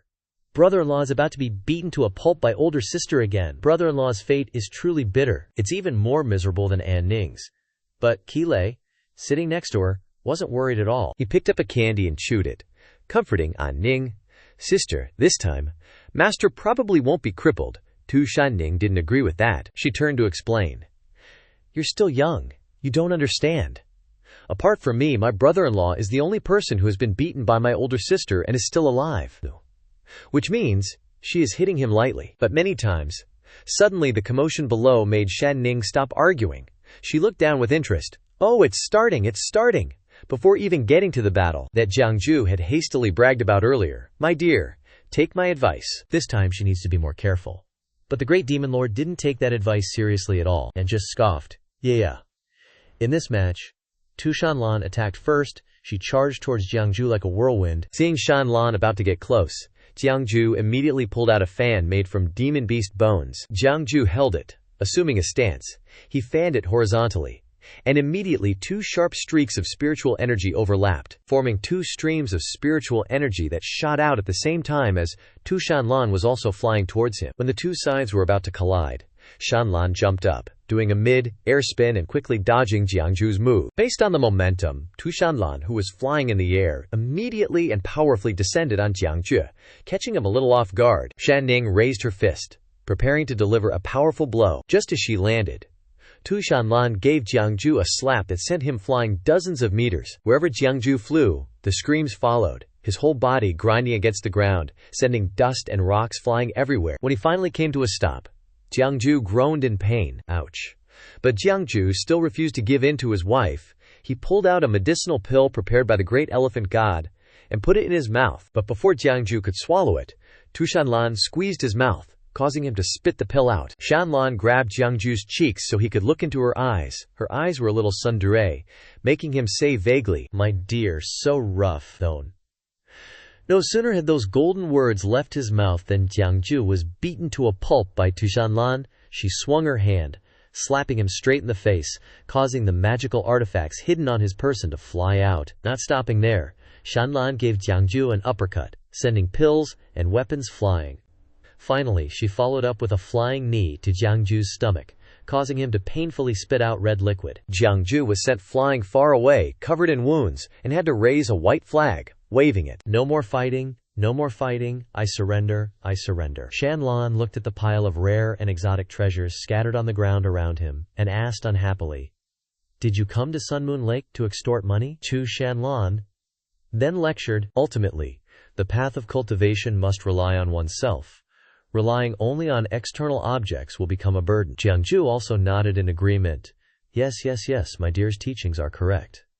After that, the two of them said nothing more. Shan Lan stood where the light shone, looking towards him. Coincidentally, a gentle breeze brought peach blossoms. Adding to her beauty, Jiang Jue, who was looking at Shan Lan, was also a little moved and blushed, silently enjoying the beauty. Suddenly, Shan Lan asked suggestively, "Compared to that new emperor of Daqian, how is this demon lord of the myriad demon kingdom?" Jiang Jue keenly recognized a deadly question. Not daring to answer directly, Jiang Jue quickly moved closer and asked back, "Does your majesty really want to know?" Shan Lan was a little coquettish and sulky. But the super dense Jiang Jue thought to himself in confusion, HMPH, what does that mean? Want to or not want to? Women are so troublesome. Then Shan Lan changed the subject. "The Su clan is making some moves. Tomorrow I need to take a trip over there," Jiang Jue asked with concern. "How many days will your majesty be gone?" Shan Lan turned her back to him and replied, 2 days should be enough. Hearing this, he pretended to be sad and said, "Your majesty's departure this time makes me reluctant." Shan Lan then said, "Reluctant like this? Do you want to come along?" But Jiang Jue immediately changed his tune, cheerfully calling out, "Come back early. Have a safe trip," making Shan Lan almost die of anger on the stage. Tu Shanning asked in surprise, "Xiao Ke Lei, how did you know? Are you like my brother, Kila? Can you tell fortunes?" He replied proudly, "I just know it." But in his heart, he happily thought, "Master wants to pin down mistress every day. Mistress also inquires about master's affairs from me every day. Between you two is the love that people often talk about." It was early in the morning, and the foot of Yunya Mountain was already noisy. Jiang Jue stood below and greeted the gate guard standing in formation there in a loud voice. "Wandering cultivator Jiang Jue has arrived, requesting a meeting." 7 guards in fur coats, hands already gripping their swords, were ready for a fight. But upon hearing the name Jiang Jue, they lowered their weapons. Instantly, their attitudes flipped. They parted ways, respectfully clearing the path and becoming polite tour guides. "Jiang Xianxia, please follow us. Our young master has been expecting you for quite some time." Jiang Jue clasped his hands in acknowledgement. "My thanks." After being led by one of the guards into a waiting room, which was a chamber inside the cave lit by 2 massive jade stones, Jiang Jue sat on a chair, looking thoughtful. Jiang Jue pretended to lift the teacup, sniffing it as if to taste it, about to drink as usual, but when the cup was just enough to cover his mouth, he quietly called out, "An Ning," as if afraid of being overheard and giving himself away. Shan Ning quickly slapped the back of Jiang Jue's hand that was holding the lid of the teacup. Having confirmed that Shan Ning had managed to follow him here, Jiang Jue felt a wave of relief and sighed. Afterwards, Jiang Jue glanced around, testing the waters. He speculated, "For them to let me waltz in here like this, could it be that the mysterious figure hiding in the shadows helping the alien alliance isn't in the alliance? Or..." Meanwhile, footsteps were approaching the waiting room. Jiang Jue heard the sound and stopped his speculation. Turning around, Lin Qingyi saw him and couldn't contain her excitement, rushing over, shouting, "Xixiang, Guzu."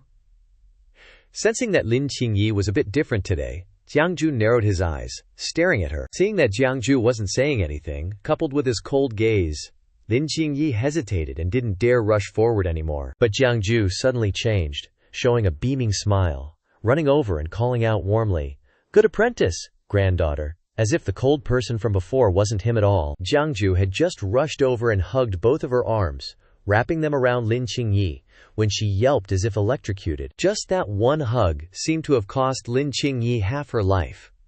She was so tired she couldn't even stand, and there was even a bit of smoke rising from her body. Seeing this, Jiang Jue stopped greeting her and shook her, asking, "What's wrong?" Lin Qingyi vowed to never touch Jiang Jue again. She backed away several meters and raised her hand to stop him. "It's nothing. It's just that it's been too long since I've seen Xixiangzu, so I'm a little excited." But in her heart she thought, "What is this guy? A reincarnated benevolent person is one thing, but to have such powerful golden light of merit. But how could Jiang Jue stop there? With the face of a senior doting on a junior, he opened his arms, saying lovingly, "Xixiong, Xiaozu misses you too. Come here and let me give you a hug." Lin Qingyi was shocked at the thought of Jiang Jue approaching her again. The pain from just now reminded Lin Qingyi how terrified she was. Retreating further back to avoid Jiang Jue touching her, she quickly made an excuse. "Wait a minute, Xixiongzu, I have something important to report to you." Jiang Jue stopped in place, innocently asking, "What is it?" Lin Qingyi breathed a sigh of relief when she saw that he wasn't coming any closer. But unexpectedly, Jiang Jue suddenly lunged forward and hugged her tightly, this time even tighter than before, causing Lin Qingyi to be jolted even more intensely, and at the same time he said, never mind, whatever it is can wait. "Come on, my good apprentice granddaughter, I miss you so much."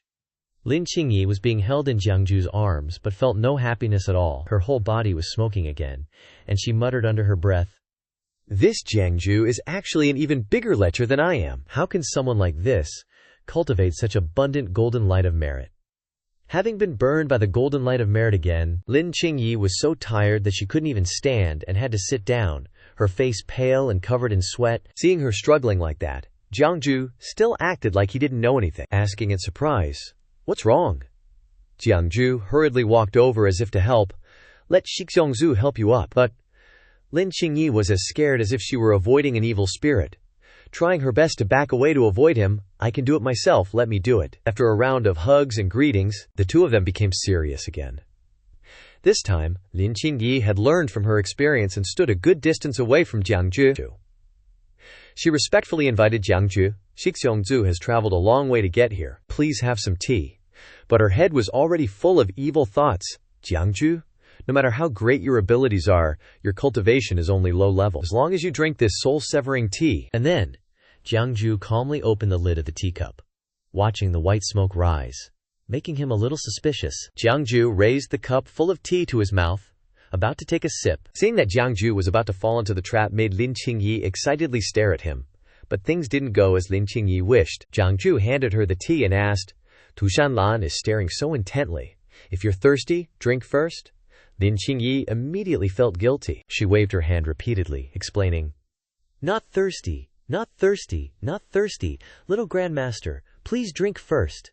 Seeing Lin Qingyi like this, Jiang Jue didn't offer again. He withdrew his hand, intending to drink. Lin Qingyi was looking forward to this moment more than anything, leaning forward as if wanting to see him drink the entire cup. But Jiang Jue gently placed the cup down on the table and said calmly, "Well, it's cold."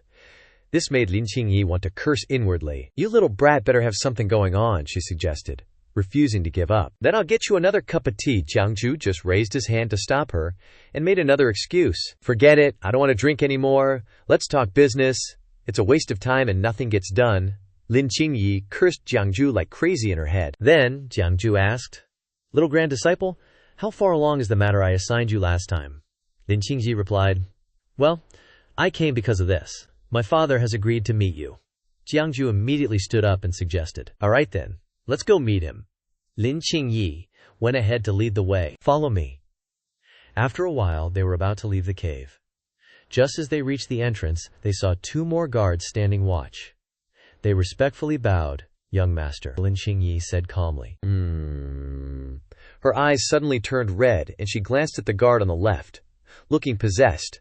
Veins popped out on his neck, and his eyes were as bloodshot as hers. Then, Lin Qingyi glanced to the right, and that guard was quickly brought under her control. As Jiang Jue and Lin Qingyi exited the cave, the two guards pulled out soul-devouring nails, preparing to ambush. Taking advantage of Jiang Jue's back being turned, they spun around and raised the nails to stab. Lin Qingyi, walking ahead, also smiled sinisterly, pulling out another nail.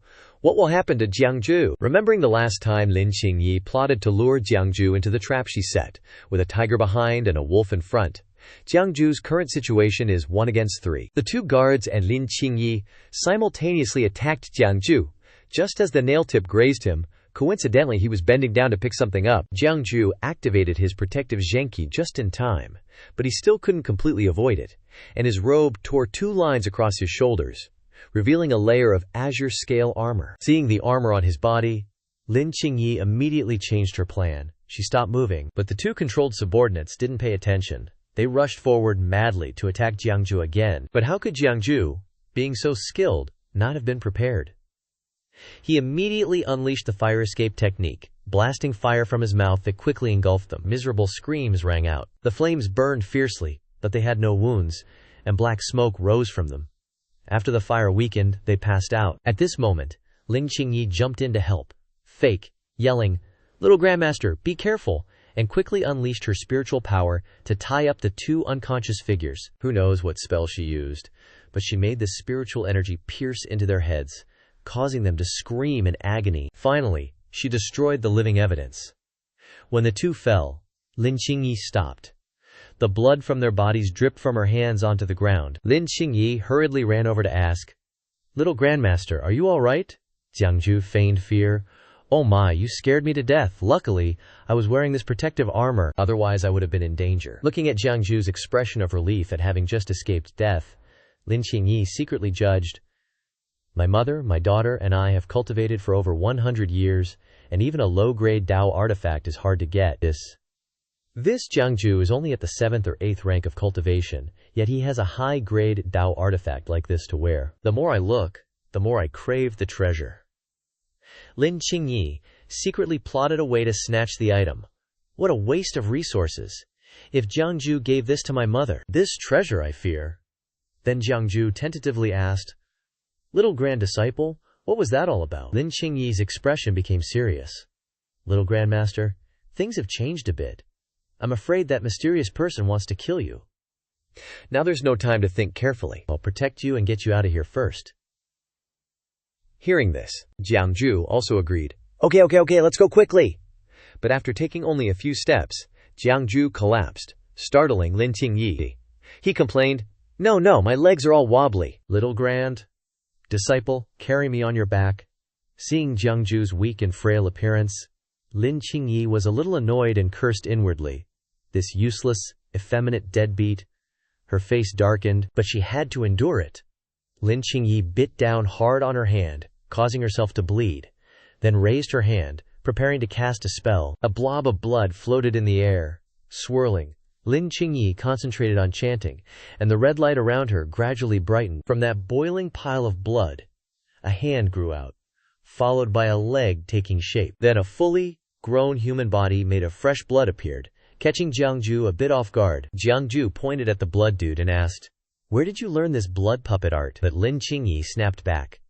"Forget about Little Grandmaster's thing. Now's not the time to pry into that." Afraid Jiang Jue would ask more and discover something, Lin Qingyi made the blood dude hoist Jiang Jue onto his shoulder and haul ass out Jetta there. Over at the Foreign Immortal Alliance's front hall, the zombie kids started their usual racket. "Mommy, is Big Sis doing okay over there? Mommy, let's go too. If we don't, she'll hog all the good stuff." "Yeah, Mommy. Big Sis is the best at sucking yang essence. That Jiang Jue's marrow will be gone in no time." After being nagged to death, Feng Qingzi angrily grabbed one of them, making the others scatter in fear, letting out pitiful wails. "Mommy?" His face was radiating murderous intent, but deep down he was a little worried. Is Jiang Jue really that easy to deal with? Even the master with his boundless power hesitated to make a move. He could only hope his daughter would be careful. Suddenly, a soul tried to escape from Feng Qingzi's chest, shocking him. Lin Qingyi's real soul was still alive, and she was breaking free from the demoness imprisoning her, to fly off and seek Jiang Jue's help. Feng Qingzi could only watch as she escaped her confinement, cursing, "You bitch! How dare you!" Meanwhile, deep in the woods, Jiang Jue calmly closed his eyes to rest, riding piggyback on the blood dude who was moving like a monkey, while Lin Qingyi went full free-on parkour with her super speed. Getting bored of the scenery, Jiang Jue tried to make conversation. "Little Grand Disciple, you're coming back so late. Do you know the name of that Shenxiao Palace Taoist?" Which Yishan sect disciple? How would the soul inside Lin Qingyi know? She got a little annoyed, trying to avoid her little grandmaster. Now's not the time for chatting. Suddenly, the Alliance base and the surrounding forest were blaring alarm sirens. Jiang Jue was a bit dazed. "What's that sound?" Lin Qingyi stopped dead in her tracks, replying, "Crap! Mommy and Daddy know I'm trying to help you escape. The others are probably on their way to catch us." This time, Lin Qingyi bit her finger hard to draw blood again. She took the blood and drew on her palm, chanting at the same time, "Divine power of amnesty. 5 gods line up as immortals," Lin Qingyi continued. 1. I invite the Gering metal god of the 4 directions. 2. I invite the Eastern Yi wood god. Her 5 fingers immediately separated, but she didn't seem to be in any pain. Lin Qingyi swung her arm and shouted, "5-finger divine power." The 5 fingertips, enveloped in flames, shot off in all directions. Jiang Jue was curious, coming closer to ask, "Aren't you good with swords? How do you know the 5-finger divine powers?" Lin Qingyi had to patiently explain, "My dad's a Xianxia Palace disciple. Of course I know some Xianxia Palace techniques. Little Grandmaster, don't interrupt my spellcasting. Let me focus on controlling the 5-finger divine power so I can find a way out." She said that much. But Jiang Jue still wondered. But the master of Qiang Heaven hates using flesh and blood to nurture yang devils and gods the most. Feng Qingzi is a Qiang Heaven disciple. Where did he learn the 5-finger divine power? Making Lin Qingyi freeze up. Up high, the wind rustled, causing the trees to sway, and a figure of a 9-tailed fox was observing from the mountaintop. It was Shan Lan, who had seen everything from the beginning. She felt a little annoyed. Doesn't he know to bring some helpers? Should I make a move? Shan Lan mumbled. Jiang Jue's usually pretty smart. How did he become so careless this time? Could it be that being around me for too long has made him lose his sense of danger? But if I make a move now, he'll immediately know I'm following him, and the little spy will be exposed instantly. Maybe I should wait a little longer. Back to Jiang Jue's group, Lin Qingyi, after being questioned so many times, looked at him suspiciously. She secretly wondered, has this guy figured something out? Suddenly, Jiang Jue came to his own rescue. But it's pretty normal. Even though our sect has strong attacks, and can even kill monsters above our level, we have to take too long to build up before casting spells. Devils and gods that use their own flesh and blood to nurture can strike first, and also enjoy the pleasure of raising pets. It's fine if your dad learned a trick or two. Lin Qingyi was overjoyed and echoed, Little Grandmaster is so right. Suddenly, a group of soldiers with weapons searched everywhere nearby, cheering loudly. The leader said, "Capture the enemies, and you'll get 100 high-grade spirit stones, and a mid-grade spiritual tool. Don't let them escape! Kill!" The shouts echoed to their location. Lin Qingyi quickly ordered the blood dude to continue moving. "Little granduncle, this way!" After a mad dash, they arrived at the main gate of the Foreign Immortal Alliance base. But before they could enter, they were stopped by 2 gatekeepers. Lin Qingyi was furious and shouted, "Are you blind, you dogs? Do you know who I am? Get out of my way!" But their faces looked uncomfortable, pointing at Jiang Jue and saying, "Young master, you're making things difficult for us. We wouldn't dare stop you, but this person must stay." Unexpectedly, Lin Qingyi arrogantly asked, "What if I don't agree?" The 2 men drew their swords and respectfully said, "Then we'll have to offend you, young master. After all, you're just the young master, not the alliance leader." Suddenly, winds started gathering behind Lin Qingyi. Decisively, she pulled out a long nail. Then, without hesitation, she stabbed it into the hand that had lost a few fingers earlier. Blood gushing out non-stop, Lin Qingyi yelled, "Spell!" And the 5 severed fingers instantly returned. From the edge of the forest, loud crashes echoed, followed by smoke rising from each of Lin Qingyi's 5 fingers. They flew back together, each finger emitting an eerie purple light. The 5 fingers stopped in front of the city gate, making the 2 guards shudder with fear. Even scarier, those fingers started swelling with blood, forming tiny, clustered blood balloons. Suddenly, all 5 things ballooned even bigger, the blood bubbles expanding until no flesh was visible anymore. All 5 fingers completely transformed into blood demons, but they looked even scarier than the centaur Jiang Jue was riding. The 2 guards, terrified, backed away several steps. One of them asked in disbelief, "Young master, how do you know this evil technique?" Lin Qingyi ignored him and ordered her pets, "Kill them for me." All 5, upon hearing the command, charged forward wildly, making the 2 soldiers tremble and freeze in place. Suddenly, Jiang Jue shouted, "Scram!" making Lin Qingyi turn his head back in agitation. At this moment, Jiang Jue had summoned his true fire and his treasure sword. He leisurely lectured, "Little Grand Disciple, you dare to learn something as wicked as this? Summoning spells aren't for you to use like this." The 5 wisps of true fire transformed into 5 celestial soldier deities, holding various weapons, standing majestically behind Jiang Jue. His great sundering blade was also glowing brightly, ready for battle. Lin Qingyi was shocked to see this. He recognized the divine immortals at a glance, and stuttered. Mystical soldiers commanded as generals. The sword, no-wielding deity. Without hesitation he rushed towards the blood demon centaur, shouting heroically, "What evil creature dares to act presumptuously before a supreme god? Die!" He quickly approached and used his sword, unleashing a wave of golden light that pierced through the demon's back, the sword going straight through its chest, revealing a long segment and causing it to scream in pain. No demon could withstand being stabbed by a deity's sword. The centaur couldn't endure it and exploded. He also retracted the sword from the humanoid form until the red liquid splattered everywhere, and the demon returned to its original form as a finger. As soon as the finger fell to the ground, it automatically flew up and flew back to Lin Qingyi's body. Quickly raised his hand to put the finger back on, his expression pained by the pain of being pierced by that supreme god. The pain was transmitted, causing Lin Qingyi to tremble in pain. He pointed at Jiang Jue and said, "You," but he calmly advised, "Little grand disciple, bear with it. This monstrosity is something you nurture with your own blood and flesh. Damaging your yin virtue isn't good for you. Let me help you subdue it." Looking at Lin Qingyi's hand with only the middle finger trembling, Jiang Jue sneered a little. "Don't point your index finger at me, you only have the middle finger left. I feel like you're flipping me off." Meanwhile, the remaining supreme gods rushed forward to eliminate the remaining demons. They waved their weapons and slashed away, looking like they were recreating moves from some martial arts manual. All 4 blood demons were defeated, and had to return to Lin Qingyi's body. He had to endure quadruple the usual pain at the same time. Lin Qingyi lost his composure and growled, Jiang Jue."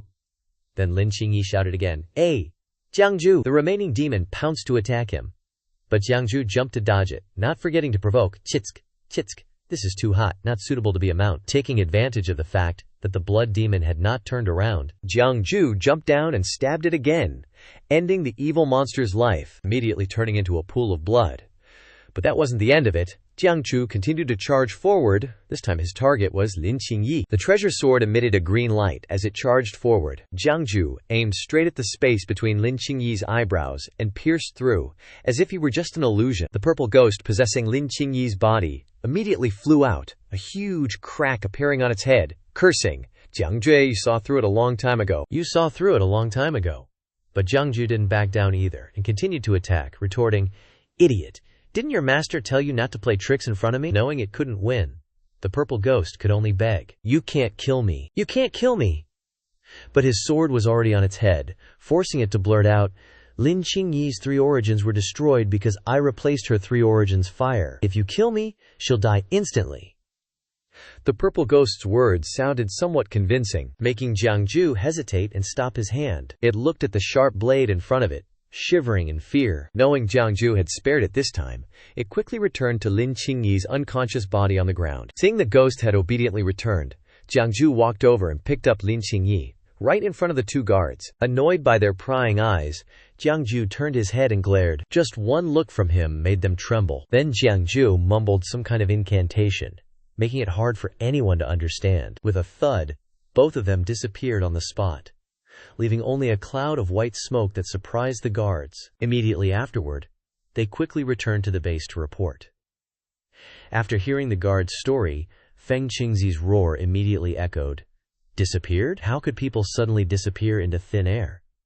The guard truthfully recounted, "Madam, it really happened like that. Suddenly disappeared before everyone's eyes. Moreover, they say Jiang Jue's knife is terrifying. One slash, and he chopped Big Sister out of her body."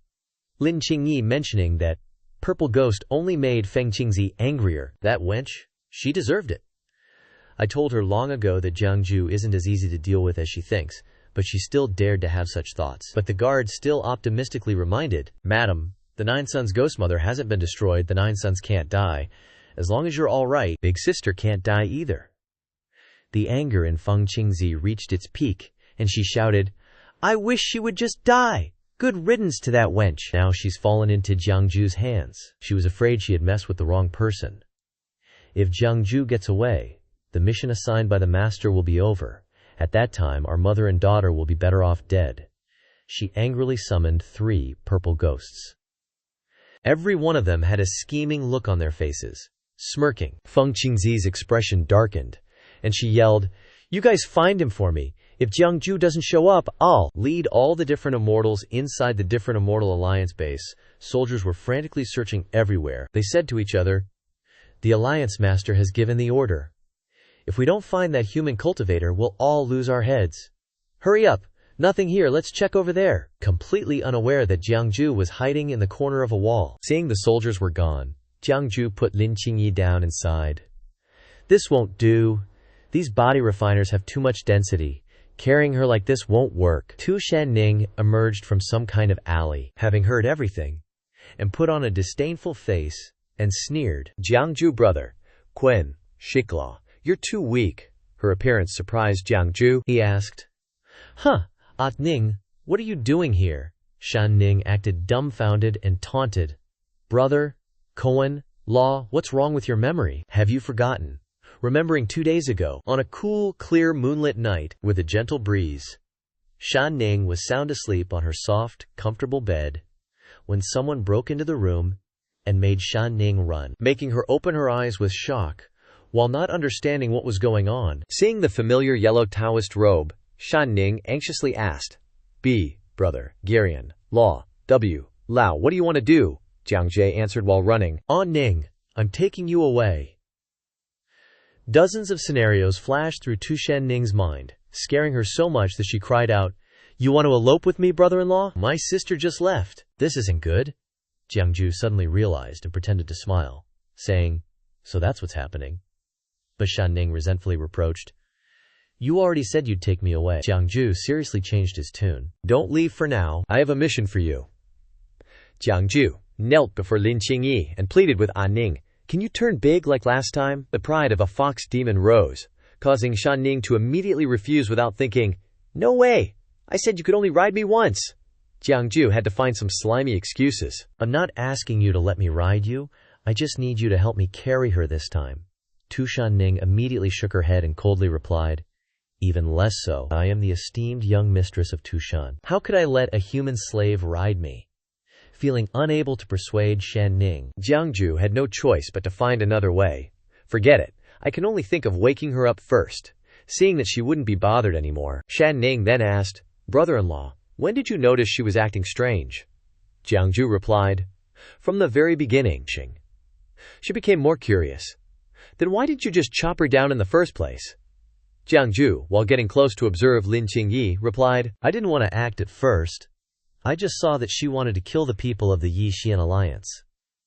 This little grandniece of mine is very stubborn, and when she wakes up, she will definitely think that she has killed those people. If she becomes fixated on that, it will be very troublesome." Seeing Jiang Jue so close to another woman, Shan Ning angrily bit his sleeve, pulled him away, and threatened, "Brother, Krun, Frala, are you taking advantage of her misfortune? I'm going to tell big sister."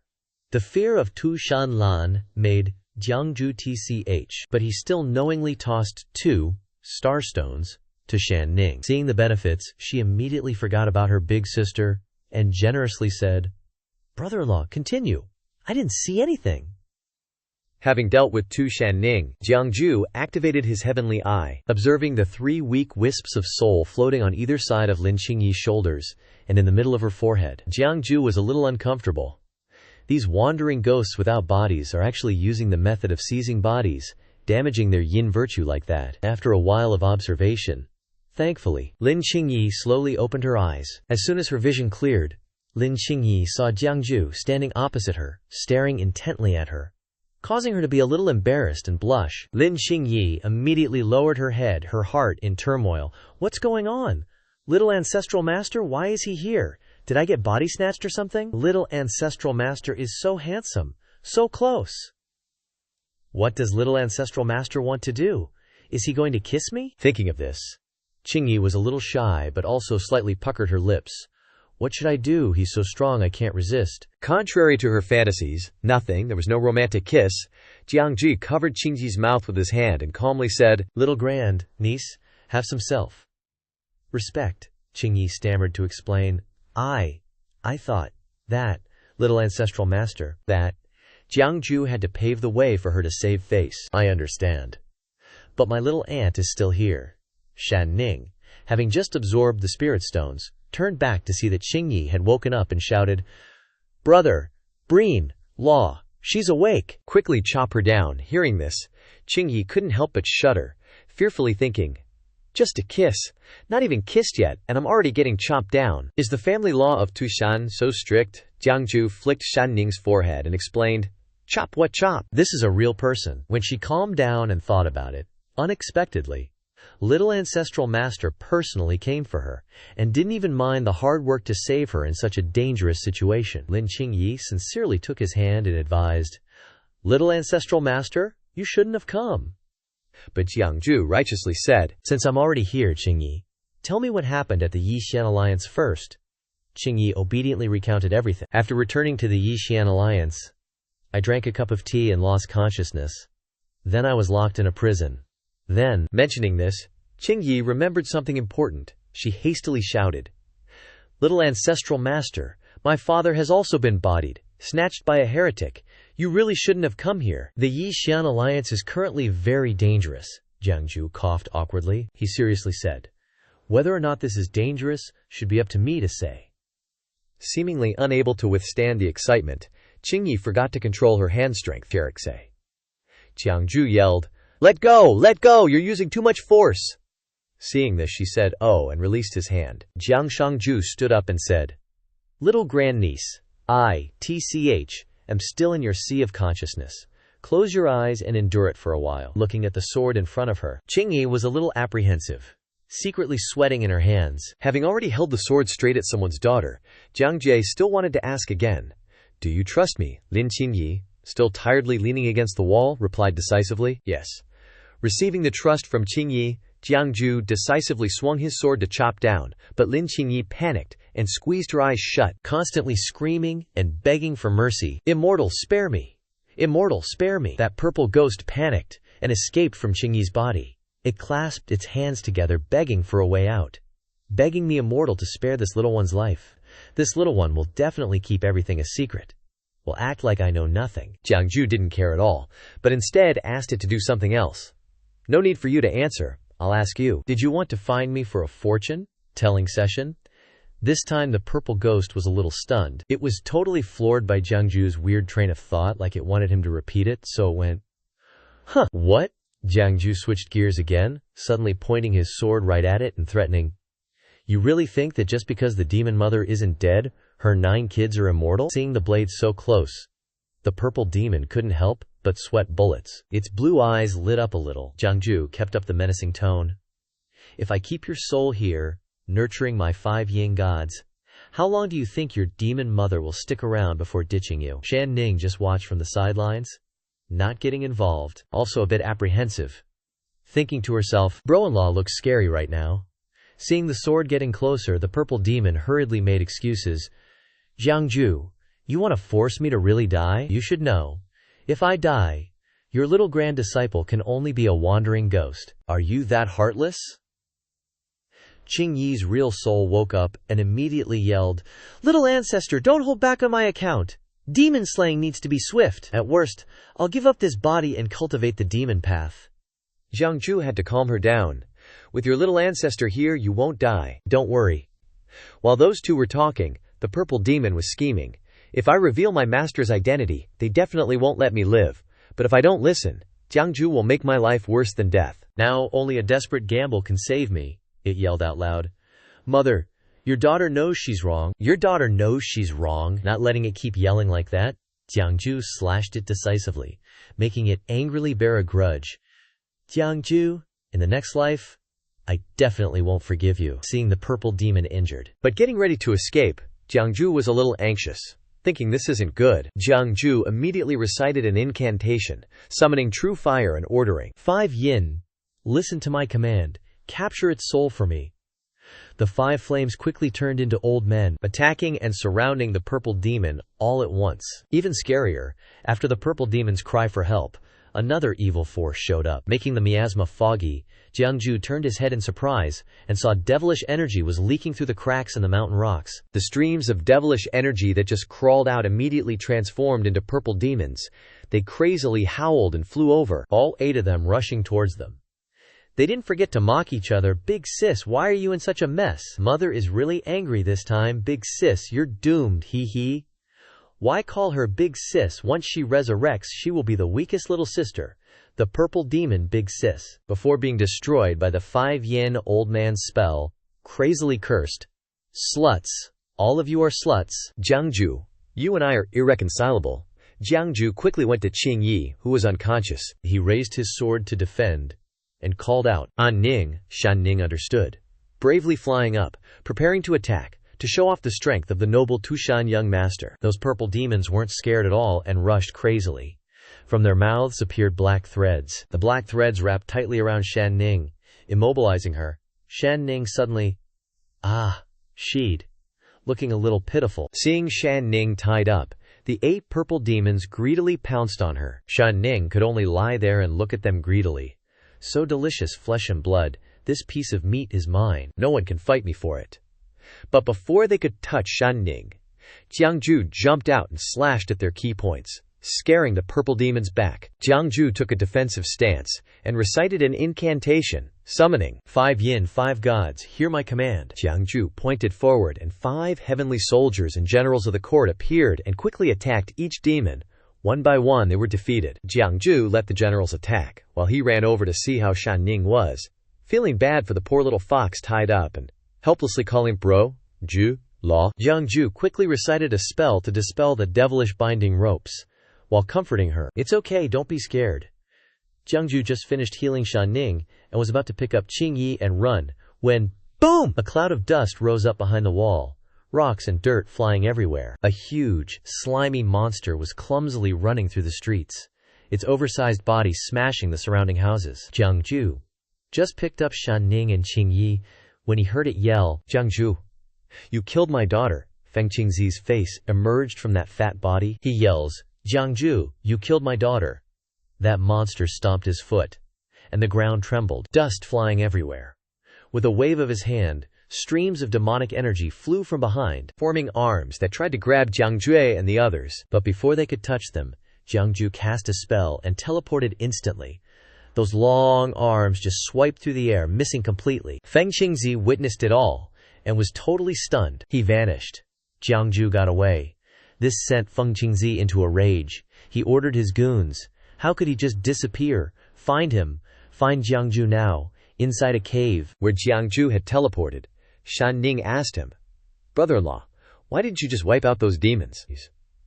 Use that thing you set up where Aji is in seclusion. That thing is awesome. Jiang Jue explained. Setting up a feng shui formation isn't easy. It's a method of borrowing the power of the land. Then he turned to face her and added, Mount Dongyai's feng shui is just okay. Can't set up a formation like that here. Shan Ning asked worriedly. So what do we do? Should we go back and get Ajie to take care of them? Hearing that, Jiang Jue carefully reminded her. We're sneaking around, aren't you afraid Jiang Jue will lock you up and beat you? Shan Ning made a funny face and said, not scared. Thinking about Shan Lan made Jiang Jue instantly refuse. You're not scared, but I am. Okay, don't even think about it. We have a helper, Shan Ning urged. Then what are we waiting for? Call the helper. But he was being cagey. It's not time yet. They were chatting away, while on the other side, Lin Qingyi was in serious pain. Her face was pale. She was sweating non-slay stop, and you could faintly hear her groaning in pain. Ugh! Jiang Jue heard it, and rushed over to try and heal her. He raised his hand and chanted silently, then pointed his hand directly at Qing Yi, slowly using his spiritual power to pull out the 2 soul-devouring nails. A moment later, the soul-devouring nails were completely out of her body and fell to the ground, and Lin Qingyi's body reacted immediately. She sat up and coughed up a mouthful of blood in pain. Jiang Jue quickly grabbed a talisman and stuck it right on Lin Qingyi's forehead, which finally calmed her down. The situation was urgent. Jiang Jue turned to Shan Ning and said, the little girl's 3 essences are destroyed. This mind-stabilizing talisman can only temporarily stabilize her soul. Ning, take her back to Sun Moon Lake first. Shan Ning worriedly cared for, what about you, brother-in-law, if I leave? To make her feel less worried, Jiang Jue took up his Qing sword and asked, oh. He rested the sword on his shoulder and said loudly, full of swagger, of course. I'll be totally free to go on a rampage, at this time, at the base of the Alien Immortal Alliance. The squad leader was running around and yelling, "Move it faster! Go check over there!" A soldier hurried after him and asked, "Captain, what was that just now?" Here. He replied, "An enemy has infiltrated our alien immortal alliance, someone named Jiang Jue, who's a master of ghostly arts. What you saw just now must have been a ghost that Jiang Jue controls." The soldier sighed. "So that's it. The captain really knows his stuff." Then, the squad leader gathered the team and reminded them, "Our urgent mission now is to quickly find Jiang Jue. If we let him escape and report our garrison's location to the Heavenly Devil Lord, the Alien Immortal Alliance will definitely have a disaster coming." The other subordinates trembled, seemingly seeing something fearful. They pointed with stuttering voices. "Captain?" The squad leader saw this, and also cautiously turned his head to see what kind of demon was scaring his subordinates so much. Jiang Jue walked over leisurely, holding his sword in his right hand and a fear-nothing gourd in his left, and greeted them. "Are you all looking for me?" The squad leader saw Jiang Jue like he had just seen a ghost. His face turned a bit pale. He pointed at Jiang Jue and ordered his subordinates, "Jiang Jue, what are you standing around for? Capture him!" Watching his subordinates rush forward, while the squad leader cowardly retreated to hide, he thought to himself, "I definitely can't beat Jiang Jue in a one-on-one fight. Even Big Sis ended up like that. This body was hard to get. I don't want to become a wandering ghost." The squad of soldiers all drew their weapons and charged towards Jiang Jue, intending to overwhelm him with numbers. The big guy with the saber leading the charge was the first to attack. He jumped up, gaining momentum, intending to chop Jiang Jue down in one swing. "Damn you, demon spawn! Die!" Suddenly, Jiang Jue puffed out his cheeks and widened his eyes like he had something in his mouth, then prepared to spit it out. As the big guy got close, Jiang Jue unleashed a fiery torrent that engulfed him. The sudden attack caught him off guard. He could only cover his eyes. The guy was tortured by Jiang Jue's fire, dazed and mumbling, "What big breath." After saying that, he passed out and fell to the ground. The remaining martial artists were even more agitated and wanted to draw their bows and swords at him. And another one shouted, "He killed Brother Jiang!" Avenging Jiang Jie. Seeing things were getting intense, Jiang Jue seriously started chanting. As soon as he said "Qi," two streams of fire and water true energy surged out of the bottle, engulfing the group, which made the squad leader, possessed by the dead spirit, a little panicky. What's going on? Even though he was standing a ways off, Jiang Jue's two sources of true energy were right on his heels, preventing him from escaping. Looking at his feet, grabbed by some kind of demonic thing, he got scared, wondering, what is this? The two streams of energy continued to rise like flames about to engulf him. Seeing this, but powerless to do anything, he could only watch blankly until the squad leader was completely enveloped in a sea of fire. Now was the perfect time for Jiang Jue to counterattack. Using his sword to slash through the flames, Jiang Jue charged straight in, finishing him off with one blow, rushing forward, splitting the flames, scattering them as if they couldn't touch him. Second Lieutenant Jiang Jue was very close to him, and he was about to enjoy that terrifying demon-slaying sword. He screamed in horror, "Moth!" Luckily, the soldier didn't finish speaking before a sword whizzed by, alleviating some of the fear.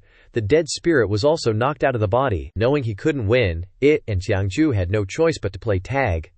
Jiang Jue was chasing with his sword, making for a very entertaining scene. Not wanting to chase anymore, Jiang Jue used the momentum to jump up, his eyes aimed precisely, and the other hand holding the sword raised. Jiang Jue decisively threw the great Qian Dao towards the running dead spirit. Seeing no movement behind him, the dead spirit curiously turned around and saw Jiang Jue directly gifting him a demon-slaying sword. Just as he was about to swerve on the road to escape danger, Jiang Jue's precious sword pierced through the dead spirit, painfully pinning it to the ground. Seeing that it couldn't run anymore, Jiang Jue took out a talisman from his clothes and continued to play the same tricks as before. Jiang Jue half sat and half knelt, asking it about fortune-telling, leaving the dead spirit speechless. Seeing that it didn't answer, Jiang Jue wickedly grabbed the hilt of the sword and frantically stabbed the sword back and forth, causing the dead spirit to cry out in pain. "Ouch, ouch, immortal, spare me."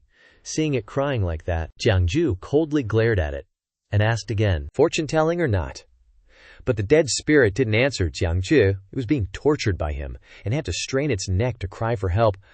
"Mother, Jiang Jue is here. Save me, save me."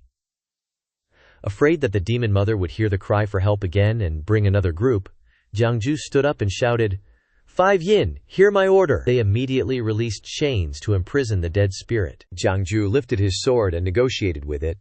If you obediently listen to me, I have a way to help you escape the control of the demon mother. Time will help you wash away the demonic energy, and it's not impossible to become a yin god. The yin gods also threatened, if you don't listen, then become food for these 5 yin gods. The scolding voice made the crybaby dead spirit shed 2 lines of tears. It hurriedly begged, I surrender, I surrender. Afraid it was just saying it, Jiang Jue tossed the talisman up and down and commanded, if so, then write it down.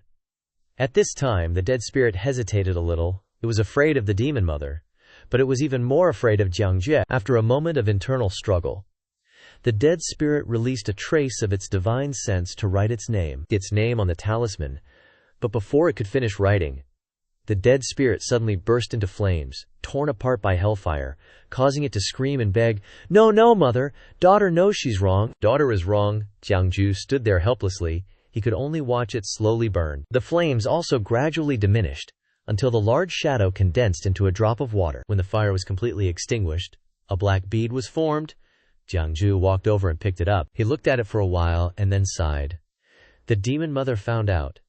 At this moment, inside the Alien Alliance's Grand Hall, Feng Qingzi's insane roar echoed. He clenched his fist, yelling, Jiang Jue!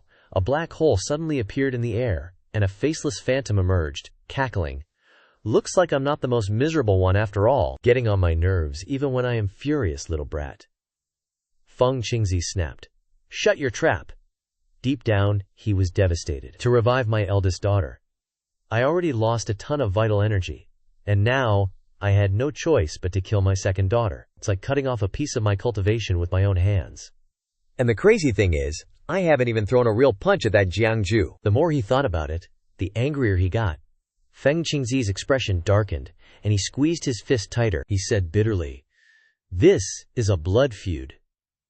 The phantom beside him tried to reason. Mother, the point of stealing Bai Yi is to summon our remaining sisters back, Jiang Juno's soul. Summoning techniques, you don't want him predicting your moves, do you? Realizing her eldest daughter had a point, Feng Qingzi sent a telepathic order for the remaining zombie ghosts to return. The phantom continued.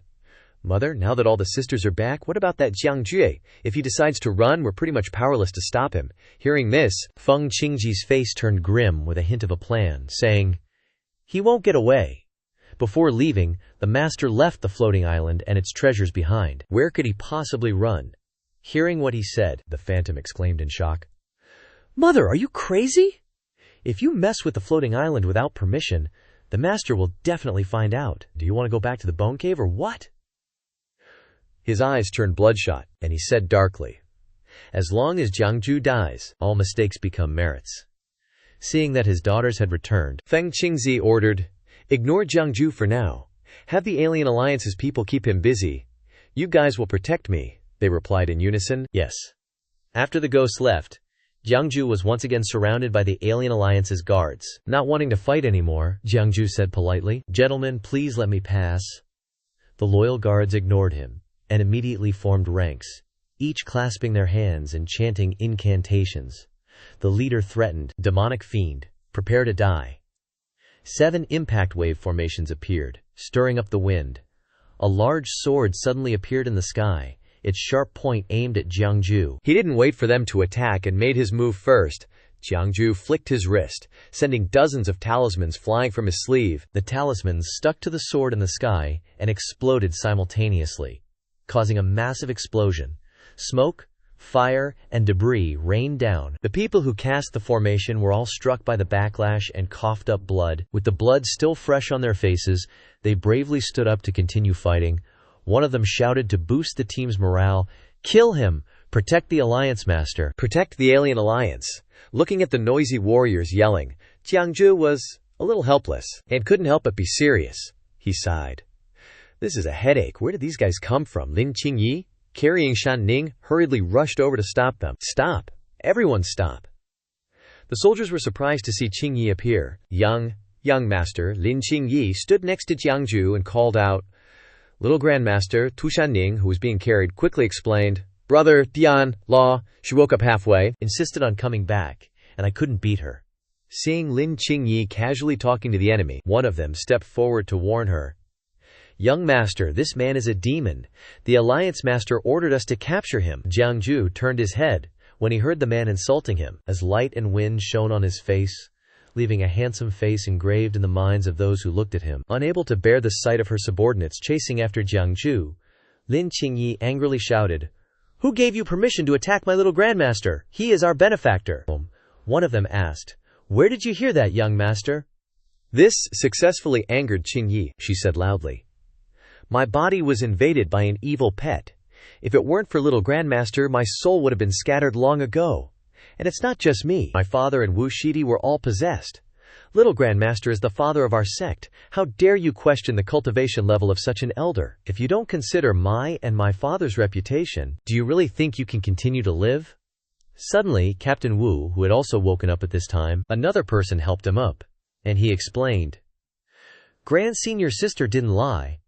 I was also taken over by an evil bug. Haven't you guys noticed our personalities changing lately?" But those soldiers were totally unconvinced. He pointed up to stop them, saying, "There are talismans on the young master and Captain Wu's foreheads. Their souls might be absorbed by a demon. Don't believe them." Qingyi got pissed and pointed at her forehead, trying to clear her name. "This is a soul-fixing talisman, you idiot. The evil bug almost took over my body, damaging my 3 vital energies. If it weren't for little Shizu's talisman, my soul would have left my body already." That soldier turned around and yelled at her. "Got any proof?" Lin Qingyi was a bit awkward and mumbled, Jiang Jue had to step in and bail Qingyi out. "Your leader hasn't shown their face till now. Doesn't that tell you something? Here. If you still don't believe us, then follow me to meet your leader." Finally, they were persuaded and agreed to go check it out. The group started heading back to the different Immortal Alliance's base. While everyone had to climb the steps, Shen Ning got to chill in Jiang Jue's arms, which was kind of boring. So she tried asking, "We're already going, why give it back?" Qingyi, standing next to her, also humbly said, "It's the different Immortal Alliance's business. I asked little Shizu to help. I'm really embarrassed. It'd be great if I could help little Shizu a little bit too." Jiang Jue immediately asked with concern, "Is your body okay?" Qingyi truthfully answered, "It's temporarily fine. Little Shizu's talisman works really well." Then, Lin Qingyi's eyes got a little red, and she made a vow to him. "Little Shizu, thank you. I'll definitely repay this kindness." On the contrary, Jiang Jue wasn't polite at all. "All right, remember to repay me."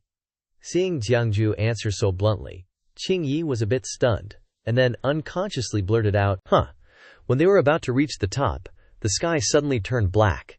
Streams of purple energy fell from above, startling the group, who had to cover their faces. Jiang Jue saw the ominous sign and wanted to take a look. He thought to himself, "What's going on?" The soldier leading the way earlier got scared by the dense demonic energy and quickly begged Jiang Jue, "I am immortal, sir. Please go up ahead and see."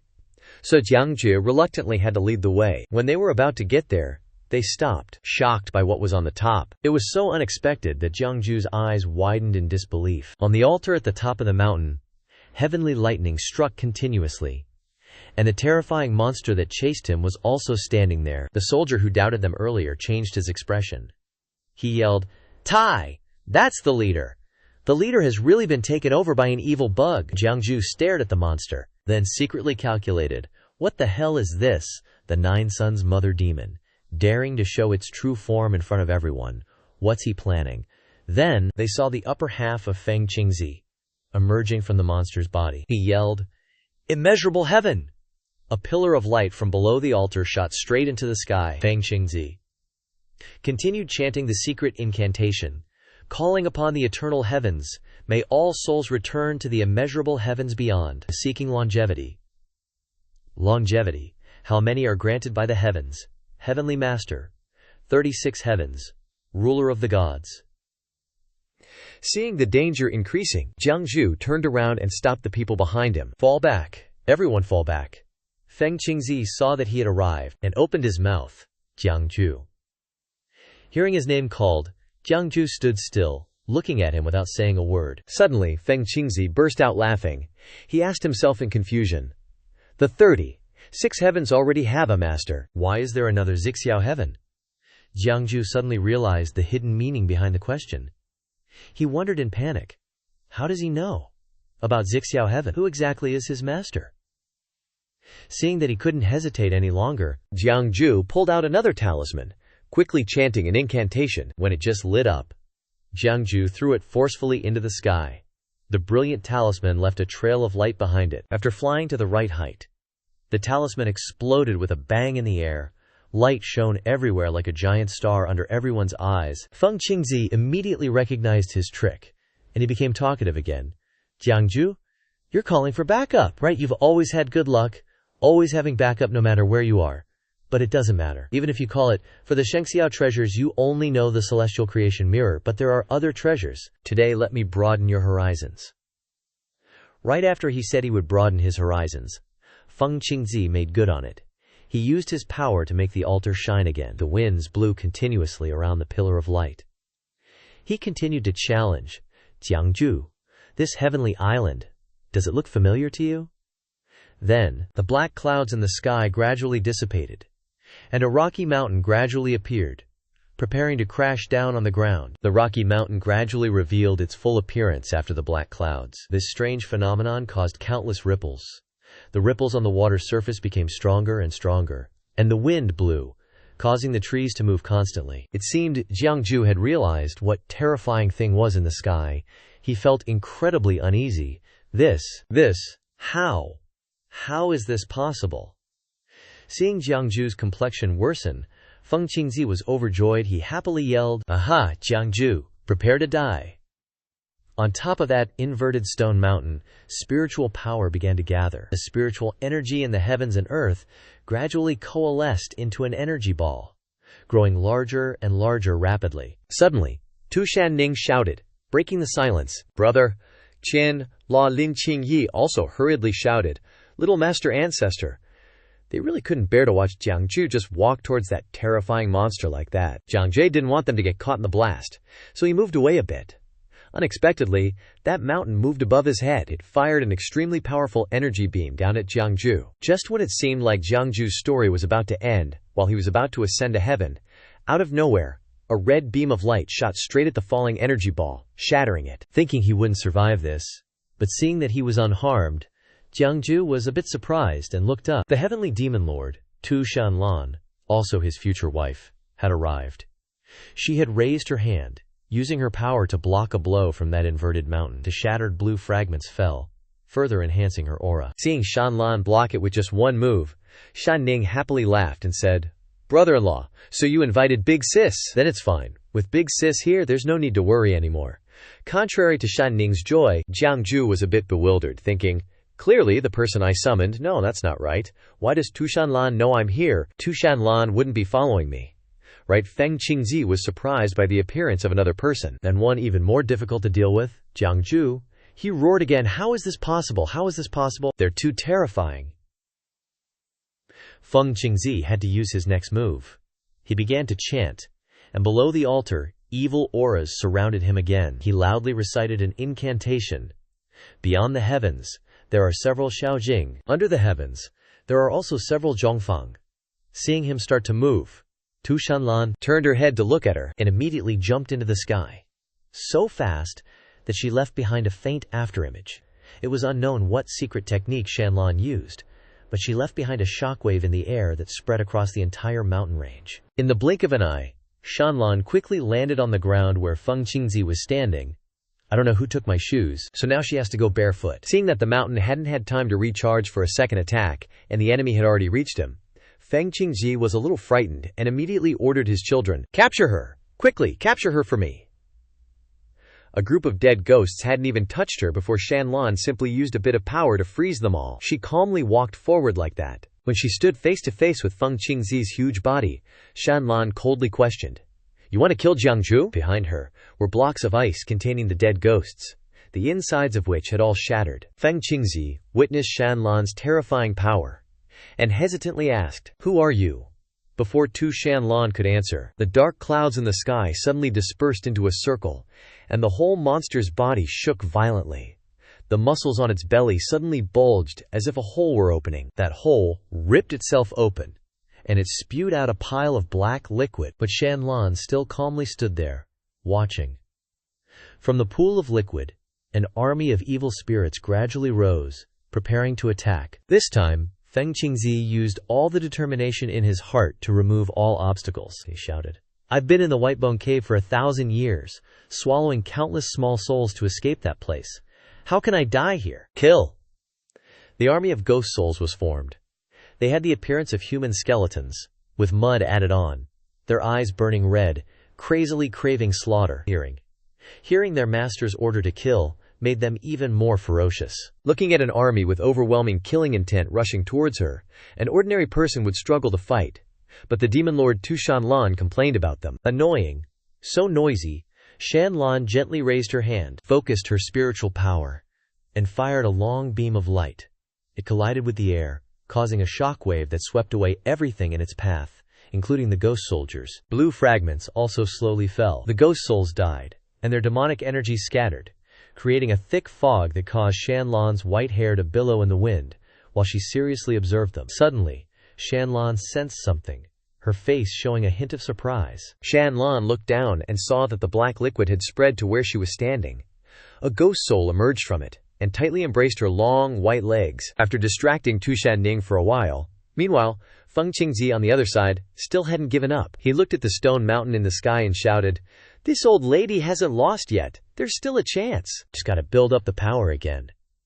That mountain peak started sucking up all the spiritual energy from the sky, forming a blue energy ball. Seeing it all charged up, Feng Qingzi cackled like a maniac, his laughter echoing everywhere. Ha ha. But before he could even enjoy it, karma came knocking. Feng Qingzi sensed something was off, grunted, and turned his head. The long tear in his belly, where he was spitting out that black goo, was frozen solid by Shan Lan, and the ice was spreading all over him, locking his huge body in place. By the time Feng Qingzi realized it, it was too late. The freezing ice had covered him completely, catching him totally off guard. Now that's a Tianma lord, quick and efficient. Right after freezing her target, Shan Lan summoned her ice powers, forming a bow and arrow, ready to draw. The arrow's power was so intense that freezing air scattered everywhere. The arrow was locked and loaded, but Jiang Jue's voice shouted from afar, "Send him to the ghost netherworld." Shan Lan paused, glancing back, thinking Jiang Jue had something super important to say. But nope, he was just bent over, gasping for air, huffing and puffing, making Shan Lan next to him roll her eyes a little. Thinking, finally done, Jiang Jue instantly regained his composure, summoned that old geezer Wu Hun, and ordered the 5 sounds to obey their commands from behind or rush forward. The Wu Yin spirits all unleashed their secret technique, firing chains to tightly bind Feng Qingzi's soul, immobilizing him. Feng Qingzi, enraged by being restrained, saw the ones binding his soul were the people he hated most, and he roared in fury. Seeing things getting serious, Jiang Jue quickly explained, "The 9 Sons' ghost mother is tough to deal with. Even if the body is destroyed, she can use another yin core to revive. Only by locking down the soul can we cut off her lifeline." Shan Lan asked with a hint of doubt, "You sure you can do this?" Feng Qingzi, unwilling to be restrained, went berserk trying to break free, his resistance causing the surrounding air to vibrate, making the flags flutter wildly. Seeing his power was insane, Jiang Jue shamelessly asked for Shan Lan's help. "This 9 Sons' ghost mother is a bit too strong. Please, Your Majesty, lend a hand and kill all the other ghosts inside his body." But before Shan Lan could act, the formation flags he was holding were engulfed in blue flames. The blue flames wrapped around Feng Qingzi's monster body and shot up to the sky. Recognizing the familiar aura of the flames, Feng Qingzi excitedly yelled, "It's the master! It's the master!" As he spoke, a man in a long robe, his face obscured, appeared on a lotus platform within the blue flames. Feng Qingzi, thinking he was safe, hurriedly pointed at Jiang Jue and reported, "Master, save me! Jiang Jue is here! Jiang Jue is here!"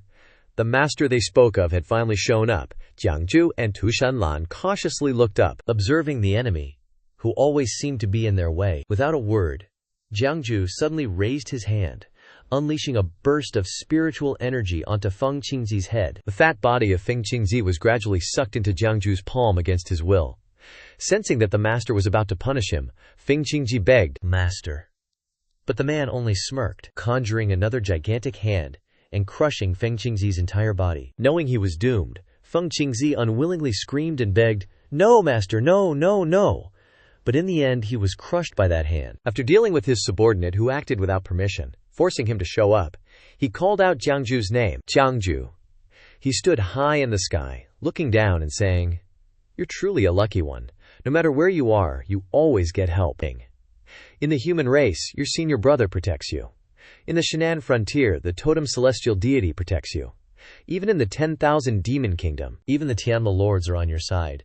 Seeing him standing high above, looking down, and talking so much about her husband, Shan Lan angrily shot a barrage of ice blocks into the sky, saying, "Quit with the fake god act." The ice shards hit him, but they all passed through him, as if he were just an illusion. Seeing that he knew so much about him, Jiang Jue seriously said, "Who are you? But whoever you are, you should call me grandmaster or granduncle. You can't be so rude."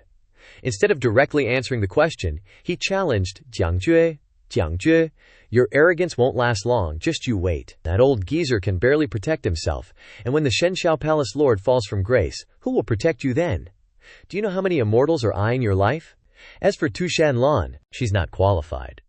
For her strength to be disregarded by someone this insignificant, Shan Lan doubts herself. I can't protect Jiang Jue?" Afraid that Shan Lan would be swayed by his words, Jiang Jue quickly interjected, "Your Excellency, he wasn't originally here. It'll take time to activate Floating Island." Of course, Shan Lan realized that. She glared at Jiang Jue and continued, "He's deliberately stalling." Shan Lan was smart and knew what to do. She summoned a pillar of true Q rising from the ground, hoping to hold him back. This action was too fast, shaking the ground and startling Jiang Jue as well, but it was too late. His afterimage disappeared into the sky, leaving only a small spark, and he said, "Jiang Jue, you're still a despicable coward." Seeing Jiang Jue being humiliated like this, but Shan Lan had no intention of comforting him. Her face darkened as she turned to look at him, making him a little scared. Seeing Shan Lan about to speak, Jiang Jue quickly spoke first. "That's right, Your Excellency. Why are you at Dongya Mountain?" she coldly replied. "An eye for an eye, a tooth for a tooth," Shan Lan asked, without any mercy. "What about you? Why did you appear here and cause such trouble?" Jiang Jue knew that if he told the truth, his life wouldn't be peaceful, so he had to make up an excuse. "I was just passing by." Ha ha. How could that excuse fool Shan Lan? She and Jiang Jue walked back together, and she said, "Explain everything to me clearly when we return." Jiang Jue obediently agreed, "Yes." After resolving the remaining aftermath of the battle, Feng Qingzi had fully regained his composure, and was now bowing to Jiang Jue in the tea room. Disciple of Xiao, Tianlin, and Yushan greets martial granduncle. Seeing someone older than him bowing like that made Jiang Jue feel uneasy, and he quickly rushed over to help him up. "Lord Lin, please rise now. I was expelled from the sect by that old geezer long ago and am no longer a member of Xianxia Palace. You can just call me Jiang Jue." Noticing Jiang Jue's goodwill, Feng Qingzi stood up and respectfully clasped his hands, saying, "This disciple dares not." Once they were both seated at the tea table, seriously talking, Jiang Jue spoke first. "Lord Lin, do you know who is secretly supporting your different immortal alliance?" "Who exactly is it?" Feng Qingzi looked a bit embarrassed and replied, "I wouldn't dare hide anything from Martial Granduncle, but this disciple truly does not know the other party's identity." Jiang Jue probed further. "Then how does he contact you?" Feng Qingzi recalled the mysterious figure in his dream and replied, "Through dreams. This disciple saw him sitting upright on a cyan jade lotus platform in my dreams. He said that this disciple and he are from the same sect, so he is willing to lend a hand." At this moment, Feng Qingzi's face was tinged with melancholy as he reminisced. He took this disciple to a floating island. The magical weapons, treasures, and elixirs of the different immortal alliance all came from this floating island. Looking back now, the other party must have wanted to seize my body from the start to control the entire different immortal alliance. Recalling this matter caused Jiang Jue to voice his doubts. "You're already at the second-grade divine power realm, yet you could still be seized by the Nine Deaths Ghost Mother." Feng Qingzi was a little embarrassed to say, but still had to explain. This disciple was not careful enough for a moment, but Martial Granduncle. From the moment this disciple was seized, I vaguely remember that the Nine Deaths Ghost Mother had contacted several great demon clan figures. And those demon clan figures were just like me. They were all seized by ghost entities. Learning another shocking piece of information, Jiang Jue asked in surprise to confirm. "Are you sure?" Feng Qingzi didn't dare to be completely certain, This disciple's consciousness was hazy. I only vaguely remember it. A tidal wave gradually rose in Jiang Jue's heart, and he worried, thinking, could it be that the demon clans in the 10,000 Demons Kingdom are also secretly controlled by that mysterious person? This person's scheme is not small. While immersed in his own world, when he looked up, Jiang Jue saw Feng Qingzi kneeling before him, causing him to exclaim in shock, "What are you doing?" Feng Qingzi remained kneeling there, sincerely imploring, "Marshal Granduncle, this disciple's lifelong wish is to bring back those compatriots who are wandering in the demon clans to return to their homeland. Now that the great enemy is before us, this disciple fears that I do not have the ability to lead the different immortal alliance. I respectfully beseech Marshal Granduncle to take pity on our brotherhood and assume the position of Alliance Lord of the different immortal alliance." Jiang Jue was a little surprised by this sudden proposal, and he gently replied, "I told you to just tell me whatever was on your mind, so you already had this idea, Lord Lin? When we first met, you didn't even understand what kind of person I am. Aren't you afraid that I'll lead the different immortal alliance down the drain?" Feng Qingzi looked at the aura surrounding Jiang Jue and confessed. Previously, after hearing Qingyi explain Marshal Grand Munkle's divine powers, this disciple was still a little apprehensive, but after meeting Marshal Grand Munkle, this disciple is no longer apprehensive, seeing that his own reputation was already infamous. To think someone would trust me this much, Jiang Jue was a bit curious. Why? Feng Qingzi didn't hide anything. Spilling the beans, Shishugong can control the Xiantian Zhaohua Jing, so Shishugong must be the new leader of the human race, right? Jiang Jue was a bit confused, wondering to himself, leader? What leader? That old geezer didn't tell me anything. Perhaps Jiang Jue didn't realize how important he was, so Feng Qingzi explained what he knew. The Xianxia Palace's ancestral teachings state that anyone who can wield the Xiantian Zhaohua Jing is the leader of the human race, with the responsibility to protect the human race and maintain its immortality. Shishugong is the leader of the human race for this term. Ignoring all the high-sounding stuff, Jiang Jue cut to the chase, asking, "So, you're saying I'll be the one calling the shots in the Yixian alliance from now on?" Seeing that Jiang Jue seemed open to the idea, Feng Qingzi replied heroically, "Yes, please, Shishu, Gutsegong, fulfill our wishes, and bring our fellow human race compatriots, who are scattered among the demon race, back to their homeland." Such a grand aspiration of so many generations here was brushed off by Jiang Jue as, "Is that all? Simple." Even Feng Qingzi was a bit incredulous, repeating, "Simple?"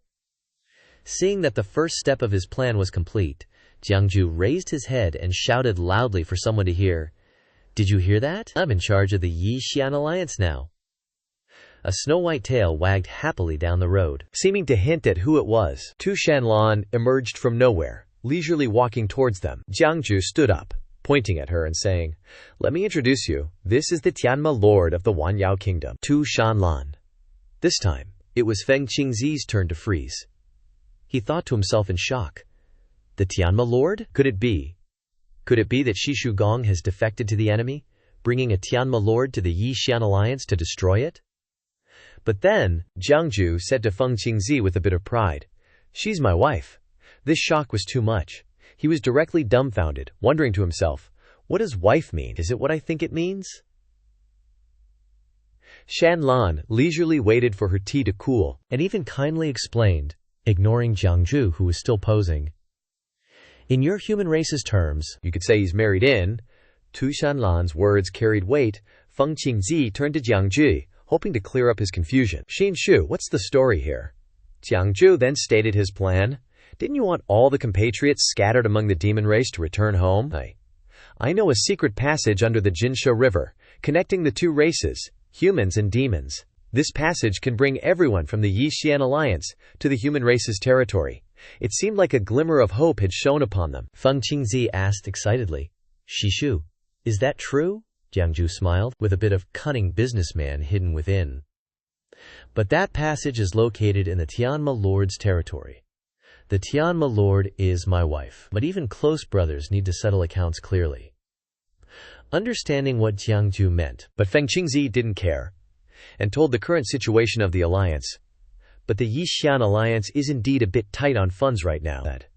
It's not just a bit tight, they are even robbed and have to leave something for you before they leave.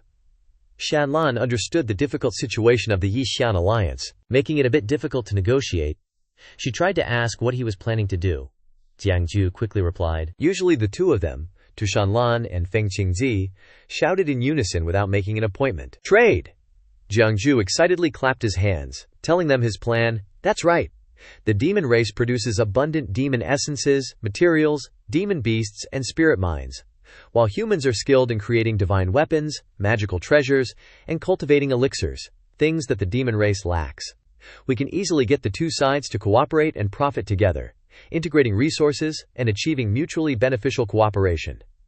Seeing Jiang Jue's long-term vision, Feng Qingzi became even more respectful. Clasping his hands in thanks, Shishu Gong wants to use this opportunity to consolidate the strength of the Yixian alliance, so that we can rescue more oppressed compatriots. The affairs of the Yixian alliance depend entirely on Shishu Gong. Seeing that her work was done, not wanting to disturb their private conversation any longer, Shan Lan stood up and walked outside, reminding Jiang Jue, "Give me 7 parts of the profit. I'll be waiting for you outside Dongyai Mountain." Jiang Jue walked over and patted Feng Qingzi on the shoulder to comfort him. Cooperating with the demon race. I'm afraid it's not easy for you to accept in your heart, as if mentioning a pain in his heart. Feng Qingzi's expression became sad, and he told the story. Has Shishu Gong ever seen human flesh carefully raised to provide food for the demon race? Has ever seen women who were captured to breed, only to collect 1,000 children to refine a magical artifact? The clansmen living in this demon territory are not even as good as pigs or dogs. In the Yixian alliance, there are more than 100 cultivators at the 4th rank or above. They could have left this demon territory, but they chose to stay. Without exception, all they want is to return home with their compatriots. Finally, there is a door open for them. Feng Qingzi placed his hand on his chest, revealing everything. Now Shishu Gong has sacrificed himself to fight against the demons, so he can give us a glimmer of hope. Don't even mention cooperating with the demon. Even if you want us to work, we are willing. Hearing the terrible crimes of the demon race, Jiang Jue turned pale and asked with a trembling voice, "Does the Tianma territory also have these things?" Seeing Jiang Jue was so scared, Feng Qingzi gently defended Shan Lan. No, this generation of the Tianma Lord seems to hate the human race very much. Most of the human race in the Tianma territory were chased out by her, leaving only a small number of compatriots working in reclamation and cultivation. Compared to other tribes, compatriots in the Tianma territory are considered to have a better life. After that, Feng Qingzi boldly made another request. Since Shishu Gong has grasped the passage between the two places, could you invite Master Ping from our sect to rescue the oppressed compatriots? In Jiang Jue's heart, a way came to mind. He said mysteriously, "If we make a fuss, Shan Lan won't be as easy to talk to as just now. In fact, the rescue force doesn't necessarily have to come from human territory. Why look so far outside the base of the Yixian alliance?" Shan Ning was happily playing with the flowers and butterflies, while Shan Lan quietly stood there gazing at the tall mountain in the distance. While Shan Lan was still silently admiring the scenery, Jiang Jue had finished his business and ran out to find them. The usually aloof and untouchable heavenly devil lord Shan Lan, now standing there with a hint of approachability, made Jiang Jue freeze in a daze, gazing at her with infatuation. As soon as Jiang Jue arrived, Shan Lan noticed him. She glanced over and saw Jiang Jue standing there like a statue staring at her. Shan Lan asked, somewhat coldly, "What are you standing there for? Let's go back." Jiang Jue snapped out of his reverie and ran over to Shan Lan. He nodded and tentatively asked, "Are we still going to Sun Moon Lake?" Shan Lan flicked her finger and decisively replied, "Nope, straight back to Tuishan." Then, a giant falcon swiftly landed near them. From afar, Lin Qingyi, carrying a bag, hurriedly ran over. "Huff, huff, little ancestral master, wait for me." Jiang Jue, seeing her carrying luggage, couldn't help but ask, "What's this?" Qingyi, panting, replied, "Little ancestral master, my father told me to follow you from now on.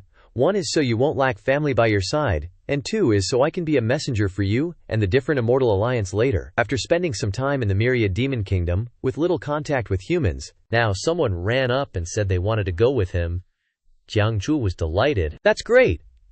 Suddenly remembering the roof standing next to him, Jiang Jue nervously glanced over, but Shan Lan spoke first. "Why are you looking at me? There, your people. You decide." Knowing that Shan Lan had implicitly agreed, Jiang Jue turned to reply to Lin Qingyi. "If that's the case, follow me from now on," Qingyi replied. "Yes." An hour later, the group climbed onto the falcon and set off back to Tushan. The journey at the different Immortal Alliance thus came to a perfect end. In the bustling capital of the myriad demon kingdom, the Shan Lan sisters had returned to the palace first, while Jiang Jue had the task of taking Qingyi back to his little courtyard. Two demon clansmen sitting nearby curiously looked over. "Why are those two humans here?" Jiang Jue didn't pay attention and walked straight into the gate. As soon as he set foot inside, he saw all the servants standing there. Old Dao, standing at the front, respectfully greeted, "Cock, Kudoodle, Kudu." All fellow cultivators heard the order. The rest solemnly bowed their heads and greeted in unison. "Welcome home, Master Jiang." Seeing everyone welcoming him so enthusiastically, Jiang Jue excitedly clasped his hands in thanks. "You're all too kind." Lin Qingyi stood in a corner, stunned, watching Jiang Jue comfortably living with the demon clansmen, as if they were very close, which she found a bit unbelievable. After some arranging, tidying up, and cleaning up after the arduous journey, they finally got to rest. Fresh, juicy fruits were prepared on the table, along with an exquisite porcelain teapot. Jiang Jue plucked a grape from the table, with servants attending to him with massages. Jiang Jue sprawled on the chair, put a grape in his mouth, and ate it, while Qingyi felt a little strange, sitting upright next to him. Qingyi was a little hesitant, and leaned close to Jiang Jue to whisper, "Little ancestral master, who are they?"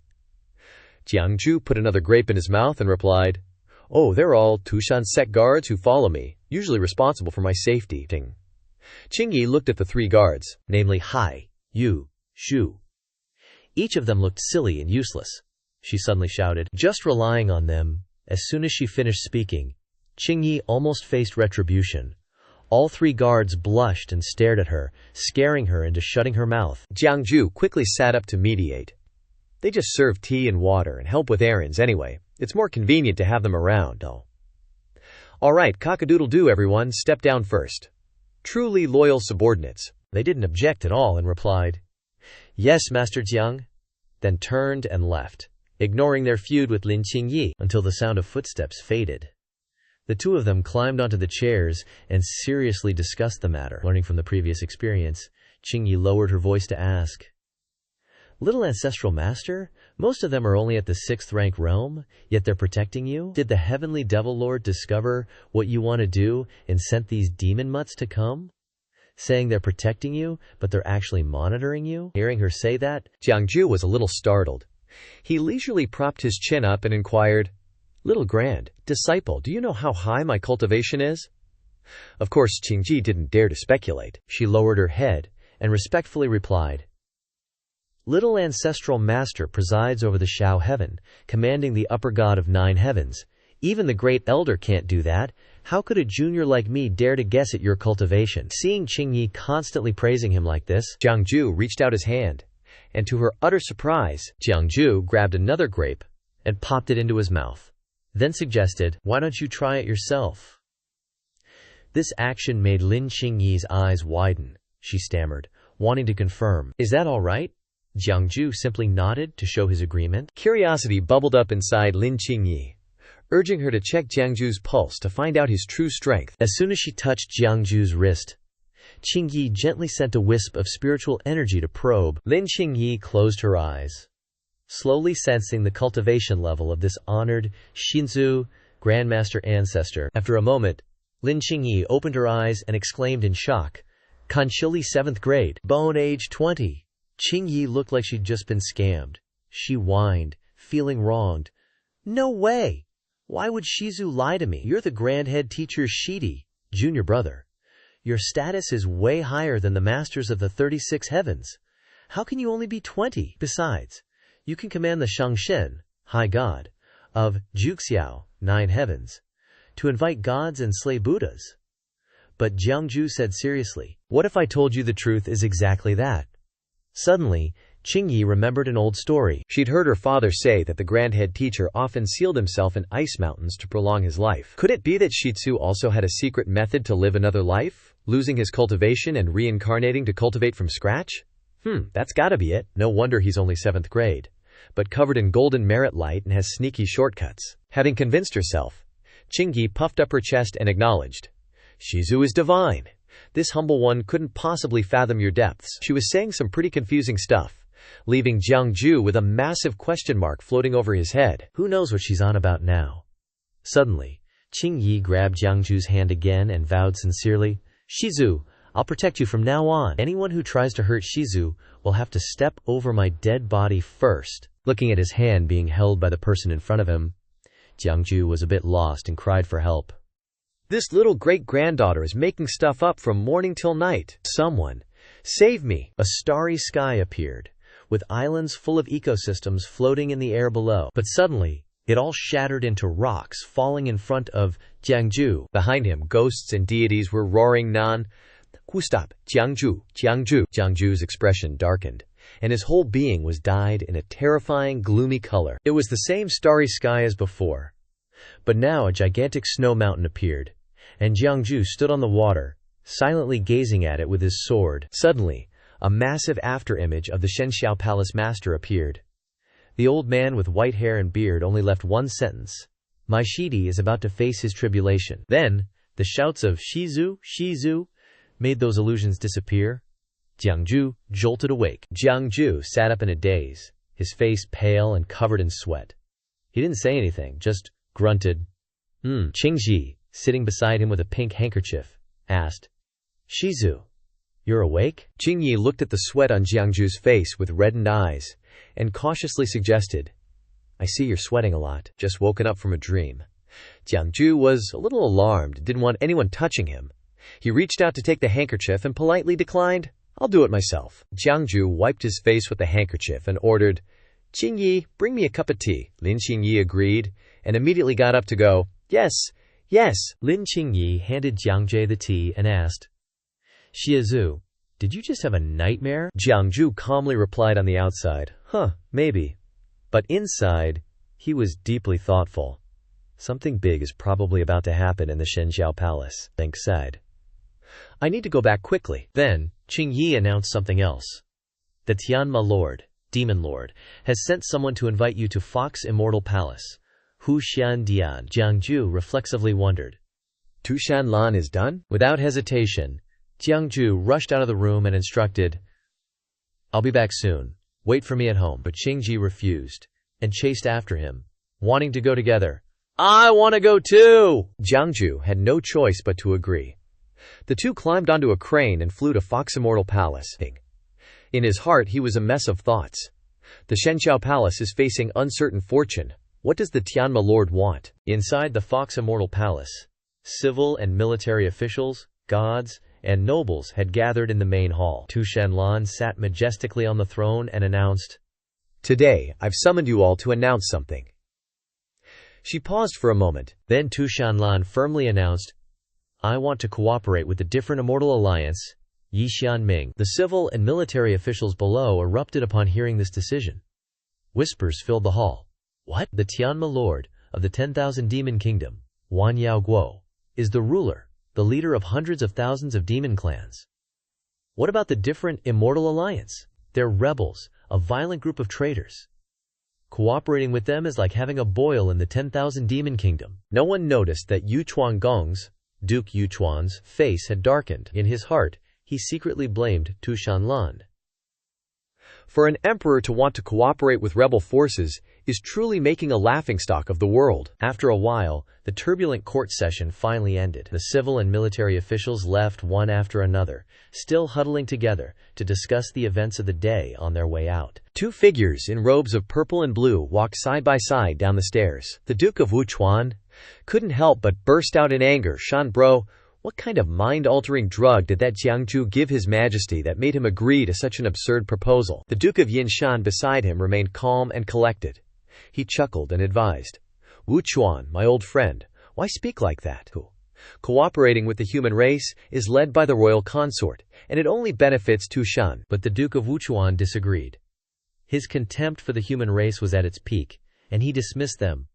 What is this different Immortal Alliance? Just a bunch of humans.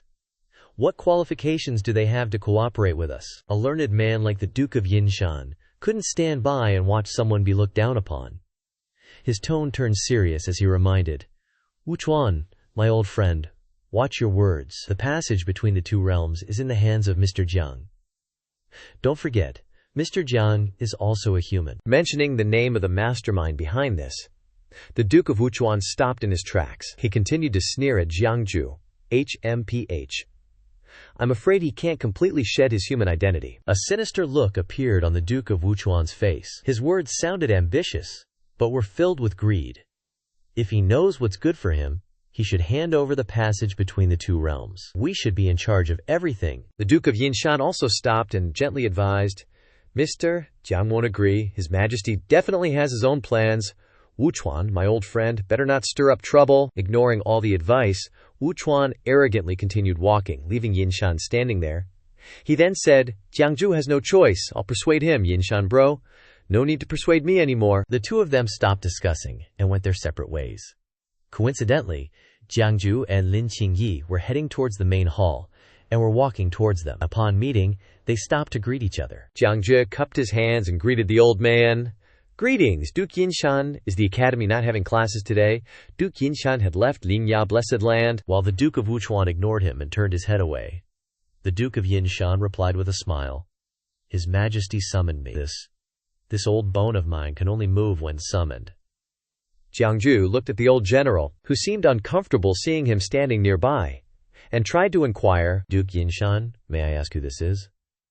The Duke of Wuchuan also followed common etiquette and clasped his hands, but with his eyes closed, not bothering to look at Jiang Jue as he introduced himself. This old man is the Duke of Wuchuan. Jiang Jue understood and bowed respectfully, clasping his hands together politely. "So it's the Duke of Wuchuan." Thump. Suddenly, the Duke of Wuchuan knelt heavily on the ground, clasping his hands as if seeking an audience, startling Jiang Jue and the Duke of Yinshan who were standing next to him. This unexpected action made Jiang Jue a little scared. He quickly helped him up and said in a flustered manner, "No, what are you doing, Duke Wuchuan?" But the Duke of Wuchuan didn't stand up, but remained kneeling there and spoke words of righteousness. But in reality, they were words of moral kidnapping. The royal consort understands the greater good and can accept this courtesy. This old man owes you a favor. In the future, the royal consort only needs to focus on teaching disciples in Tushan and leave everything else to this old man. If there are any commands, this old man would not dare to disobey. After all, the prosperity of the Tushan clan cannot be without the royal consort's contribution. Jiang Jue was a little confused and forced a smile as he asked, "Contribution? What contribution can I make?" No longer bothering with the act, the Duke of Wuchuan stood up and spoke each word, as if coercing Jiang Jue. "Although the royal consort is a human, you are always thinking of our clan. Now, the royal consort offers a plan, offering the passage between the two realms to our clan." No longer bothering with the act, the Duke of Wuchuan stood arrogantly in front of Jiang Jue. The respectful appearance from before disappeared, replaced by a sinister face, and continued, "Therefore, our clan is the only family in the myriad demon kingdom that can communicate with the human race." Isn't that a great contribution? Jiang Jue immediately realized the ill intentions of the man before him and thought to himself, "This old guy doesn't seem to have good intentions. Can't afford to cause trouble for now." Jiang Jue's expression softened, and he said with a smile, "What are you saying, Duke Wuchuan? The opening of the passage between the two realms of humans and demons doesn't just benefit one side. Our different immortal alliance also benefits greatly." Seizing the important point in Jiang Jue's words, the Duke of Wuchuan spoke each word with emphasis. "Different immortal alliance? Aren't you afraid of Shan Lan's reputation anymore?" The Duke of Wuchuan was angry, veins popping on his face as he directly questioned Jiang Jue. "What do you mean, royal consort? The different immortal alliance is a traitor to the myriad demon kingdom. How can the royal consort collude with traitors?" The Duke of Wuchuan had successfully provoked Jiang Jue, but he still tried to remain calm and asked sternly, "Is this your intention, or Shan Lan's intention?" The Duke of Wuchuan didn't answer directly, but crossed his arms and turned to leave. He even arrogantly flaunted his power to Jiang Jue. "This is Tushan, the land of the myriad demon pilgrimage. Mr. Jiang needs to know that you are the royal consort of the myriad demon kingdom, and the rules of Tushan must be followed. Many great demons are dissatisfied with your background, Speaking to this point, he shouted directly into Jiang Jue's face, as if wanting to teach him, pouring out words of contempt. What kind of status is that different immortal alliance? Yet the royal consort speaks up for them. They're just a bunch of thieves, servants and underlings like livestock. The Duke of Wuchuan's scolding suddenly stopped, as if something had just flown past. Jiang Jue's voice suddenly came from behind the Duke of Wuchuan. Livestock, servants, and underlings. That icy voice made him tremble and secretly sweat. He was just in front of him, and now Jiang Jue was behind him, placing a sword against his neck. He coldly threatened, "Has the Duke of Wuchuan forgotten that I am also a human?" Lin Qingyi and the Duke of Yinshan stood on the side, observing. They were also surprised by Jiang Jue's actions, but they stood still without interfering. On the contrary, the two Guaren who had just stepped out of the palace gate, upon seeing this, hurriedly turned back, shouting excitedly, "Go inform His Majesty!" Jiang Jue coldly called out. "Little Tu's son?" Qing Yi said to them from behind. "Who's in charge of the different immortal alliance now?" Qing Yi blankly called out. "Little Grandmaster." But Lin Qing Yi honestly replied, "My father has abdicated and yielded his position. Now, all internal and external affairs of the different immortal alliance are solely under the control of little Grandmaster Jiang Jue." The sword was still held close to Yu Chuanggong's neck, which made him a little anxious. He glanced at Jiang Jue and continued, "Yu Chuanggong said I colluded with the different immortal alliance, which is true, but I'm afraid Yu Chuanggong doesn't know that I now control the different immortal alliance." Finally, Jiang Jue concluded, "Yu Chuanggong wants to interrogate me." But Yu Chuanggong remained stubborn and disdainful. The different immortal alliance, a bunch of servants and slaves like livestock, Jiang Jue didn't give any quarter anymore. He pressed the tip of the sword closer to Yu Chuanggong's neck, then asked, "Then do you dare to test whether the blade of my human race is sharp or not?" Yu Chuanggong looked at the sharp blade that was very close to his neck. The spiritual energy on it was still surging, but the longer Yu Chuanggong stared, the more his vision blurred. A series of after-images were lining up and praying in front of him. Zhixiao Heaven, Taishu Zhenjun, Save Suffering Rescue Calamity Zhenjun, Supreme Zhenjun. Yu Chuanggong's face instantly became stunned with horror at the scene before him, even though it was just an illusion inside. Inside a reception room near the Immortal Lake Palace, a dense, demonic aura permeated the sky, surrounding the entire room. Jiang Jue was sitting inside, cultivating, sweat dripping from her face. Her whole body was madly radiating demonic energy, her eyes closed, focusing on resisting the heart demon rampaging inside. Suddenly, a hoarse voice echoed in Jiang Jue's mind. "Heaven has flaws. It won't overflow if it's not full. People have flaws. They can't be made up enough later. The Dabio has flaws. Snatch 2 or 3 to make up for 1. Jiang Jue was still trying to circulate her energy to control herself. Scales gradually showing through her clothes, sweat pouring out more and more. It seemed Jiang Jue was about to reach her peak. Realizing what the strange voice was referring to, Jiang Jue woke up, opening her 2 eyes with different colors. It seemed that the chants from before were heavenly demon art. Recognizing the secret of the heavenly demon art, Jiang Jue was horrified. "I've been stuck at the threshold of becoming a saint for over 1,000 years. This great heavenly demon art relies on devouring the dabo of others to increase cultivation. My body carries the karma-severing sword and won't be stained by karmic forces. Perhaps this time, it can really help me become a saint." Closing her eyes to calm down a bit, Jiang Jue suddenly remembered that Jiang Jue was a fated immortal.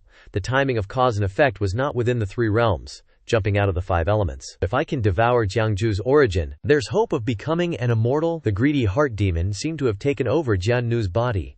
A long tongue licked her lips, making a smacking sound. Another hoarse voice longingly mentioned, "Jiang Jue, become an immortal." Jiang Jue was still trying to meditate on the bed, but the demonic energy was still surging uncontrollably. Suddenly, a familiar coldness naturally pushed the door open and rushed straight into the room. Wherever the cold air went, it froze the room. Familiar feet quickly glided to Jiang Jue. Shan Lan's expression was a little serious. Worried about Jiang Jue, she rushed straight into the room without announcing herself. The thin layer of ice on the floor had spread to the bed where Jiang Jue was sitting, and Shan Lan stood in front of her, silently observing her demonic energy. The ice below gradually spread all over Jiang Jue's body, causing her amber pupils to open and stare hatefully at Shan Lan. It seemed that Jiang Jue had lost her spirituality and dared to stare at her master like that, causing Shan Lan's eyes to look at her with some discomfort. But then, Jiang Jue's spirituality returned. Seeing Shan Lan standing in front of her, Jiang Jue didn't dare to delay and saluted. "Greetings, master." Seeing that Jiang Jue had regained her senses, Shan Lan destroyed the ice, causing blue fragments to fly everywhere. She coldly reprimanded. "Holding the sword for thousands of years, and you still can't control your heart demon." Understanding that Shan Lan meant well, but still feeling extremely uncomfortable, Jiang Jue sincerely apologized. "It's because your subordinate doesn't have enough focus." Shan Lan didn't investigate further, but went to chant the incantation to control the heart demon, used the brown sword, and then bestowed a grace. "After my grand wedding, the myriad demon abyss will open. I will give you a quota to help you escape the heart demon." Jiang Jue looked a little blankly, but then she realized it. She happily said, "Many thanks, esteemed lord." Shan Lan added a few more words of caution, that Mr. Jing likely comes from the divine firmament palace. Jiang Jue probably knows his methods well. During this time, you should sit with him more often. Perhaps he has a way. Seeing the demon energy had completely dissipated, Shan Lan leisurely turned to leave, adding, "It just so happens Jiang Jue came to see me. You and I will go to the main hall together." But Jiang Jue hurriedly got out of bed, intending to stop the esteemed lord from leaving. "There is something that I must ask esteemed lord to take a look at." Wondering what treasure could make Jiang Jue so flustered as to stop her, Shan Lan turned back curiously. Jiang Jue summoned a silver mirror with exquisite patterns, but the mirror's surface contained a region of crimson and black sky. This bizarre mirror even emitted terrifying demonic energy. Suddenly, the mirror lit up, and strange characters appeared in the room. Recognizing these words, Shan Lan exclaimed in shock, "Tu Tian demon art." An extremely loud crashing sound erupted, echoing directly to the main hall where Jiang Jue and the others were standing. Even the birds on the mountain took flight in panic. Jiang Jue stopped what he was doing, quickly turning to look at the source of the sound. He thought in fear, Shan Lan is angry, and in such a rage. Even Yu Chuanggong was worried to the point of sweating. He was terrified. Everything this old man has done is for the Tushan clan, but if the esteemed lord is truly angered by this... Yin Shanggong, seeing the situation was unstable, hurried to prevent the two from escalating. "I hope you will temporarily stop and go with this old man to see the esteemed lord before speaking." With a sword already at his throat, Yu Chuanggong still retorted strongly, "It seems this old man is willing to temporarily put aside my prejudices, but I fear Mr. Jiang is not so magnanimous, and won't bother with this coward who only dares to talk big." But thinking of Shan Lan, Jiang Jue had to retract his sword and snorted. The four of them quickly tidied themselves up and proceeded to the palace chamber. Upon arriving, the once beautiful palace was frozen solid, and the architecture was also destroyed. Moving too quickly made them pant heavily as they arrived. But the ice made the surrounding temperature colder than normal, causing them to exhale white mist. Yin Shanggong was the first to step forward and report, "Esteemed lord, this old man Yin Shan and Yu Chuanggong have come to pay their respects." After waiting for a moment, the ice-covered room remained silent. This made Yin Shanggong and Yu Chuanggong feel a little... They looked at each other, and then Jiang Jue's voice rang out, asking, "Where is Jiang Jue?" Hearing his name called, Jiang Jue responded. "Here," Jiang Jue continued. "Jiang Jue, come in." The others wait outside. Seeing Jiang Jue so easily allowed in, Yu Chuanggong was jealous and reported, This old man Yu Chuan has an important matter to request an audience with the esteemed lord." Seeing them so verbose, Jiang Jue became a little annoyed and said loudly, "The esteemed lord does not want to see Yu Chuan. Quickly come inside, Jiang Jue." Seeing the person he hated being rejected so miserably, Jiang Jue was a little gleeful and mocked, "How about Yu Chuanggong enters the palace with me?" Yu Chuanggong turned away angrily and snorted. Seeing him provoked, Jiang Jue happily went in, not forgetting to leave a parting shot. "Since that's the case, then I'll go in first. See you later." Jiang Jue opened the door and went in. As soon as he stepped in, Jiang Jue was surprised to see that the inside was also frozen, with a thick layer of ice on the floor. Walking in and looking around, Jiang Jue was a little puzzled. Why does this look like Shan Lan's secluded cave? Walking a little further, living long enough truly means you can see anything. Jiang Jue was actually lying quietly on Shan Lan's body, and she was happily playing with her. Jiang Jue stood there, and upon seeing this scene, he trembled slightly. As if struck by lightning, Jiang Jue shuddered all over, thinking to himself, "No way, Shan Lan, who was happily playing with Jian Nu, inadvertently looked up, her naive eyes staring directly. Seeing that the newcomer was Jiang Jue, Shan Lan eagerly ran over like a child, raising her hands as if wanting to hug him, only able to adorably say the word, "Hey." Looking at this strange yet familiar expression, Jiang Jue, though unwilling, had to admit that the secondary soul had returned again. Having only spaced out for a few seconds, Shan Lan was about to pounce straight into Jiang Jue's arms, her mouth constantly saying, "I die." Seeing this, Jiang Jue trembled slightly, but could not dodge. Shan Lan flew over too suddenly, causing the two to lose their balance and fall together. But she still smiled happily, while Jiang Jue was extremely worried. The more he looked, the more certain he was of his guess. Jiang Jue wondered confusedly, "What's going on?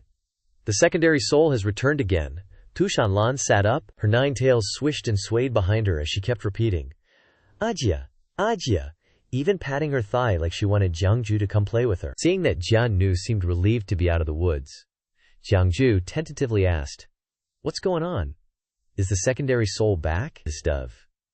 It's not even a full moon tonight, so why the sudden change? What happened?" Jian Nu glanced at Shan Lan before replying, "I don't know. Ever since Master turned like this, she's been demanding to see you." And then, Jian Nu continued to explain, "That venerable mister left a seed recording the Grand Devil art in my body. I was just showing it to Master." Turning around for a quick peek, Jian Nu was stunned silly. The scene before her was way too funny. Jiang Jue was being dangled in the air, completely wrapped up in Shan Lan's tails, and she was giggling happily. Jiang Jue helplessly suggested, "Show me the seed." Jian Nu summoned that strange mirror, and instantly those weird symbols from before reappeared in the air. Jiang Jue took a look around at the symbols and commented, "Can't see anything? At least, nothing seems out of the ordinary to me." Hearing this, Jian Nu had no choice but to put the mirror away, saying in a helpless tone, "You can't do anything either? What now?" "The immediate priority is to keep this a secret, can't let it leak out. We can only stall until Master regains her senses. Then everything will be resolved." Seeing Shan Lan's tails wrapping around him tighter and tighter, Jiang Jue protested, "That's not right. The immediate priority is to get her to let me go." This time, Shan Lan coiled her tails to directly hug Jiang Jue tightly, causing him to suffocate a little, pleading for help. "Jian Nu Daren, save me! Save me!" Clearly being force-fed dog food, Jian Nu ignored him and changed the subject. Jiang Shensheng, maybe you should think about how to deal with the 2 elders outside first." Outside the palace, Lin Qingyi sat on the steps, watching the 2 elders chatting. Yu Chuanggong still hadn't given up trying to recruit more allies. Yin Shanxiang, "If I try to persuade Zun Shang to withdraw the order not to form an alliance with the heterodox Immortal Alliance and let our Tushan clan handle trade, would Yin Shanxiang be willing to speak up and help?" Seeing that this matter seemed troublesome, how could Yin Shangong agree? He politely declined. "This old man is already old and doesn't participate in these matters. Yu Chuanxiandi, if you have an idea, please do as you see fit." Seeing that he'd been directly rejected, Yu Chuangong was a little angry, pressing, "What do you mean by this, Yin Shanxiang? This is a major matter for our Tushan clan." Not wanting to let Yu Chuangong continue to be so confused, Yin Shangong said, "This old man will only say one thing. Xiandi, do you think Jiang Jue can become the king consort, or are we really being ungrateful? Do you think Zun Shang and Jiang Fuzi have no feelings for each other?" Yu Chuangong suspiciously questioned. "Isn't that the case?" Yin Shangong burst out laughing, "Ha ha," then hinted, "I wouldn't be so sure." Just as the 2 of them finished speaking, the palace doors opened and footsteps sounded. The next scene was a little embarrassing. Jiang Jue was actually being carried out by Shan Lan. What's more, he was covering his face, and Jian Nu, who was following behind, had a somewhat awkward expression with Jiang Jue. Lin Qingyi was shocked and stood up, staring wide-eyed as they left. Even Yu Chuanggong was very surprised by this scene. Only Yin Shangong wore a knowing smile. Seeing that they were about to leave, Yu Chuanggong finally snapped out of it and called out, "Zun Shang, halt!" Just now Jiang Fuzi acted violently in front of the Fox Immortal Palace. "May I ask, Zun Shang?" Then, he raised his voice in accusation. "Is the Fox Immortal Palace no longer sacred? Does Tushan no longer have rules?" These criticisms from Yu Chuanggong angered Shan Lan, and her face darkened, making Jiang Jue, who was being carried, also afraid. But perhaps Yu Chuanggong didn't notice these things. He continued to put on a show, bowing and pleading, "Please, Zunshang, for this old man's sake." Before he could finish his sentence, Shan Lan directly appeared in front of him, puffing out her cheeks, looking to intimidate him, making Yu Chuangong worry and sweat on both sides of his temples. The anger of a child who hasn't been coaxed erupted. Shan Lan's eyes turned red with anger, and her 9 tails danced wildly behind her. Seeing Zunshang show this face for the first time, Yu Chuangong trembled and sweated even more. With a thump, Shan Lan used her tail to send Yu Chuangong flying straight into the sky. Yu Chuangong flew straight into a nearby wall, causing an impact that sent rocks and debris flying everywhere. Lin Qingyi, Yin Shangong, and Jian Nu all shared the same wary expression at the sight of Yu Chuangong being sent flying by Shan Lan. Then, Shan Lan carried Jiang Jue and Jian Nu away again. The servants around immediately shouted to announce, "This is bad, Yu Chuangong has fainted." After struggling to bring Shan Lan to Tianhu Peak, Jiang Jue looked at her happy on the bed and asked Jian Nu worriedly, "She took action against Yu Chuangong. Are you all right?" Jian Nu didn't seem to care about what just happened. She crossed her arms and said nonchalantly, "Tushan is Master's Tushan. Don't even mention just laying a hand on her.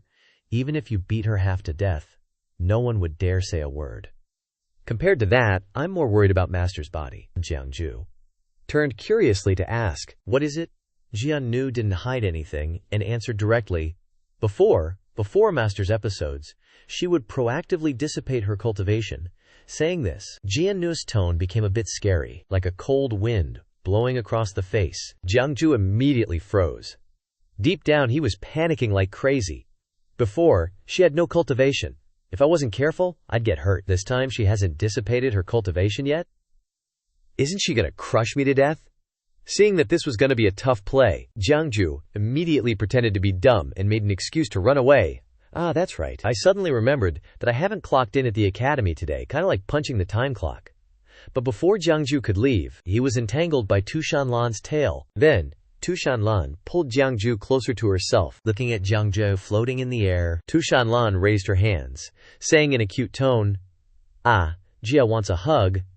Jian Nu saw Shan Lan wrapping herself around him like this, and kindly suggested, "I feel like Master seems to want you to stay with her. I'll tell Yin Shangong about the academy on your behalf." Censure. Jiang Jue held her hands and said, "Be good, wait a bit." Jiang Jue had some questions he wanted to ask Jian Nu. Now that it's become like this, who's in charge of Shan's internal affairs? Jian Nu turned to leave while answering, "If it's military matters, I'll take action. But internal affairs need to be handed over to Xihua Nu. I'll personally take a trip to Sun Moon Lake and bring Xihua Nu back here. Take good care of Master. Don't make any decisions on your own. Wait for us to return." Jiang Jue, while resisting Shan Lan, replied, "For now, that's the only thing we can do." Finally, Jiang Jue didn't forget to remind her of the last thing. "Hey, tell my little son who's standing outside the door to bring the stuff I left at home here." Meanwhile, outside Tianhu Peak, at the vacation cave of Yu Chuangong, Yin Shangong was applying medicine to Yu Chuan while advising, "His Honor personally made the decision. You took it upon yourself to change the etiquette. That was already overstepping your authority.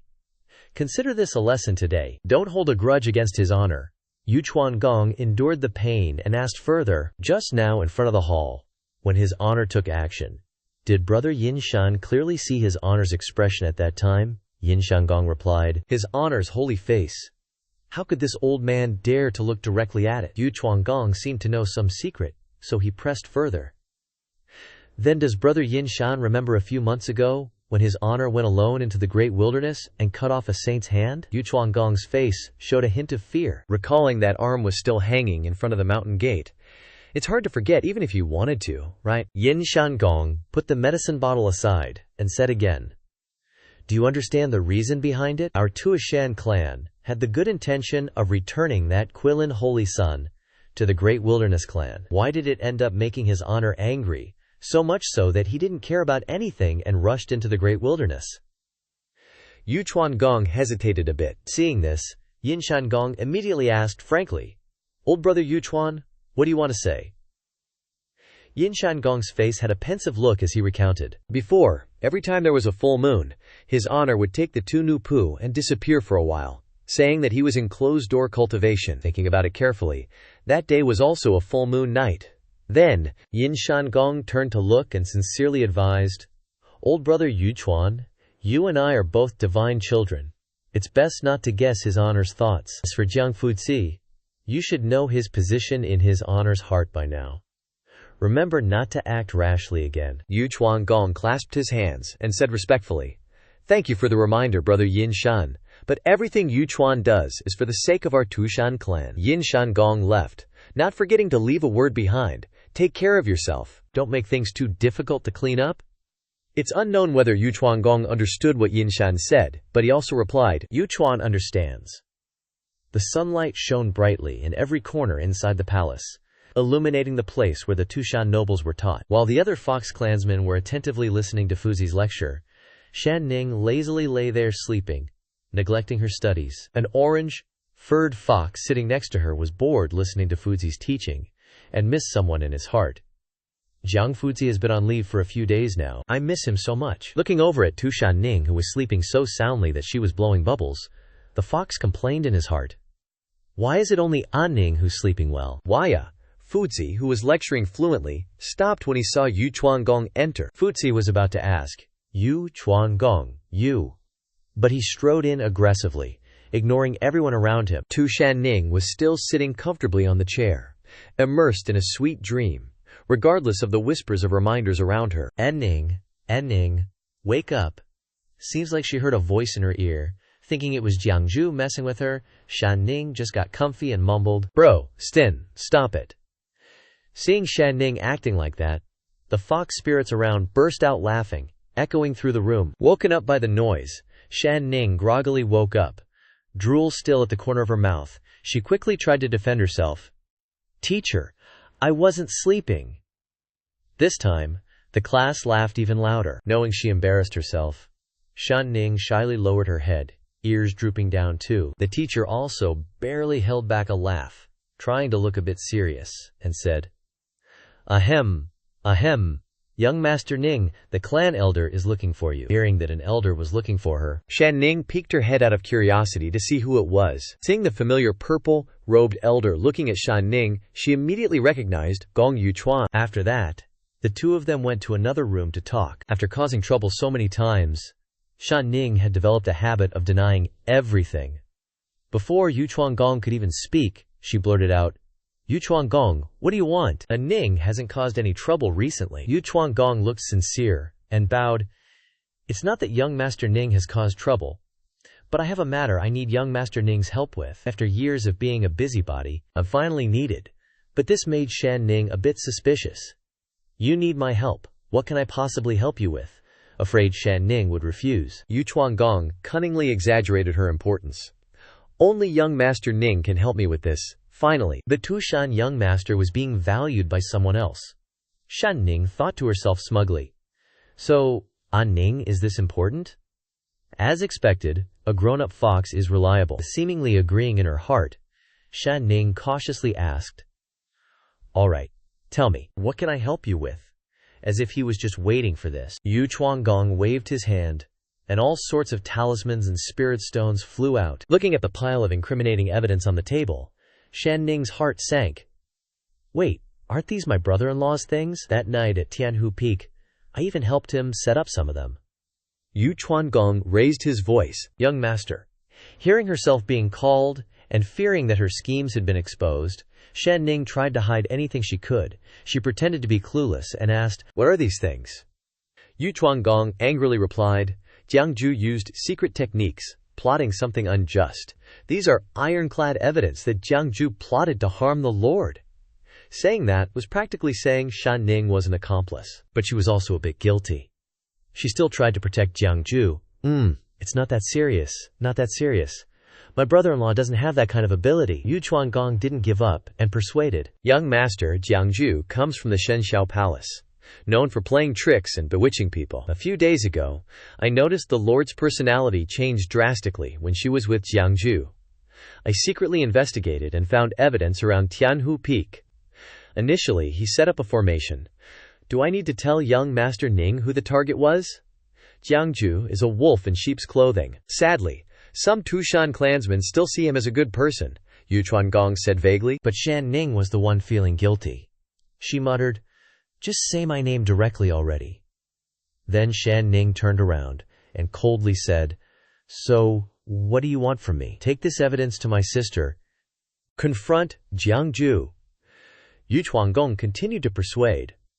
These things alone aren't enough to prove Jiang Jue's guilt. A few days ago, Jiang Jue went to Tianhui Peak with the Lord again.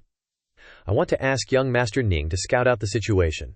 You have a special treasure on you. Only you and Tushan can handle this mission, for the safety of the Tushan clan and the Lord." "Please, young Master Ning, lend a hand." In her heart, Shan Ning sneered. "Taking the blame for my brother-in-law, I have experience doing that already." Yu Chuanggong's words sounded sweet, but Ning was no longer a little fox. "The few sweet words won't fool me anymore." Tushan Ning pretended to turn away and said, "You're just telling me to do something like that?" Then she turned back, a scheming look in her eyes, and said with a crafty voice, "This is a bit difficult to do." How could Yu Chuanggong not understand?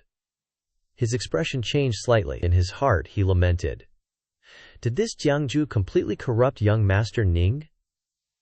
Switching scenes back to inside Tianhui Peak. The scene on the bed was peaceful. Jiang Jue lay on Tu Shanlan's lap, reading intently while she playfully messed with Jiang Jue's hair. Suddenly, a message transmission arrived from outside the cave. At this moment, Tu Shanlan was poking Jiang Jue's cheeks playfully, but he noticed the message. Jiang Jue sat up and listened. Hearing Jian Nu's voice, "Lin Qingyi is waiting outside the cave. I'm going to Riyue Lake myself. You must protect the mistress well." Because he was busy coaxing Tu Shanlan to wait for him, it took a while for Jiang Jue to come out of the cave.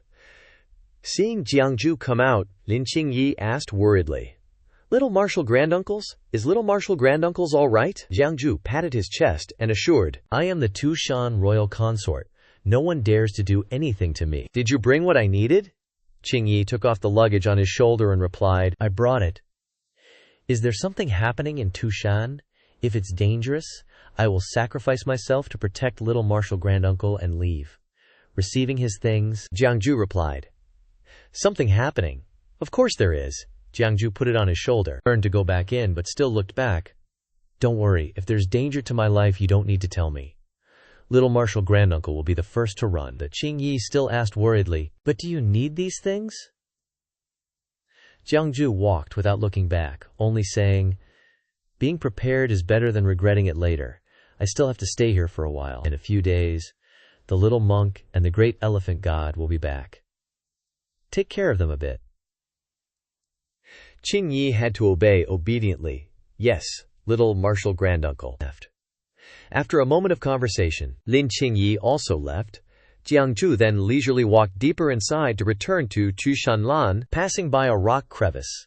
A suspicious sniffle was heard. Jiang Jue looked suspiciously and casually asked, "Who's there?" "Nothing." No one replied. Jiang Jue walked over to the bed and saw Tu Shanlan eagerly sitting there, constantly patting the spot next to her, saying, "Ada, Ada." It seemed to have become a habit. Jiang Jue comfortably leaned against Tu Shanlan's lap and started reading, but a strange sound came out. E. The two of them immediately stopped their affectionate actions. Jiang Jue shot up and suspiciously asked, "Security check?" Then Jiang Jue tried to provoke her. "It's not here?" Seems like the sign, "No Tushan Ning or dogs allowed" at the cave entrance is still working well. Hearing that Jiang Jue was putting her on the same level as a dog, Tu Shan Ning got so angry that she revealed herself and retorted, "No, there isn't that sign." Seeing that Tu Shan Ning had revealed herself, Jiang Jue grinned, he.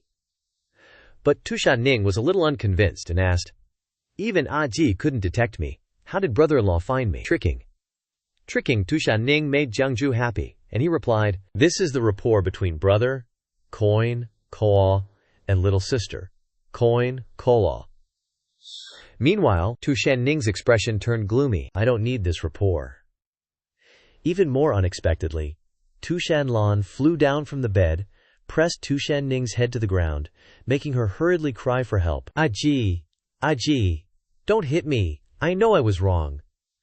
Who knew that Tu Shanlan, after pressing Tu Shan Ning to the ground, would lift her up and affectionately call her precious? Tu Shan Ning was instantly stunned, eyes wide, at this new nickname. Then, Tu Shanlan hugged Tu Shan Ning tightly, and rubbed their cheeks together, innocently saying, "Sister, huggy huggy." Hearing this, Tu Shan couldn't help but shudder and break out in a cold sweat. Shan Lan wanted to share the joy, so she took Shan to Jiang Jue. Who would have thought Shan would launch into a tirade the moment she got close to her?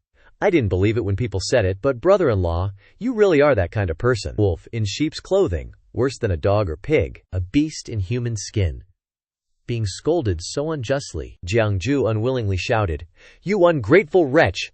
I usually treat you pretty well. Why are you randomly cursing me?" Shan wasn't one to back down, and she snapped back. "Treat me well? You always cause trouble, and I'm the one who has to take the blame." It seemed like she was having a hard time arguing. Jiang Jue pretended to cough and guiltily turned his face away, finding an excuse. "Ahem, we're all family." Shan didn't want to argue with Jiang Jue anymore. She angrily rushed towards Jiang Jue, baring her pearly white teeth to threaten him. "Say one more word and I'll bite you to death." Shan's rushing speed was too fast. She climbed straight onto Jiang Jue and prepared to chomp down, causing him to shout in surprise, "Hey, don't bite."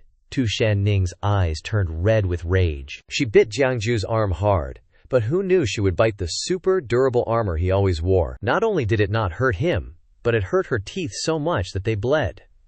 Shan started crying. "You bad brother-in-law! Why do you want to hurt Aji?" Jiang Jue then dragged Shan away to interrogate her. "Your Aji has high martial arts skills. How could I hurt her? Who told you I wanted to hurt her?" Shan was a little stunned and asked, "Then why did Aji become like this?" There was no hiding it from this noisy little fox. Jiang Jue honestly replied, "She's sick." How could Shan possibly believe that her dominant Aji was sick? She angrily said, "How dare you curse Aji?" Seeing that Shan was about to scratch him a few more times, Jiang Jue pushed her away and tried to explain. "She's really sick, let me tell you." After explaining it for a long time, until Shan understood, Shan Lan had finally gotten tired of playing and dozed off. Jiang Jue sincerely said to Shan, "That's what happened.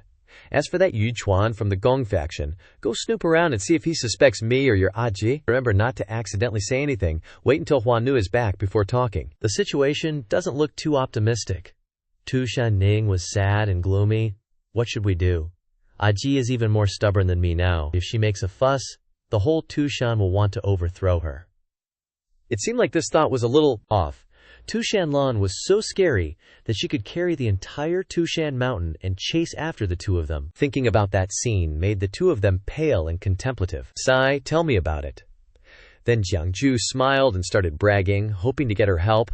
"Ai Ning, these past few days brother-in-law has been taking care of your IG non-stop. Haven't washed my hair, haven't changed my clothes. How about you watch over her for me for a bit? I'll go clean up for a while and come right back." Shan looked a bit understanding and sympathetic. "Brother, Sane, Law, you've really worked hard these past few days." It seemed like Shan had fallen into the trap. Jiang Jue humbly replied, "It's what I should do. What I should do. All for your sis, I'm off then." Before he could finish, Shan had already narrowed her eyes slyly and said, "But, does A Ning's brother-in-law really think I look that easy to fool?" Then, Shan used her treasure to disappear into thin air, not forgetting to leave a goodbye, "Bye-bye, brother," leaving Jiang Jue stunned. Outside Tianhu Peak, white clouds were still idly playing with the sun and wind on a mountain along the way to Shan's sacred ground. The group was chattering away. "Did you hear? The Honored One couldn't wait for the auspicious day and forced Mr. Jiang into their honeymoon suite." A yellow-gray fox pretended to whisper. "The Honored One and Mr. Jiang battled for 2 days and 2 nights. The scene was so intense." The orange-furred fox chimed in. "Yeah, I heard Mr. Jiang was completely drained." Seeing them gossiping so openly, Great Elephant God quickly covered Kengale's ears. Who knew Kelefeng would remove the Great Elephant God's hands and say knowingly, "Please don't mind what they're saying. Great Elephant God Shifu." This little monk has read it in Shifu's head many times. It's just that. He forced Shimu, Master's wife. Kele unexpectedly said such ambiguous things, making Great Elephant God blush and cover his mouth, hastily saying, "Do not look at what is improper. Do not listen to what is improper. Do not speak of what is improper," leaving Kele only able to make sounds. The yellow, pawn-gray fox happily said, "Look, even the little monk says so. It seems the Honored One and Mr. Jiang have long been The orange fox beside him eagerly followed. Mr. Jiang is truly extraordinarily brave. Mr. Jiang is mighty. While the group from Sun Moon Lake was setting off to return, Hua Nu was directly brought back first by Jian Nu, and the ice cave became lively. Shan Lan was sleeping peacefully in bed when Hua Nu's scolding of Jiang Jue rang out.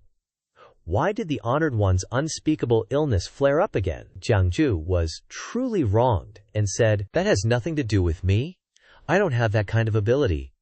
Hua Nu wasn't willing to give in, angrily replying, "It better not." Jian Nu, who hadn't spoken until now, spoke up. "It wasn't him. It was Mr. Jing." Hua Nu immediately asked in surprise, "Mr. Jing?" Feeling the situation was unusual, Hua Nu went to the bedside and politely asked for permission from her mistress. "Forgive my impudence." Hua Nu placed her hand on Shan Lan's forehead and began chanting, and a streak of green pattern appeared on her face. Hua Nu revealed a serious expression and began probing Shan Lan's sea of consciousness. Suddenly, Hua Nu's face wrinkled. Her brow turned purple. Just probing the divine sense caused a backlash, leading to a painful coughing of fresh blood. Jiang Jue had been observing from the beginning and was very surprised to see Hua Nu like this. Even Jian Nu, who was always cold, revealed a worried look on her face. The two gathered around the bed and heard Hua Nu painfully say, "The honored one's unspeakable illness flared up. The reason is, Hua Nunca told them that someone was fighting a battle of void with her mistress." Recalling just now when extracting a strand of divine soul to probe inside Shan Lan, Hua Nu had seen Shan Lan fiercely holding a sword facing a person standing on a lotus platform. Shan Lan swung the sword twice. Two sword energies appeared, crossing each other into an X shape. The two swords flew whizzing towards that man, but he still calmly watched, regardless of the danger approaching. The two sides collided with each other, creating a large explosion. A cloud of green smoke was created.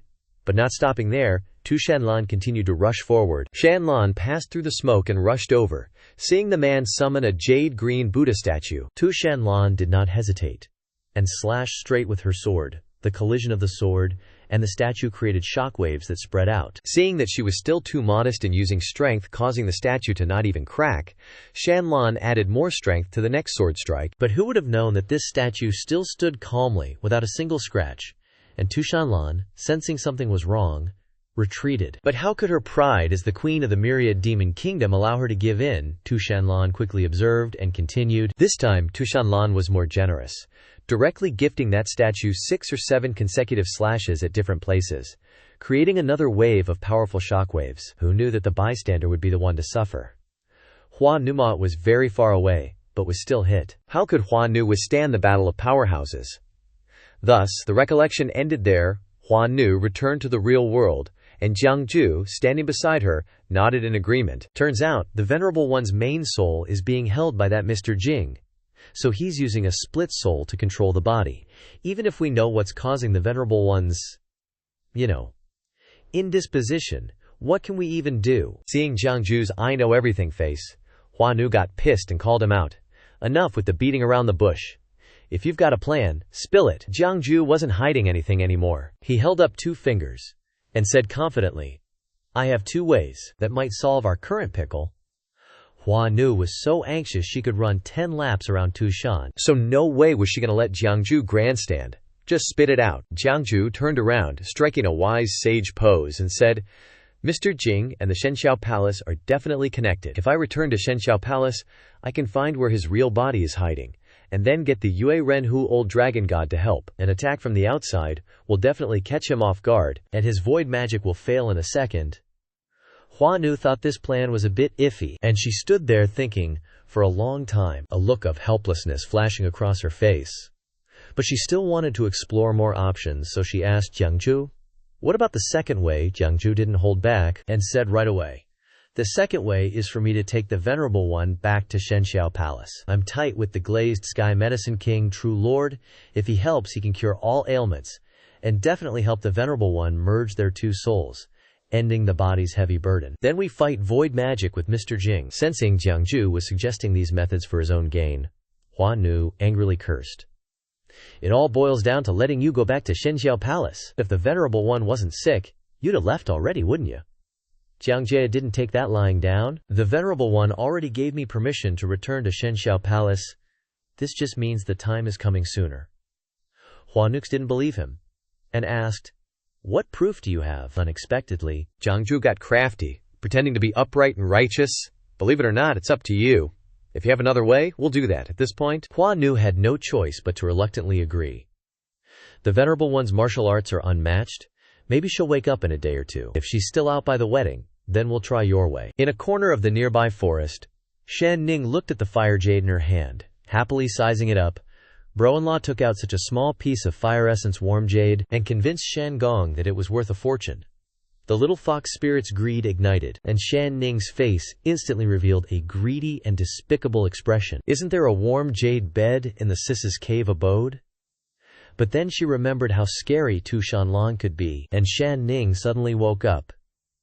If I sneak in without Sis knowing, she'll definitely skin me alive.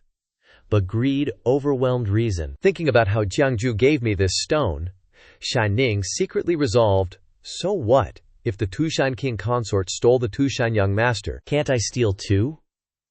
Finally deciding to go for it, Shan Ning boldly went back to the cave abode one more time. At this moment, outside the cave entrance, Jian Nu was standing guard, not knowing if she was just closing her eyes to rest. Shan Ning thought Jian Nu was asleep, so she tried to fly in as quickly as possible, leaving a pink afterimage in the air. Unexpectedly, the afterimage hit a hidden barrier right at the cave entrance. The strong impact made the barrier shake, causing Jian Nu, who was resting, to pay attention. Jian Nu held her sword and quickly rushed to eliminate the intruder. As she charged forward, she asked, "Who's there?" Shan Ning knew she couldn't win, and immediately raised her two hands in surrender. As the tip of the sword was about to stop near Shan Ning, she hurriedly made an excuse. "Bro, Zinin, Daylaw asked me to come and help." The sword was still emitting faint purple chi. Jian Nu kept her pose unchanged and thought for a moment, thinking that Shan Ning was Shan Lan's blood. A related younger sister, after all. Jian Nu calmly pulled out a sound transmission talisman and silently sent a message into the talisman. Jian Nu flew it in strongly, passing through the barrier, causing Shan Ning to be a bit stunned, watching the glowing talisman slowly disappear into the dark cave. Several minutes later, there was the sound of footsteps from inside the mountain cave. Jiang Jue was a mess, his hair disheveled, dark circles under his eyes like he'd been drained of his yang energy by a demon. But he couldn't hide the smile on his face, happily running out and calling, "Little Missy, you're here!" Shan Ning felt like she had seen a volcano when she saw Jiang Jue and happily ran over and even acted affectionately and called, "Bro-in-law, I've come to visit you." What followed was a scene so warm it was fake, each person with their own thoughts, pretending to be affectionate, hugging each other like their feelings were so good. Jiang Jue picked Shan Ning up to look at her and grinned, which made Shan Ning a little dazed and confused. Unexpectedly, Jiang Jue then unleashed a sinister move. He threw Shan Ning hard into the cave, as if venting all the hardship Shan Lan had caused him over the past few days. Scared that Shan Ning wasn't flying fast enough, Jiang Jue gave the four-legged fox a free kick to send him on his way. "Finally," he said gleefully, "get lost." Once Shan Ning had completely flown into the cave, the barrier at the cave entrance was reactivated, as if afraid Shan Ning would escape. With everything settled, Jiang Jue dusted off his hands. His previously tired face now refreshed, he chuckled. "You little rascal, you can't trick me." Then, despite his dark eye circles, Jiang Jue exuded a carefree vibe as he left. Jian Nu, who had been watching this whole charade, was now dumbfounded, staring after Jiang Jue's retreating figure. After dragging himself back to his resting place, Jiang Jue wearily walked to the entrance, where he was greeted by everyone rushing out to welcome him, voices ringing out in unison. "Benefactor, little grandmaster, master, Mr. Jiang." Seeing Jiang Jue's panda eyes, Dai Xianxia, who had just arrived, asked curiously, "Benefactor, what's wrong?" Dai Xianxia recalled the recent rumors, and combining it with Jiang Jue's state, his face flushed with crazy thoughts. "Benefactor, looks like you've had your yang essence sucked dry by a succubus. Could it be?" Jiang Jue scratched his neck wearily and replied, "I'm fine, I'm great. How is everyone?" He looked up and saw them standing in a distant line. Jiang Jue asked, puzzled, "What are you all doing?" Da Jiangxian quickly stepped forward. "Save you?" he asked hesitantly. "Benefactor, these past few days, I'm afraid you've been working hard." Jiang Jue didn't think much and answered directly, "Indeed, I've been working hard." Da Xiangxian thought his suspicions were confirmed and comforted him. "The mistress is, after all, a celestial demon lord. with sky-piercing cultivation. Though it's embarrassing for a man, it's normal that you can't hold out, don't take it too hard. Jiang Jue went along with it. The difference is too big indeed. Da Xiangshen's gossiping nature resurfaced, and he leaned in close, audaciously asking quietly, "Benefactor, how long can you last under the celestial demon lord's hands?" Jiang Jue replied. "Depends on how long she wants to play. Until she falls asleep, then I can rest." Da Xiangshen was shocked, thinking it was true. Oh my god. Suddenly, someone provoked Qing Yi, and she punched the wooden pillar next to her, conveniently creating a hole in it too. Seeming to realize she was a bit embarrassed, Qing Yi's face instantly turned red, and she made an excuse. "Don't do that in front of Vina." Before seeing Kang Li standing there, Qing Yi conveniently pointed at him and said, "Don't talk in front of children." Jiang Jue froze for a moment, seeming like they weren't talking about the same thing all along. He thought to himself, "What am I saying that can't be said in front of children?" Seeing Qing Yi's mood wasn't great, Jiang Jue leaned down and asked Kei Lei, "What's wrong with her?" The little monk replied, "Amitabha, Lin Shizu wants to compete with the celestial demon lord. A battle to the death." After the lively greeting, Jiang Jue and Lin Qing Yi went into the room to discuss matters. Qing Yi stood up respectfully and reported, "My father sent a message." Jiang Jue was a bit surprised and mumbled, "A message?" Then Jiang Jue sat on the chair leisurely and ordered, "Bring him to me." A moment later, Qing Yi left, replaced by someone from the Yixian alliance. The person knelt down before Jiang Jue and introduced himself. Subordinate Wu Qingshan, Hall Master of the Kuishui Hall of the Yixian alliance, pays respects to the alliance leader. Seeing this, Jiang Jue went over to help him up and said, "Get up, there aren't so many rules here. You look a bit familiar, have we met before?" Wu Qingshan smiled foolishly and scratched his head, but still explained, "This subordinate's cultivation is not refined, and was possessed by demonic spirits. The day the alliance leader came to Dongya Mountain, I was fortunate enough to be saved by the alliance leader." Hearing his story, Jiang Jue remembered, but he didn't reminisce further and went straight to the point. "Oh, what message did Feng Qingzi ask you to deliver?" Wu Qingshan clasped his hands and reported, "Teacher asked me to inform the alliance leader that the first batch of people and supplies wanting to return to the human race are ready and should arrive at Tushan in about 7 days. It's only been a few days in the cave abode with Shan Lan and they're almost ready," Jiang Jue asked in surprise. "That fast?" Wu Qingshan said. "The Yixian alliance's wish for tens of thousands of years has been to return to the human race. Now that the opportunity has come, everyone is scrambling to sign up." Speaking of this, Wu Qingshan became serious and said, "It's just that teacher is afraid of the dangers on the road, so he temporarily didn't allow the elderly, women, and children to sign up. This time, most of those coming here have cultivation, and teacher's intention is that the alliance leader can mobilize them if you are short of people." Jiang Jue asked curiously, "Are the people and supplies brought this time all from the Dongya Mountain lineage? Or are there other Yixian lineages?" Seeming to understand Jiang Jue's thoughts, Wu Qingshan replied a bit awkwardly, "We're all from the Dongyai Mountain lineage." Afraid Jiang Jue would be annoyed, Wu Qingshan further persuaded, "Alliance leader, please don't mind it. This time you subdued the 9 sons' ghost mother and saved us from deep waters and scorching fire. All of the Dongyai Mountain human clan will follow your orders. Today you are setting an example for the soldiers, so that all the suffering compatriots can return home. Other human clans of the Dinyi Immortal Alliance will understand your good intentions in the future." Jiang Jue thought of Shan Lan's current innocent and defenseless appearance. He was a little worried, so he replied, "I'm not worried about that." Recalling recent rumors, Wu Qingshan tentatively asked, "Alliance leader, has anything unexpected happened on the Tushan side?" A pensive look flashed across Jiang Jue's face. He said meditatively, "That..." But Jiang Jue quickly regained his composure and encouraged Wu Qingshan, "There are no accidents, don't worry, we can definitely succeed this time." Happy as he was, but in his heart, Jiang Jue was worried about one thing. Once prosperity declines, new declines lead to exhaustion.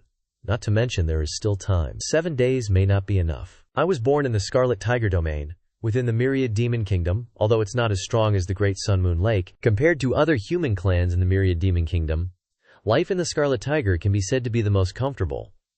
But this place is also the scariest. Since I was old enough to understand, in a small town outside, surrounded by human children of the same age, well-fed and warmly dressed, and demonic gentlemen, helped us practice cultivation techniques. We couldn't leave the small town. Every day, all we had to do was cultivate and cultivate. Once the humans living in the small town cultivated to the 7th grade realm, they would be taken away by the Scarlet Tiger clan. Those who were taken away would never return. Everyone knew where they were going. I had extremely good talent. At the age of 30, I broke through to the 7th grade realm. Soon someone came to take me away. At that time, I thought I was going to serve the Scarlet Tiger clan.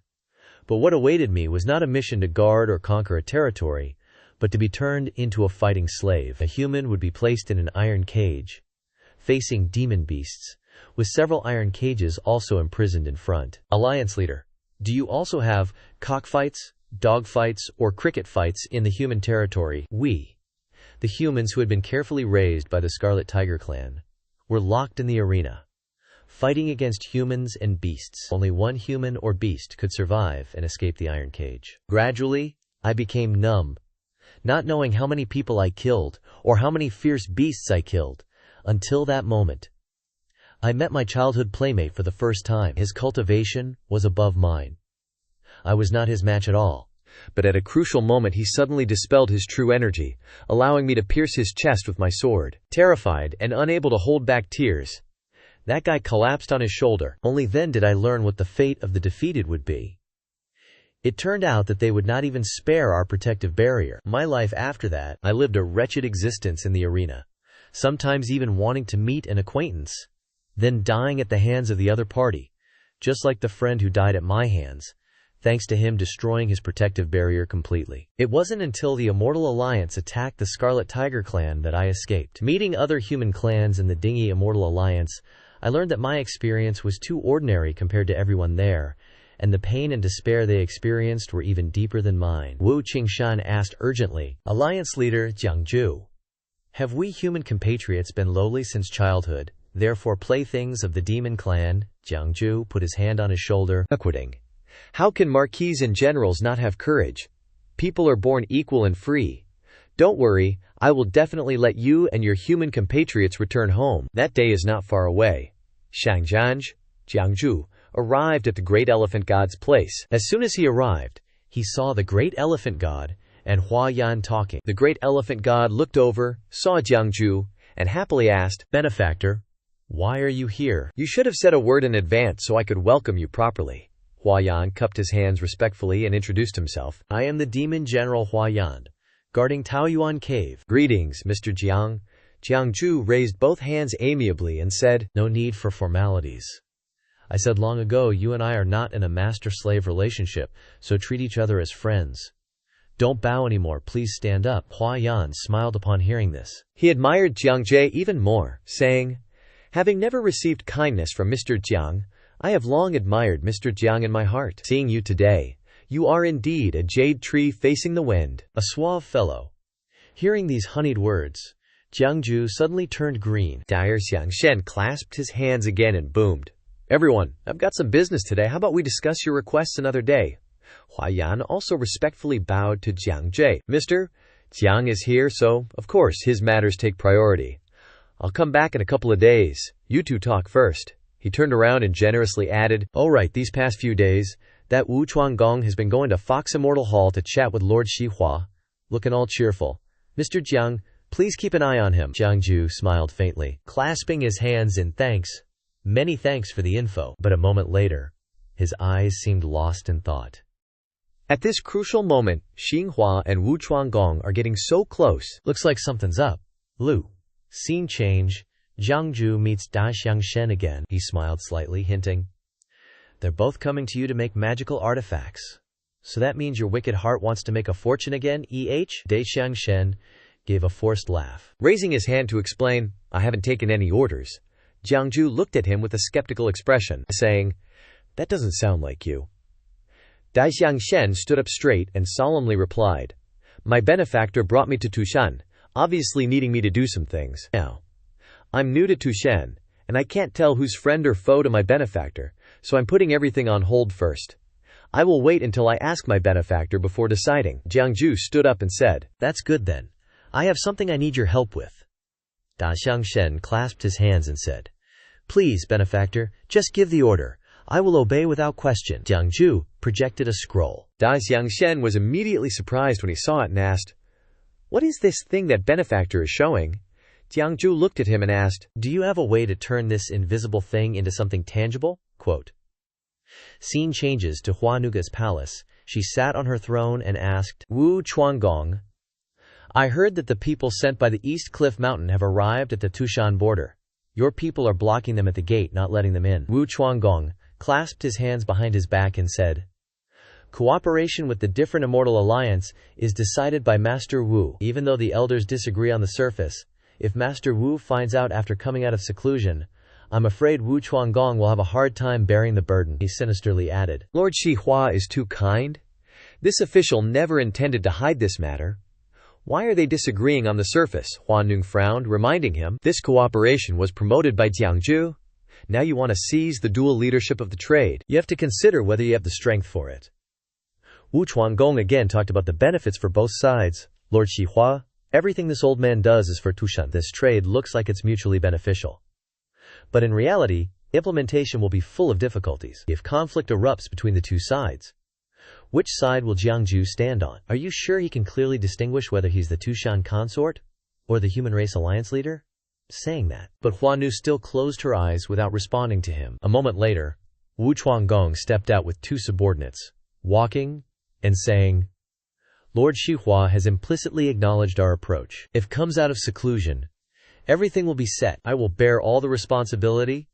Ahead was Jiang Jue, waiting. The blonde stammered, "Jiang, Mr. Jiang." He immediately received a glare that could kill from Wu Chuangong, silencing him. He snarled, surrounded by fierce energy, and directly asked, "Jiang Jue, what are you doing here?"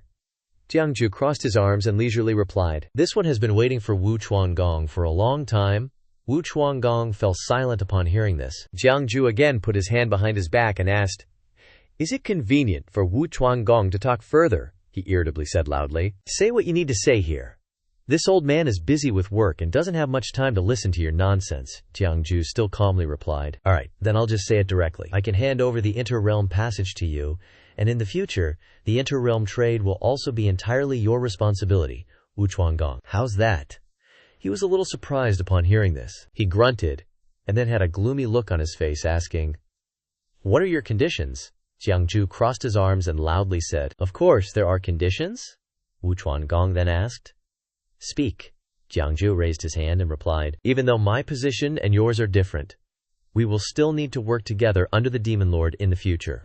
I hope Wu Chuangong will be less harsh on the human race going forward." Jiang Jue will also reciprocate. Wu Chuangong suspiciously asked after hearing such a simple condition, "That's it?" Jiang Jue nonchalantly replied, "That's it." He asked again, "You don't regret it?"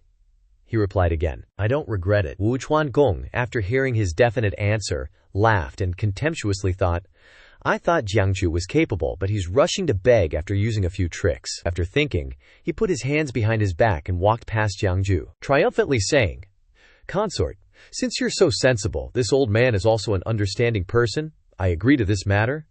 Jiang Jue lowered his head and said, "Farewell, Yu Chuangong."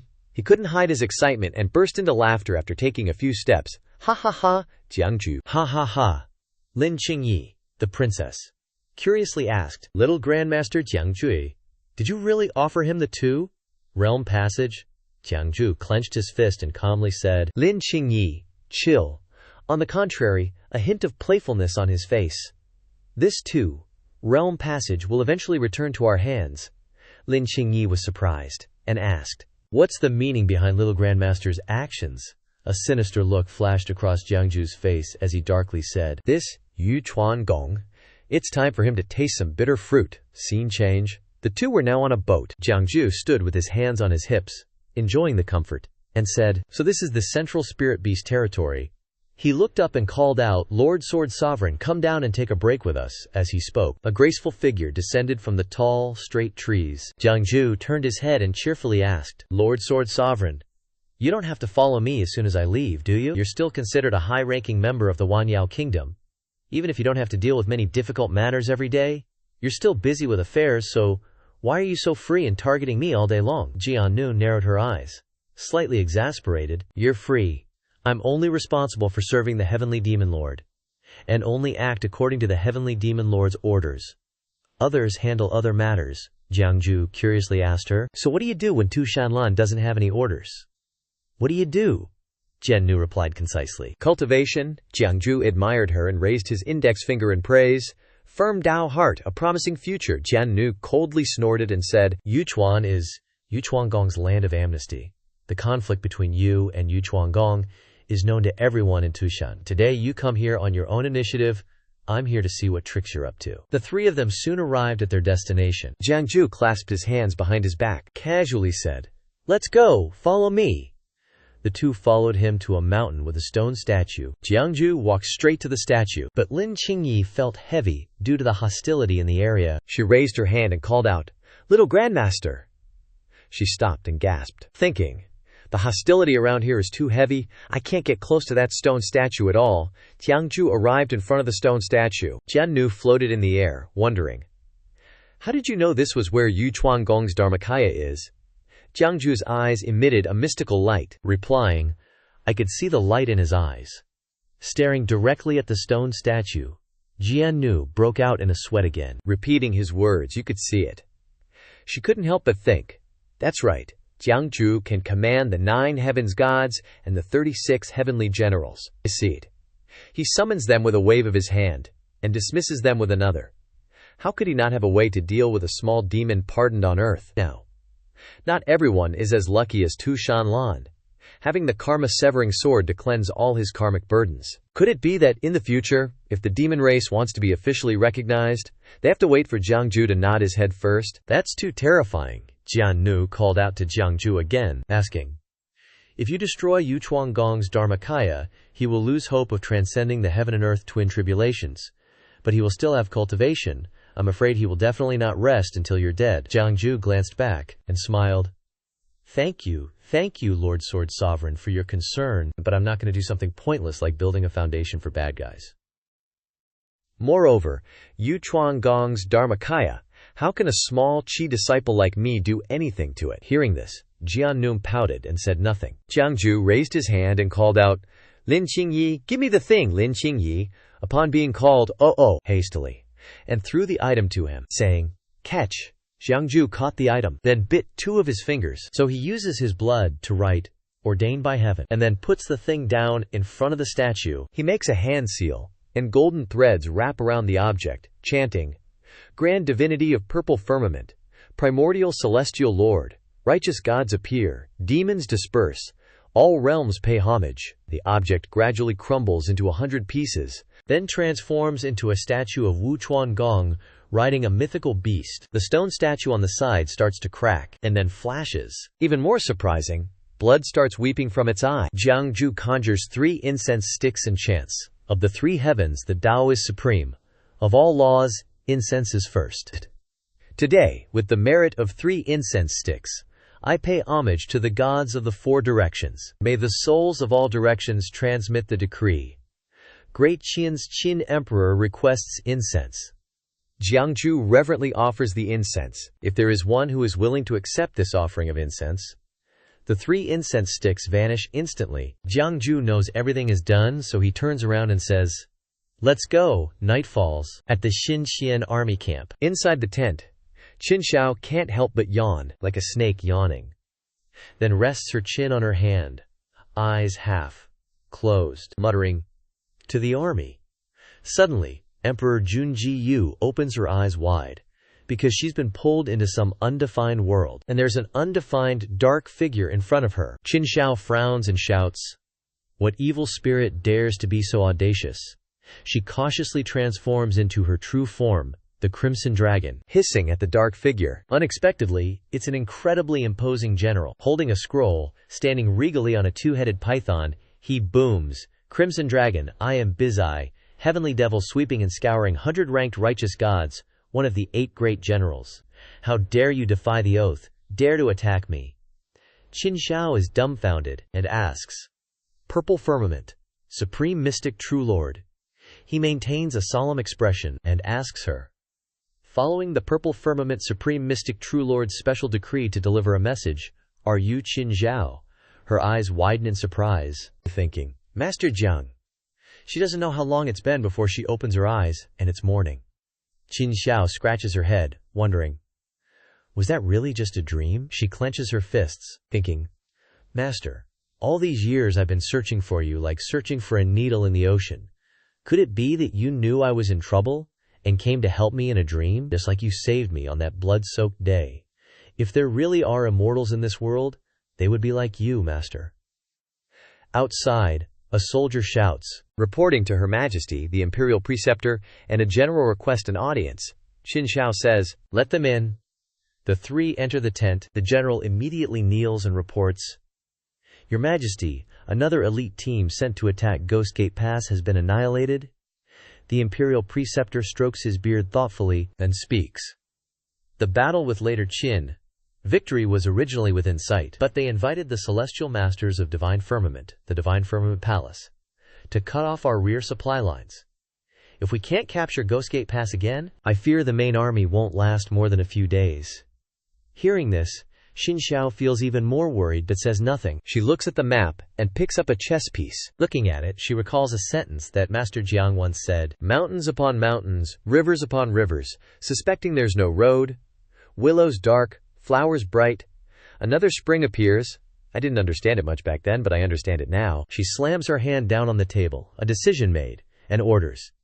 Send the order. I will immediately prepare to depart. Jinsha River. Switching scenes to Heavenly Devil Ridge, Jinsha River. Yu Chuangong, riding his divine beast, raised his hand and shouted. The pointy, shag-eared guy holding the map told him, Lord Yu Chuan, the double passage should be right here. He was sweating a little. Touching his forehead, the pointy, neared guy noticed and said, Is your head hurting again, my lord? He frowned. It's nothing. The pointy, beard guy looked ahead, a bit suspiciously said, The entrance is just ahead.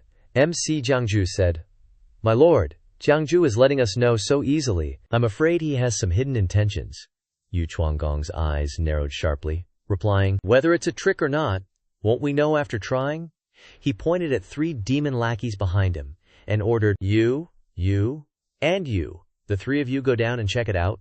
The 3 stepped down. Approaching the water, their bodies trembled uncontrollably. One of them put his hand in the water and found it was fine. The dark-haired one turned his head and yelled, Hey, it's okay. Yu Chuanggong smiled, feeling relieved, and then approached, saying, Move aside. He looked at the water on his hand and squeezed it greedily, laughing loudly. Ha ha, this Jiang Jue didn't lie to me. It's empty underneath. Going down to the river, the demon lackeys began wading into the water, as ordered. The water only reached their heads, and then they disappeared. Before them was only a golden river with no sign of them. Because the demon lackeys had sunk to the bottom of the lake, they were all attacked by something, leaving Yu Chuanggong and the pointy, mirrored guy clueless about what was happening. At this moment, one of them surfaced, screaming madly, He! Ah! Ah! The pointy, eared guy pointed and said, My lord, there's still one person alive over there. Yu Chuanggong used his kung fu to fly across the lake and grabbed him, pulling him back to shore. He threw him to the ground and immediately questioned, Quick, what's down there? What harmed you guys? The guy was trembling with fear, uncontrollably stuttering, A revival, Haas. Yu Chuanggong glared at him, asking, What revival? The guy replied in extreme fear, It's the statue, the human statue. Cut to Jiang Jue. Liang Qingyi approached and whispered to him, Little martial ancestor, Yu Chuan has left Tushan. Jiang Jue smiled lightly, not holding back his sarcasm. He's in such a hurry he's really rushing to reincarnate. He looked over at her and said, Qingyi, have our people pack up a bit too.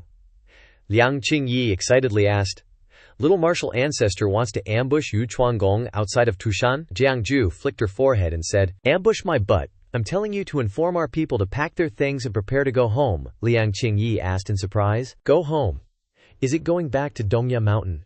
Jiang Jue replied, Of course not. He continued seriously, It's going back to the human territory. Liang Qingyi was confused upon hearing this. But what about Yu Chuan over there? Jiang Jue said casually, arms crossed like he doesn't have a care in the world. Don't sweat it, he'll be handling his own mess soon enough. Scene changed to Yu Chuanggong, waving his hand, ordering the demon soldiers to shove the human slaves forward. Hundreds of human slaves all bowed their heads, terrified, with no idea what's about to go down. Yu Chuangong scowled again and ordered, "You lot," he pointed at the river that's acting like a doorway, "get in." The slaves are shaking as they clasp their hands together and begging, "Please, spare us, we beg you." "No, please." A demon soldier kicked one from behind, yelling, "You want to get beat or what? Get your asses in there now." Another cracked a whip, forcing the slaves to swallow their fear and run into the lake. After a bit, the river doorway went quiet again, and Yu Chuangong grinned from ear to ear, saying, "Looks like this Jiang Jue guy wasn't lying. Only humans can use this passage." The blonde dude pointed forward and reported, "My lord, these slaves aren't under the control of our demon soldiers.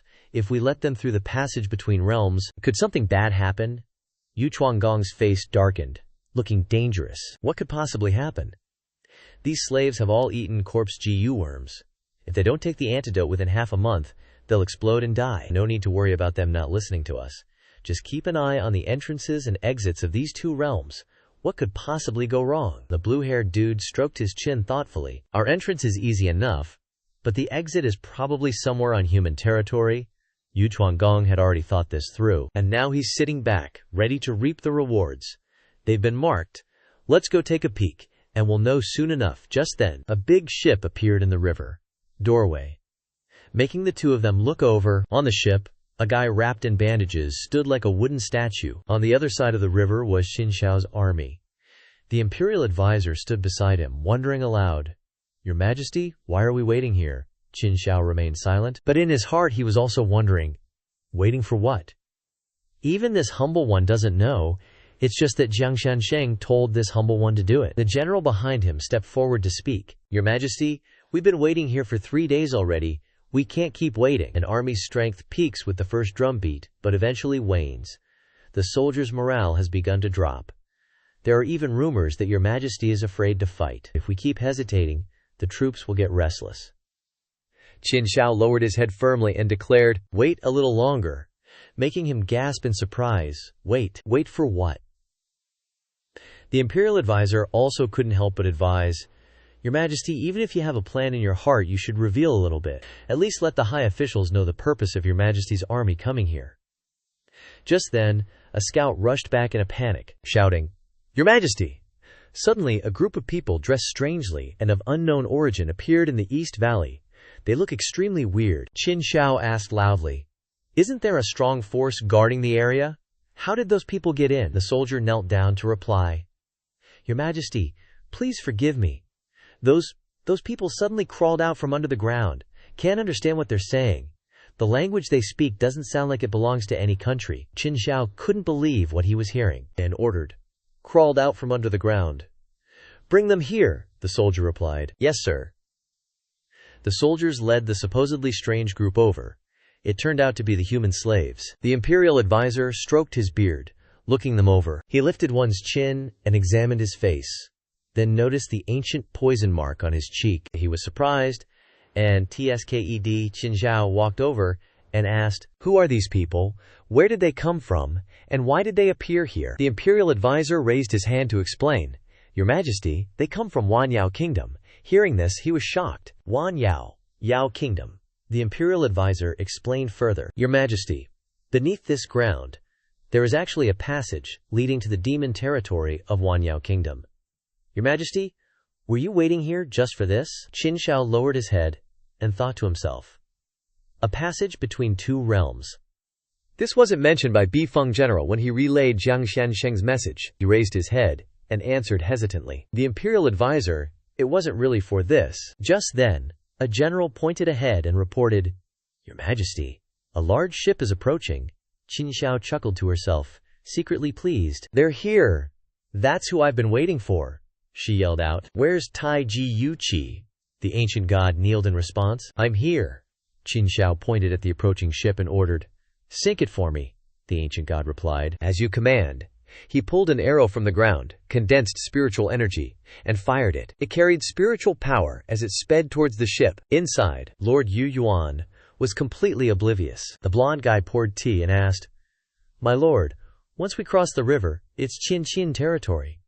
Won't our arrival attract Chu Ting's attention?" Lord Yu Chuan picked up his teacup and laughed heartily. "The Qin are in a civil war. I heard someone joined the Su clan, so They're bound to fight. Relax. They don't have time to worry about us. Besides, that side is a desert. There's no way it'd be that coincidental. The blond guy laughed along. Ha ha, you're right. Just then, a voice cursed from outside. Yuchuan, you old dog. I've been screwed over by you. Outside, a bunch of demon soldiers ran and screamed. Run!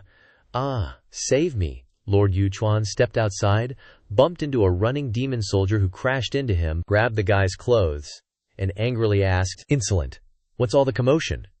Before he could answer, he saw something himself and froze. Taiji Yuqi's arrow, carrying explosive power, came hurtling towards them. Lord Yuchuan could only stare blankly at it, dumbfounded. The arrow instantly transformed into a ferocious true dragon, rushing forward. In an instant, it opened its mouth and smashed down, breaking the ship in two with incredible power. After receiving the order from Xianxia, General Taiji Yu immediately drew his bow and aimed at Lord Yuchuan's ship in the middle of the river. In an instant, the ship was destroyed by the power of the arrow and slowly sank. After completing the task, Taiji Yu respectfully reported to Qin Xiao, Your Majesty, that fiend abandoned his physical body to escape. I am incompetent and allowed his soul to escape. Qin Xiao happily said, It's all right. You've worked hard, General Taiji Yu. Not stopping there, Taiji Yu insisted. Your subordinate is willing to cross the Jinsha River to hunt down this person, Qin Xiao replied. There's no need. She thought to herself, Jiang Xiansheng's calculations are accurate. If the opponent fled, he must have a backup plan waiting for him. The strategist next to her asked Qin Xiao, Your Majesty, who was that person? Have we been stationed here for days just to kill the person on that ship? She replied calmly. That's right, the strategist asked again. Why? Qin Xiao looked at the winding Jinsha River. I don't know either, but this is what Jiang Xiansheng instructed. Scene changes. At this time, Yu Chuan's soul was running for his life. His head was full of question marks about what had just happened. Why was the Imperial Army waiting right at the exit of the Jinsha River?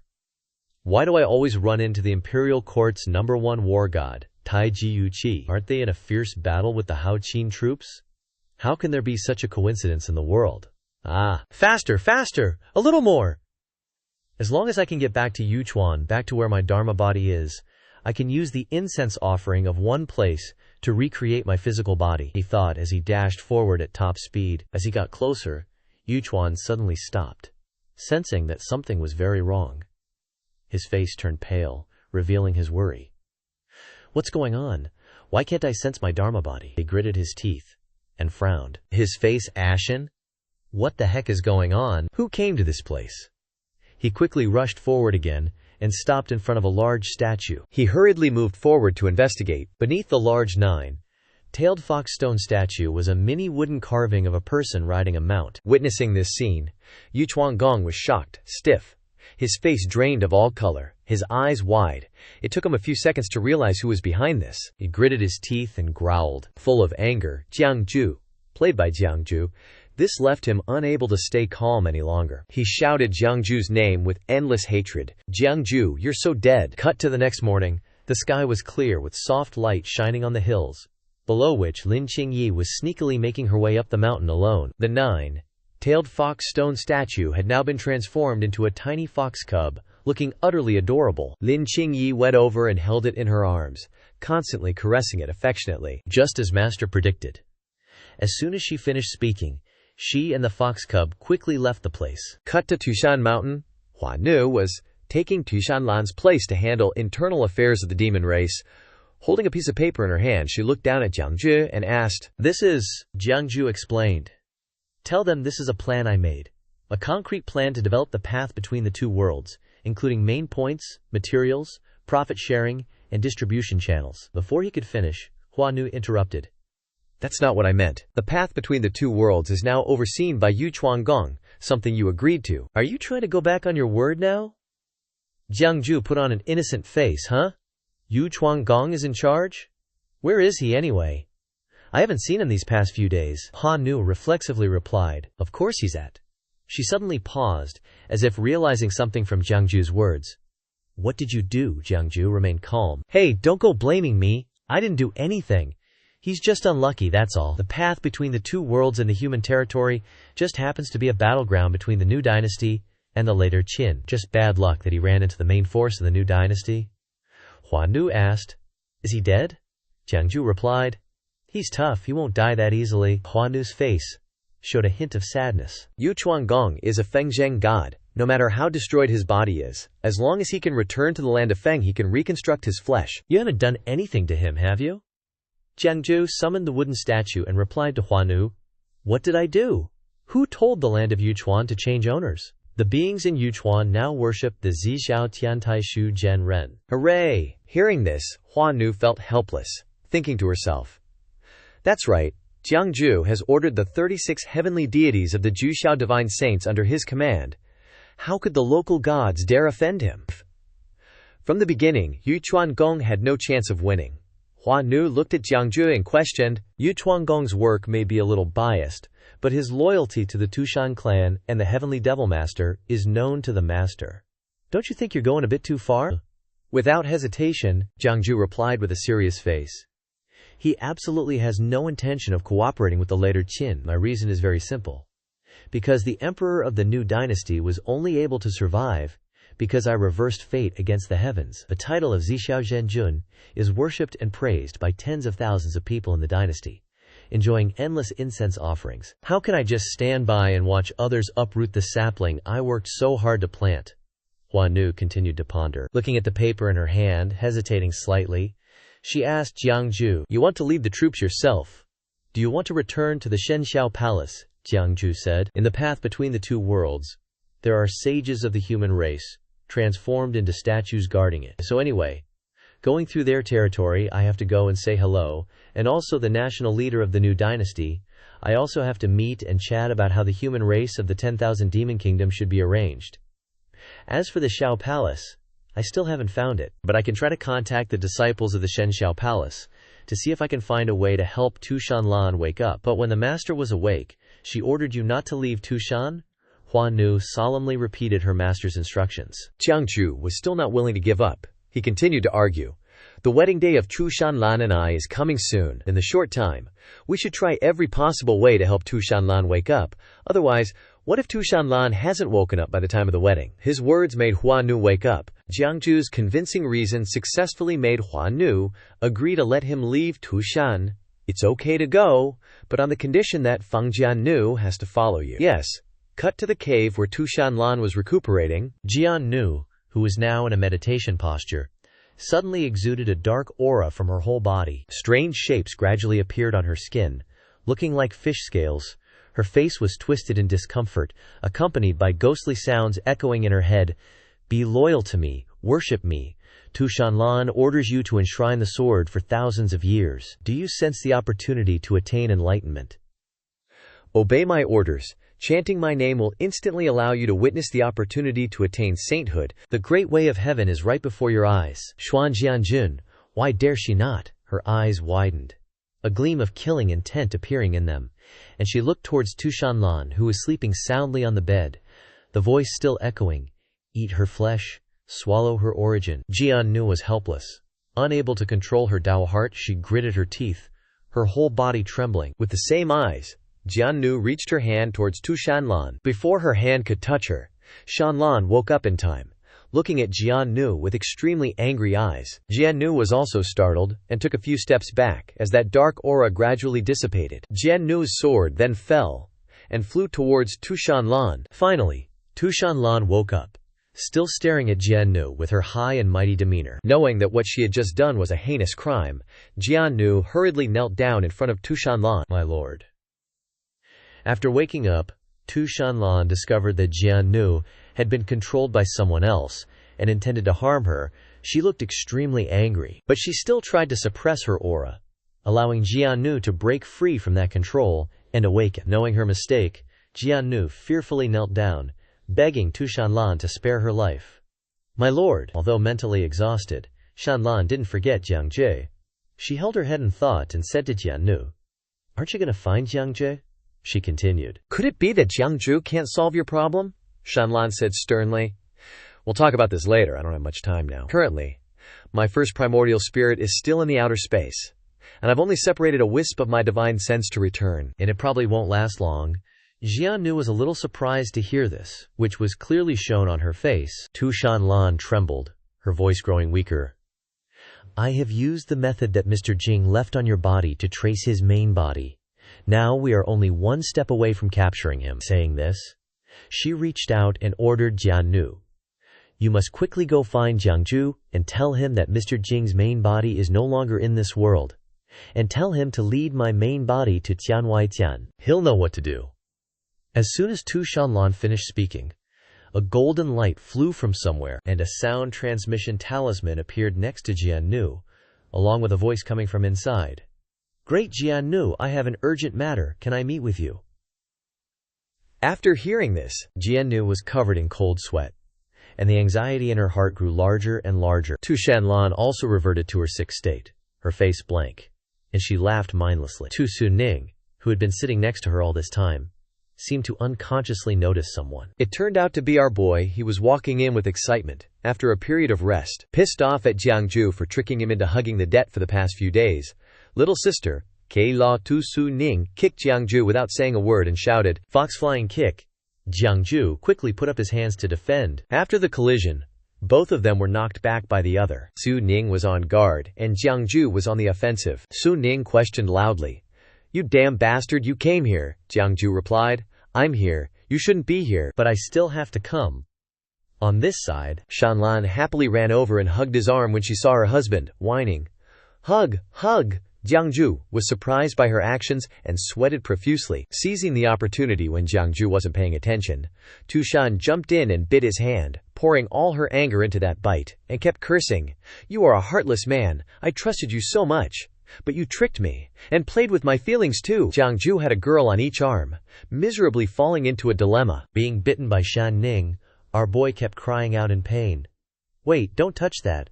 Ning, let go, you're tearing it up." Jiang, standing behind, curled her lips in disappointment, unable to say a word, when suddenly a bag of spirit stones fell to the ground with a thud. Jiang Jue pretended to be innocent and said loudly, "Oh dear, isn't this a high-grade spirit stone worth 10,000 ordinary spirit stones? Whose spirit stone fell on the ground?" With her money-loving nature, how could little Shan Ning easily let it go? Her mouth was still biting, but her eyes were fixed on the bag of spirit stones. She was still struggling in her mind, thinking, Shan Ning, you can't be like this. You've sworn in your heart. If you don't get revenge this time, you're not a person. Before she could finish her thought, another bag fell next to it. At this point, she couldn't restrain herself anymore. All her anger vanished, her eyes lit up, and she shouted, "Spirit stones!" It's true that being a money lover like her won't change even if she's reincarnated. Standing in front of two bags of spirit stones, Shan Ning's attitude towards Jiang Jue had changed 180 degrees. "Brother, Crane, Law." The two hugged each other in peace, beyond the imagination of everyone around. Standing silently all this time, Jiang finally spoke up to remind Jiang Jue, "You came at the right time. Master just woke up." Hearing this was like a bolt from the blue. He frowned and exclaimed in panic, He stammered, hiding behind Jiang, asking again in a trembling voice, What did you say? I didn't catch that. Awake? Really? Spildy." Seeing Jiang Jue's reaction, Shan Lan was also confused, a question mark practically floating above her head. Jiang Jue looked at Shan Lan's innocent act and was suspicious. He asked Jiang Jue again, half believing, "Isn't she still in that dazed state? Why did you say she's awake?" After listening to Jiang Jue's account, Jiang Jue finally understood everything. Seeing his roof cradling Shan Ning like a baby, he couldn't hold back his tears. Jiang Jue added, "That's what happened. Master told me to tell you to take her true form to Tianwai. Jiang Jue was puzzled. Tianwai?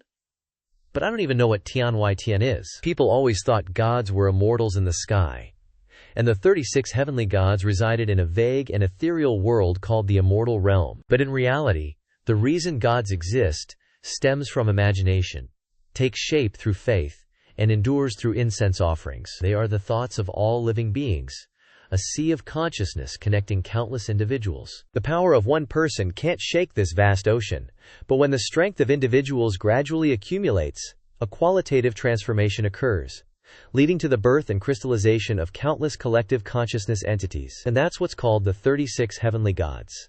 It's the conceptual realm of humanity, Not in the sky, not on the ground, and not anywhere at all. Like a single stone can't build a house, but with enough stones, any house can be built. One person imagining a powerful God is just a simple fantasy, but if enough people imagine the same God, that God will truly appear. If everyone believes that God has 3 heads and 6 arms, then that God will truly have 3 heads and 6 arms. If everyone thinks that God can control clouds and rain, then that God will truly have the ability to summon wind and rain. As for the Ju Shao heaven, that's the heavenly Tao. A few days later, Jiang Jue's group gathered at the banks of the Golden Serpent River. Everyone stood there blankly, staring at the Golden River with its waves rolling in from afar. Beyond the Golden Serpent River, a boat slowly cut through the waves, approaching the shore. As soon as the boat docked, the boatman quickly stepped forward to help Shan Lan onto the boat. Jiang Jue stood behind. She questioned Jiang Jue with a hint of suspicion. Only humans can pass through the gateway between these 2 worlds. Is that the truth? Or did you make it up? He didn't answer. Only a faint smile spread across his lips. He made a hand seal with 2 fingers and pointed it forward. A golden light shot straight into the middle of the Golden Serpent River. A huge whirlpool appeared, looking incredibly magnificent. Jiang Jue's eyes widened in surprise at the scene before her. With her keen senses, she could feel the aura of a saint beneath the lake. Jiang Jue calmly said, "There's nothing to be surprised about. They're all the ancient saints of our human race." Jiang Jue seemed to understand. She didn't say anything more, quietly stepping onto the boat, following behind to escort Shan Lan. Jiang Jue quietly watched the boat carrying his wife slowly cut through the waves and leave. Then, he turned around and said to the human race people standing behind him, "Let's go too." A huge whirlpool appeared in the heart of the Golden Serpent River, the entrance to the shortcut intersecting the demon and human races. Jiang Jue happened to be the first to enter. Following behind him were Qing Yi and the human race compatriots. Looking at the surrounding scenery, a human race person asked, with a surprised expression, "Where is this?" Jiang Jue didn't reply, leading the group deeper inside. Before them were 5 stone statues guarding the entrance of this secret passage, sitting lazily above, their bodies radiating a dazzling light. One statue twitched slightly, raising its arm high with a small golden light on it. Its eyebrows furrowed, seemingly very uncomfortable with the appearance of Jiang Jue's group. Then, the stone statue pointed forward. A surge of powerful spiritual energy rushed towards the human race group. They screamed in fear. Seeing this, Jiang Jue rushed forward to block the attack, then respectfully clasped his hands and said, "Long time no see, senior." He questioned the stone statue's action. This one is Jiang Jue, escorting human race compatriots from the demon territory back home. Why did senior attack just now? Hearing Jiang Jue's question, the old statue could no longer contain the anger in its heart and shouted loudly, "Hybrid of demon and human, this world has no place for you. Kill to make people tremble with fear." Hearing the old guy say that, Jiang Jue kinda spaced out a bit, realizing something. Qing Yi, standing nearby, saw things were getting weird and turned to ask Jiang Jue, "Little Grandmaster, is there an unexpected situation?" Jiang Jue looked at the human folk standing behind, a little suspicious. Are there any half-human, half-demon peeps in this group? Qing Yi quickly explained to Jiang Jue, "Little Grandmaster, the humans wandering in the 10,000 demon kingdom are the survivors from the great war between humans and demons tens of thousands of years ago. Although many demons dislike humans, after living together for so many years some mixed-blood children were born. This has been passed down from generation to generation. It's not just one demon race's bloodline, but please rest assured, those who can join the different immortal alliance are all clansmen who recognize their human identity. They have all questioned their hearts before." Jiang Jue felt a bit sorry for the fate of the human race upon hearing that. He pondered silently, not saying another word, and proceeded toward the stone statues ahead. He held the incense sticks in his palm, and his whole body radiated a dazzling light. Jiang Jue knelt down, firmly planted the incense sticks on the ground, and began to speak. 10,000 years ago, the seniors were willing to sacrifice themselves here to resist the demon race. Jiang Mao really admires you. Now, 10,000 years have passed. Jiang Mao is willing to lead thousands upon thousands of compatriots, wandering in the demon territory back to their homeland. He bowed, clasping his fist, sincerely pleading with the stone statues, hoping the seniors would consider his sincerity. Another stone statue spoke up and said, "Leading thousands upon thousands of humans back home, such a grand ambition. Little friend is truly worthy of great merit. Little friend doesn't need to mind what Seventh Huang said earlier. He swore to kill all the demons in the world. He can't tolerate even a grain of sand in his eyes. Another stone statue chuckled and continued, 10,000 years ago, everyone thought like him. Zdadriko. We have been stationed here for 10,000 years. Everything in the world changes in the blink of an eye. Would little friend mind telling us about the current situation? Jiang Jue propped himself up and sat on the ground, beginning to tell the statues everything he knew. He recounted how, after that year, the seniors separated the human and demon territories with the Xianxia River. Speaking of this, he looked at them, asking curiously, I wonder which senior at the time refined this Xianxia River treasure? Another female statue replied to his question. The origin of the Xianxia River, perhaps Senior Tian Lang doesn't know as much as I do. This Xianxia River comes from beyond the heavens. Hearing this, Jiang Jue was surprised, muttering and asking again, beyond the heavens? In response to his question, the senior replied, yes, beyond the heavens. But only cultivators who reach the second-rank realm can break through this boundary and reach beyond the heavens. Hearing that, Jiang Jue broke out in a cold sweat. He asked himself, only second rank and above can go to beyond the heavens. How can a first-rank cultivator like me do it? According to the senior's story, there are endless chaotic currents in beyond the heavens, even star-sea roaming strange beasts, and powerful mysterious heavenly demons outside the territory. In the human race, there are omnipotent people who go deep into beyond the heavens, even seeing a vibrant planet, with a cannibalistic race that possesses strange powers different from spiritual energy. Of course, beyond the heavens is extremely dangerous. But there are also countless magical treasures created by heaven and earth, some of which possess abilities far beyond our imagination. The Xianxia River is one of them. It is a strange object created by heaven and earth, carrying the characteristics of beyond the heavens. Jiang Jue asked loudly, stunned. Then who brought the Xianxia River from beyond the heavens here? The senior said. It was the human race's Tao leader. Jiang Jue gasped in surprise. Because that human race Tao leader was none other than my own self. Because of this, he was a little flustered. He pointed at himself and asked the female senior again, is it me, really? Don't lie, the 5 seniors were no less surprised than Jiang Jue. One of them asked, are you the human race's Tao leader of this generation? Give us proof. Jiang Jue then took out a scroll from his body and began to read a long string of verses from it to everyone around him. De Luo Heaven Sect. Tian Lang Zi. Bi Hai Mountain Zi. Qing 7th Huang, my friend. After hearing this, the 5 seniors lowered their voices and respectfully greeted Jiang Jue. Greetings, human race Tao leader. Since you have accepted the position of Tao leader, I wonder if the previous Tao leader lived a long life or died of old age, or has left this world and gone deep into beyond the heavens to explore. The old guy suspiciously questioned him again. Why are you only in the territory of the demon race? Who is the guardian beside you? Why so accusatory? He stammered.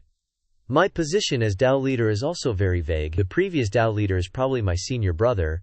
It's just that I went on a trip, and he pushed the Tao leader position onto me. Let's not talk about my identity for now. Senior Tian Liangzi, if I want to go to beyond the heavens, is there any other way? He replied. The previous Tao leader has built a safe area in beyond the heavens. Ordinary cultivators can go there. With your current cultivation, to get to beyond the heavens, you can only borrow the route from the Divine Firmament Palace, don't you know that? Jiang Jue pondered in his head. It seems that in the end, this matter cannot be avoided with the Divine Firmament Palace.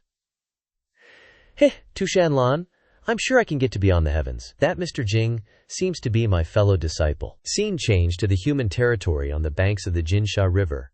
An army is lined up neatly, as if welcoming someone. Seeing a strange movement from afar, a soldier pointed forward and shouted, There's a boat on the river! A boat is coming!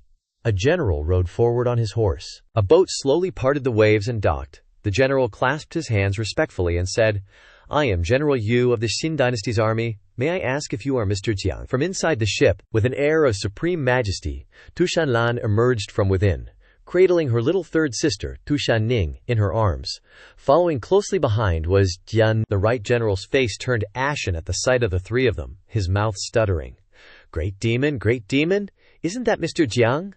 Shan Lan suddenly frowned, a wave of oppressive killing intent radiating from her eyes. The horse the right general was riding neighed in terror, and bucked him off, sending him crashing to the ground with a thud. Petrified, he scrambled to his feet and fled towards the distant ranks of his army, shouting orders, "Form ranks."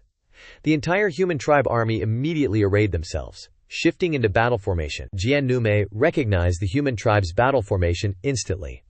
She thought to herself, I didn't expect the newly established Xin dynasty to have such elite troops, but now, daring to point their blades at this heavenly demon lord, is this Jiang Jue's doing? Or is it a preemptive strike by the Xin dynasty's emperor? Regardless of the reason, Jian Jue couldn't forgive anyone disrespecting her master, Shan Lan. Her face darkened, summoning spiritual energy in her hand. She cast a deathly glare at the Xin dynasty's army. Suddenly, a massive whirlpool appeared in the middle of the Jianxia River, accompanied by thunderous sounds. Jian Jue, Shan Lan, and the right general all stared in astonishment at the phenomenon. From beneath the whirlpool, a strangely shaped demon beast burst forth, roaring incessantly, seemingly dragging something that resembled a boat behind it. Then, another one emerged, and the two demon beasts charged rapidly towards the Xin dynasty's army. The right general, seeing the ferocious demon beasts hurtling towards him, froze for a good 5 seconds, his face a blank mask of stunned disbelief. Suddenly they stopped. From inside the boat, an arm opened the door, and a cheerful voice said, "Finally here. It's dark under the river. Turns out it was our man, Keyman." After getting permission, and with the approval of those 5 seniors, he easily crossed to this side. As soon as he stepped onto the shore, Jiang Jue noticed the grave expressions on the faces of Jian Jue, Shan Lan, and the right general of the Xin dynasty army. He was a bit puzzled because they were all looking at each other with wary eyes. Without hesitation, Jiang Jue asked, "What are you guys doing?" At the encampment, the guard watched silently as the imperial advisor read the letter in his hand. The imperial advisor spoke. "Your Majesty, what did General An say?" Qin Xiao frowned, not answering immediately. Qin Xiao burned the letter. An Ronglin has been defeated. Of the 30,000 elite troops, over 5,000 are dead. But even the little Taoist acolyte at Ghost Gate Pass couldn't see who it was. A general with a thick beard slammed the table in anger. "An Ronglin deserves to die." The 2 people beside him remained calm. The general in the middle explained, "It's not General An's fault. That Taoist acolyte indeed set up an incredibly powerful formation." The other general added, "Grand Ancient General is a second-grade expert. Why didn't you let the powerful general break the formation?" Qin Xiao pondered. The imperial advisor also hesitated to speak. "Your Majesty, we should retreat." These words startled the generals. One respectful general spoke with a determined voice. "Your subject requests to lead an army, and under military law guarantees to behead that demon acolyte with my sword." Qin Xiao retorted, "That won't do."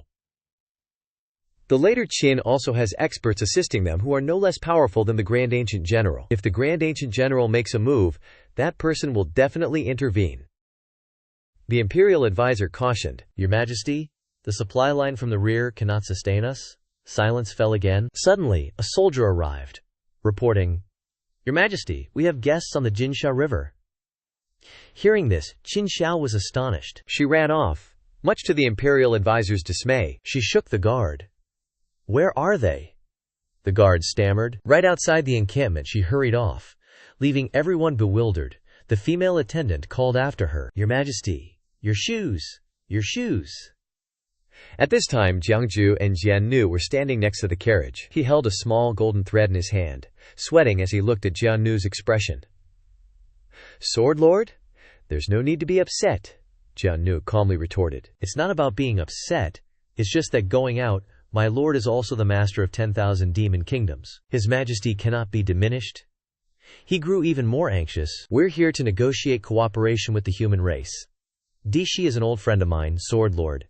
Tying their soldiers up like this isn't very appropriate." Turns out the rope he was holding was the one binding the soldiers together. They struggled non-stop. Jiang Jue was like, "Sword Lord, are you worried that my allegiance leans more towards Daqian than Tushan? Or are you concerned that my relationship with the Daqian Empress is too deep? That I'll favor Daqian when it comes to dividing benefits, so you're deliberately flexing Daqian's strength for the Empress to see?" She didn't refute. "Whatever you say." She wondered, since when could your human race's 4th-rank cultivators and above meddle in imperial affairs? He acted like he didn't know. 4th-rank cultivators and above aren't allowed to meddle in imperial affairs. Jiang Shansheng. A voice called out, making Jiang Jue turn around. Qin Xiao happily ran over to him. Seeing Qin Xiao, Jiang Jue bowed respectfully. Jiang Jue greets, "Your Highness, don't call me Your Majesty," Qin Xiao said, sweating as he rushed over, helping Jiang Jue up. "Just call me by my name." It was like that before, Xianxia, and it should be like that now. He was happy. Before, I was just your employee, so being called young master was fine. Now that young master has become a king, if I call you by your given name, I'm afraid some righteous souls might want to come and take your head. She smiled upon hearing that. "Oh right, Your Majesty." Before I introduce, he reached out to introduce Jian Nu. "But you vanished." She was already in the carriage. "By Lord Wu's decree, you're in charge of everything on this trip? No need for introductions?" He was sweating upon hearing that. Qin Xiao was curious. Who's in this carriage? That Xianxia is being so careful, he made an excuse. "It's the person I'm currently serving." Qin Xiao was shocked. The heavenly demon lord of the Wanyao kingdom? The heavenly demon lord actually came to the human race with Jiang Xianxia himself. The heavenly demon lord is the master of Wanyao, and also the king of a nation. Jiang Xianxia refused to serve me, but wants to serve the heavenly demon lord? It's obvious that Daiqian kingdom is half his. Inside the carriage, Tu Shan Lan happily brushed Tu Shan Ning's hair, while Shan Ning peeked outside. "You haven't even called him brother-in-law yet, older sister, Your Majesty," Tu Shan Ning complained. Laughing, "All you do is laugh, husband, you've been kidnapped," Shan Ning advised. "Sister, I always feel like your position isn't stable. Why don't you and brother, Shentin-law, have a child soon?" Shan Lan blankly asked. "Child," Tu Shan Ning cheerfully responded. "That's right, a child. You and brother, Reklaw, have a fox cub. I'll help you raise it." But Tu Shan Lan innocently asked back, "What's a child?" Tu Shan Ning was annoyed. "You don't understand anything. It's a little fox that knows how to call you mother." Shan Lan didn't understand. "Call what?" Shan Ning was speechless. "Mommy," Shan Lan replied with a smile. "Yeah." Which made the fox angry because she was being tricked. Jian Nu also laughed beside her. In the evening, at the military camp, Qin Xiao smiled warmly at Jiang Jue. "The conditions in the army are harsh, Xianxia, please forgive us. When we return to Nanyang City, I'll treat you, and I definitely won't disappoint Xianxia." He was respectful. "It's all right, food and drink are just minor matters." But he looked at the generals around him. "What are you doing, generals? Staring at me like that?" Qin Xiao was also quite embarrassed. "Xianxia, please don't blame them. The generals have heard so much about you, Zishao Heaven Tai Shu Zhenjun. Seeing the real person today is a first for them." He understood a bit. "You've all misunderstood. How can gods from heaven roam the mortal world? Zishao Heaven Tai Shu Zhenjun is Zishao Heaven Tai Shu Zhenjun. I am me. My surname is Jiang. My given name is Ju, just a minor 7th rank cultivator." The imperial advisor smiled kindly. Xianxia shouldn't be so modest. The common people all know that it was when Jiang Xianxia rode a miraculous horse with divine protection, questioned the adulterous Taoist priest who seduced the ruler at the execution platform, and helped our Lord reverse his fate against the heavens, that we were able to have a bright Da Qian. The imperial advisor bowed respectfully. This humble priest is willing to thank Mr. Jiang on behalf of the people of Da Qian. He seemed flustered. "Fellow Taoists, no need for such formalities," she introduced. "Mr. This is our clan's elder, Yu Jingguan Qian Taoist, and now serving as our dynasty's right chancellor." His eyes lit up. Yuan Taiyak realm cultivator, truly a third powerhouse. He immediately stood up respectfully. Junior pays respects to fellow Taoist. Another person was introduced. "This is the archaic era's #1 fierce warrior of the Demon Wasteland clan, our army's commander, Menguin, chief overseeing the 12 Southern Yang Guard." He was spacing out a little. "There's even a divine power realm expert, on par with Feng Jiannu." Then the others were introduced. "This is Grand Marshal of Northern Campaign, strategist Xuan Chezi. And this is Adjutant Huya Guang, cavalry strategist Ling Feng." His mind was blown. Yuan Taiyak realm, Qiankun realm. "Turns out everyone in this room except me is a big shot. Has Daqian reached this level of strength?" he said gravely. "But Daqian is just a new dynasty after the Qin Empire split. How could it accumulate such strength in such a short time?" Back then, Xuyang, at most a 4th grade, stirred up the entire Daqian until the place was a mess. Jiang Jue recalled Jiannu's words. "Since when can human race cultivators interfere in the affairs of dynasties?" Jiang Jue finally understood. Could it be that some kind of restriction has been lifted? A voice suddenly came from outside. There are guests from afar. Why doesn't His Majesty introduce them to this humble priest? The person who spoke was a woman. She walked in and stared at Jiang Jue with a scrutinizing gaze. Then Xianxia introduced the two. Mr. Jiang, this is the daughter of the Daluo immortal sect, Da Qitian Dao sects, Jade Cheng Fairy. She is a divine power realm expert. Hearing this, Jiang Jue quickly cupped his hands and bowed in greeting. I've heard so much about you. Jade Cheng Fairy didn't even acknowledge him. She stepped forward and said, Rumor has it that a few years ago a young man came to the Divine Firmament Palace, causing a recluse to personally come out and accept him as a disciple on behalf of their master. His status is even higher than the leading 36 celestial lords. It is rumored that this person has no origins in the three realms, transcends the five elements, and is likely an immortal banished to the mortal world. Since he descended to the mortal realm, a 9 heavens firmament was added to the 9 layers of clouds. From then on, all 9 layers of clouds and the 36 heavens obeyed his orders. She paused for a moment. She continued, Moreover, this person is proficient in all aspects of fate, possesses the mandate of heaven, and all karma in the world is in his hands, and there are many extraordinary rumors. Having said that, she opened her eyes, arrogantly looking at him and mocking him with disdain. Today, meeting this legendary plain, clothed immortal, he's just a 7th cultivator. It seems that a great reputation is hard to live up to. These words insulted Jiang Jue too much. Both of them, Jiang Jue and Qing Yi, were very dissatisfied, but Jiang Jue seemed to be more restrained in his emotions than Qing Yi, whose angry feelings were all on her face. Qing Yi angrily said through gritted teeth. You, Qin Xiao, couldn't help but slam her hands on the table and shout, Enough! She was displeased, and said loudly to Jade Cheng Fairy, Mr. Jiang is a distinguished guest of our dynasty. If Jade Cheng Fairy dares to speak rudely again, then please return to where you came from. The small Qian kingdom cannot accommodate a great Buddha like you. Jade Cheng Fairy was silent. She only looked coldly at everyone, and then she spoke. This humble priest came here to solve His Majesty's worries. His Majesty should carefully consider the conditions that this humble priest offered. As long as His Majesty agrees, this humble priest will personally resolve the demon monsters in Ghost Mojian, without costing the imperial court a single soldier or piece of supplies. In the future, the Daoluo immortal sect will definitely assist His Majesty in unifying Dakin. She paused for a moment. She looked directly at Xianxiao and said, I hope His Majesty will think carefully. In 3 days, I hope His Majesty can give an answer that satisfies both parties. Then, she glanced at Jiang Jue and suggested, But His Majesty can also let this immortal try his hand. Who knows? This person's divine firmament Shi diagram might be able to solve His Majesty's worries. Having said that, Jade Cheng Fairy laughed loudly, as if opening a carnival. Both of them, Qin Xiao and Jiang Jue, frowned and looked at her with annoyance. After Jade Cheng Fairy left, Qin Xiao led him to a room and said embarrassedly, This place is simple, Mr. Jiang. Please don't laugh. Please make yourself at home. Jiang Jue glanced around the room and replied, I don't really mind.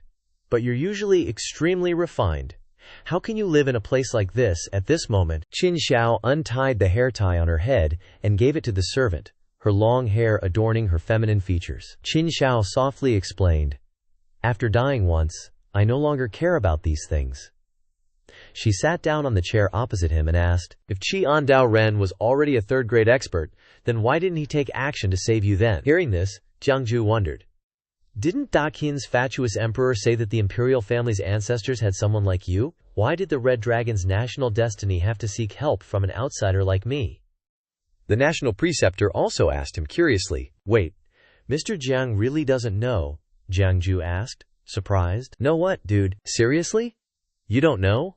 The imperial advisor chimed in, explaining, the ancient covenant of the Grand Epoch. The most important part is that cultivators 4th rank and above can't interfere with mortal dynasties, and sects 2nd class and above can't get involved with the court. He paused for a sec, then asked, Surely Mr. Jiang isn't holding back his cultivation and leaving his sect because of this covenant, is he? I can't understand it. What kind of brainwashing is this imperial advisor doing? Jiang Jue thought, sweating bullets.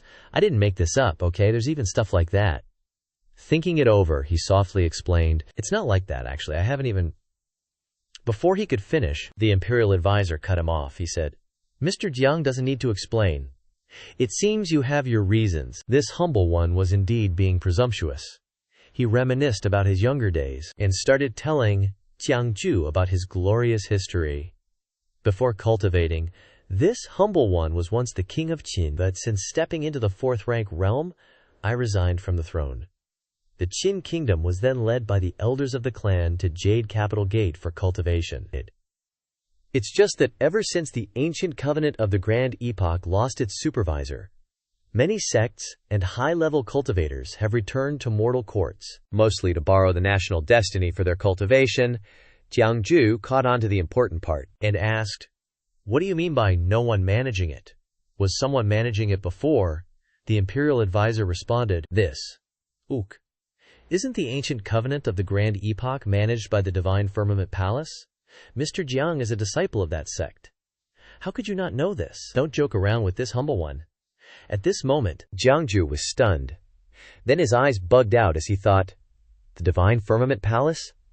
The Divine Firmament Palace really did manage the ancient covenant of the Grand Epoch this time.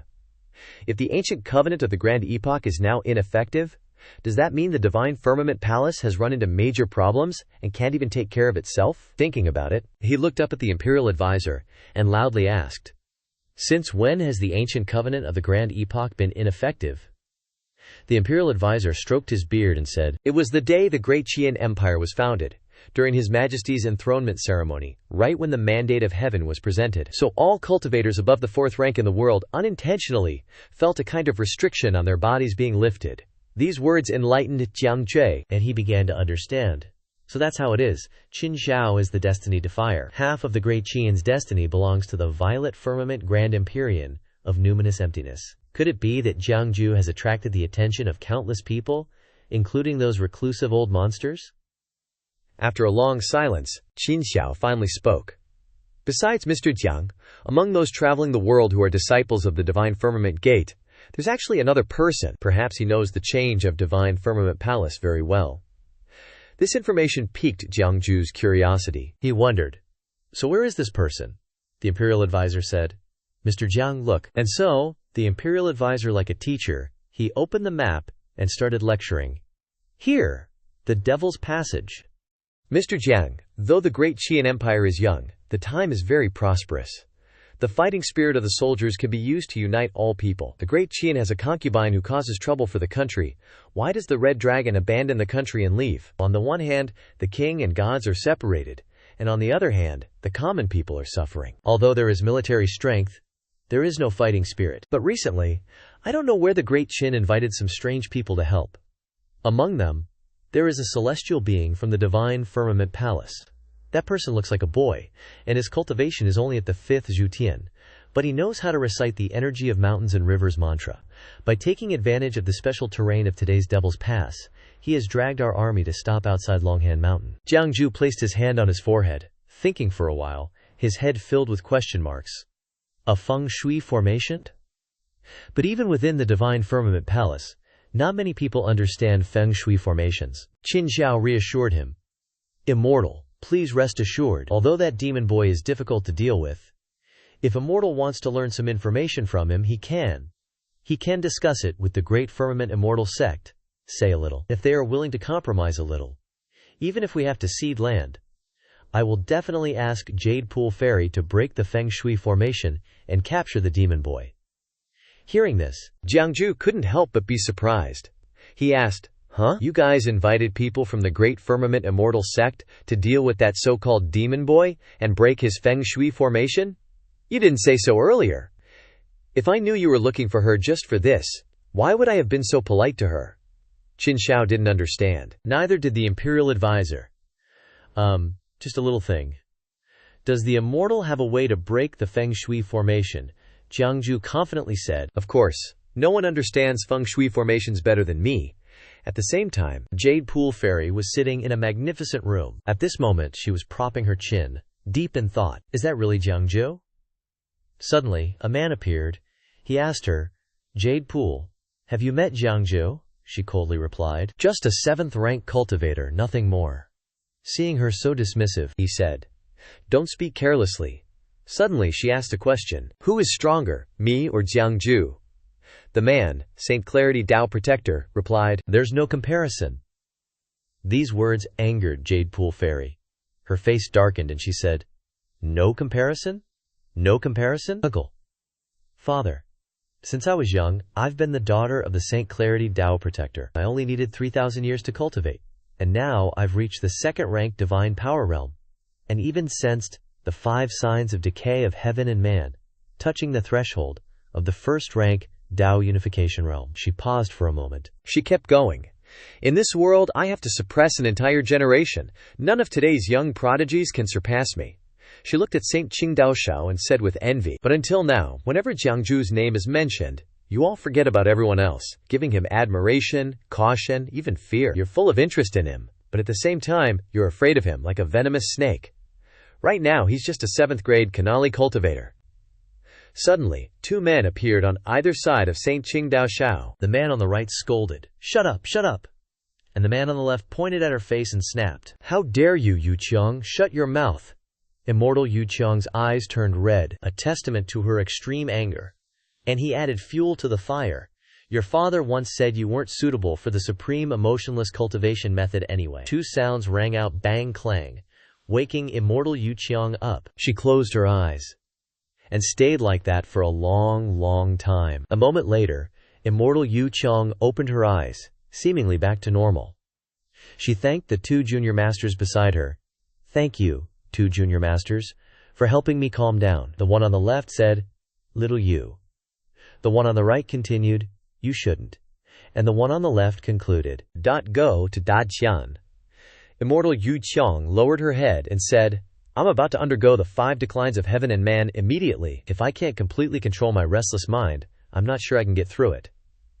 Hearing her say that, the 2 junior masters presented a bell and a chime. They said, "With the help of the morning bell and evening drum, even if your mind is as restless as yours, there's still a chance to get through the 5 declines of heaven and man. Otherwise, not going to Daiqian will just cause a restless mind. The thing is, if you meet Jiang Jue, it's feared it will become a heart demon.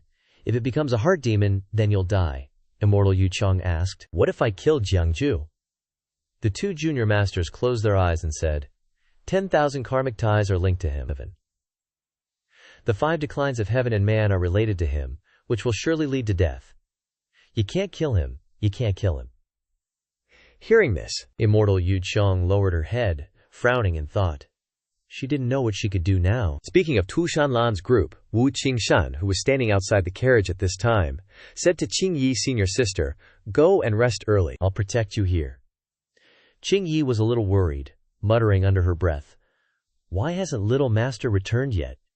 Could something have happened?" Wu Qingshan looked at her very optimistically and replied, "Don't worry, nothing will happen." After finishing speaking, he put his face close to her and whispered, "Senior sister, don't you feel anything?"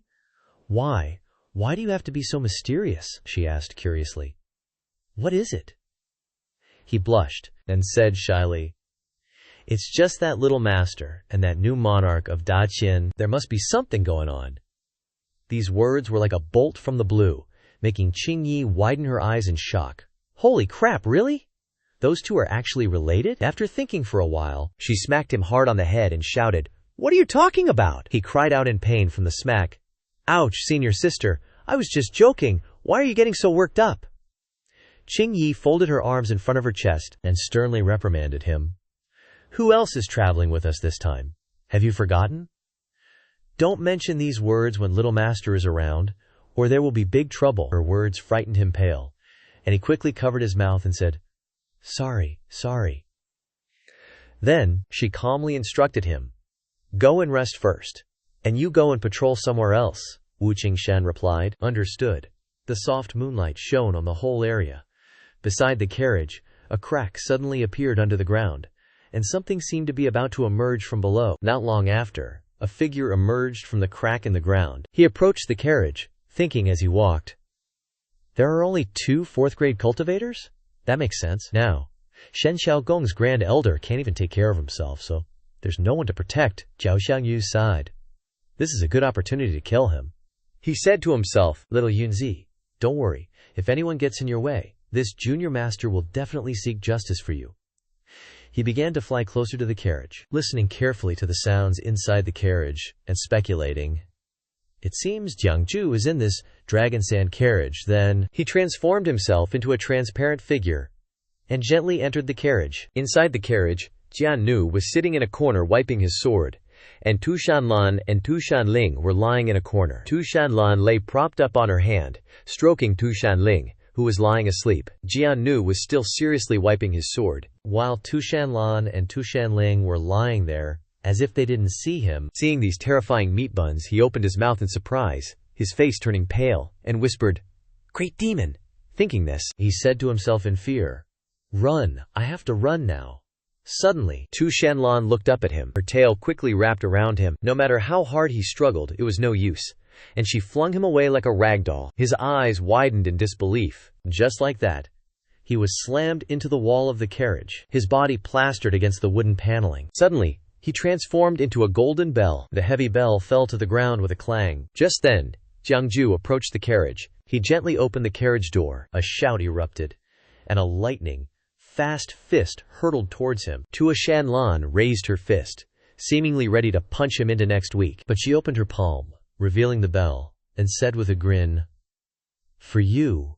Holding the bell, Jiang Jue asked in surprise, "For me?" She replied with a smile. "Yep," he thought to himself. "This little golden bell contains such immense power, it's definitely a top-grade Davo artifact. But why does it look like it's cracked?" Suddenly, it vibrated, startling Jiang Jue. He tried to suppress it. Jiang Jue exerted so much force that his body trembled. It looked like he was being controlled. Tu Shan Ling, seeing Jiang Jue, spoke up. "Oh, isn't this my good brother-in-law? How did you find your way back? Did you find some sugar baby outside and now you're ditching the old for the new, huh?" Hearing this, Jiang Jue shouted, "What nonsense are you spouting? It's shocking my hand." As soon as he finished speaking, Jian Nu closed his eyes. 2 fingers pointed toward his hand and used spiritual power to suppress it. After a moment, the golden bell stabilized, no longer moving. Jiang Jue breathed a sigh of relief. "Where did this come from?" Tu Shan Lan replied. "I found it," Jian Nu also added with his eyes closed.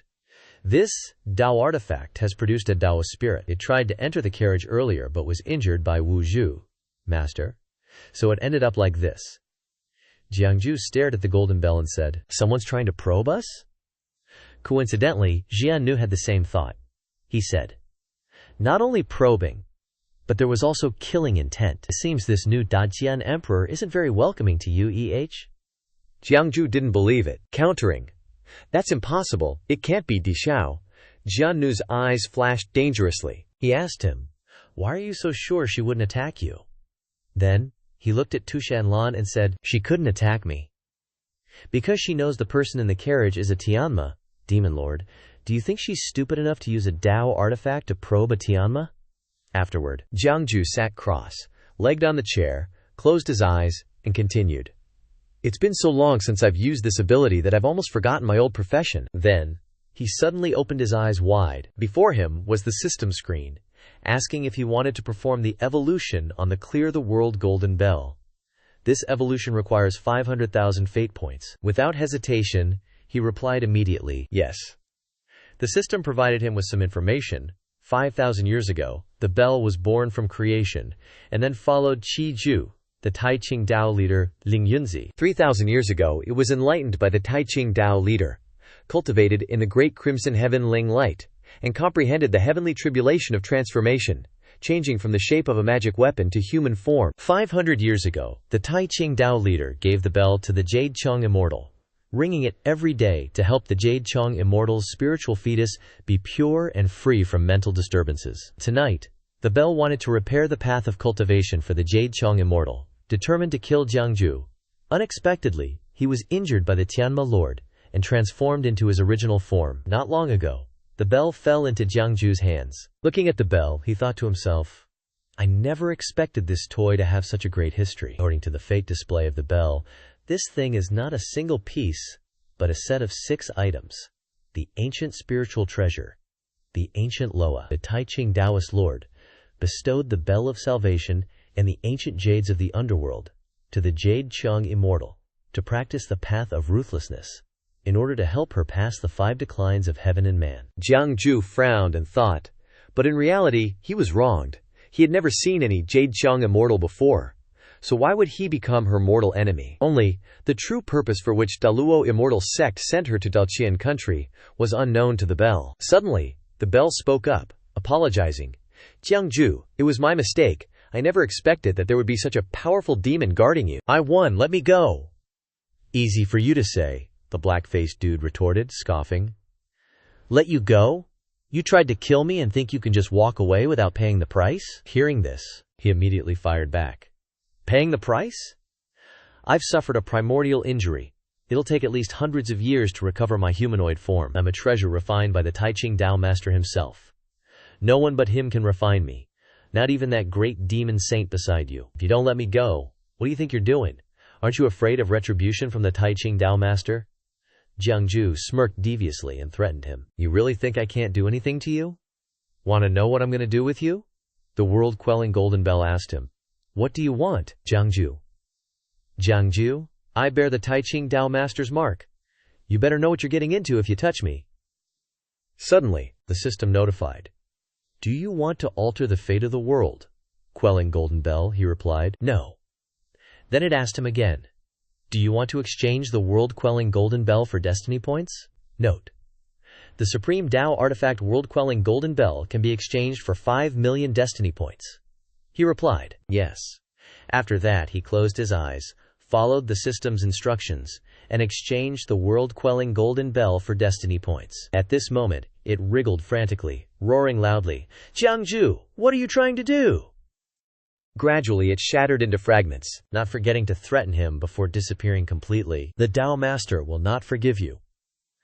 After the world-quelling Golden Bell vanished, its spiritual energy seemed to transfer to Jiang Jue, causing his whole body to glow. Tu Shanning walked closer to him, blurting out, Bro-in-law's glowing. Jian now looked at him, thinking to himself, he's absorbing it? Not refining, but absorbing. What kind of power is this? But his cultivation is only 7th rank realm, yet the energy shows no change whatsoever. What's going on? Not long after, the system popped up with another notification. System reminder. Due to your destiny, you can choose to reveal a heavenly secret with a reward of 50,000 merit points and choose one of the following punishments. 1. A method for crafting overflowing emeralds. 2. The low-grade heavenly rank cultivation technique, the Taiqing Demon Subduing Incantation. 3. A secret of the 3 Pure Ones Dao Masters. System screen and thought, the first one's out. The first one's out. The conditions aren't met. 2. He already has the congenital creation scripture of chicken ribs in his hands. Reading to the third one, he chuckled to himself. The third one's the juicy gossip of those big shots who wouldn't want to know. 1 year ago, a mysterious guest visited the great Luo immortal sect. When that guest appeared, the sky suddenly whirled with wind, creating a powerful vortex that astonished everyone below. They pointed at the sky, chattering excitedly. At this time, an old man was sitting in a room, cultivating. Suddenly he opened his eyes wide and thought to himself, he's here. At the same time, at the center of the vortex, a voice echoed. Soon after, 3 golden streams of spiritual energy shot straight into the sky, as if to confront the guest. This strange phenomenon made passers-by look up. A second later, the 3 streams of true energy were about to touch the vortex.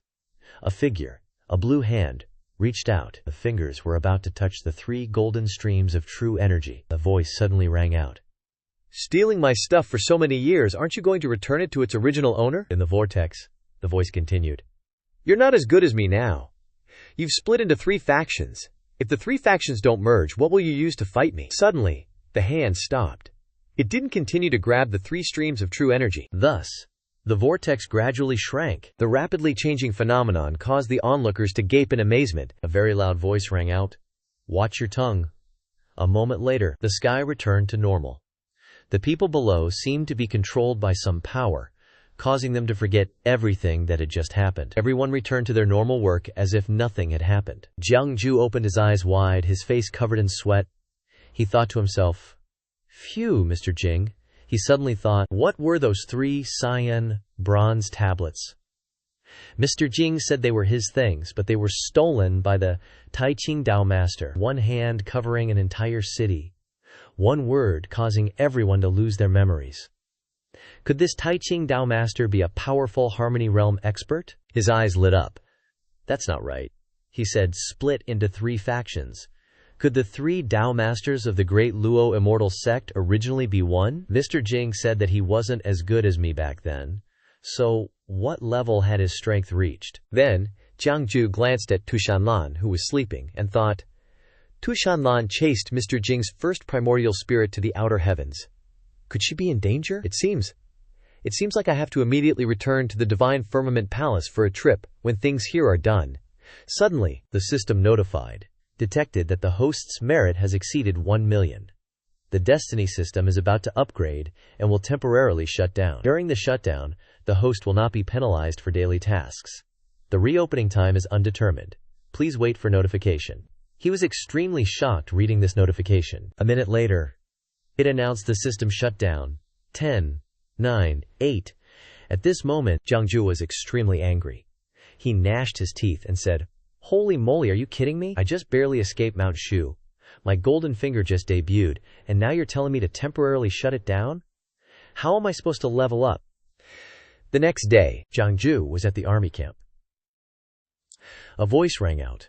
Scarlet fire meteorite iron, black divine water, 10,000-year red luo fruit, and 4th level or higher demon kings. Qin Xiao turned to Jiang Jue and said, This time, immortal, you've given me another great gift. These things, if properly refined, are perfect immortal pills and elixirs and divine weapons that our great Qian kingdom has always dreamed of, but couldn't obtain. Before she could finish speaking, Jiang Jue interrupted and said, These aren't gifts for your majesty, but a business transaction. You have to pay. Qin Xiao smiled happily and replied, That's a given. No matter how much I owe anyone in this world, I wouldn't short the immortal by even a fraction. Suddenly, he interrupted her. But, I still have a gift I want to give to your majesty personally. Hearing this, she asked eagerly. A gift for me? What is it? Jiang Jue softly replied. People? The gift I want to give your majesty is all the human race people who are exiled in the lands of demons and monsters. Oh my God. How surprising, Qin Xiao replied, her eyes sparkling with joy. Mister's grand aspiration, I agree to this wholeheartedly. Whether it's a few thousand or a few 100,000 people, I guarantee they will receive the same treatment as the citizens of Dachan within Dachan. Just then, he said something that completely caught her off guard. Your Majesty, you must be mistaken. No, it's not a few thousand, nor is it a few 100,000. The number of people waiting to be brought to Daqian in my hands has already reached 800,000. Heavens above! Several 100,000 people, she asked, her eyes showing disbelief. How many? He nonchalantly said. This is just one branch of the Yixian alliance. Once I've rectified the Yixian alliance, the number of people brought to Daqian will surely exceed 10 million. This number completely stunned her. Hearing this number, Qin Xiao froze. Her eyes widened as she looked at him in disbelief. Immediately after, Jiang Jue closed his eyes, raised his index finger, and said, More importantly, among the people returning from the demon lands, at least 1/5 of them have the potential for cultivation. Qin Xiao was incredibly excited. She grabbed his hand and asked, Is what you're saying true, mister? Seeing her expression, he cautiously retreated a bit, looked directly into her eyes, and said, If your majesty doesn't mind, please wait a little longer. Seeing is believing. Qin Xiao clenched her fist tightly. Overjoyed, she secretly calculated, if we can successfully receive and stabilize these people, Daqian's national strength will grow exponentially. If 10 million people have 2 million who can become cultivators, wouldn't unifying the 7 nations be a piece of cake? Then she said to him, I will write a letter back to the court, ordering people to expand a new city outside Pingyang Prefecture to settle the people you bring back, mister. He replied with satisfaction. That's excellent. The Tunshan clan has now given me full authority over trade between the two realms. The issues of transportation and profit sharing still need to be discussed thoroughly with your majesty.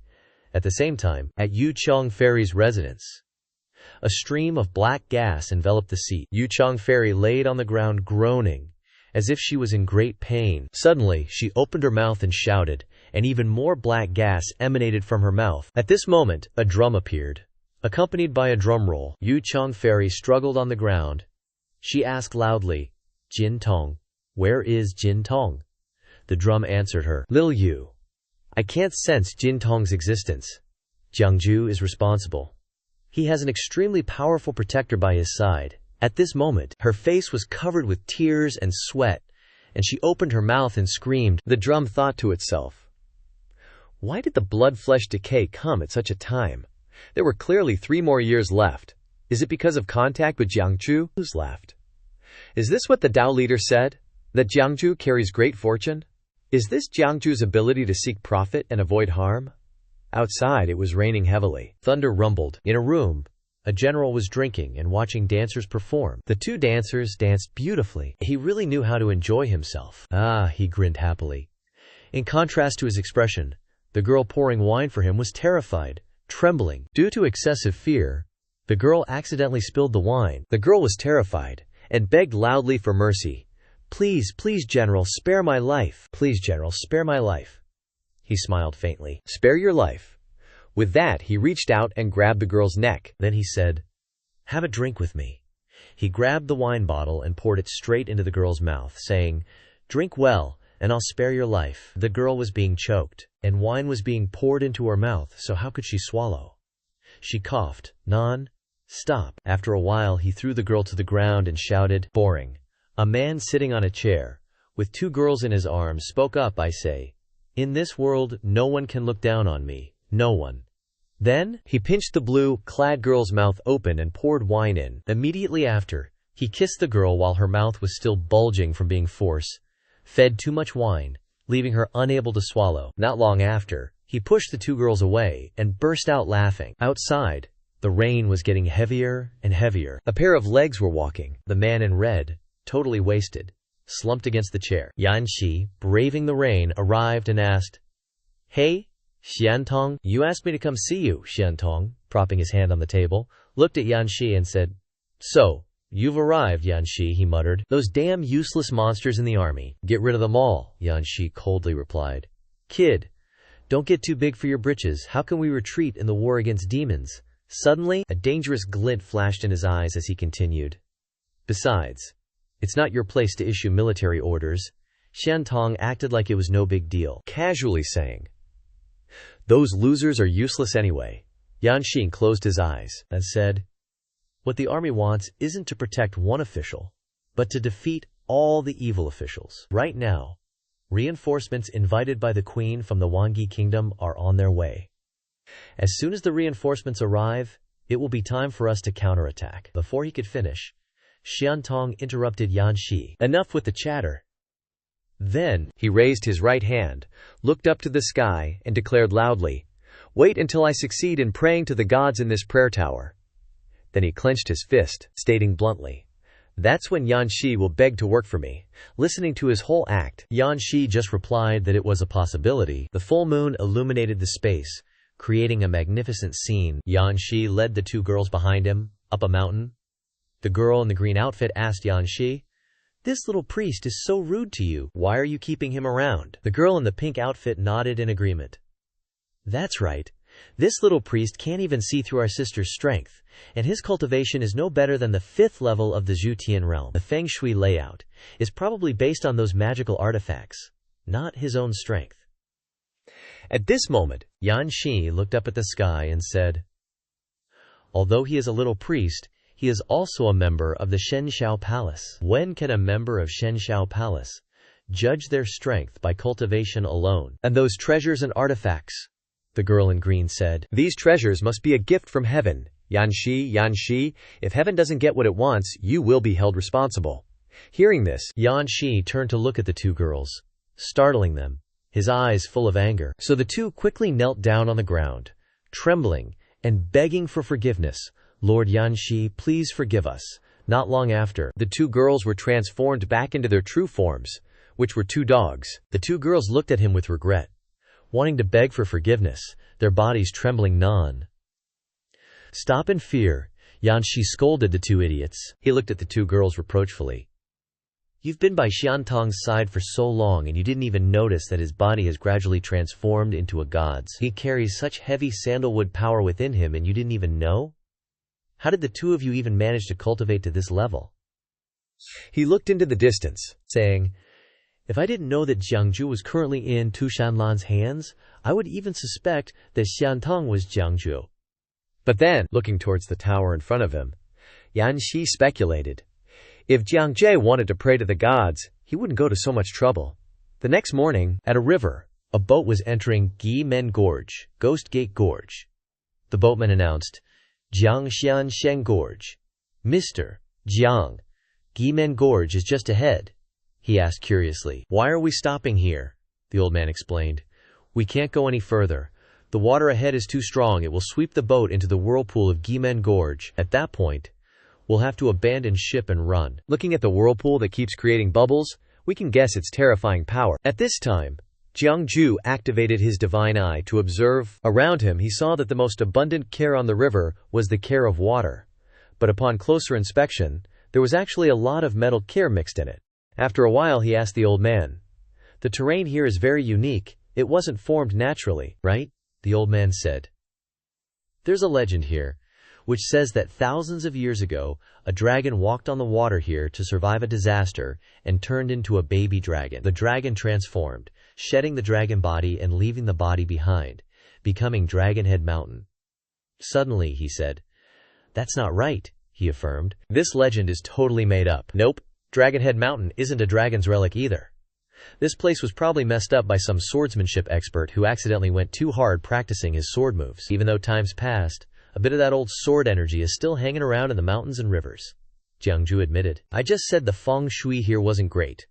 Thought I was wrong. No wonder I could hold you back for so long. Turns out I was borrowing the power of this sword, the old man asked him. Mr. Jiang, any way to break this crystal? Jiang Jue responded. This issue needs more looking into. Jiang Jue glanced down at the stream at his feet and said, Is this your military strategy? Turning water into land? This is great news. General really knows his stuff. Getting praised made the old man shy. He explained, Mr. Jiang, you flatter me. This is just a common technique our strategist uses to set up formations. After walking a bit, the old man said, Mr. Jiang, if we go further, we'll enter Ghost Gate Valley, where the fog's so thick you can't see your hand in front of your face. Your consciousness gets suppressed, and even the water ghosts evolve into sword mist warriors. If you're not careful, you'll get killed. Jiang Jue asked back, surprised. That's strong. The old man nodded. Yeah, or else how could you hold back our army for so long? Just then, Jiang Jue excitedly moved forward and said, Then let's head on up and check it out. The old man stopped him. Hold up. He stepped onto the water surface, and he felt how much his consciousness was being restricted. Unbelievable. Then he used his divine eye to observe ahead. Jiang Jue discovered a lot of metal energy. The old man behind him tried to dissuade him. Mr. Jiang, don't go too far. Suddenly, he stopped, looked ahead, rubbed his chin, and said, Shouldn't be. Looks too much like it. The old man didn't notice he'd stopped and bumped right into him. He cried out in pain. Ouch! Ignoring the old man, he continued to mutter, Could that little ghost kid be my Xiao Hao? The old man asked curiously, Mr. Jiang, could it be that the ghost kid's planning skills are even better than yours? Hearing that, he glared at him angrily and snapped. Nonsense! Seeing him get mad, the old man seemed scared. He stammered, So you... He cut him off. I'm thinking, this kid's layout isn't simple at all, the old man asked him, confused. How so? He replied. To be on par with me isn't easy, Jiang Jue asserted. His method is exactly the same as mine. At this point the old man understood. He asked him, Are you from the same sect, so you have similar ideas? He told him honestly, Master doesn't know. Last year, when senior brother taught me about feng shui layouts, he used rocks as mountains, teacups as rivers, roadside weeds as forests, arranged a total of 108 feng shui spots for me to practice feng shui tactics. This so-called feng shui formation actually has the same purpose as the method of forming it, borrowing the endless power of heaven and earth as the eyes of the formation, taking the movement of mountains and rivers as the template for the formation. What manpower can do is to mobilize strength, take advantage of the situation to deploy. The so-called flag formation is nothing more than using items belonging to the 5 elements of metal, wood, water, fire, and earth, placed on the feng shui eyes, to reverse the feng shui direction here, thereby stimulating the power of heaven and earth. After a pause, he said the issue. However, how to find the feng shui eyes is the most important thing. The old man waved his hand and said, Mr. Jiang doesn't need to explain in so much detail. After all, this is the unrevealed secret of your Xianxia palace. In his heart, he thought, even if you told me, I wouldn't understand. He recalled, when I first started learning, I wanted to be lazy and secretly sought the god of creation to refine a set of magical weapons so I could automatically find the feng shui eyes. He observed for a while and said to the old man, I'm taking a look. There aren't any here. Suddenly he shouted with joy, Ah, found it! At that moment, he held a paper bird in his hand and said, But then I found out this stuff isn't easy to use at all, the cost is too high, I could barely find a few extremely obvious feng shui eyes. The old man asked curiously, This. How do you know there's something in here? He replied. That old geezer and I are the only ones in the world who know about this feng shui. But it's clear he didn't come to the feng shui chamber. It's so crude, and exactly like when I first learned it. I guess someone stole my boat and drew along the lines. The question is, who secretly dug up my dark past? Clearly, I buried it under the big willow tree, where the old demon cultivated. Jiang Jue can't understand this problem. He makes a face and thought. The important thing is that we all have the ability to break into the floating island of the old ghost. Why don't you take all the treasures and dig up my dark history? Do you want a pancake? The old man exclaimed in surprise. Turns out the feng shui formation that has imprisoned the army for more than 20 days is just a treasure abandoned by Mr. Jiang. So can Mr. Jiang break the situation? He said indifferently. The feng shui here is rare, and it's a waste to be arranged casually by the so-called little devil. At the same time, at the tower, where the fairy boy was doing rituals, at this time the soldiers were gathering to look for something. They urged each other, Quickly search ahead and beside you. He heard the voices of the soldiers, couldn't help but curse inwardly. These idiots. Didn't I tell them to keep quiet these days? Then, he stuck 3 incense sticks into the incense burner. After finishing the ritual, he stood there admiring the scenery. Not long after, the soldiers shouted, The fog's gone! The fog's gone! The immortal boy was so surprised his jaw dropped. Who broke my feng shui formation? And then he angrily released the paper birds and said, Find the person who broke the formation, bring them back here for me. I'll cut you into 100 pieces. Seeing him pick up a gold essence stone, the old man curiously asked, Jiang Shansheng wants to mobilize the feng shui eye?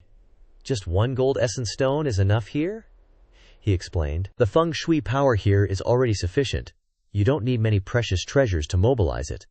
The old man curiously asked him, Jiang Shansheng, is just 1 gold essence stone enough to mobilize the feng shui eye's power here? Then Jiang Jue examined the essence stone and replied, The feng shui power in this place is already sufficient. No need for a lot of rare treasures to move it. Suddenly a loud voice rang out. Who is it? Who's breaking my feng shui formation?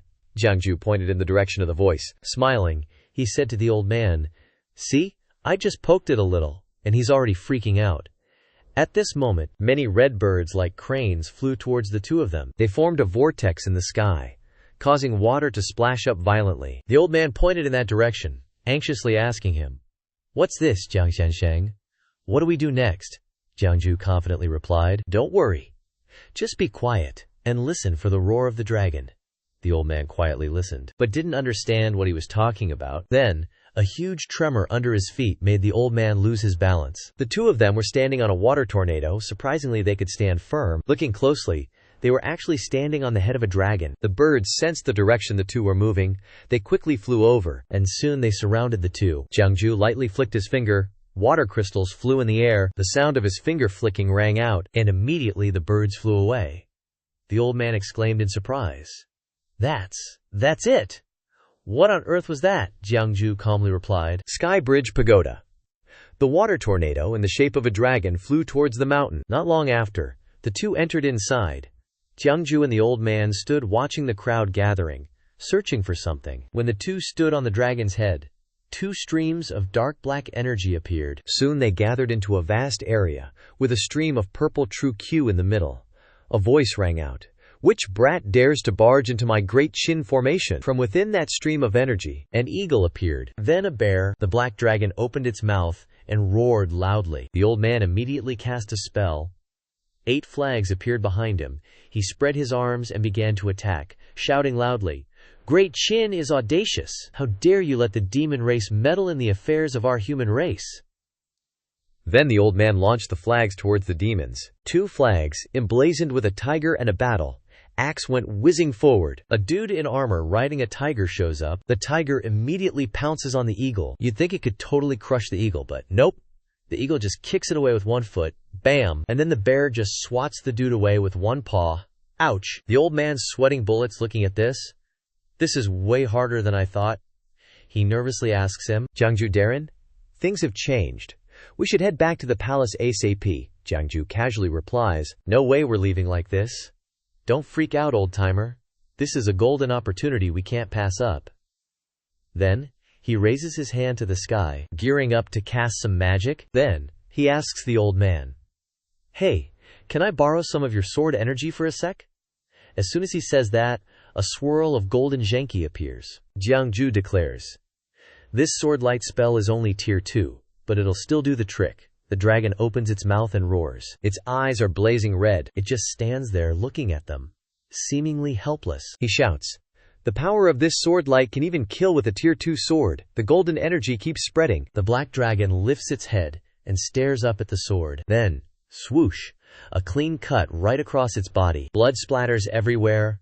The onlookers are completely freaked out. The bear and eagle just stare wide. They're starting to get really scared now. And just like that, the eagle and the bear turn tail and run. But no way he's letting them get away. Jiang Jue points 2 fingers forward. The sword immediately chases after those 2 demon beasts. Not long after, splatter sounds. The bear and eagle can't believe it. They're actually dying like this. Then, he crosses his arms and laughs loudly. The old man looks at him and sighs in admiration. So awesome. Just awesome. The crowd yells at each other. "Run.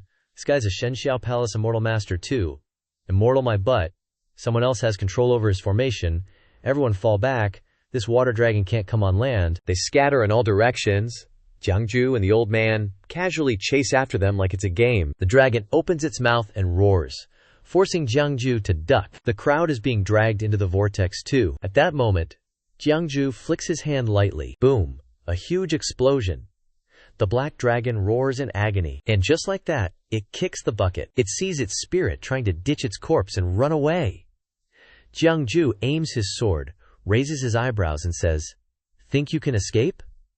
Jiang Jue raises his sword to the sky, reciting the incantation, "The savior of suffering, heavenly venerable, master of Zixiao heaven, Tai Shu dust."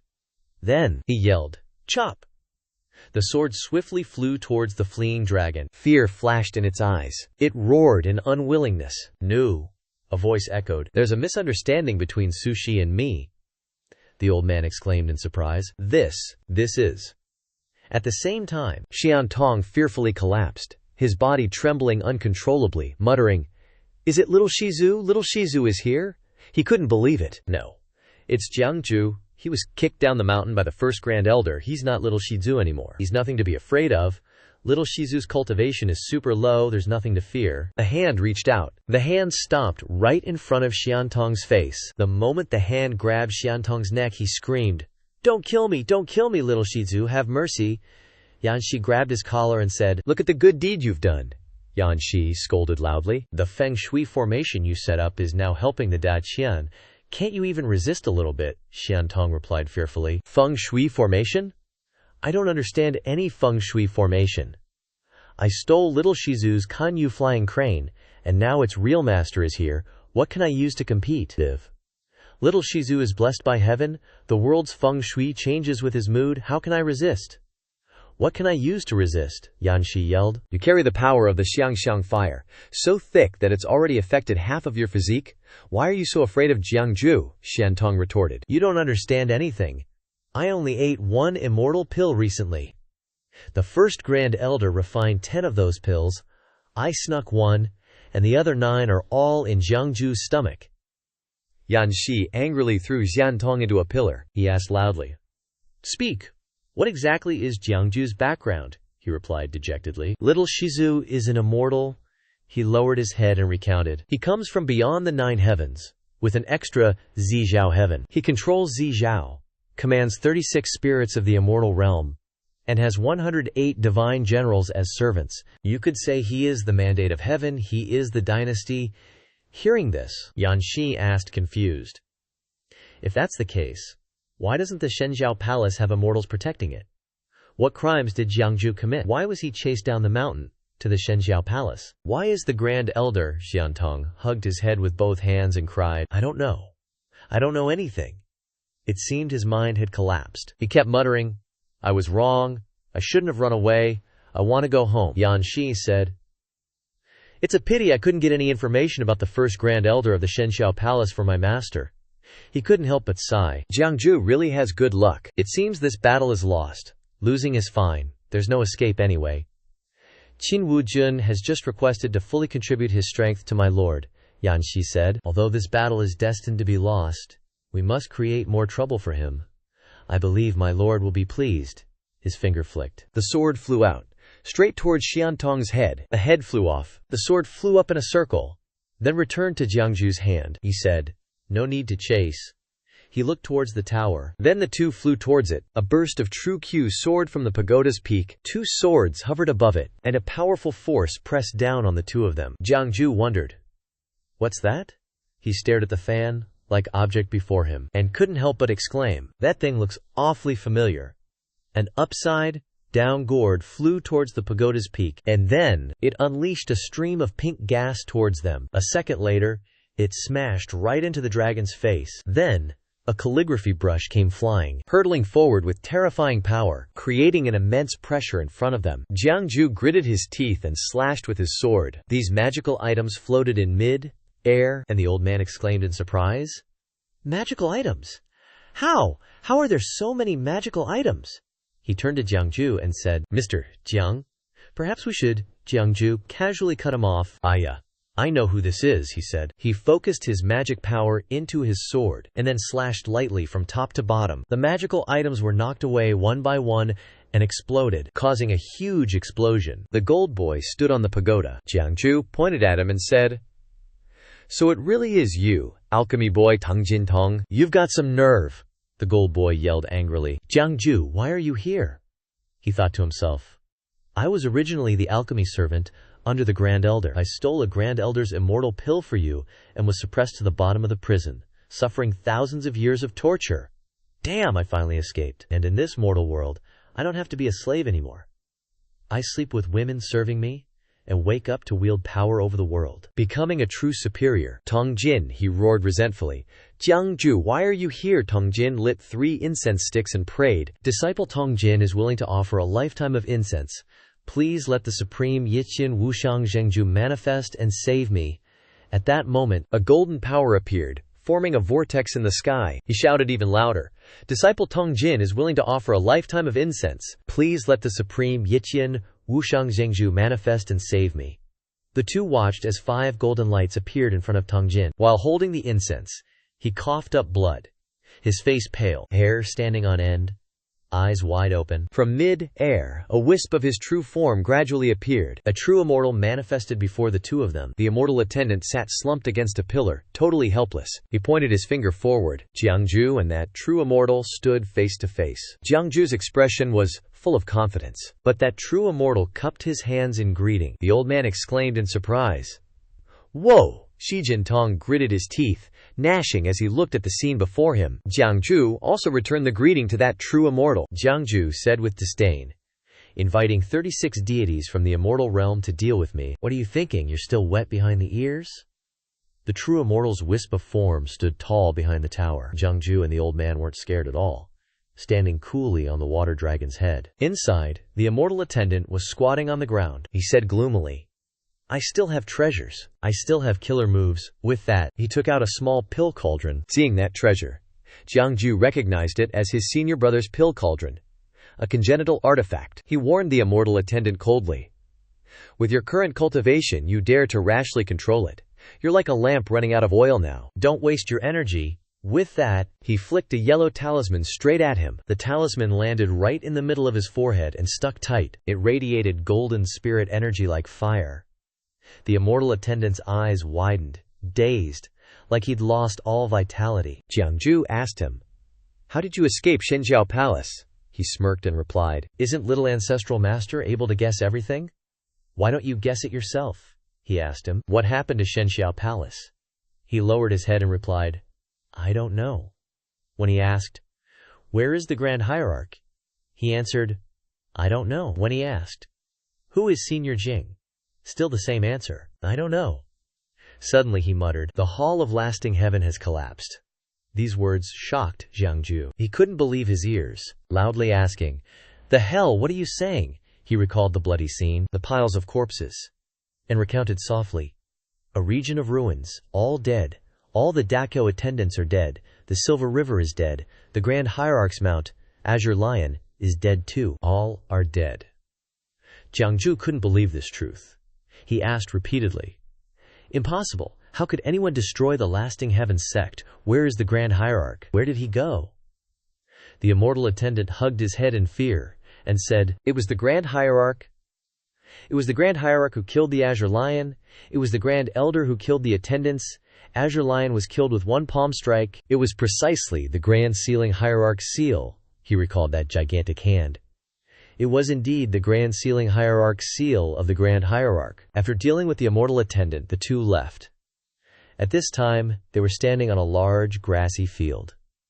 Jiang Jue held the pill cauldron in his hand. The old man standing beside him said, Although these Dago artifacts aren't capable of killing, to act recklessly in this way seems to be beyond the reach of nascent soul-stage cultivators as well. After observing the pill cauldron for a long time, he muttered softly, The furnace fire inside doesn't seem to be out yet. Could it be that there's still alchemy being refined inside? And then he tried to open it, but no matter how hard he tried, he couldn't open it. Looking at the pill cauldron, he figured that after returning, he should find old Dragon God and ask him what kind of mystery was inside. Jiang Jue used his spiritual power to lift up the items he had collected. He thought to himself, These are just daily necessities that were randomly refined. It's just that after so many years, they've been infected with that old ghost's aura and become such powerful datamyo artifacts. Even Shan Lan only has the karma severing sword that can compare. Thinking of this, he grimaced. Whatever. I'm poor too, I shouldn't be picky. Before the bride even crosses the threshold. At the foot of the mountain there was a large army. The emperor asked the old man beside him, It's been a day already. Why haven't we seen Xuanxia bring back Mr. Jiang? He replied, Please don't worry, Your Majesty. Mr. Jiang has Xuanxia, and General Tu is with him. This time, they're sneaking in quietly, so the commotion won't be big.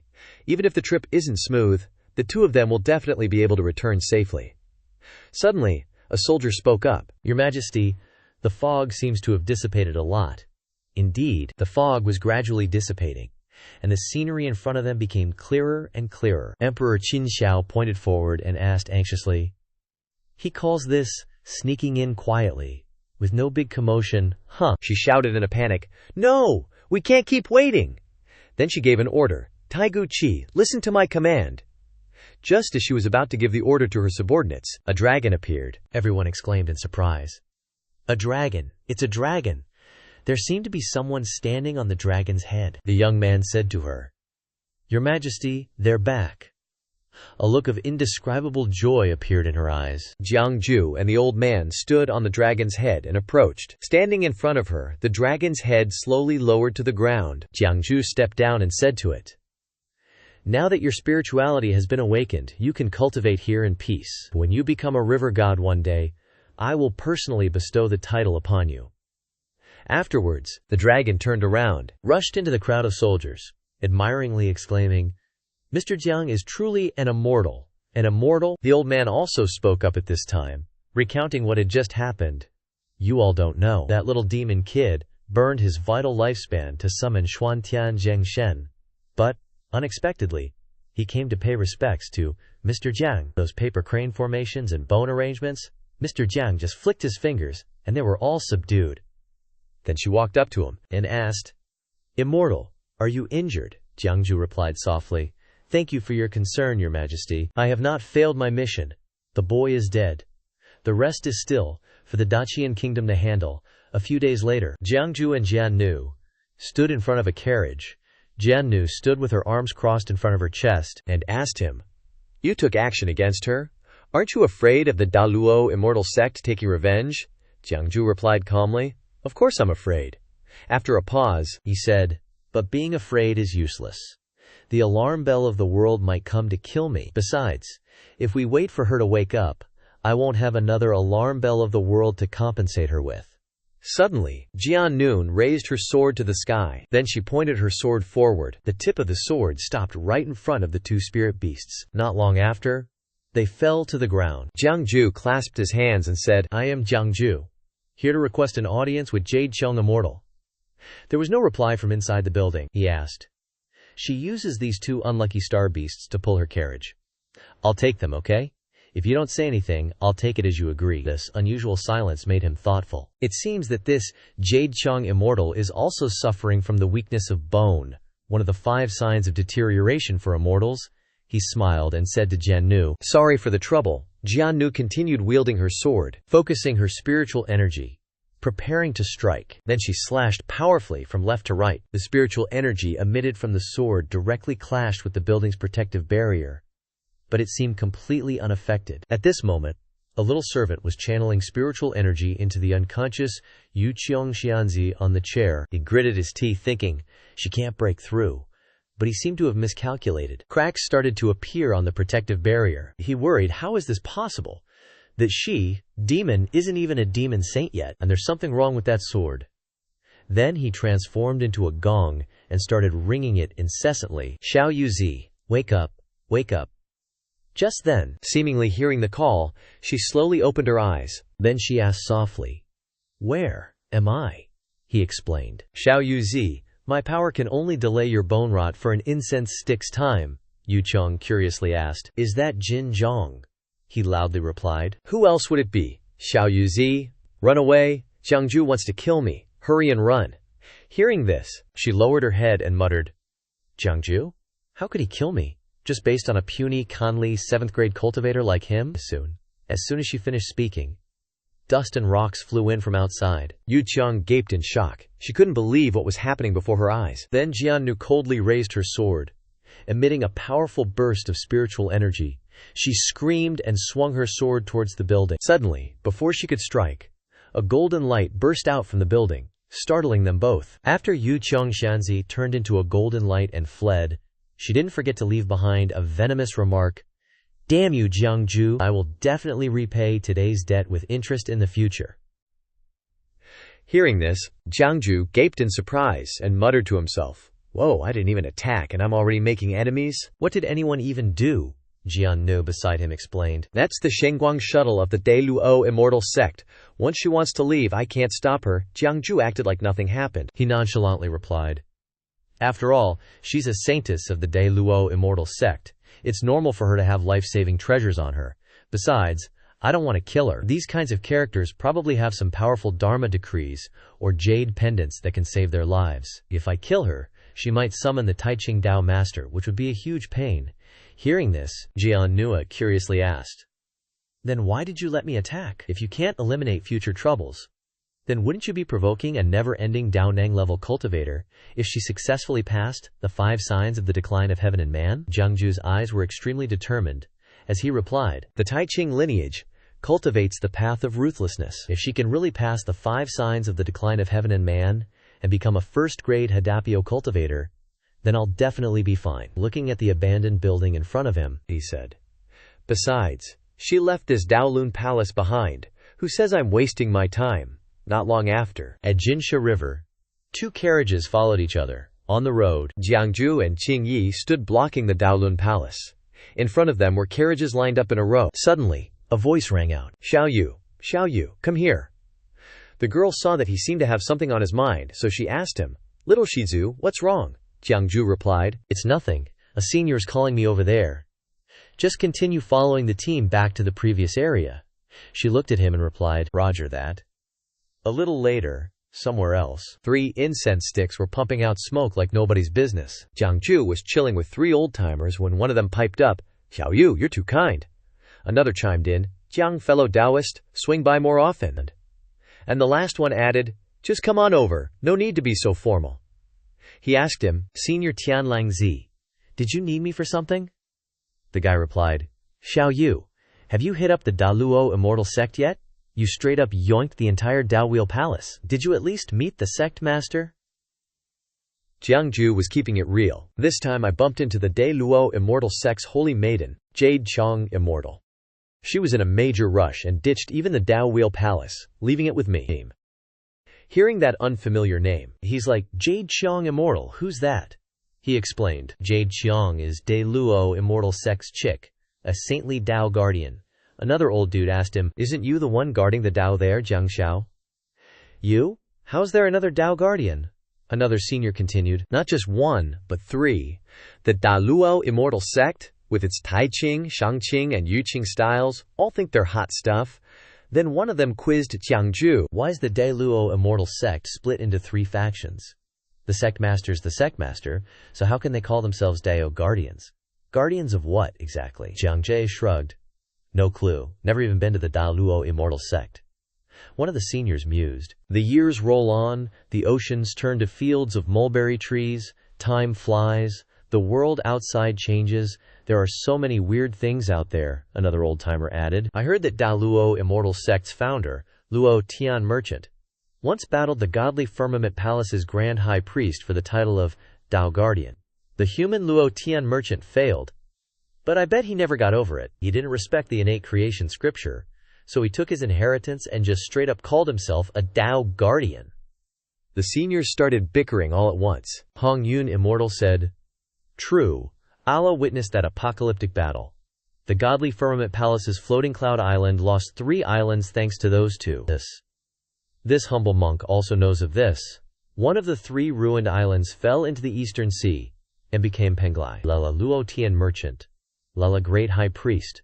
The disciple coming from heaven beyond the heavens. Honored seniors, this is just a anecdote I heard from Envoy Ba. Listening to the squabble, Jiang Jue thought to himself, these old geezers are seriously bored. If this keeps up, someone's gonna die of boredom. So he decided, I'll donate these 20,000 merits to all you seniors. That shut them up faster than you can say cultivation. After a long pause, one of them finally sputtered, thank you, Xiao Yu. This humble monk just remembered, I have a heavenly abode out in the world, and I was gonna leave it for someone worthy, so I'll just give it to Xiao Yu then. And with that, a heavenly abode appeared in his hand. Jiang Jue stared at it, dumbfounded, and then the seniors started showering him with thank you gifts one after another. Oh right, I have a karmic opportunity. I've got a karmic opportunity too. Me too, me too. Suddenly, the atmosphere was buzzing. Jiang Jue stuffed the magic items into his bag, grinning like a Cheshire cat.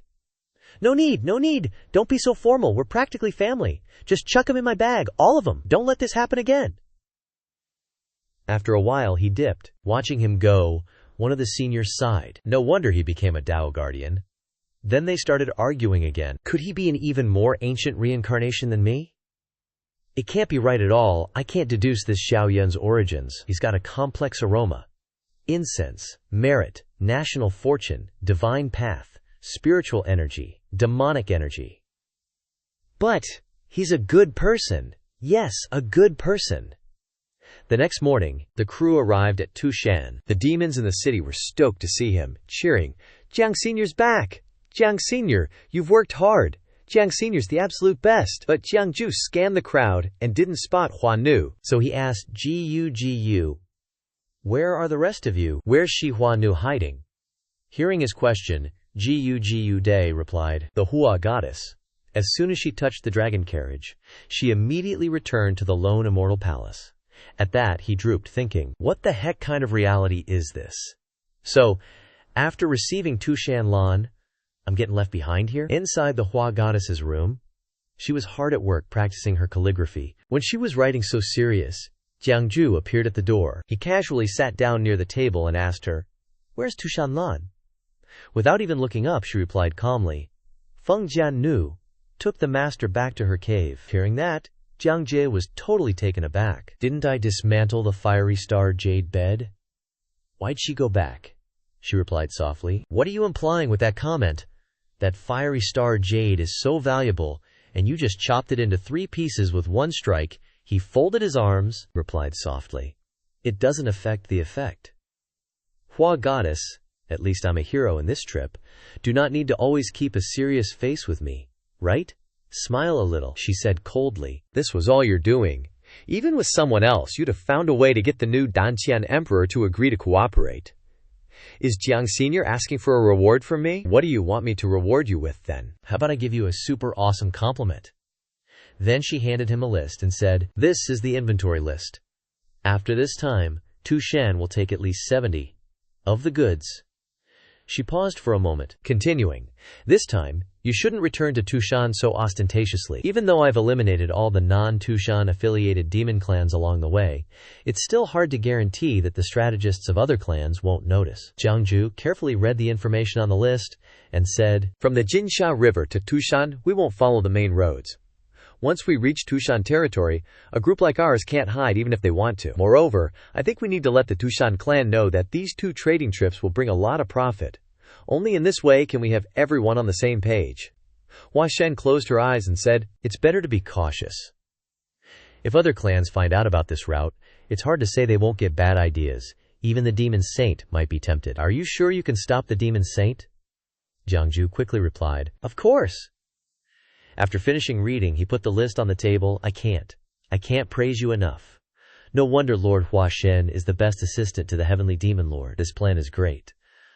I'll tell the deputy leader to follow this plan from now on. Hua Shen asked him, aren't you going to be in charge yourself? He didn't answer her, but stood up and said, I have to go to the Divine Firmament Palace now, and he explained to her, actually, I really don't want to go back. I'd rather go straight to the Divine Firmament Palace. She looked up and asked him, can you be back within a month? Jiang Jue turned his back to her and answered, who knows? He waved goodbye to her, saying as he left, if I don't come back, just say I eloped. In a certain region, by the stream, the trees were lush and green, and a row of wooden houses by the stream looked so dreamy. In a village, a man was directing everyone to work. At this time, Jiang Jue and a bald man stood in front of the golden ingot pagoda. He sighed. What a waste of resources. It was in chaos gold to refine a golden ingot pagoda, and inside it's even sealed a small scene. But it doesn't even have a bit of spatial magic, and it can't even drive itself. You still need something to pull it when you go out. The bald man angrily shouted, idiot! Utterly idiotic! If the person who refined this treasure was my student, I'd punch that beast to death. The next morning, in a city with clear skies, Jiang Jue sat opposite Kedli. Looking at the boy's depressed face, he asked curiously, what's wrong? Did practicing silent meditation give you the blues? Then he rubbed Keeleman's head and smiled brightly. Listen, things like the Great Truth Mantra can be learned later. The main thing is, for the little guy to have fun. Keliel picked up a pen and wrote some scribbled words. Then he held up the paper he had just written in front of him. On the paper it said, Master, I broke a precept. Jiang Jue exclaimed in surprise. What precept did you break? Kedleflay continued to scribble the answer on paper. On the paper were the words, loosed precept. Jiang Jue's mouth dropped open in surprise. Broke the lust precept? Precept? No way. You're studying in the Spiritooth Blessed Land, and it's full of foxes there. Foxes? Kelly held the paper in front of him, leaving him speechless. On the paper it said, It's true! There's a very cute little fox who said she likes me. She kissed me and said that I have to take responsibility when she transforms, and wants me to marry her. Master, I haven't dared to go to school these past few days. Jiang Jue's eyes lit up like he was listening to gossip, and he asked eagerly, Kelly Lei, is this a childhood sweetheart, my disciple? You're too young to understand. Actually, you should cherish the time when girls express their feelings for you when you enter society. No, Master isn't teaching you to have puppy love. I'm just afraid you'll regret it later. Kekli lowered his head in frustration. Then the boy dashed away like the wind. Jiang Jue looked at his fleeing back and couldn't help but sigh. Hey, no way! You! Where are you running off to? I won't say anything if you don't talk. But you can't skip school forever. You definitely have to go to school tomorrow. Not long after, there were two intensely opposing forces. Ao Xuan Lao Er transformed into a dragon and shouted loudly, Tu Shan Lan, you're going too far. Tu Shan Lan held a sword in her hand and said coldly, Ao Xuan Lao Er, I think you're crazy.